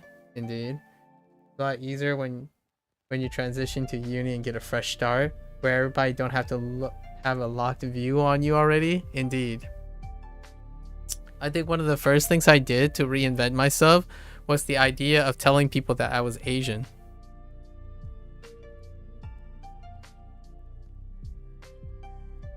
I kid you not, that was my pickup line. No, I just guess that pickup line. It was the thing that I used to break the ice all the time, because I was in an environment in which not a lot of people look like me. And in high school, you stack that on top, right? In high school, as a kid, you're typically stapled in a sense that if you don't fit anywhere, well, you don't fit anywhere. So when you go to uni, you become an individual a lot of times. At least in my transition, uni, when you start thinking about an intellectual pursuit, oftentimes it becomes a little bit less tethered to communal values and more individualistic values. So in that way, I did the one thing that I did not do in high school, and is to tell people that I am Asian. So that was the way I started reinventing myself, I suppose, in a manner, because it's a thing you can't say in high school. I know how ironic. I know this might not necessarily be relatable, but if you're shy, it's kind of resonating. If you can't express yourself in high school, then you stay unexpressive in high school, right? So much like that, there is also the idea of being different in high school. And much like that, it stacks on top of the idea that you cannot express things that make you hard already. So like hard to fit in already. So once uni came around, right? Once college came around, the first thing I did was express the one thing that I had trouble expressing, which was basically everything I am that is not the same as everyone. I still remember the meet and greet. First day of college, we had meet and greet, so everyone like formed a circle. A bunch of people formed a circle in the social quad, and we were supposed to do introductions. Basically, say your name, what your major is, like a little bit about yourself. And I'm pretty sure my first sentence after saying my name and my major was, I don't know if everyone noticed, but I'm Asian. And then the rest is history. To the credit, that circle did not have an Asian person in it. And even then, I think there was one, Asian that I've met in my college years. And that was it. In my high school years, I met 2. And then when eventually it took me to the city to do like post baccalaureate stuff and then graduate school, then that's the rest is history, because higher education's cultural hubs are around cultural hubs, so you have all sorts of Asians and whatnot. it's practically unexpected to have the majority of people coming from the same place, right? Like it's very difficult to even identify as a collective when you get higher and higher, because you become more and more statistically exceptional. So generally speaking, you become less and less eclectic, and like you become less and less samey and more aiming to be trailblazers and whatnot, and pioneers, right? But yeah, I still remember it. I still remember everyone laughed. It landed, right?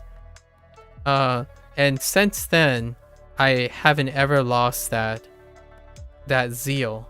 That was a pivotal moment in my life.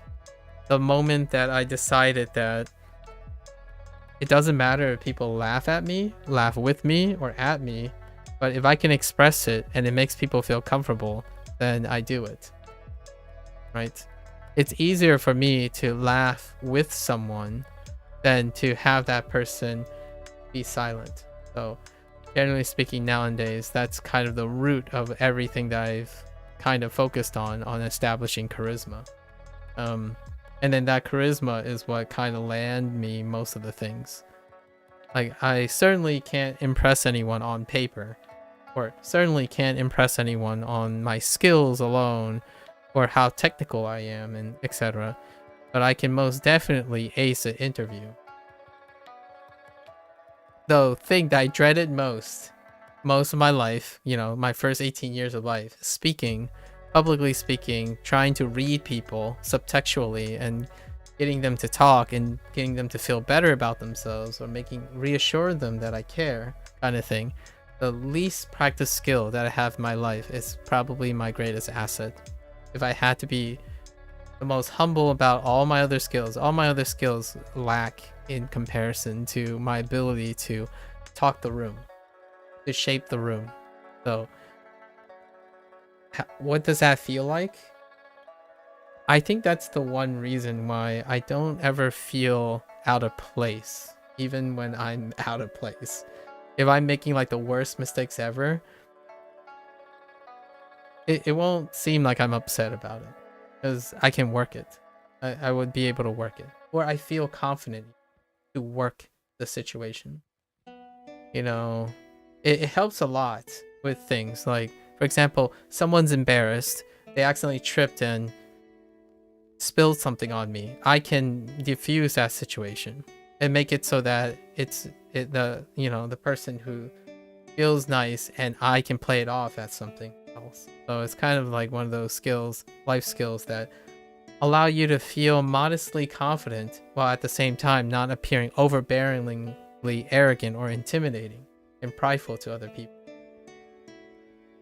Sure enough, there are very successful people who are prideful and arrogant, and they deserve so, right? Because they are the GOAT in whatever they're doing. You can definitely go through life achieving that path. But honestly, I'm gonna say this in the weirdest way possible, with the utmost humility. I make mediocre sound good. That's my jam. So I make people's mundane life. My goal is to make people's mundane life seem extraordinary. That is the way to help people feel better about themselves. I think there are plenty of people in the world that either intentionally, indirectly show that other people's lives are insignificant, right? It's not like directed or malice. There are plenty of telltale signs on the internet and whatnot that indirectly, non-maliciously, make other people feel insignificant. So if there's any focus that I have, is often trying to demonstrate how I find most things in life very significant and interesting. And in that way, I want other people who at least came across me or have talked to me or spent time to know that there's at least one person that think your life is significant. And you can also feel that way about your life. And that might not get you money, might not get you success, but what it does do is it lowers the barrier for you to become a chance in being successful. It's incredible how how having an outlook that make it seem like your life is not insignificant can shape someone's ability to be consistently more successful. So, like, to them, like whatever they think success is, if you can get to that perspective, it feels like anything can work. Usually, anything can work. You tripped and fell. Well, guess what? I'm going to make some people laugh about it and then own it. That kind of thing, right? You diffuse all the things.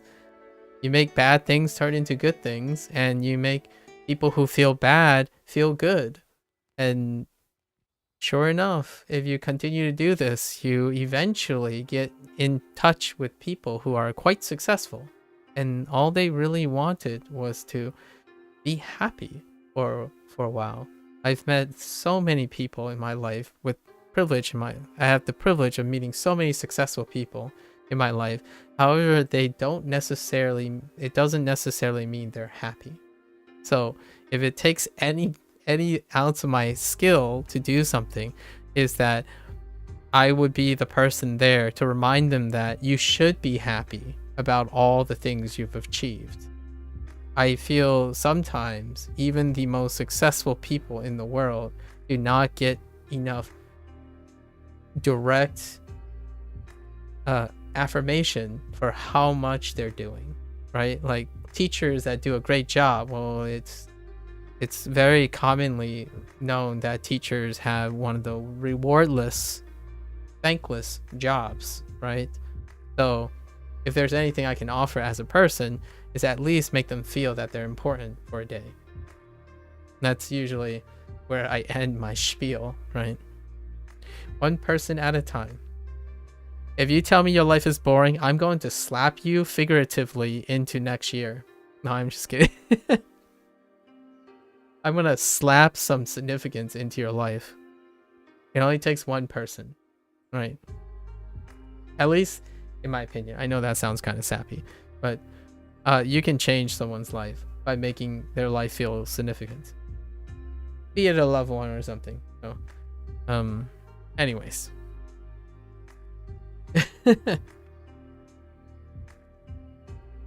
It's tough in this day and age, though. I have to admit. Especially, you're in uni, and then anyone else who's like around your age, that's kind of the mindset that you're constantly combating. It's like, will my life have significance, right? Am I doing things that will make me significant?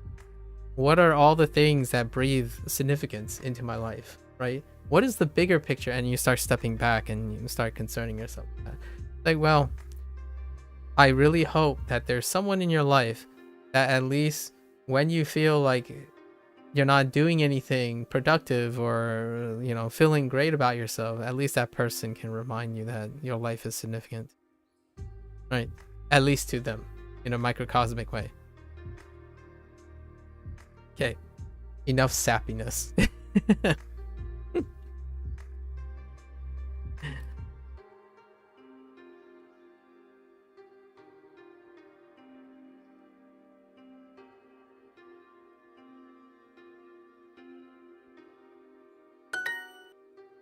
I always wondered if I could make people cry.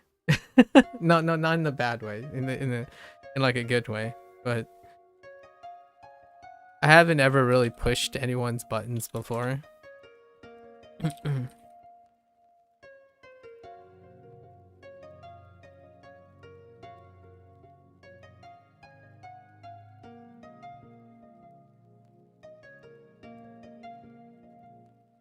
Okay.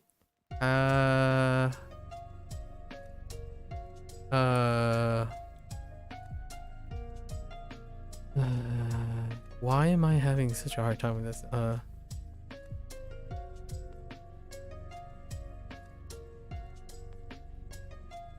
Oh, that's because. Oh, that's because you can do it this way. That's how I'm getting that thing. Usually the other way around. Whoa, now. You gotta, you better know. Is that a challenge? That sounds like a challenge here. real talk though. There is always this one thing I'm concerned about oftentimes is when someone asks me a question, or maybe they ask for advice, there's this like manic inner voice in my head all the time, like, okay, so now officially whatever you say now, you can be responsible for it. So then there's this heavy pressure to want to say the thing and have the impact that you want. But oftentimes, like when your like skill that you're, or whatever your trade is dealing with people, that feeling of unpredictability with people is a ever looming pressure. And that happens with teaching a lot. So whenever you're teaching, like, you end up almost assimilating all the pressure. Like, you don't really want to fail a person. You can fail a project. You can fail inventing something. But then if you ever get into an area where you can fail people, it's pretty maddeningly imposing at times.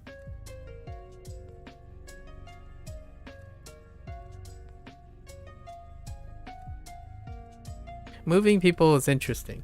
It's also, however scary it is, it's also incredibly gratifying as well. You know what I mean? Like, high risk, high rewards, you know. If it's very difficult, it's not like everyone's jumping at the gun to do it. So if you end up doing something successfully in that, it can be equally as gratifying, right? Equally as gratifying. Until someone comes by and say you ruined their life and they slap you into the ground and you're forever recluse and never get online ever again. I'm just kidding. I'm just kidding. I kid. Just kidding, folks. Just kidding. Although I have thought about it.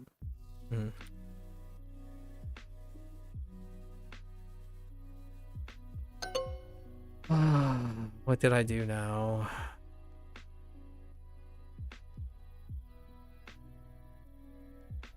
What?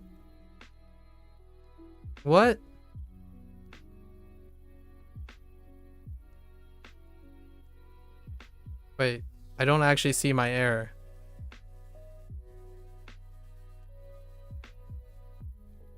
Oh, how did I misspell sumimasen? Oh my gosh. Okay.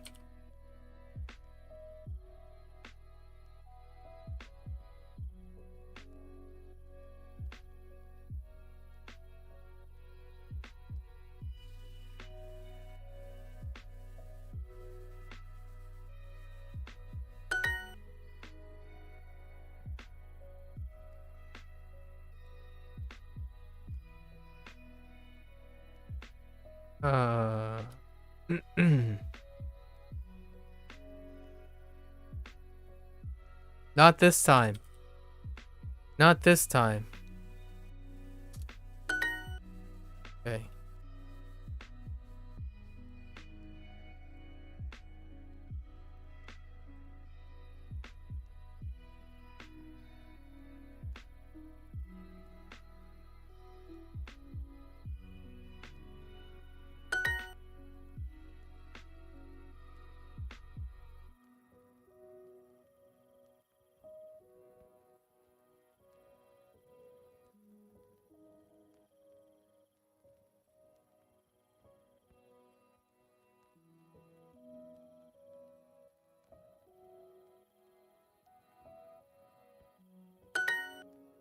Okay.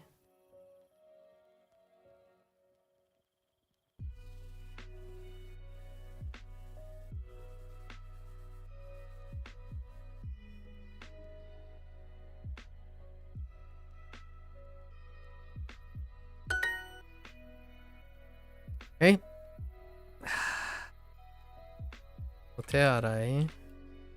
How did I screw this up earlier? No, I think we're fine.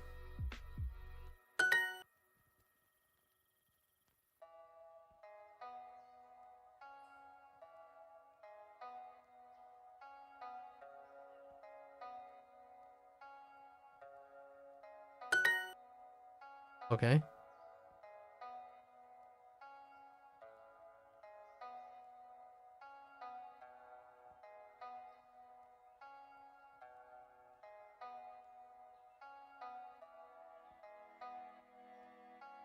Okay.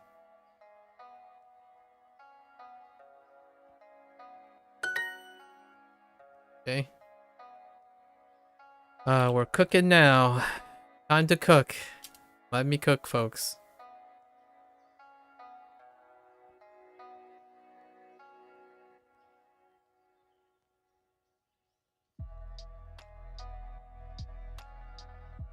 It's kind of funny. We were just talking about cooking earlier. No! I lost. Oh, it's cool. Whoops.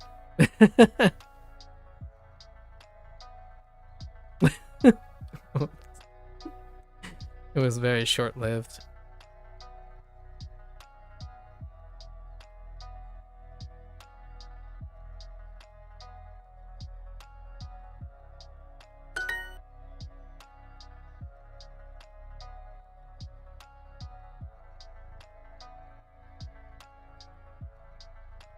Oh no.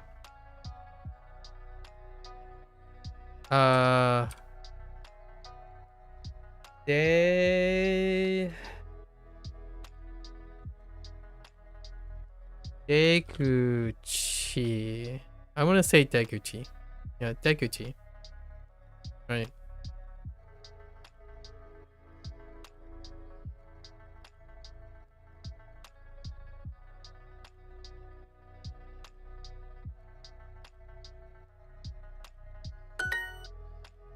Nice.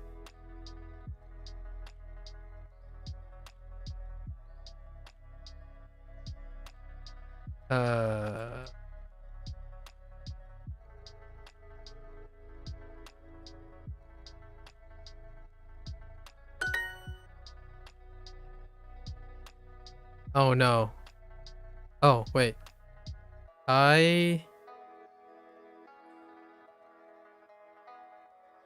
Satsu. Satsu. Not this time. Yeah.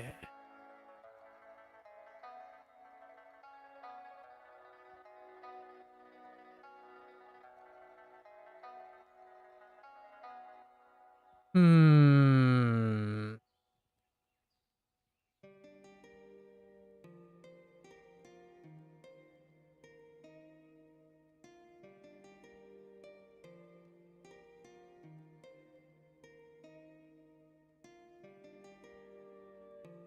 No.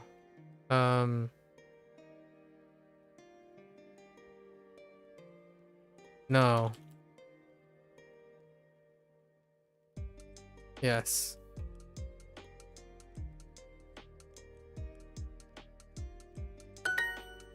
Okay.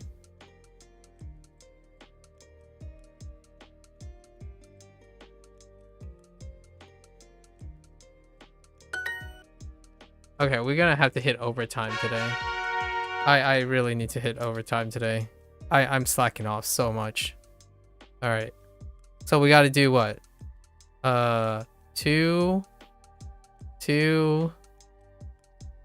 4, 6, 8, 10, 12 more lessons, 12 more legends. That's fine. I think we can do this. I totally think we can do this. Keep slacking. I'm gonna use the bathroom.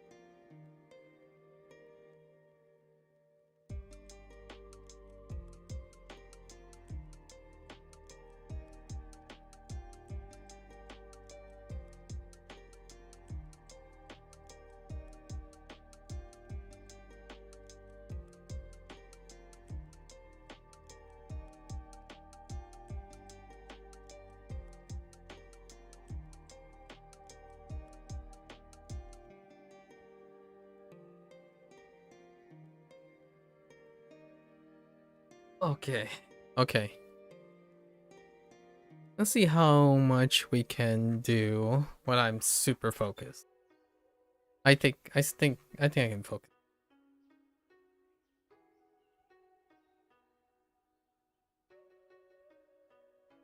Okay. All right. 言います。 Okay.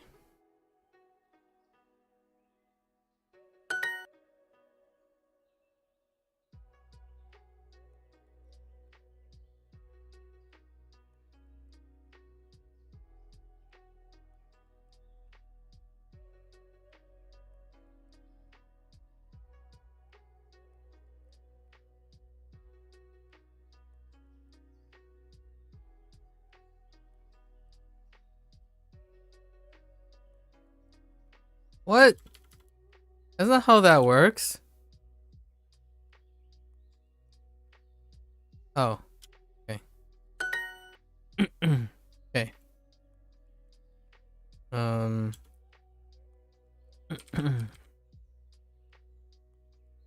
no, there are a lot of katakana in this section too. Ah, okay.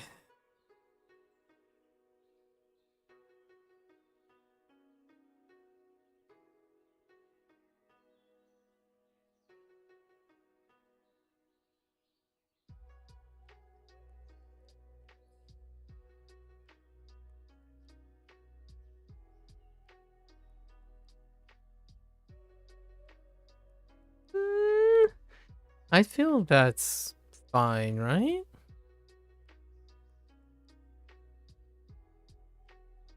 Oh, and there's gonna be a few things I can't actually type. Now that I think about it.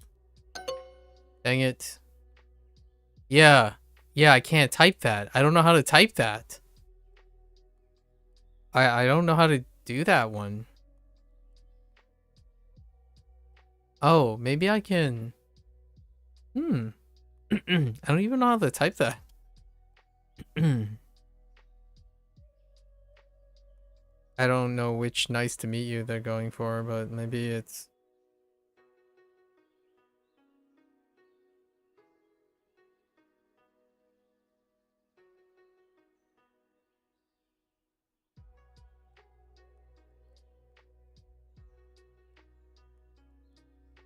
Maybe it's that? Yeah.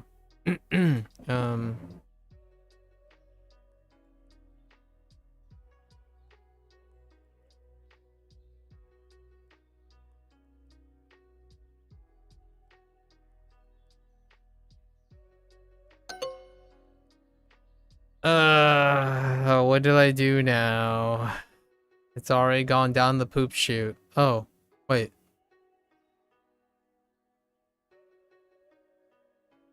Wait. Oh.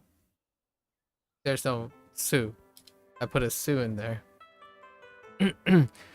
Oh, come on. Why would you do this? Okay.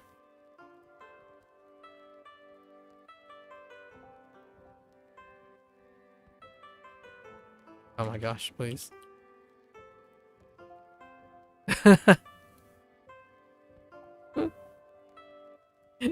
J-pop to J-pop. Pop.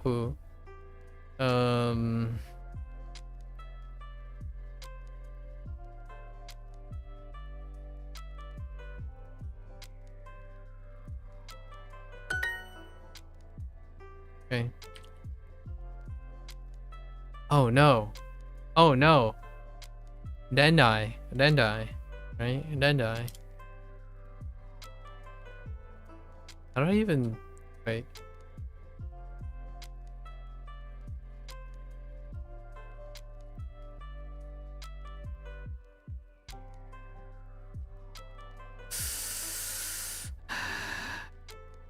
I don't know. I mean, we'll send this, obviously. Thank you.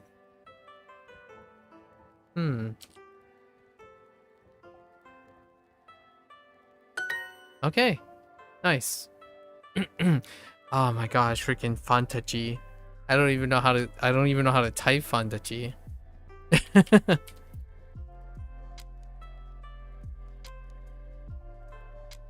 Okay, let's try it. Oh. Wait, is that how I do that? Wait.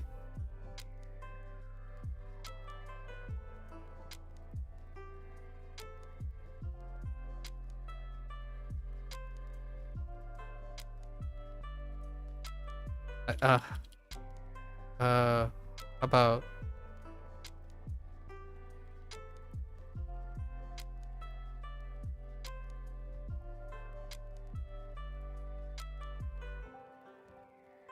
ain't no way. Ain't no way. I have no idea. I can't. I don't know how to type that. uh. Is it like?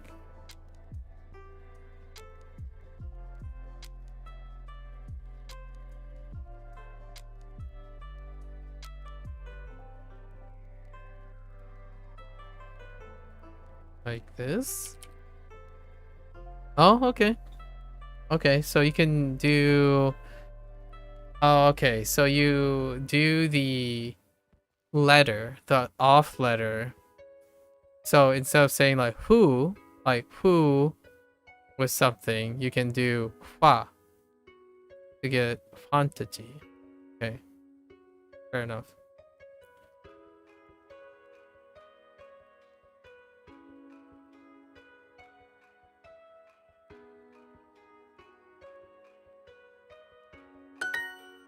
Okay.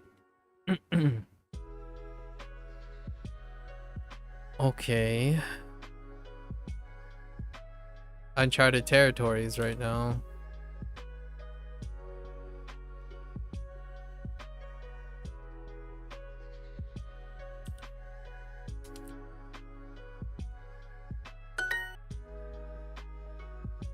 Oh no. Is mysteries mystery also? Let's see.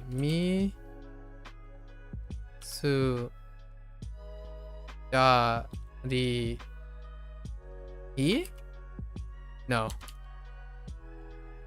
Is it like mystery? Wait, da? Oh my gosh. Where is it?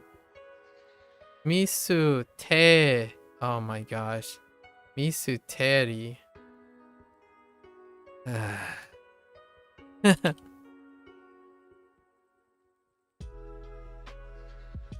Oops.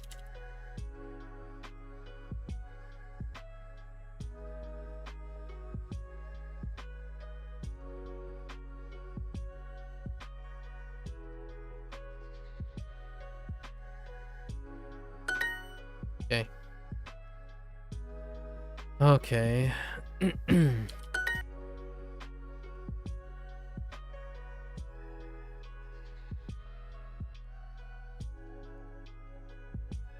Oh, this one's fine.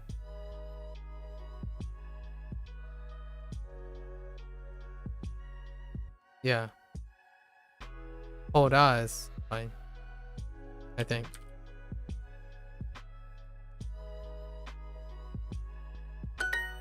Yeah.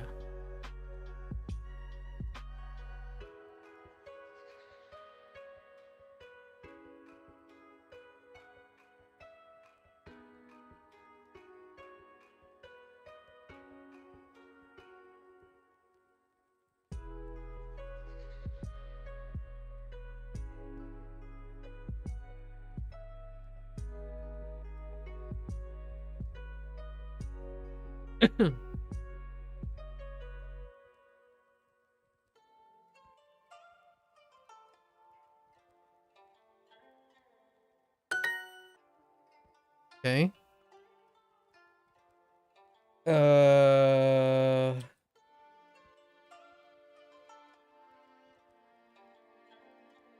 Anojo.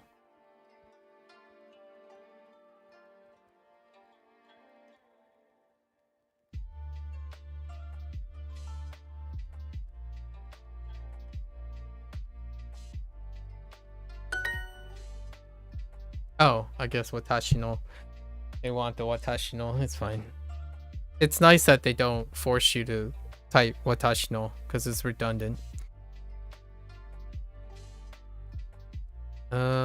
Oh my gosh. How the heck do you do action? Is it like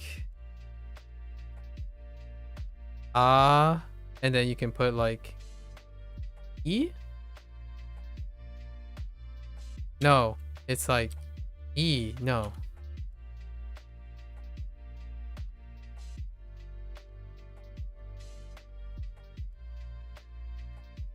I can see it.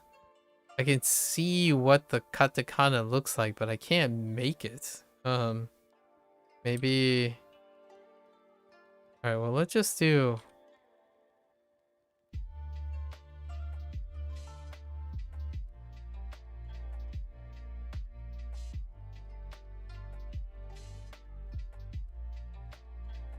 Nah, I don't know. I don't know how to. O. Oh no, it's fine. No, it's fine. I just need to place in the yo. Yeah, it's fine. It's fine. No. This one's easy. This one's fine.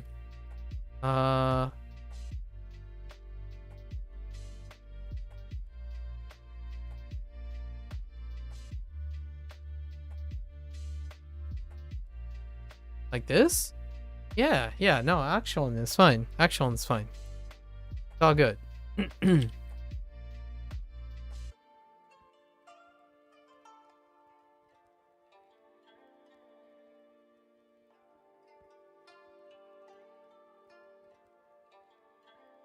That's the first time I placed a period.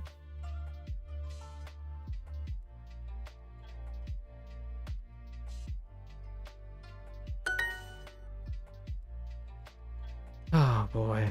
Okay.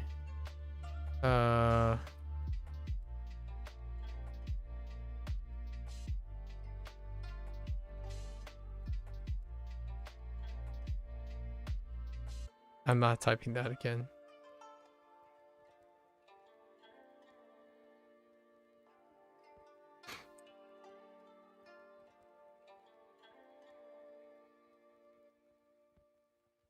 Oh my gosh. What is happening? Holy, I knew this was gonna happen. Oh, do I have to say... They probably want me to say this too. Even though it's kind of redundant. That's okay.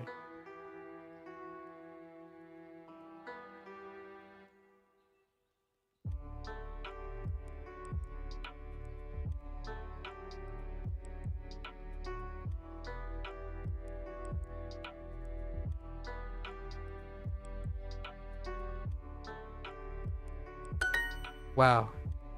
That took an act of Congress. Okay. Oh my gosh. Oh, there's so many of them.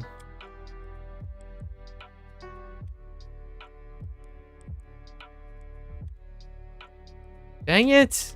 Wait. So...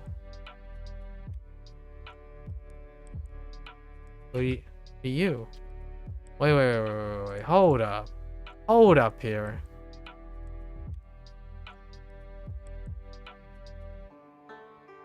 Wait, I can't get it to work?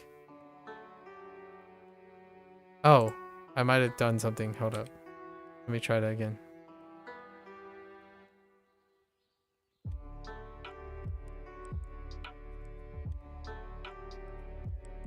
No, I can't get it to... Wait. Oh. Yeah, if I can't get it to do that, it's fine. I can do this way.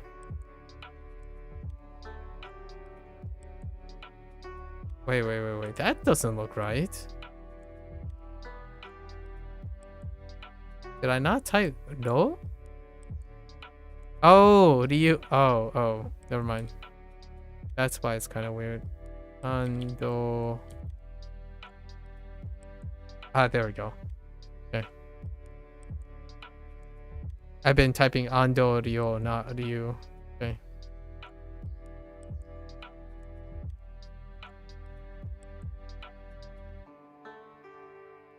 Wait a minute. Is this doing what I think it's doing? No, it's not.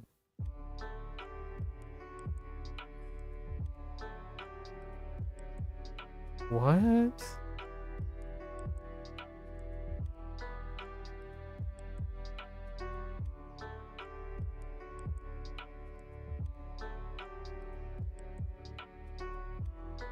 Oh, wait. Wait. Hold up. Is this that one-time use thing that I haven't seen? Oh, yeah. This is like the formal thing. Or like,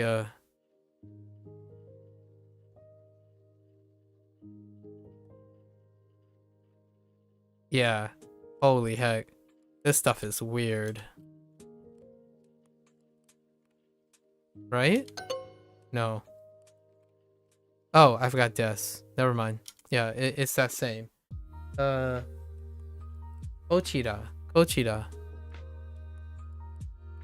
The part of the group, but referring to a person.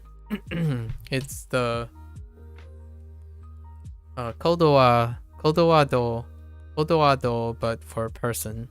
This is the only instance of this using that. I'm probably not going to remember this tomorrow. The kochira. It's not used too often. I'm curious why they didn't use it for family members.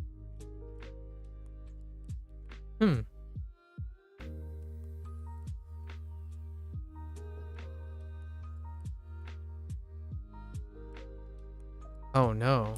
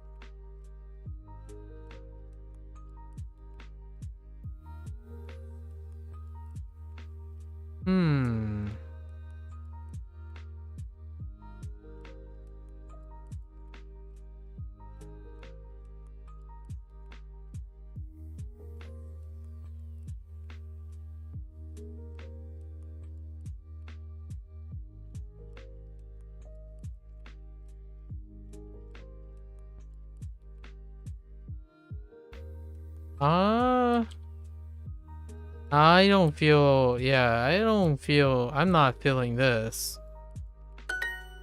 Are you serious? Oh, wait, I guess you can flip it. Yeah, I'm not feeling that. Okay. Oh, and then we're gonna do this, right? We're gonna do this right now.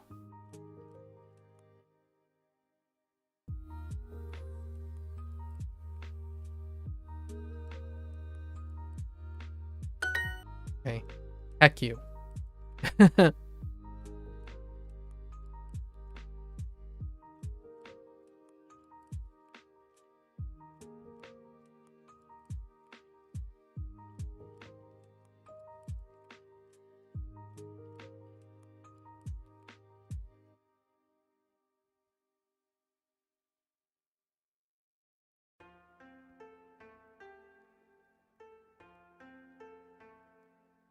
No!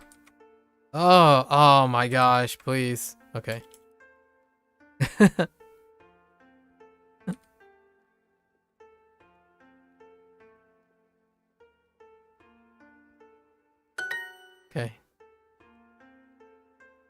I guess you want the watashi. Yeah, watashi wa. It's still redundant though. Oh.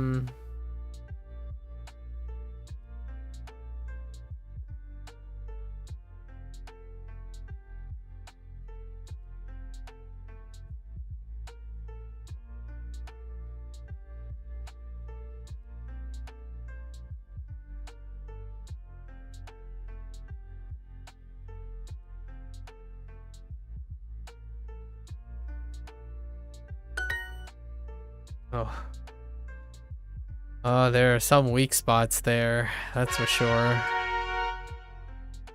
There are definitely some weak spots there.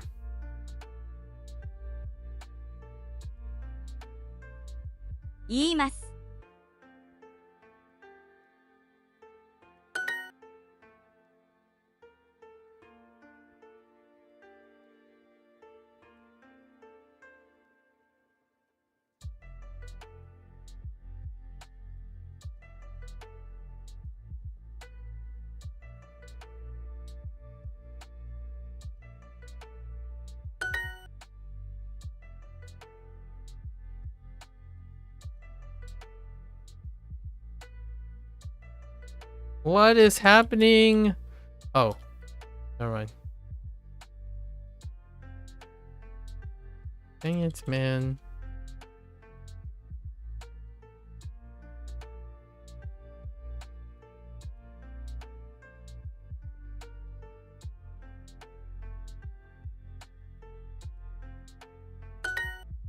Okay.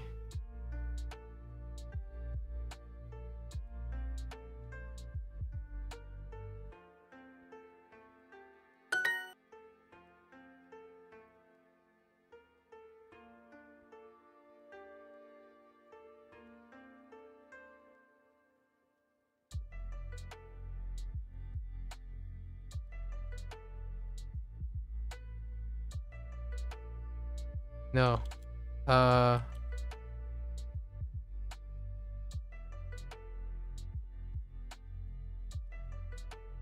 No.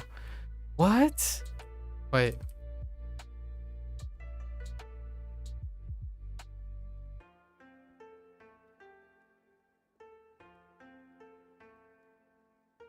I think that's fine. Yes.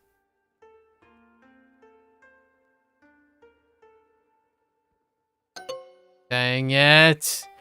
Oh, it's the weird thing. I had to... I still don't know how to make the DE. So how do you make day D? It's a small E. Alright, I gotta remember how to do that. Let me see. So call me... How do I... How do I do it? What? How do I... Oh, maybe it's DD? No. Wait. DEE? No.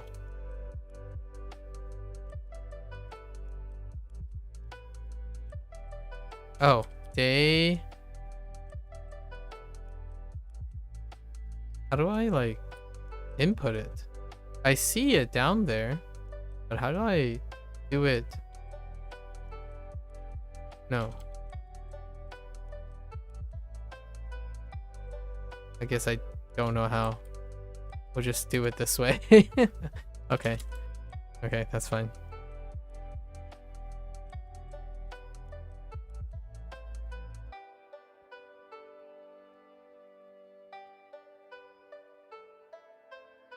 Yeah. I was trying to think of like different combinations you can hit, but I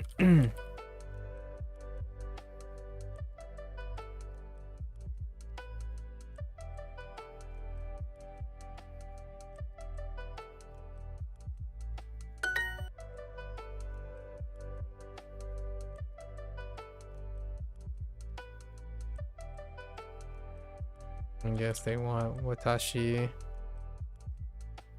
I guess. Yeah, that would be useful here.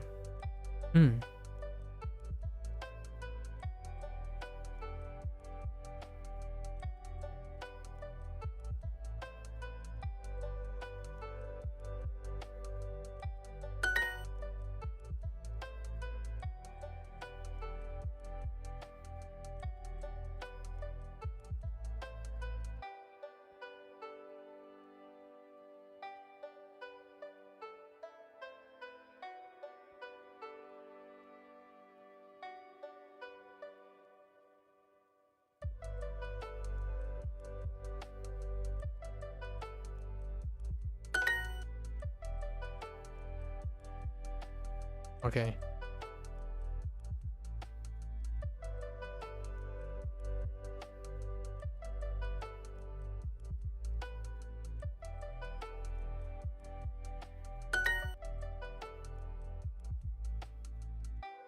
Oh no. Honto desu. Did I put a question mark here? If I can? I don't know this. Ah, no! Stop. Stop. Don't do that, please.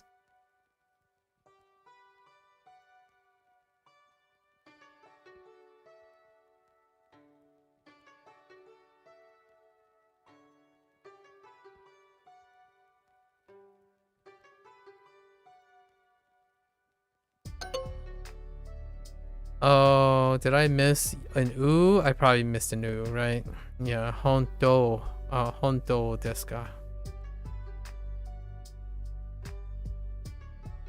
Everything else fine? Everything else is fine. Sure.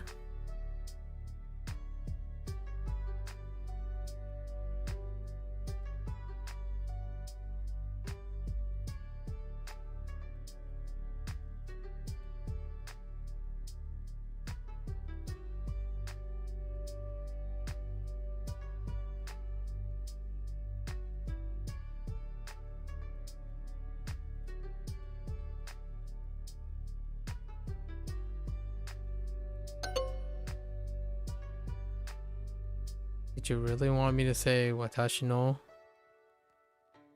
Really? Unless I spell... Oh. How did I get Chugaku? What the...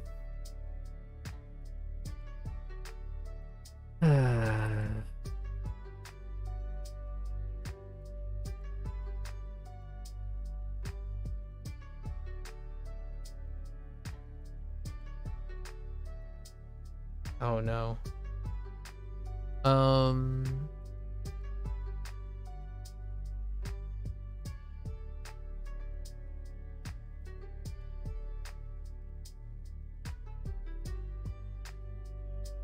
Yomi? Or show me?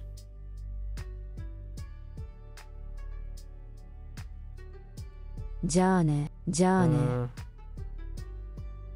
Oh. Shumi.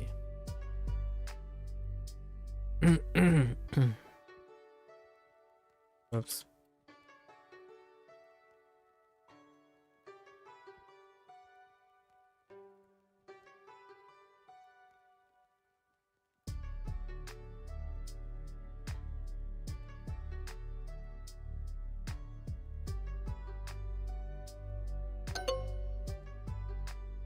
Okay. Oh. You don't even say... Oh, any... Oh. Okay, you didn't need anything for that. Fair enough. Interesting. That's an extra interpretation there. Yeah, any, like, some... That's interesting. So there wasn't a literal, it was interpreted. Fair enough.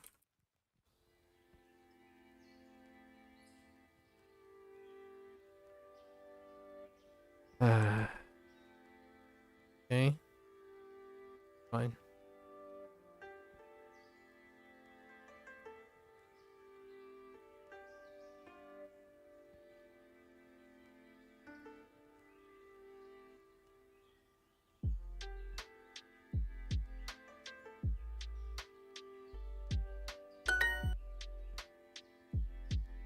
So many different typing errors or typing problems, input problems.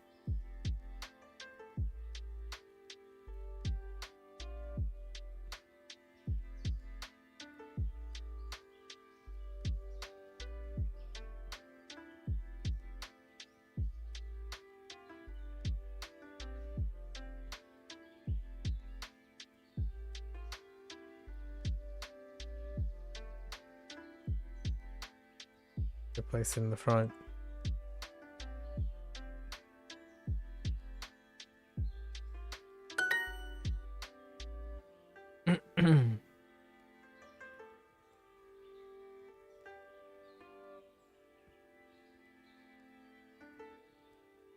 Yeah, this is so random.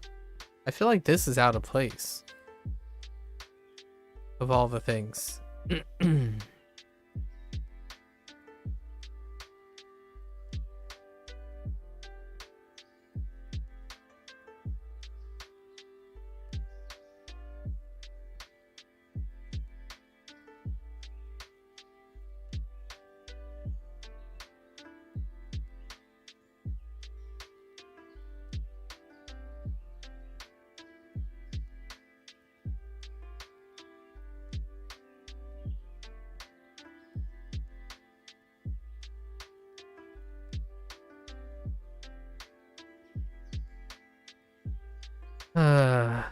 Oh.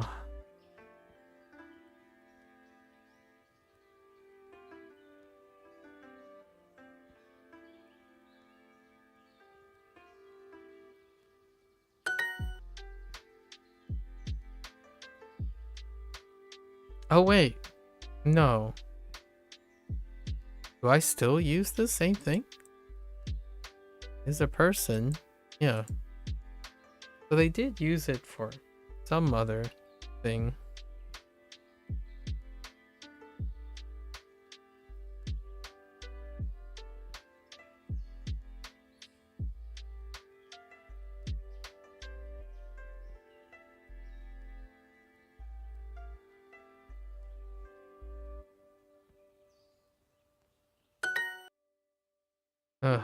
Okay.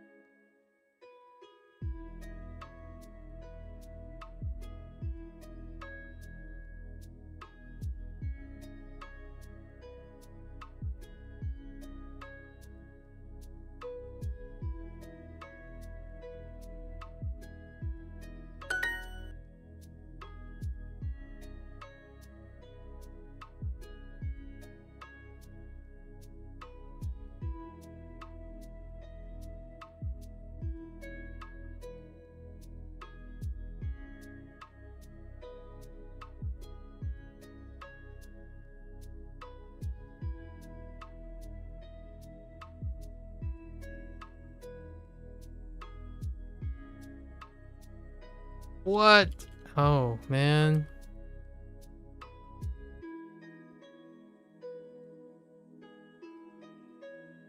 Okay.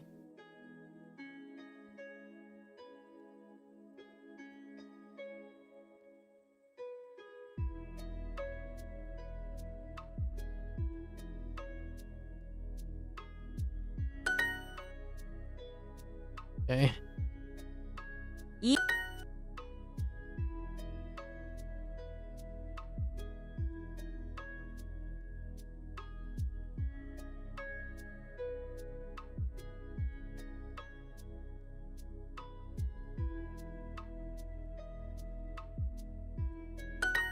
Okay.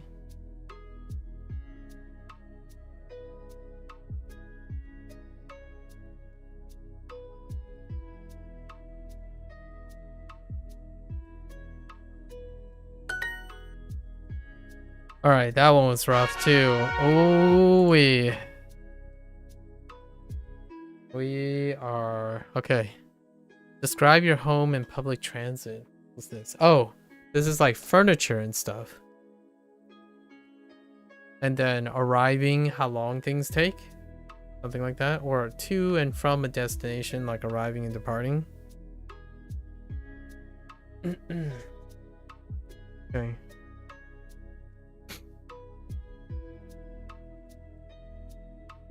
What the heck? This is still the same thing. Okay.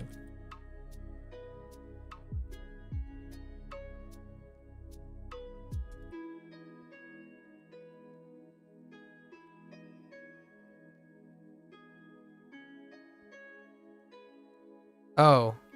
Oh, I see. It's fine.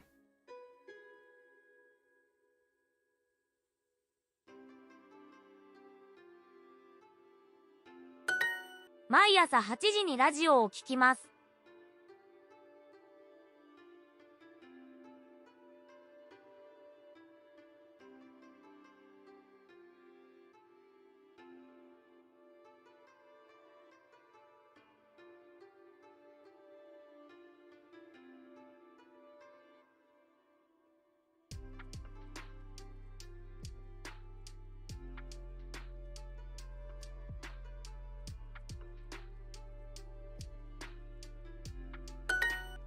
Okay. Uh. Uh.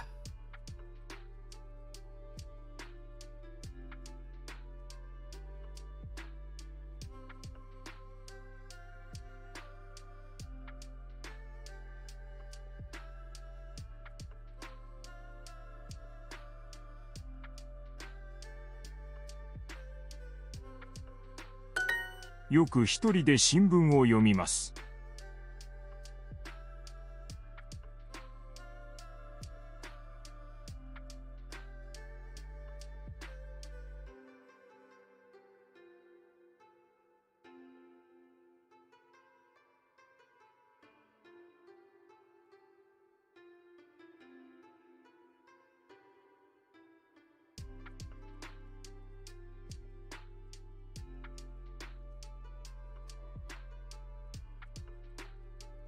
Interesting. They did another interpretive change. I often read the newspaper alone. Huh. Is that by myself or on my own? Interesting. Which is fine. That's acceptable.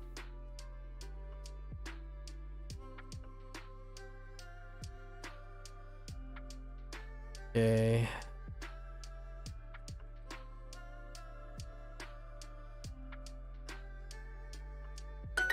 時々研鑽とヨガをします」。Okay.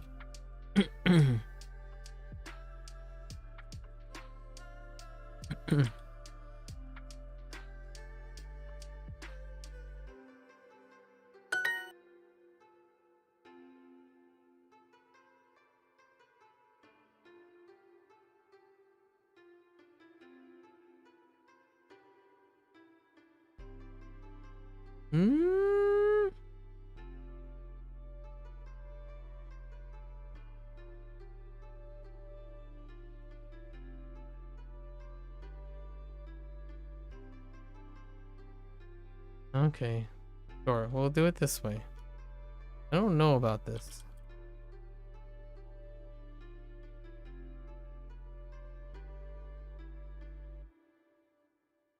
Let's do it this way.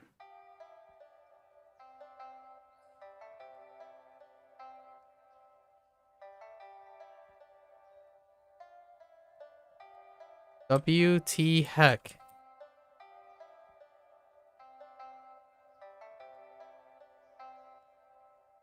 Wait.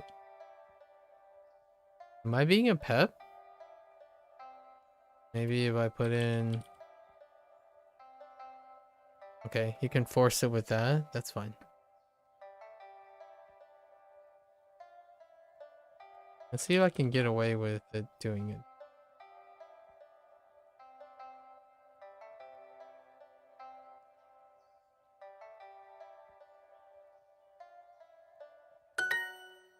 Okay, I can. Alright. Fair enough.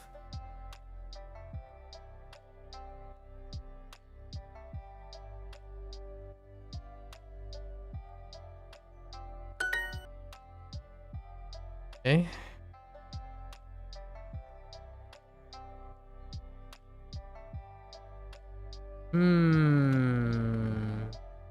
I guess we'll go with this.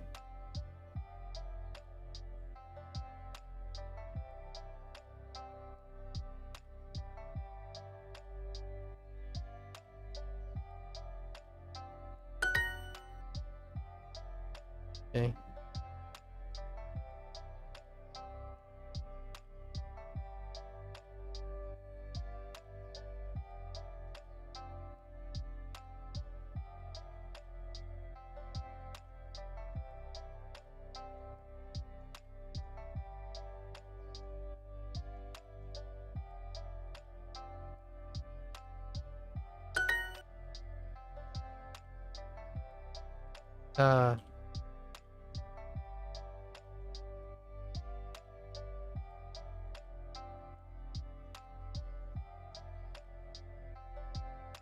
Let's go this way instead.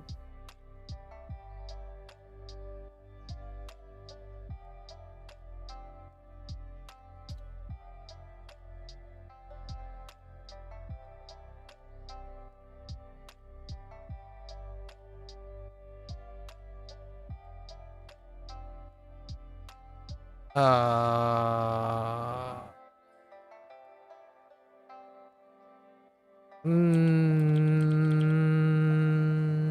no. Is it? Heck.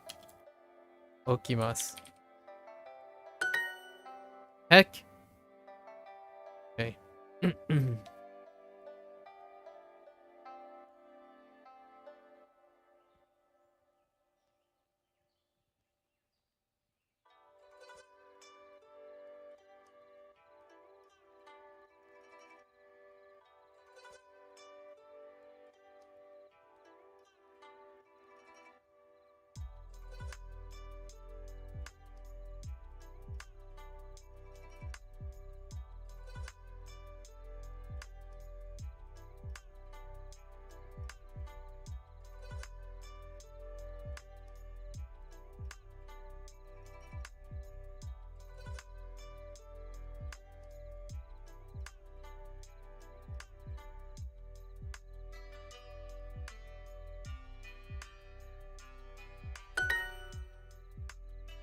Okay.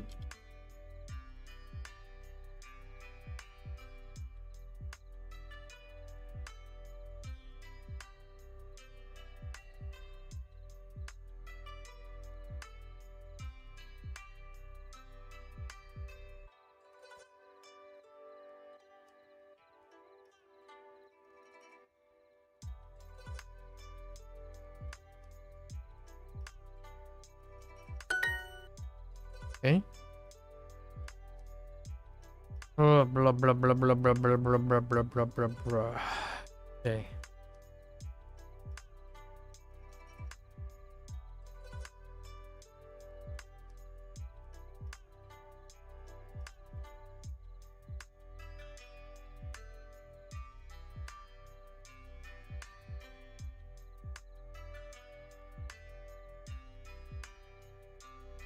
Uh-oh. Come on, give me this. Okay. Yes. Habimasu. Okay.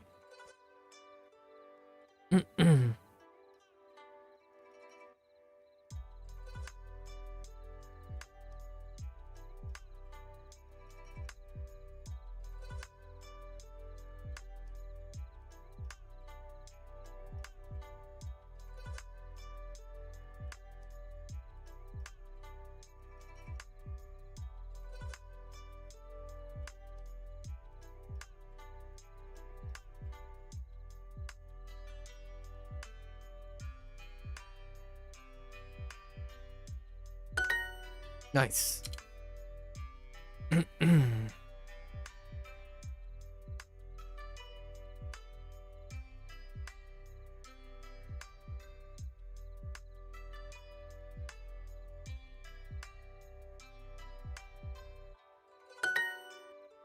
Okay.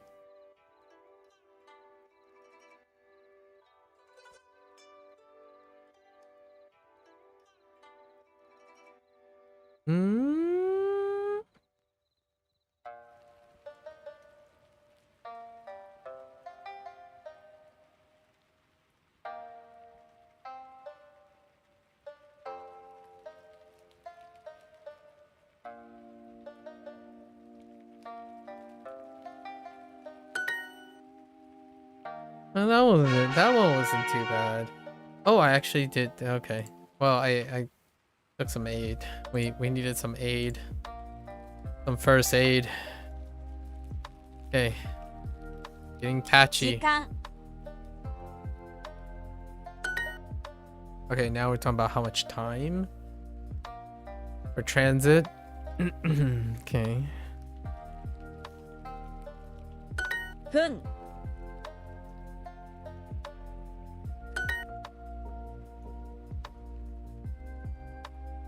来ます Oops. 来ます Hit the wrong button.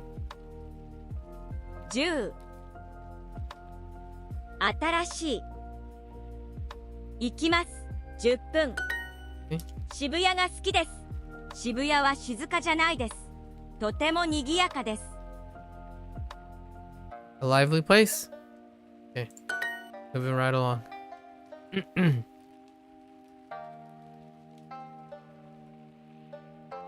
何時来ます。行きます。新しい日。すみません。次は東京駅ですか？出口はどこですか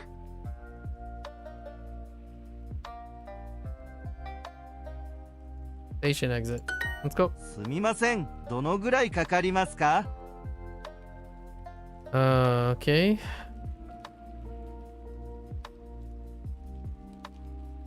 20分ぐらいかかります。Works for me. この電車は横浜駅に行きます。10時間ぐらいかかります。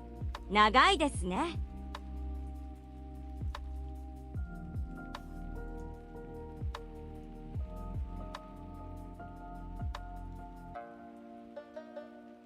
I think I heard 10 minutes. Oh, 10 hours?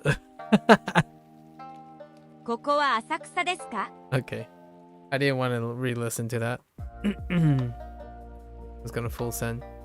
Okay. いいえ、ここは、浅草じゃないです。Wait, ここは浅草。Oh, okay.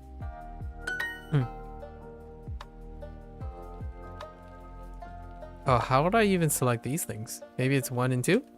No. No? Okay, there's no way you can select these without a mouse. は2次のバスは上野公園に行きますか？どのぐらいかかりますか？ How long? Okay. 5分ぐらいかかります。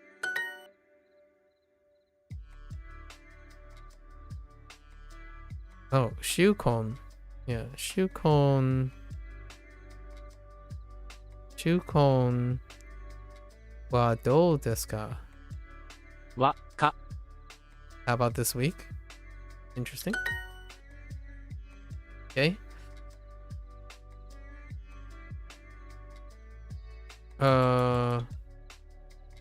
ここは秋葉原ですか？ Okay. 10分は早いですね。ね。Okay, sure.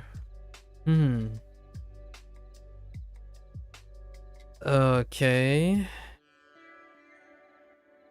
Okay. How do I do the taxi thing? Talk.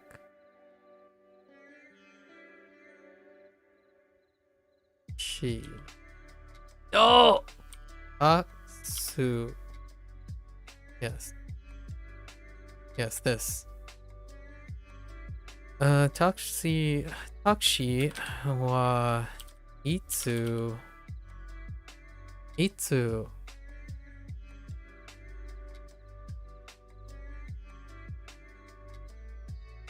ni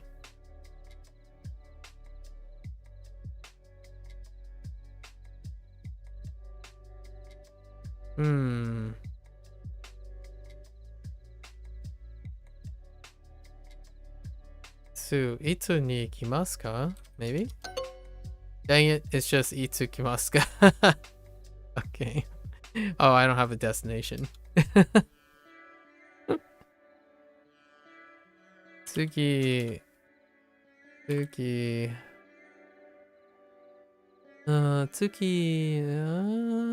の電車は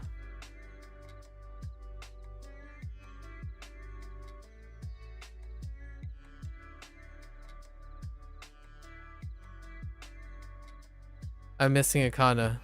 Like Musku. Something sku. Mosuku.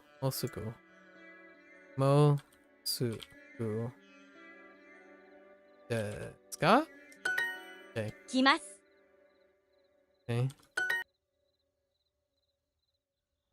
時間 時間 時間 Ooh, that was a bit rough. That was definitely rough. Okay. What is 7? Non-adjectives and emergency help. Oh no. Okay. Okay. We're getting this. Gotta put in the work. How old are you? Okay. This is the introduction of non sai. 0 Oh no. Wait. 0 Do I have to type the numbers? Oh yeah, I do have to type the numbers, huh? Abunai. Yes.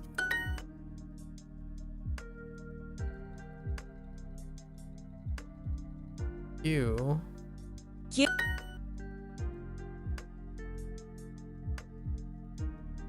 Are. Arerugi. Sorry. あります。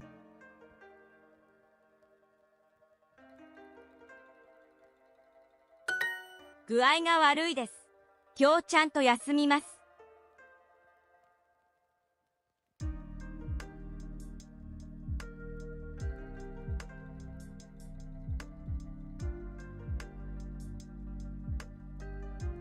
具合が悪いです。今日ちゃんと休みます。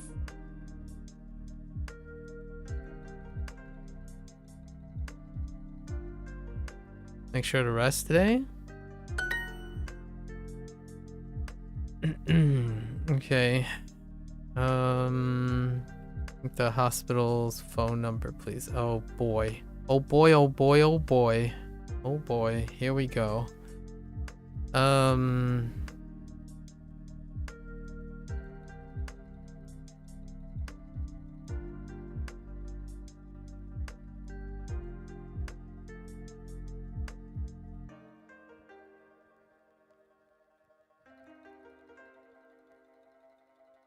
Irioni? No.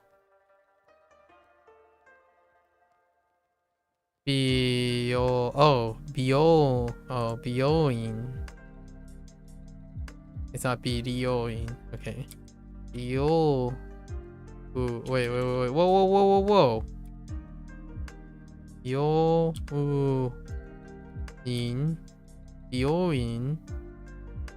Bioin no.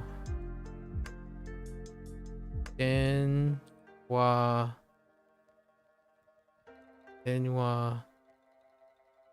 番号を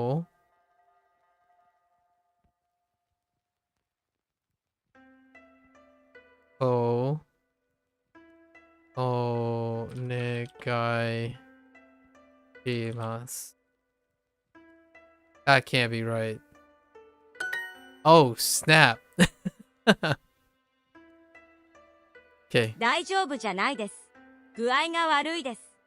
少し座ります。Unwell. Okay. Okay. 休みます。0 9何ですか？山。Okay. あ、すみません。救急車をお願いします。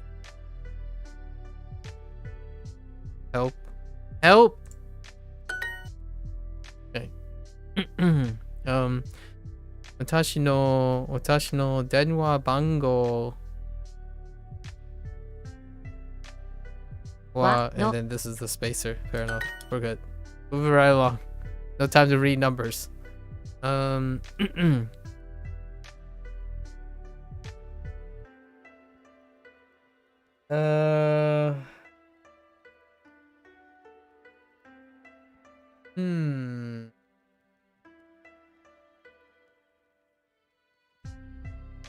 Nope. No chance.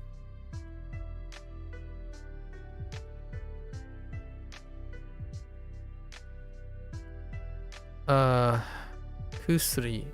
Kusuri. Okay. Chanto?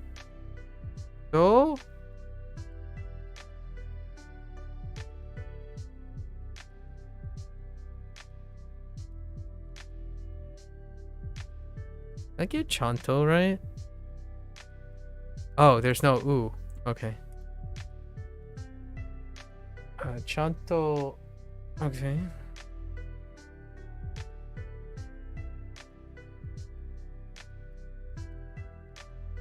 How does this even work?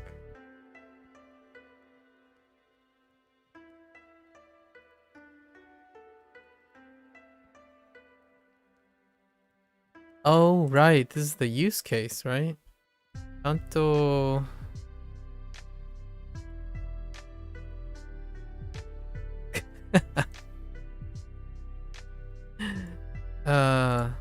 Chanto Suri no wo nomimasu. Oh boy. This review is gonna be tough. Keisatsu wa doko desu ka? Keisatsu ni ikimasu. Okay.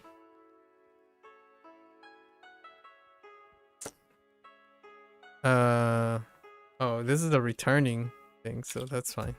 Goryoshin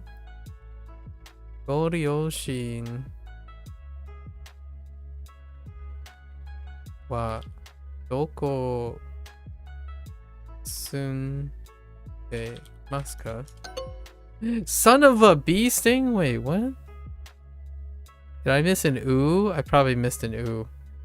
Man, I keep missing oohs and keep adding oohs everywhere. Nakayama-san no denwa bango wa 03の8765 desu. Yes, exactly. Amazing.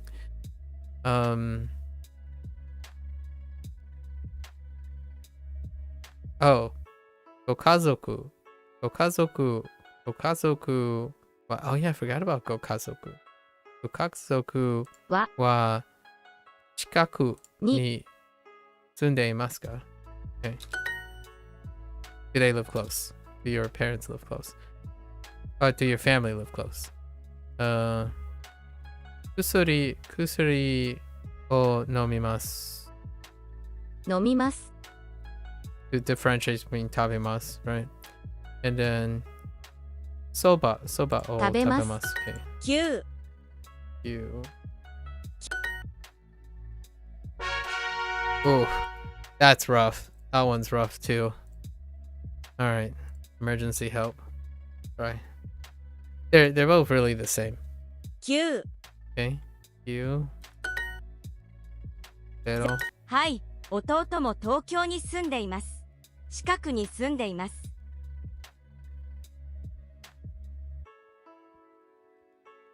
A person's brother lives nearby. 具合が悪いですか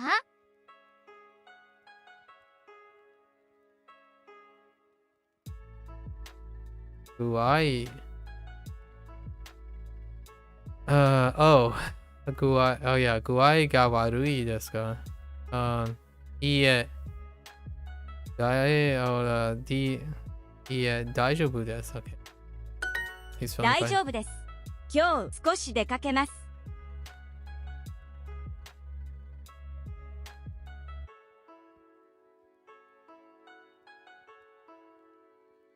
Feeling okay?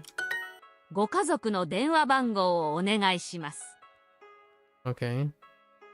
Or your family's. What is your family's telephone number?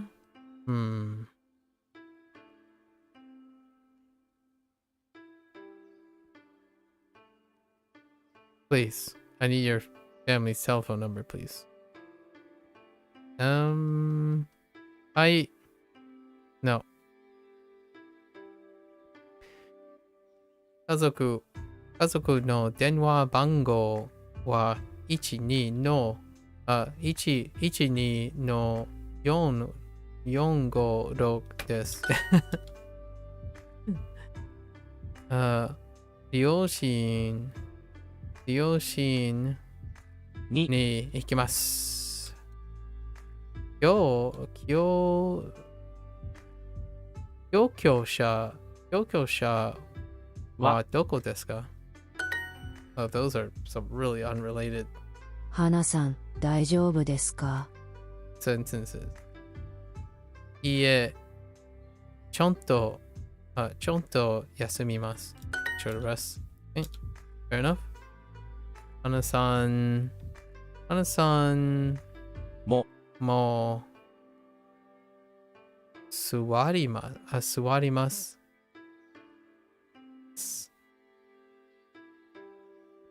座ります。Oh no.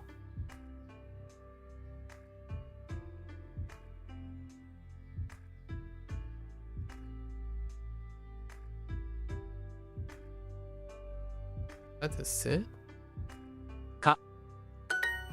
山口さん、何歳ですか?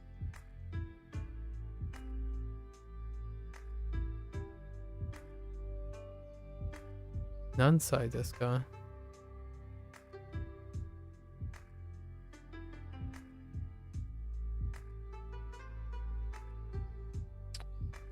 What's your age, buddy? 私は45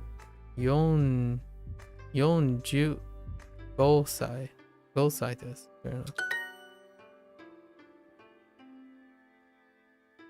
中山さんの電話番号は003の876。Oh, I see. 8765です。それは危ないですか? Okay. いいえ、大丈夫です。Okay. Alright. 何ですか?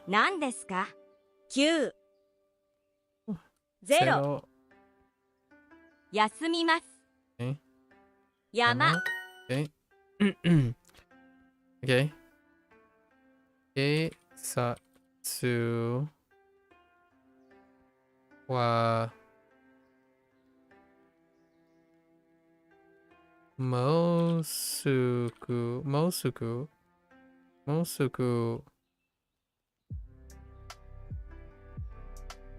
います。Okay. Okay. アレルギー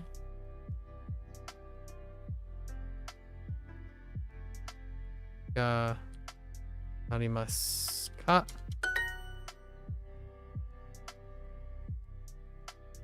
I mean, wa is fine too. I know. But I prefer ga because of have. I'll make sure to take some medicine. Chan. Oh. Right. Oh, I cannot remember you. Oh, wait. Kusuri o nomimasu. Okay. Where do your parents live? Okay.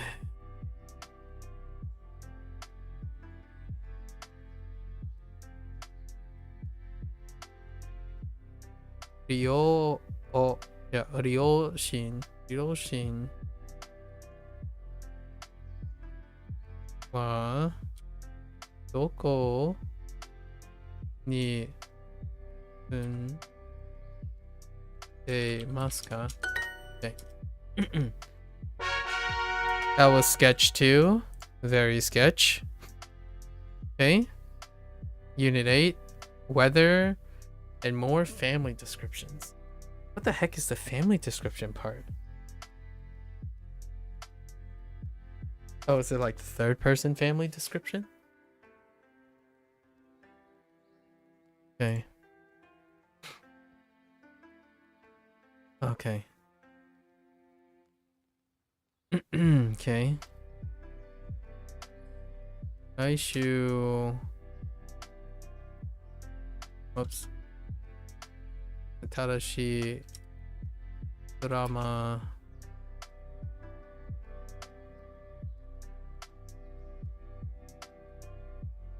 Omimasu. Yeah, we're good. 明日何時にゲームをしますか？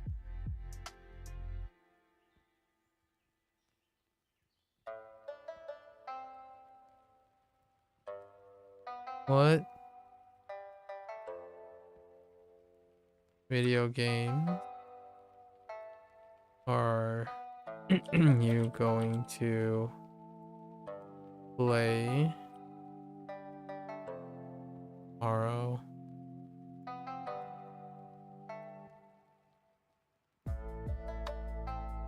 What video games are you going to play? Oh, what time? Whoops. What time are you going to play video games? Oh.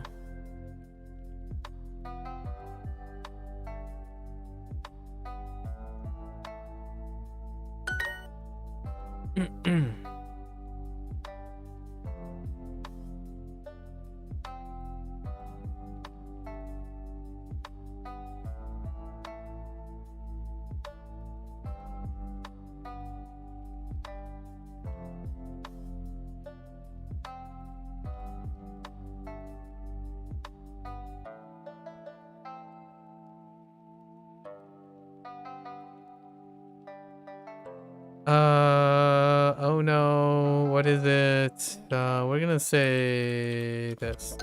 Dang you. It's Oki. Okimasu. 毎朝8時にラジオを聞きます。 Okay.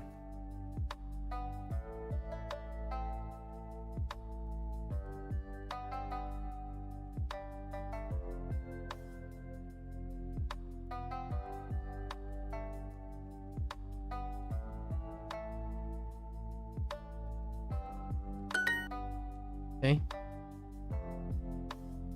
Okay.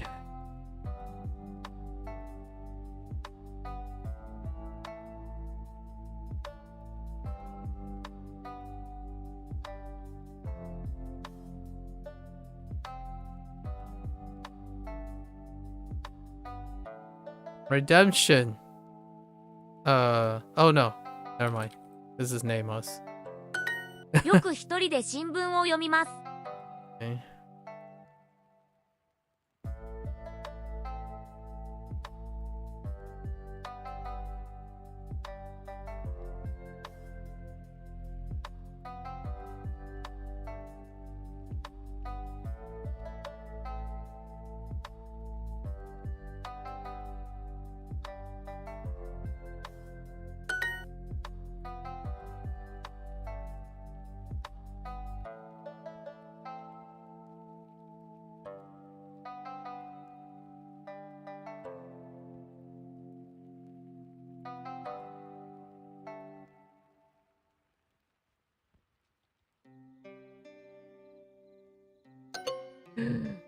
What did I do now? Mainichi Hachichi Han. Oh, I totally missed Han. Hachichi Han Goro Asako Han o skurimasu. Dang it. 明日何時にナオミさんと遊びますか？ Why did I make that typo? Okay.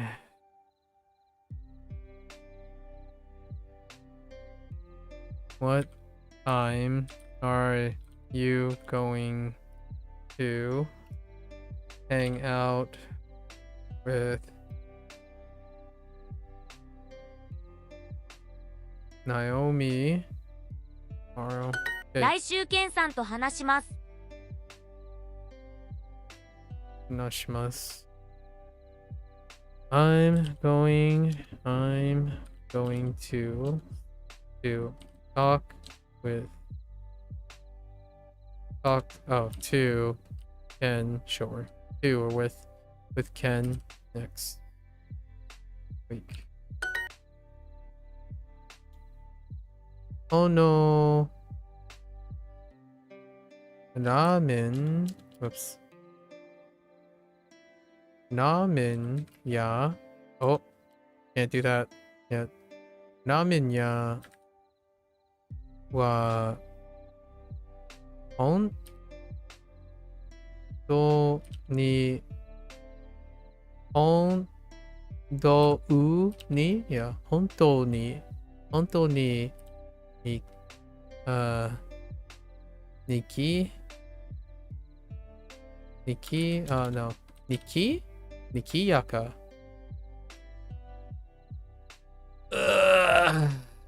It's Nikiyaka, right? Yeah. Nikiyaka. Isn't it? Oh my gosh. Save me. Not this sentence. Why? Okay. Naishu. Naishu bengoshi to. Oh, it's not even iced coffee. Oh, he. Oh. No, mimasu. Oh, that's not too bad. Wait. Watashi no. Oh my gosh, my freaking lawyer. Watashi no. ナオミさん、明日何時にヨガをしますか？ Oh, I hate you too. Alright. Alright. Okay.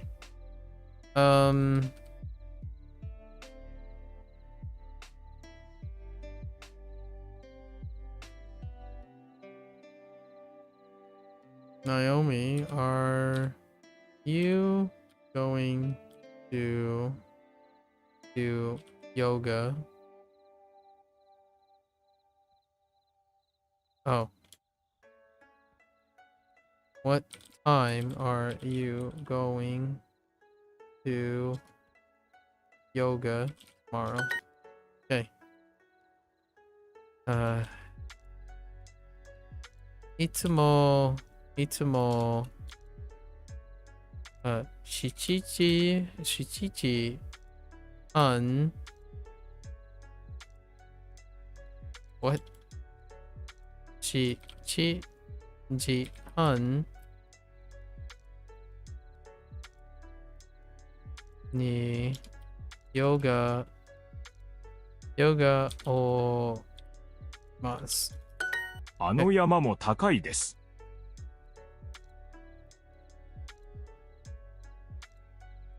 That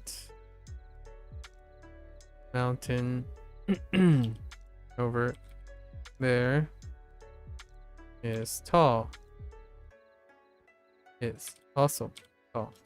Hooray! 毎日10時半頃朝ごはんを食べます。Okay.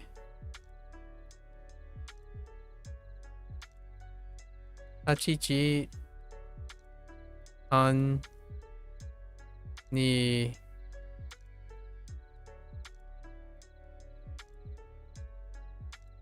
シャワ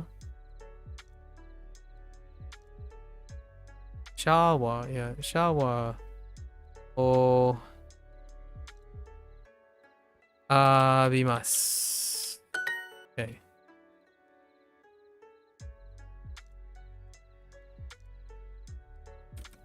はい。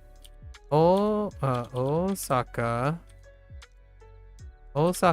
はどんな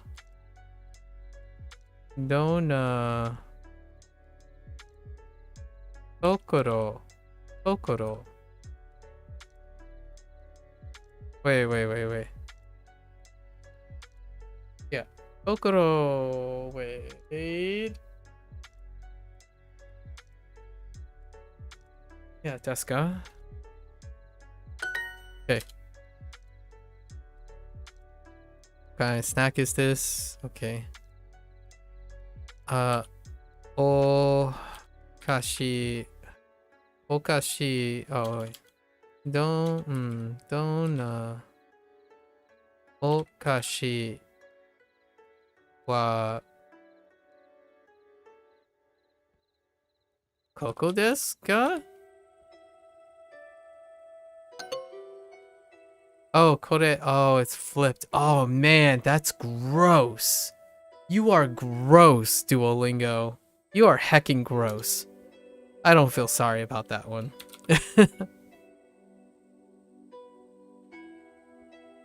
Sumimasen. Oh, man, I got done dirty on that one. That's kind of gross. I don't know why I found that one acceptable in this unit.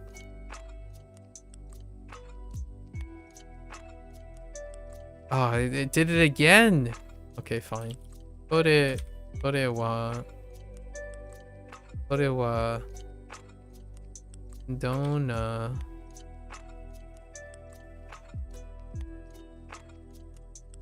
Dude, this phrasing is awful. Holy, oh my gosh. I want to slap Duolingo for this. Sumimasen, what kind of dessert is this? Kore wa dona. Desato.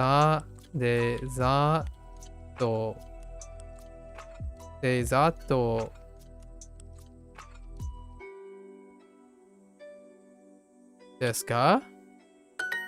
That is so gross. 毎日4時頃バレーボールをします。Freaking バレーボール。Okay. バレーボール。Okay. Wait. 毎日4時頃バレーボールをします。What? 毎日4時頃バレーボールをします。Okay. 4時頃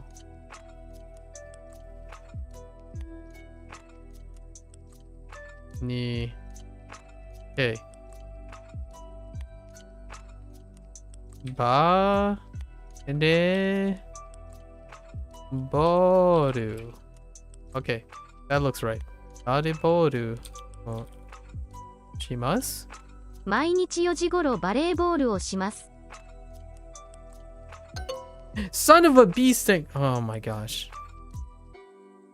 Did I? Oh, you don't need a knee? Wait.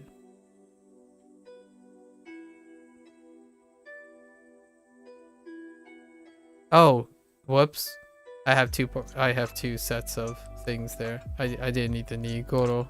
Whoops. All right.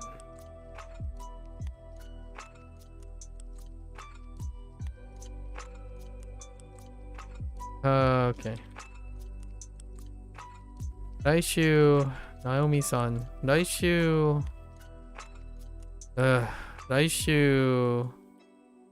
土曜いますか？ Okay. 明日母と晩ご飯を食べます。Okay. I'm going to eat with my mom tomorrow. Oh, dinner with my mom tomorrow. Oh, that was rough. Oh, that one. I felt that one. Okay, let's take two. It's getting closer and closer to my most recent unit, so gotta take this. Typing is new for almost all of these. Expect all the typos. Ne, yeah, ne wa ego let my ego let go my ego. That's all I can think of when I say ego. Ego no sensei desu. Okay. 弟はスポーツが好きです。野球とテニスのコーチです。弟は会社員じゃないです。Okay. The brother teaches sports. Fair enough. Ototo ga suki desu. Okay. Nakayama-san wa yo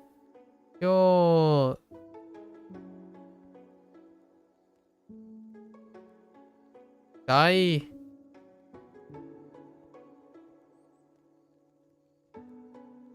ai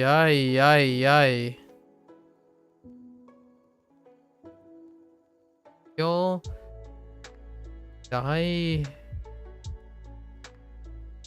Oh, Kyodai. Kyodai.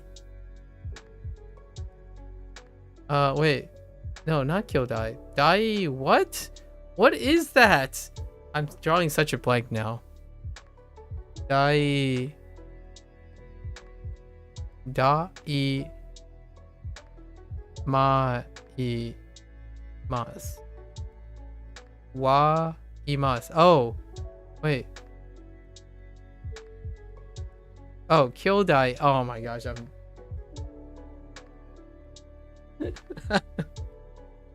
Kyodai wa imasu ka? Oh my gosh, do you have any siblings? Yay. It's okay. かわいいですね。お子さんは何歳ですか？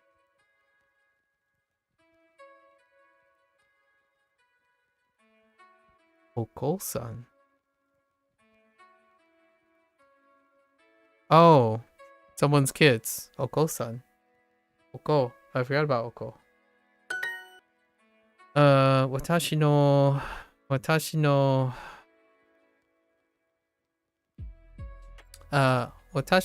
imoto wa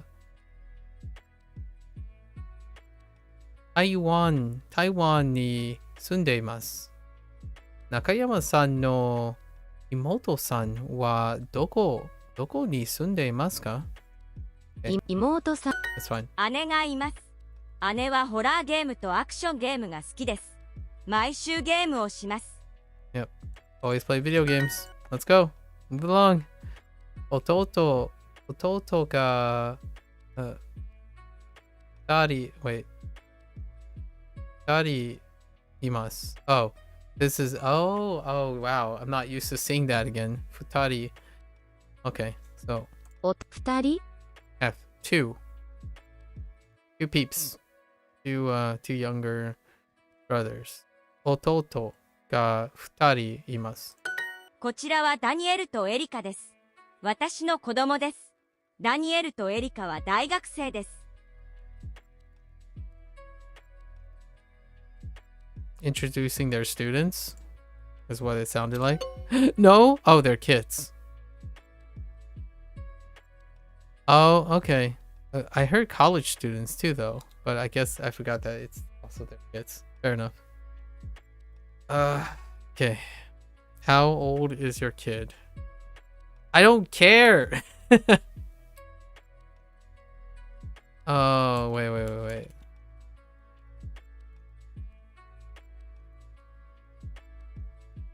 Ogo-san wa wait. 何歳ですか? Okay. 田中さんのお姉さんは日本語の先生です。私の姉姉も日本語の先生です。Okay, it's the same phrase, only it's showing third and first person. ダニエルさん、お兄さんもいますか?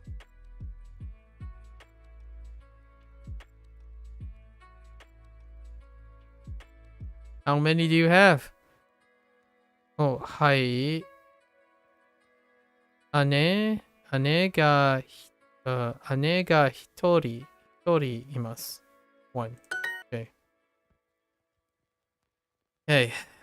Honey. Oh, here we go again. Honey wa.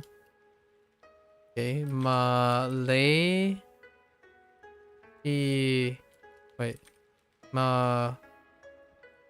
Why did I turn out small? Ma de she that can't be no. Okay, ma de not ma de she that looks right. Malaysia. Yeah, Malaysia. Ki this. 弟さんは会社員ですか？ Okay. Is your younger brother an office worker? いえ、弟は、中国語の先生です。Okay. Your older sister no Korean. Okay.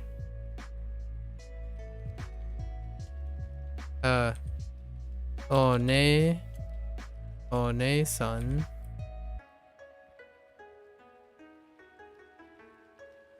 は韓国語ができますか？できますか？兄弟はいますか？ How many siblings do you have? はい。No. Oh, はい。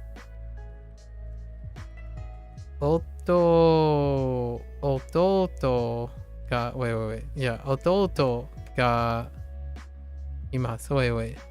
Oh, do you have any siblings? Not how many. Do you have any siblings? はい。弟がいます。Fair enough. I have a younger brother. Okay. 今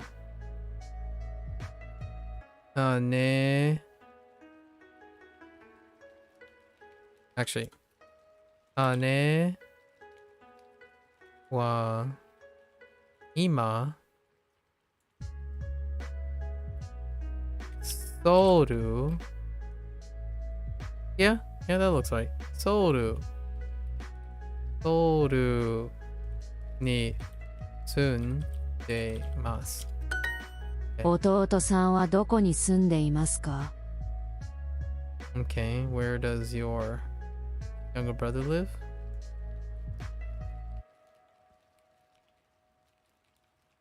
弟は今オーストラリアに住んでいます。Okay. かわいい妹がいます。Wait. Do I have... No. I was curious if I had the kanji for that. All right. One more. Two more. Oh, I actually only have to do one unit. It's fine. Let's do. I got this. Okay. Say what you want to do. All right. So this is volitional stuff. And then I don't know what the volitional stuff deals with. Oh, buying, and like moving around, coming and going. Next month is Daigetsu.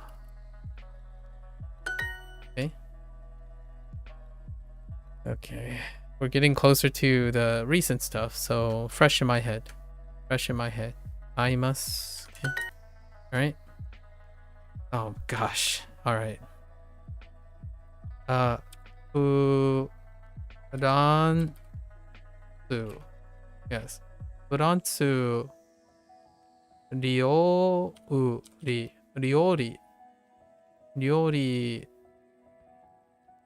gaいいです。高い。Okay. Even the kanji for 高い too.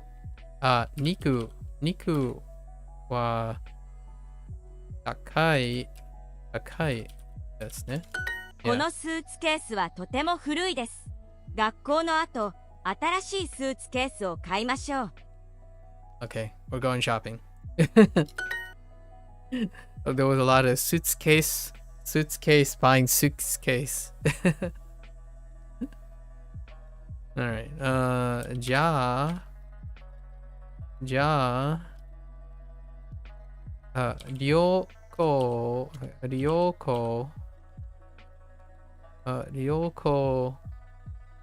はどうですか？この美術館はとても広いですね。その有名な絵はどこですか？ Art museum or 美術館。Okay, 飛行機 Okay, 飛行機のジャケットはいくらですか？ How much is the plane ticket? 動物園は少し遠いです。美術館に行きましょう。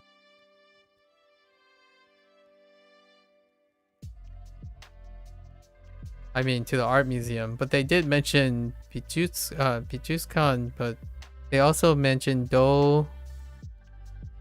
Dobutsen when they were at the zoo, but now they're going to the art museum. Okay, cafe day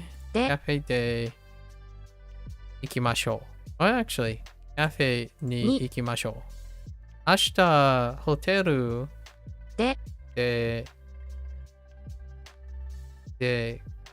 帰りましょう。Wait. Yeah. No. Wait. Hold. Oh no.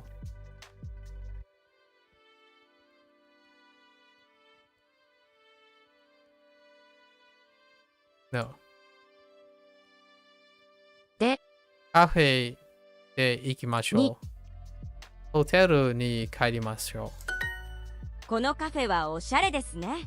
ここでコーヒーを飲みましょう。Okay. Having a drink? Okay. 来週何をしましょうか？来週フランスに行きましょう。そして来月イギリスに行きましょう。They're traveling in Europe. Okay.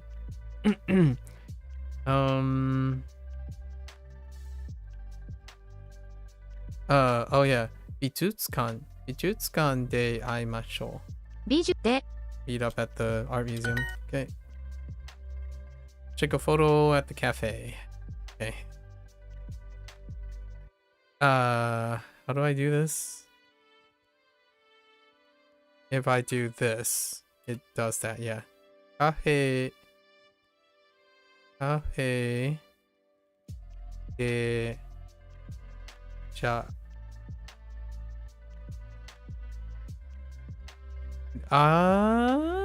No. Yeah. 写真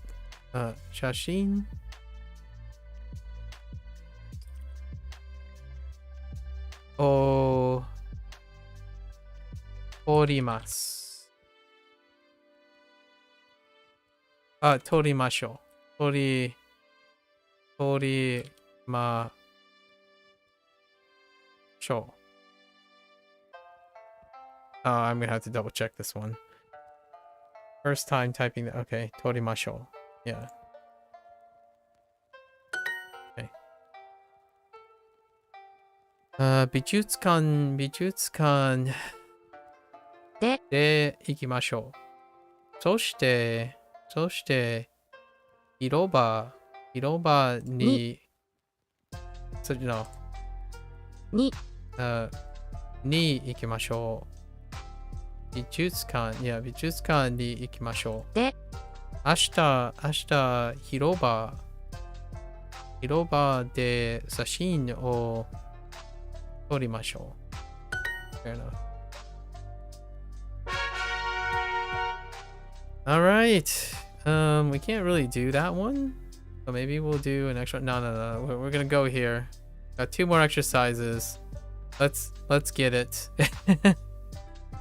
I do feel like going over it again for second day. How long do I have? Do they count the number of hours?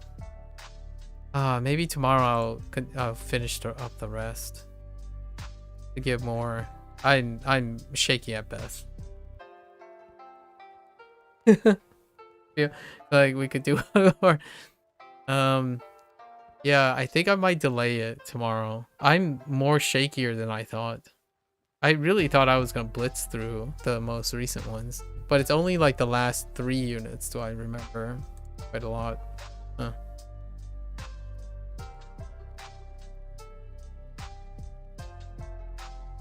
Nah, we'll do it tomorrow. I'll try my best tomorrow. I live in Seoul with my kids, so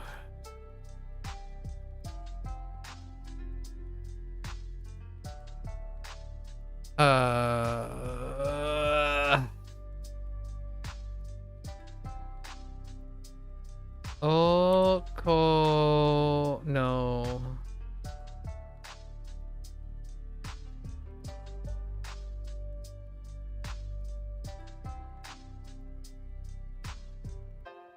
I didn't notice I read it out loud. I always read it out loud. Hey.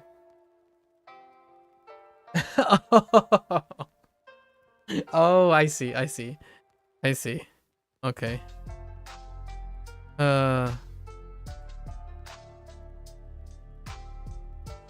Oh, yeah. Yeah, I wasn't even close. Kotomo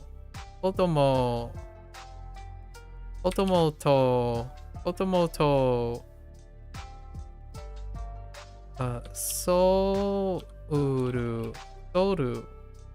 souru ni. Oh, is it the other way around?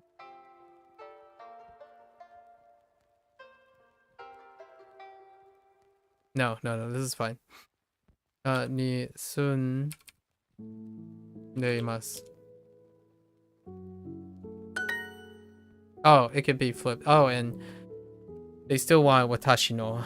Fine. I still think it's redundant when you're using kotomo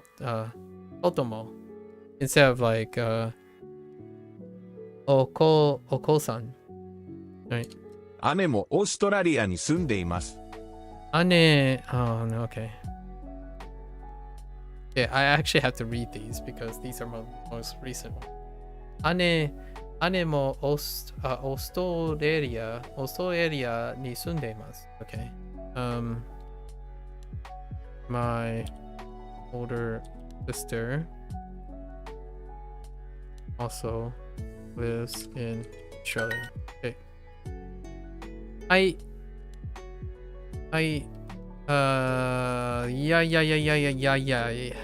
Yeah. Wait, why is this here? Oh, did I click on personal practice? Hold up, why does this feel like personal practice? I don't know yet. Okay. I'm pretty sure I hit personal practice. It's okay. It's fine. Because this isn't the current unit. Okay.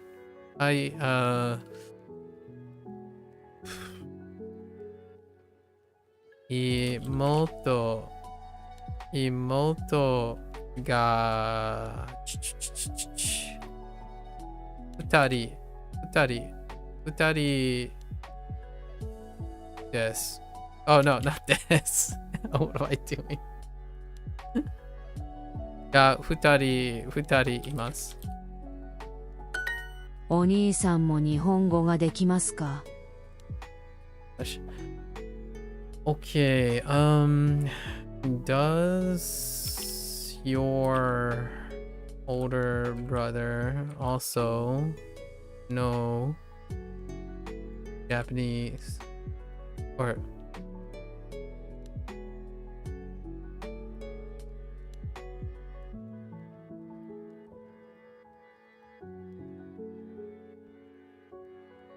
wait, what? Does your brother also know? Oh yeah, that's fine. Just kidding.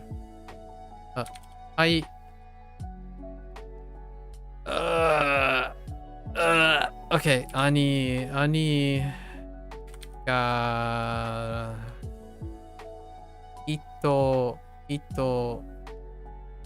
ri tori itori imasu. Okay. はい、妹は今台湾に住んでいます。Okay.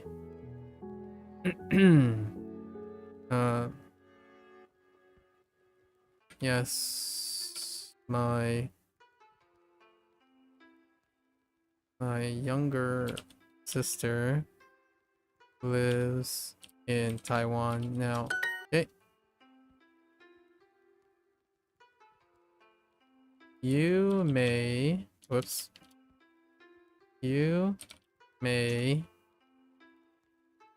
na you may na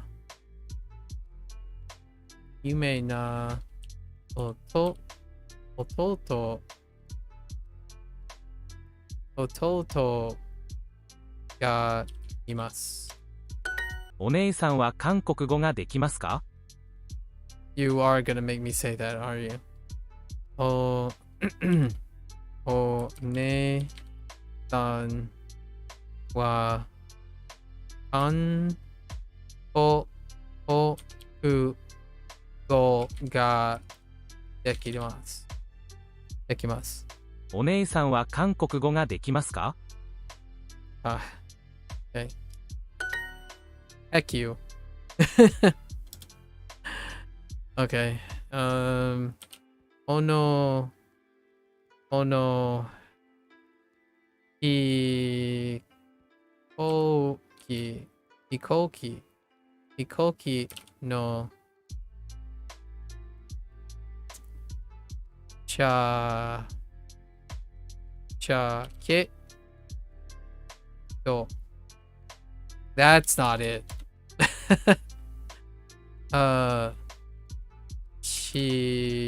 Oh, it might be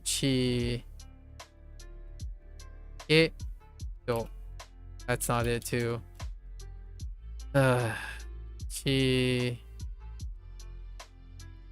What is it? Heckin. What? I did type that. Chiketo. Are you serious? It didn't immediately change it? What the dip? Wait. Is that wrong? Oh, no. I mistyped it. Hold up.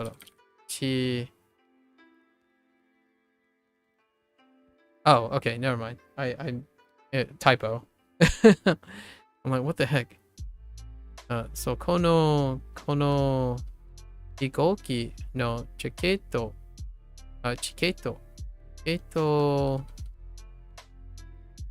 は、oh, here we go again. 本当に高いですね。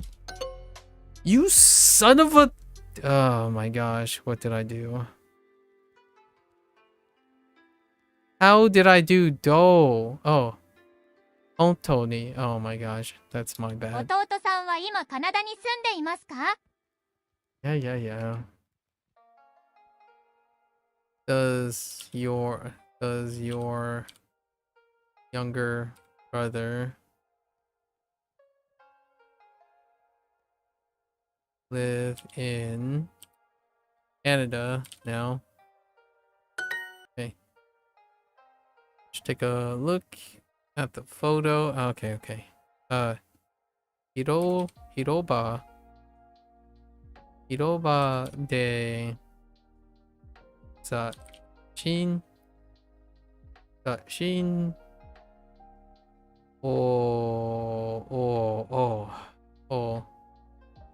撮りましょう。Son of a... Oh, I forgot. Sono. 妹さんも中国語の先生ですか？ Okay. Is your younger sister also a Chinese teacher.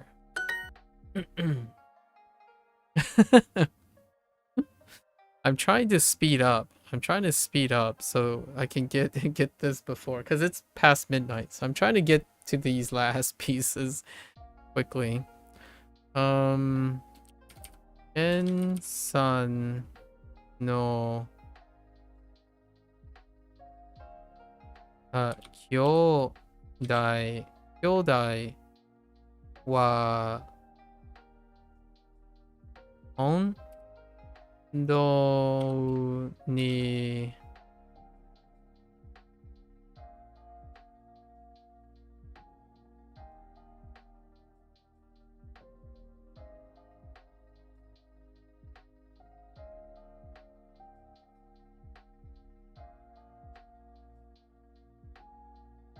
ashare oshare yes いろいろな絵を見ましょう。色ないろいろな絵を見ましょう。Oh, heckin' nae o mimashou. Oops. Heckin' painting. Oh, this is the unit. This is the current unit. So kakoi. Kakoi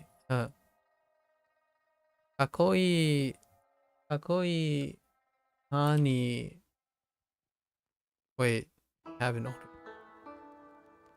What's this?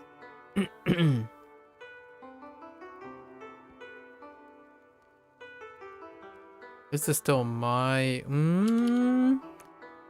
I think I'm talking about them in the third person, so it'd be probably Oni-san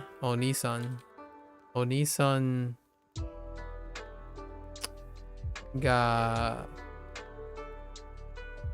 imasu. Okay. Yeah, okay. Fine. When is the trip? Ryoko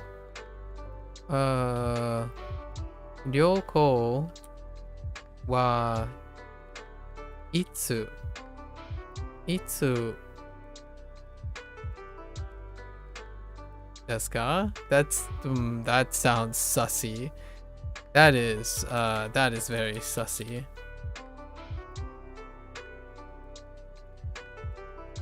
I mean, or you can do none. Wait.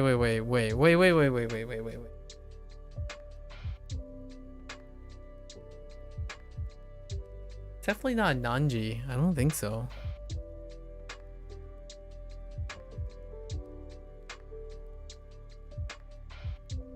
I'm going with it. Okay. I'm like, it's not what time. Like, we're not going with Nanji. I have a really nice older sister. I bet you do. Hondo ni Yasashi. That's not an adjective. Yasashi. One-san ga imasu. Okay. アンドリューさん、兄弟はいますか？アンドリューさん。アンドリューさん、兄弟はいますか？ Okay. So, 兄弟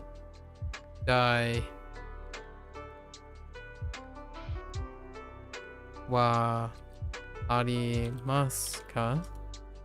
Oh, 兄弟はいますか? Okay. What should we do next month? Okay. I get to...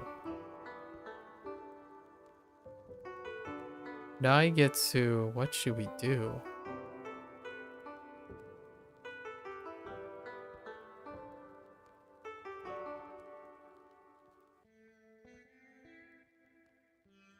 Now I get to... Do I need a particle?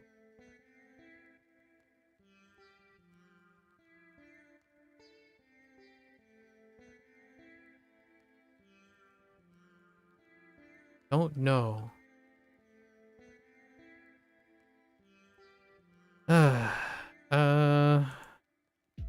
I get to... Nani? What the... Where's my Nani at? Nani? Oh. I get to Nani o shima... Shimashou ka? Okay. Oh gosh, it's past midnight. Send help. Okay. All right, let's do this last one. Pastries. It's fine. I think we covered most of this stuff. It's definitely way below where I think I really thought I could accomplish all of it. 一つ Okay. 二つ Okay. ただしケーキやその緑のカップケーキを一つください。その白いケーキもください。Wait a minute. その緑のカップケーキを一つください。その白いケーキもください。Ordering sweets. このデザート Dang it! このデザートはとても甘いです。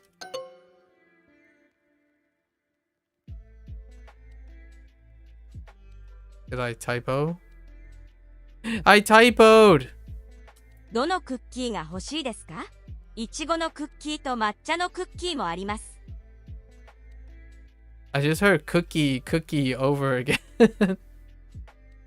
どのクッキーが欲しいですか？いちごのクッキーと抹茶のクッキーもあります。Yeah, it's asking what to buy, right? Okay. I heard cookie like a million times over.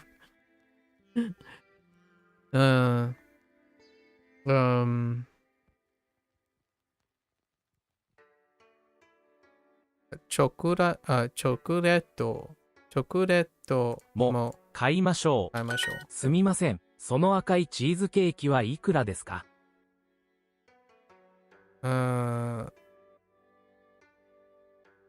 すみません。その赤いチーズケーキはいくらですか？ Shopping for dessert? Sure. 4つ。4つ。4つ。Okay. Okay. 抹茶のカップケーキもください。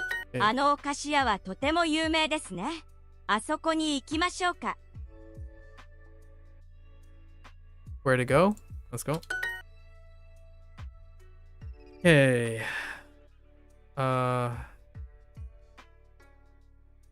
言います。古い。一つ。三つ。二つ。ケーキは好きですか？はい、大好きです。Okay.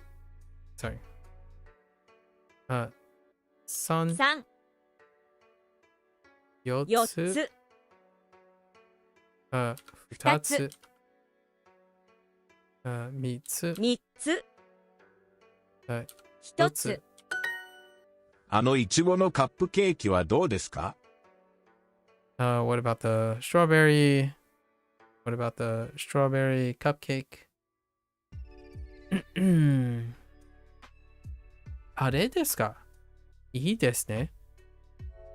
Okay. Sounds good. Okay. That one over there? Sounds good. ケーキが大好きです。ケンさん、どのパイを買いましょうか？ Oh, どのパイを買いましょうか？ What are we buying? パイを買いましょう。Okay. We should buy that pie over there. Okay. 抹茶。Yeah. 抹茶のwait. ドーナツを4つください。Okay.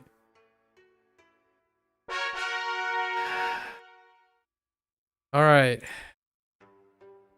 right. That's good enough for today. We're gonna have to prep for tomorrow's review. I feel like there's a lot of empty space in between, but I think I remember quite a bit. I'm gonna say it feels like 85 to 90%, which is about where I felt about the first ones. But it's not too bad. I did make quite a lot of things that I need to remember. A lot of it was spelling errors. Lots of spelling errors. Alright, that's a wrap today. Tomorrow we're gonna lean in on the super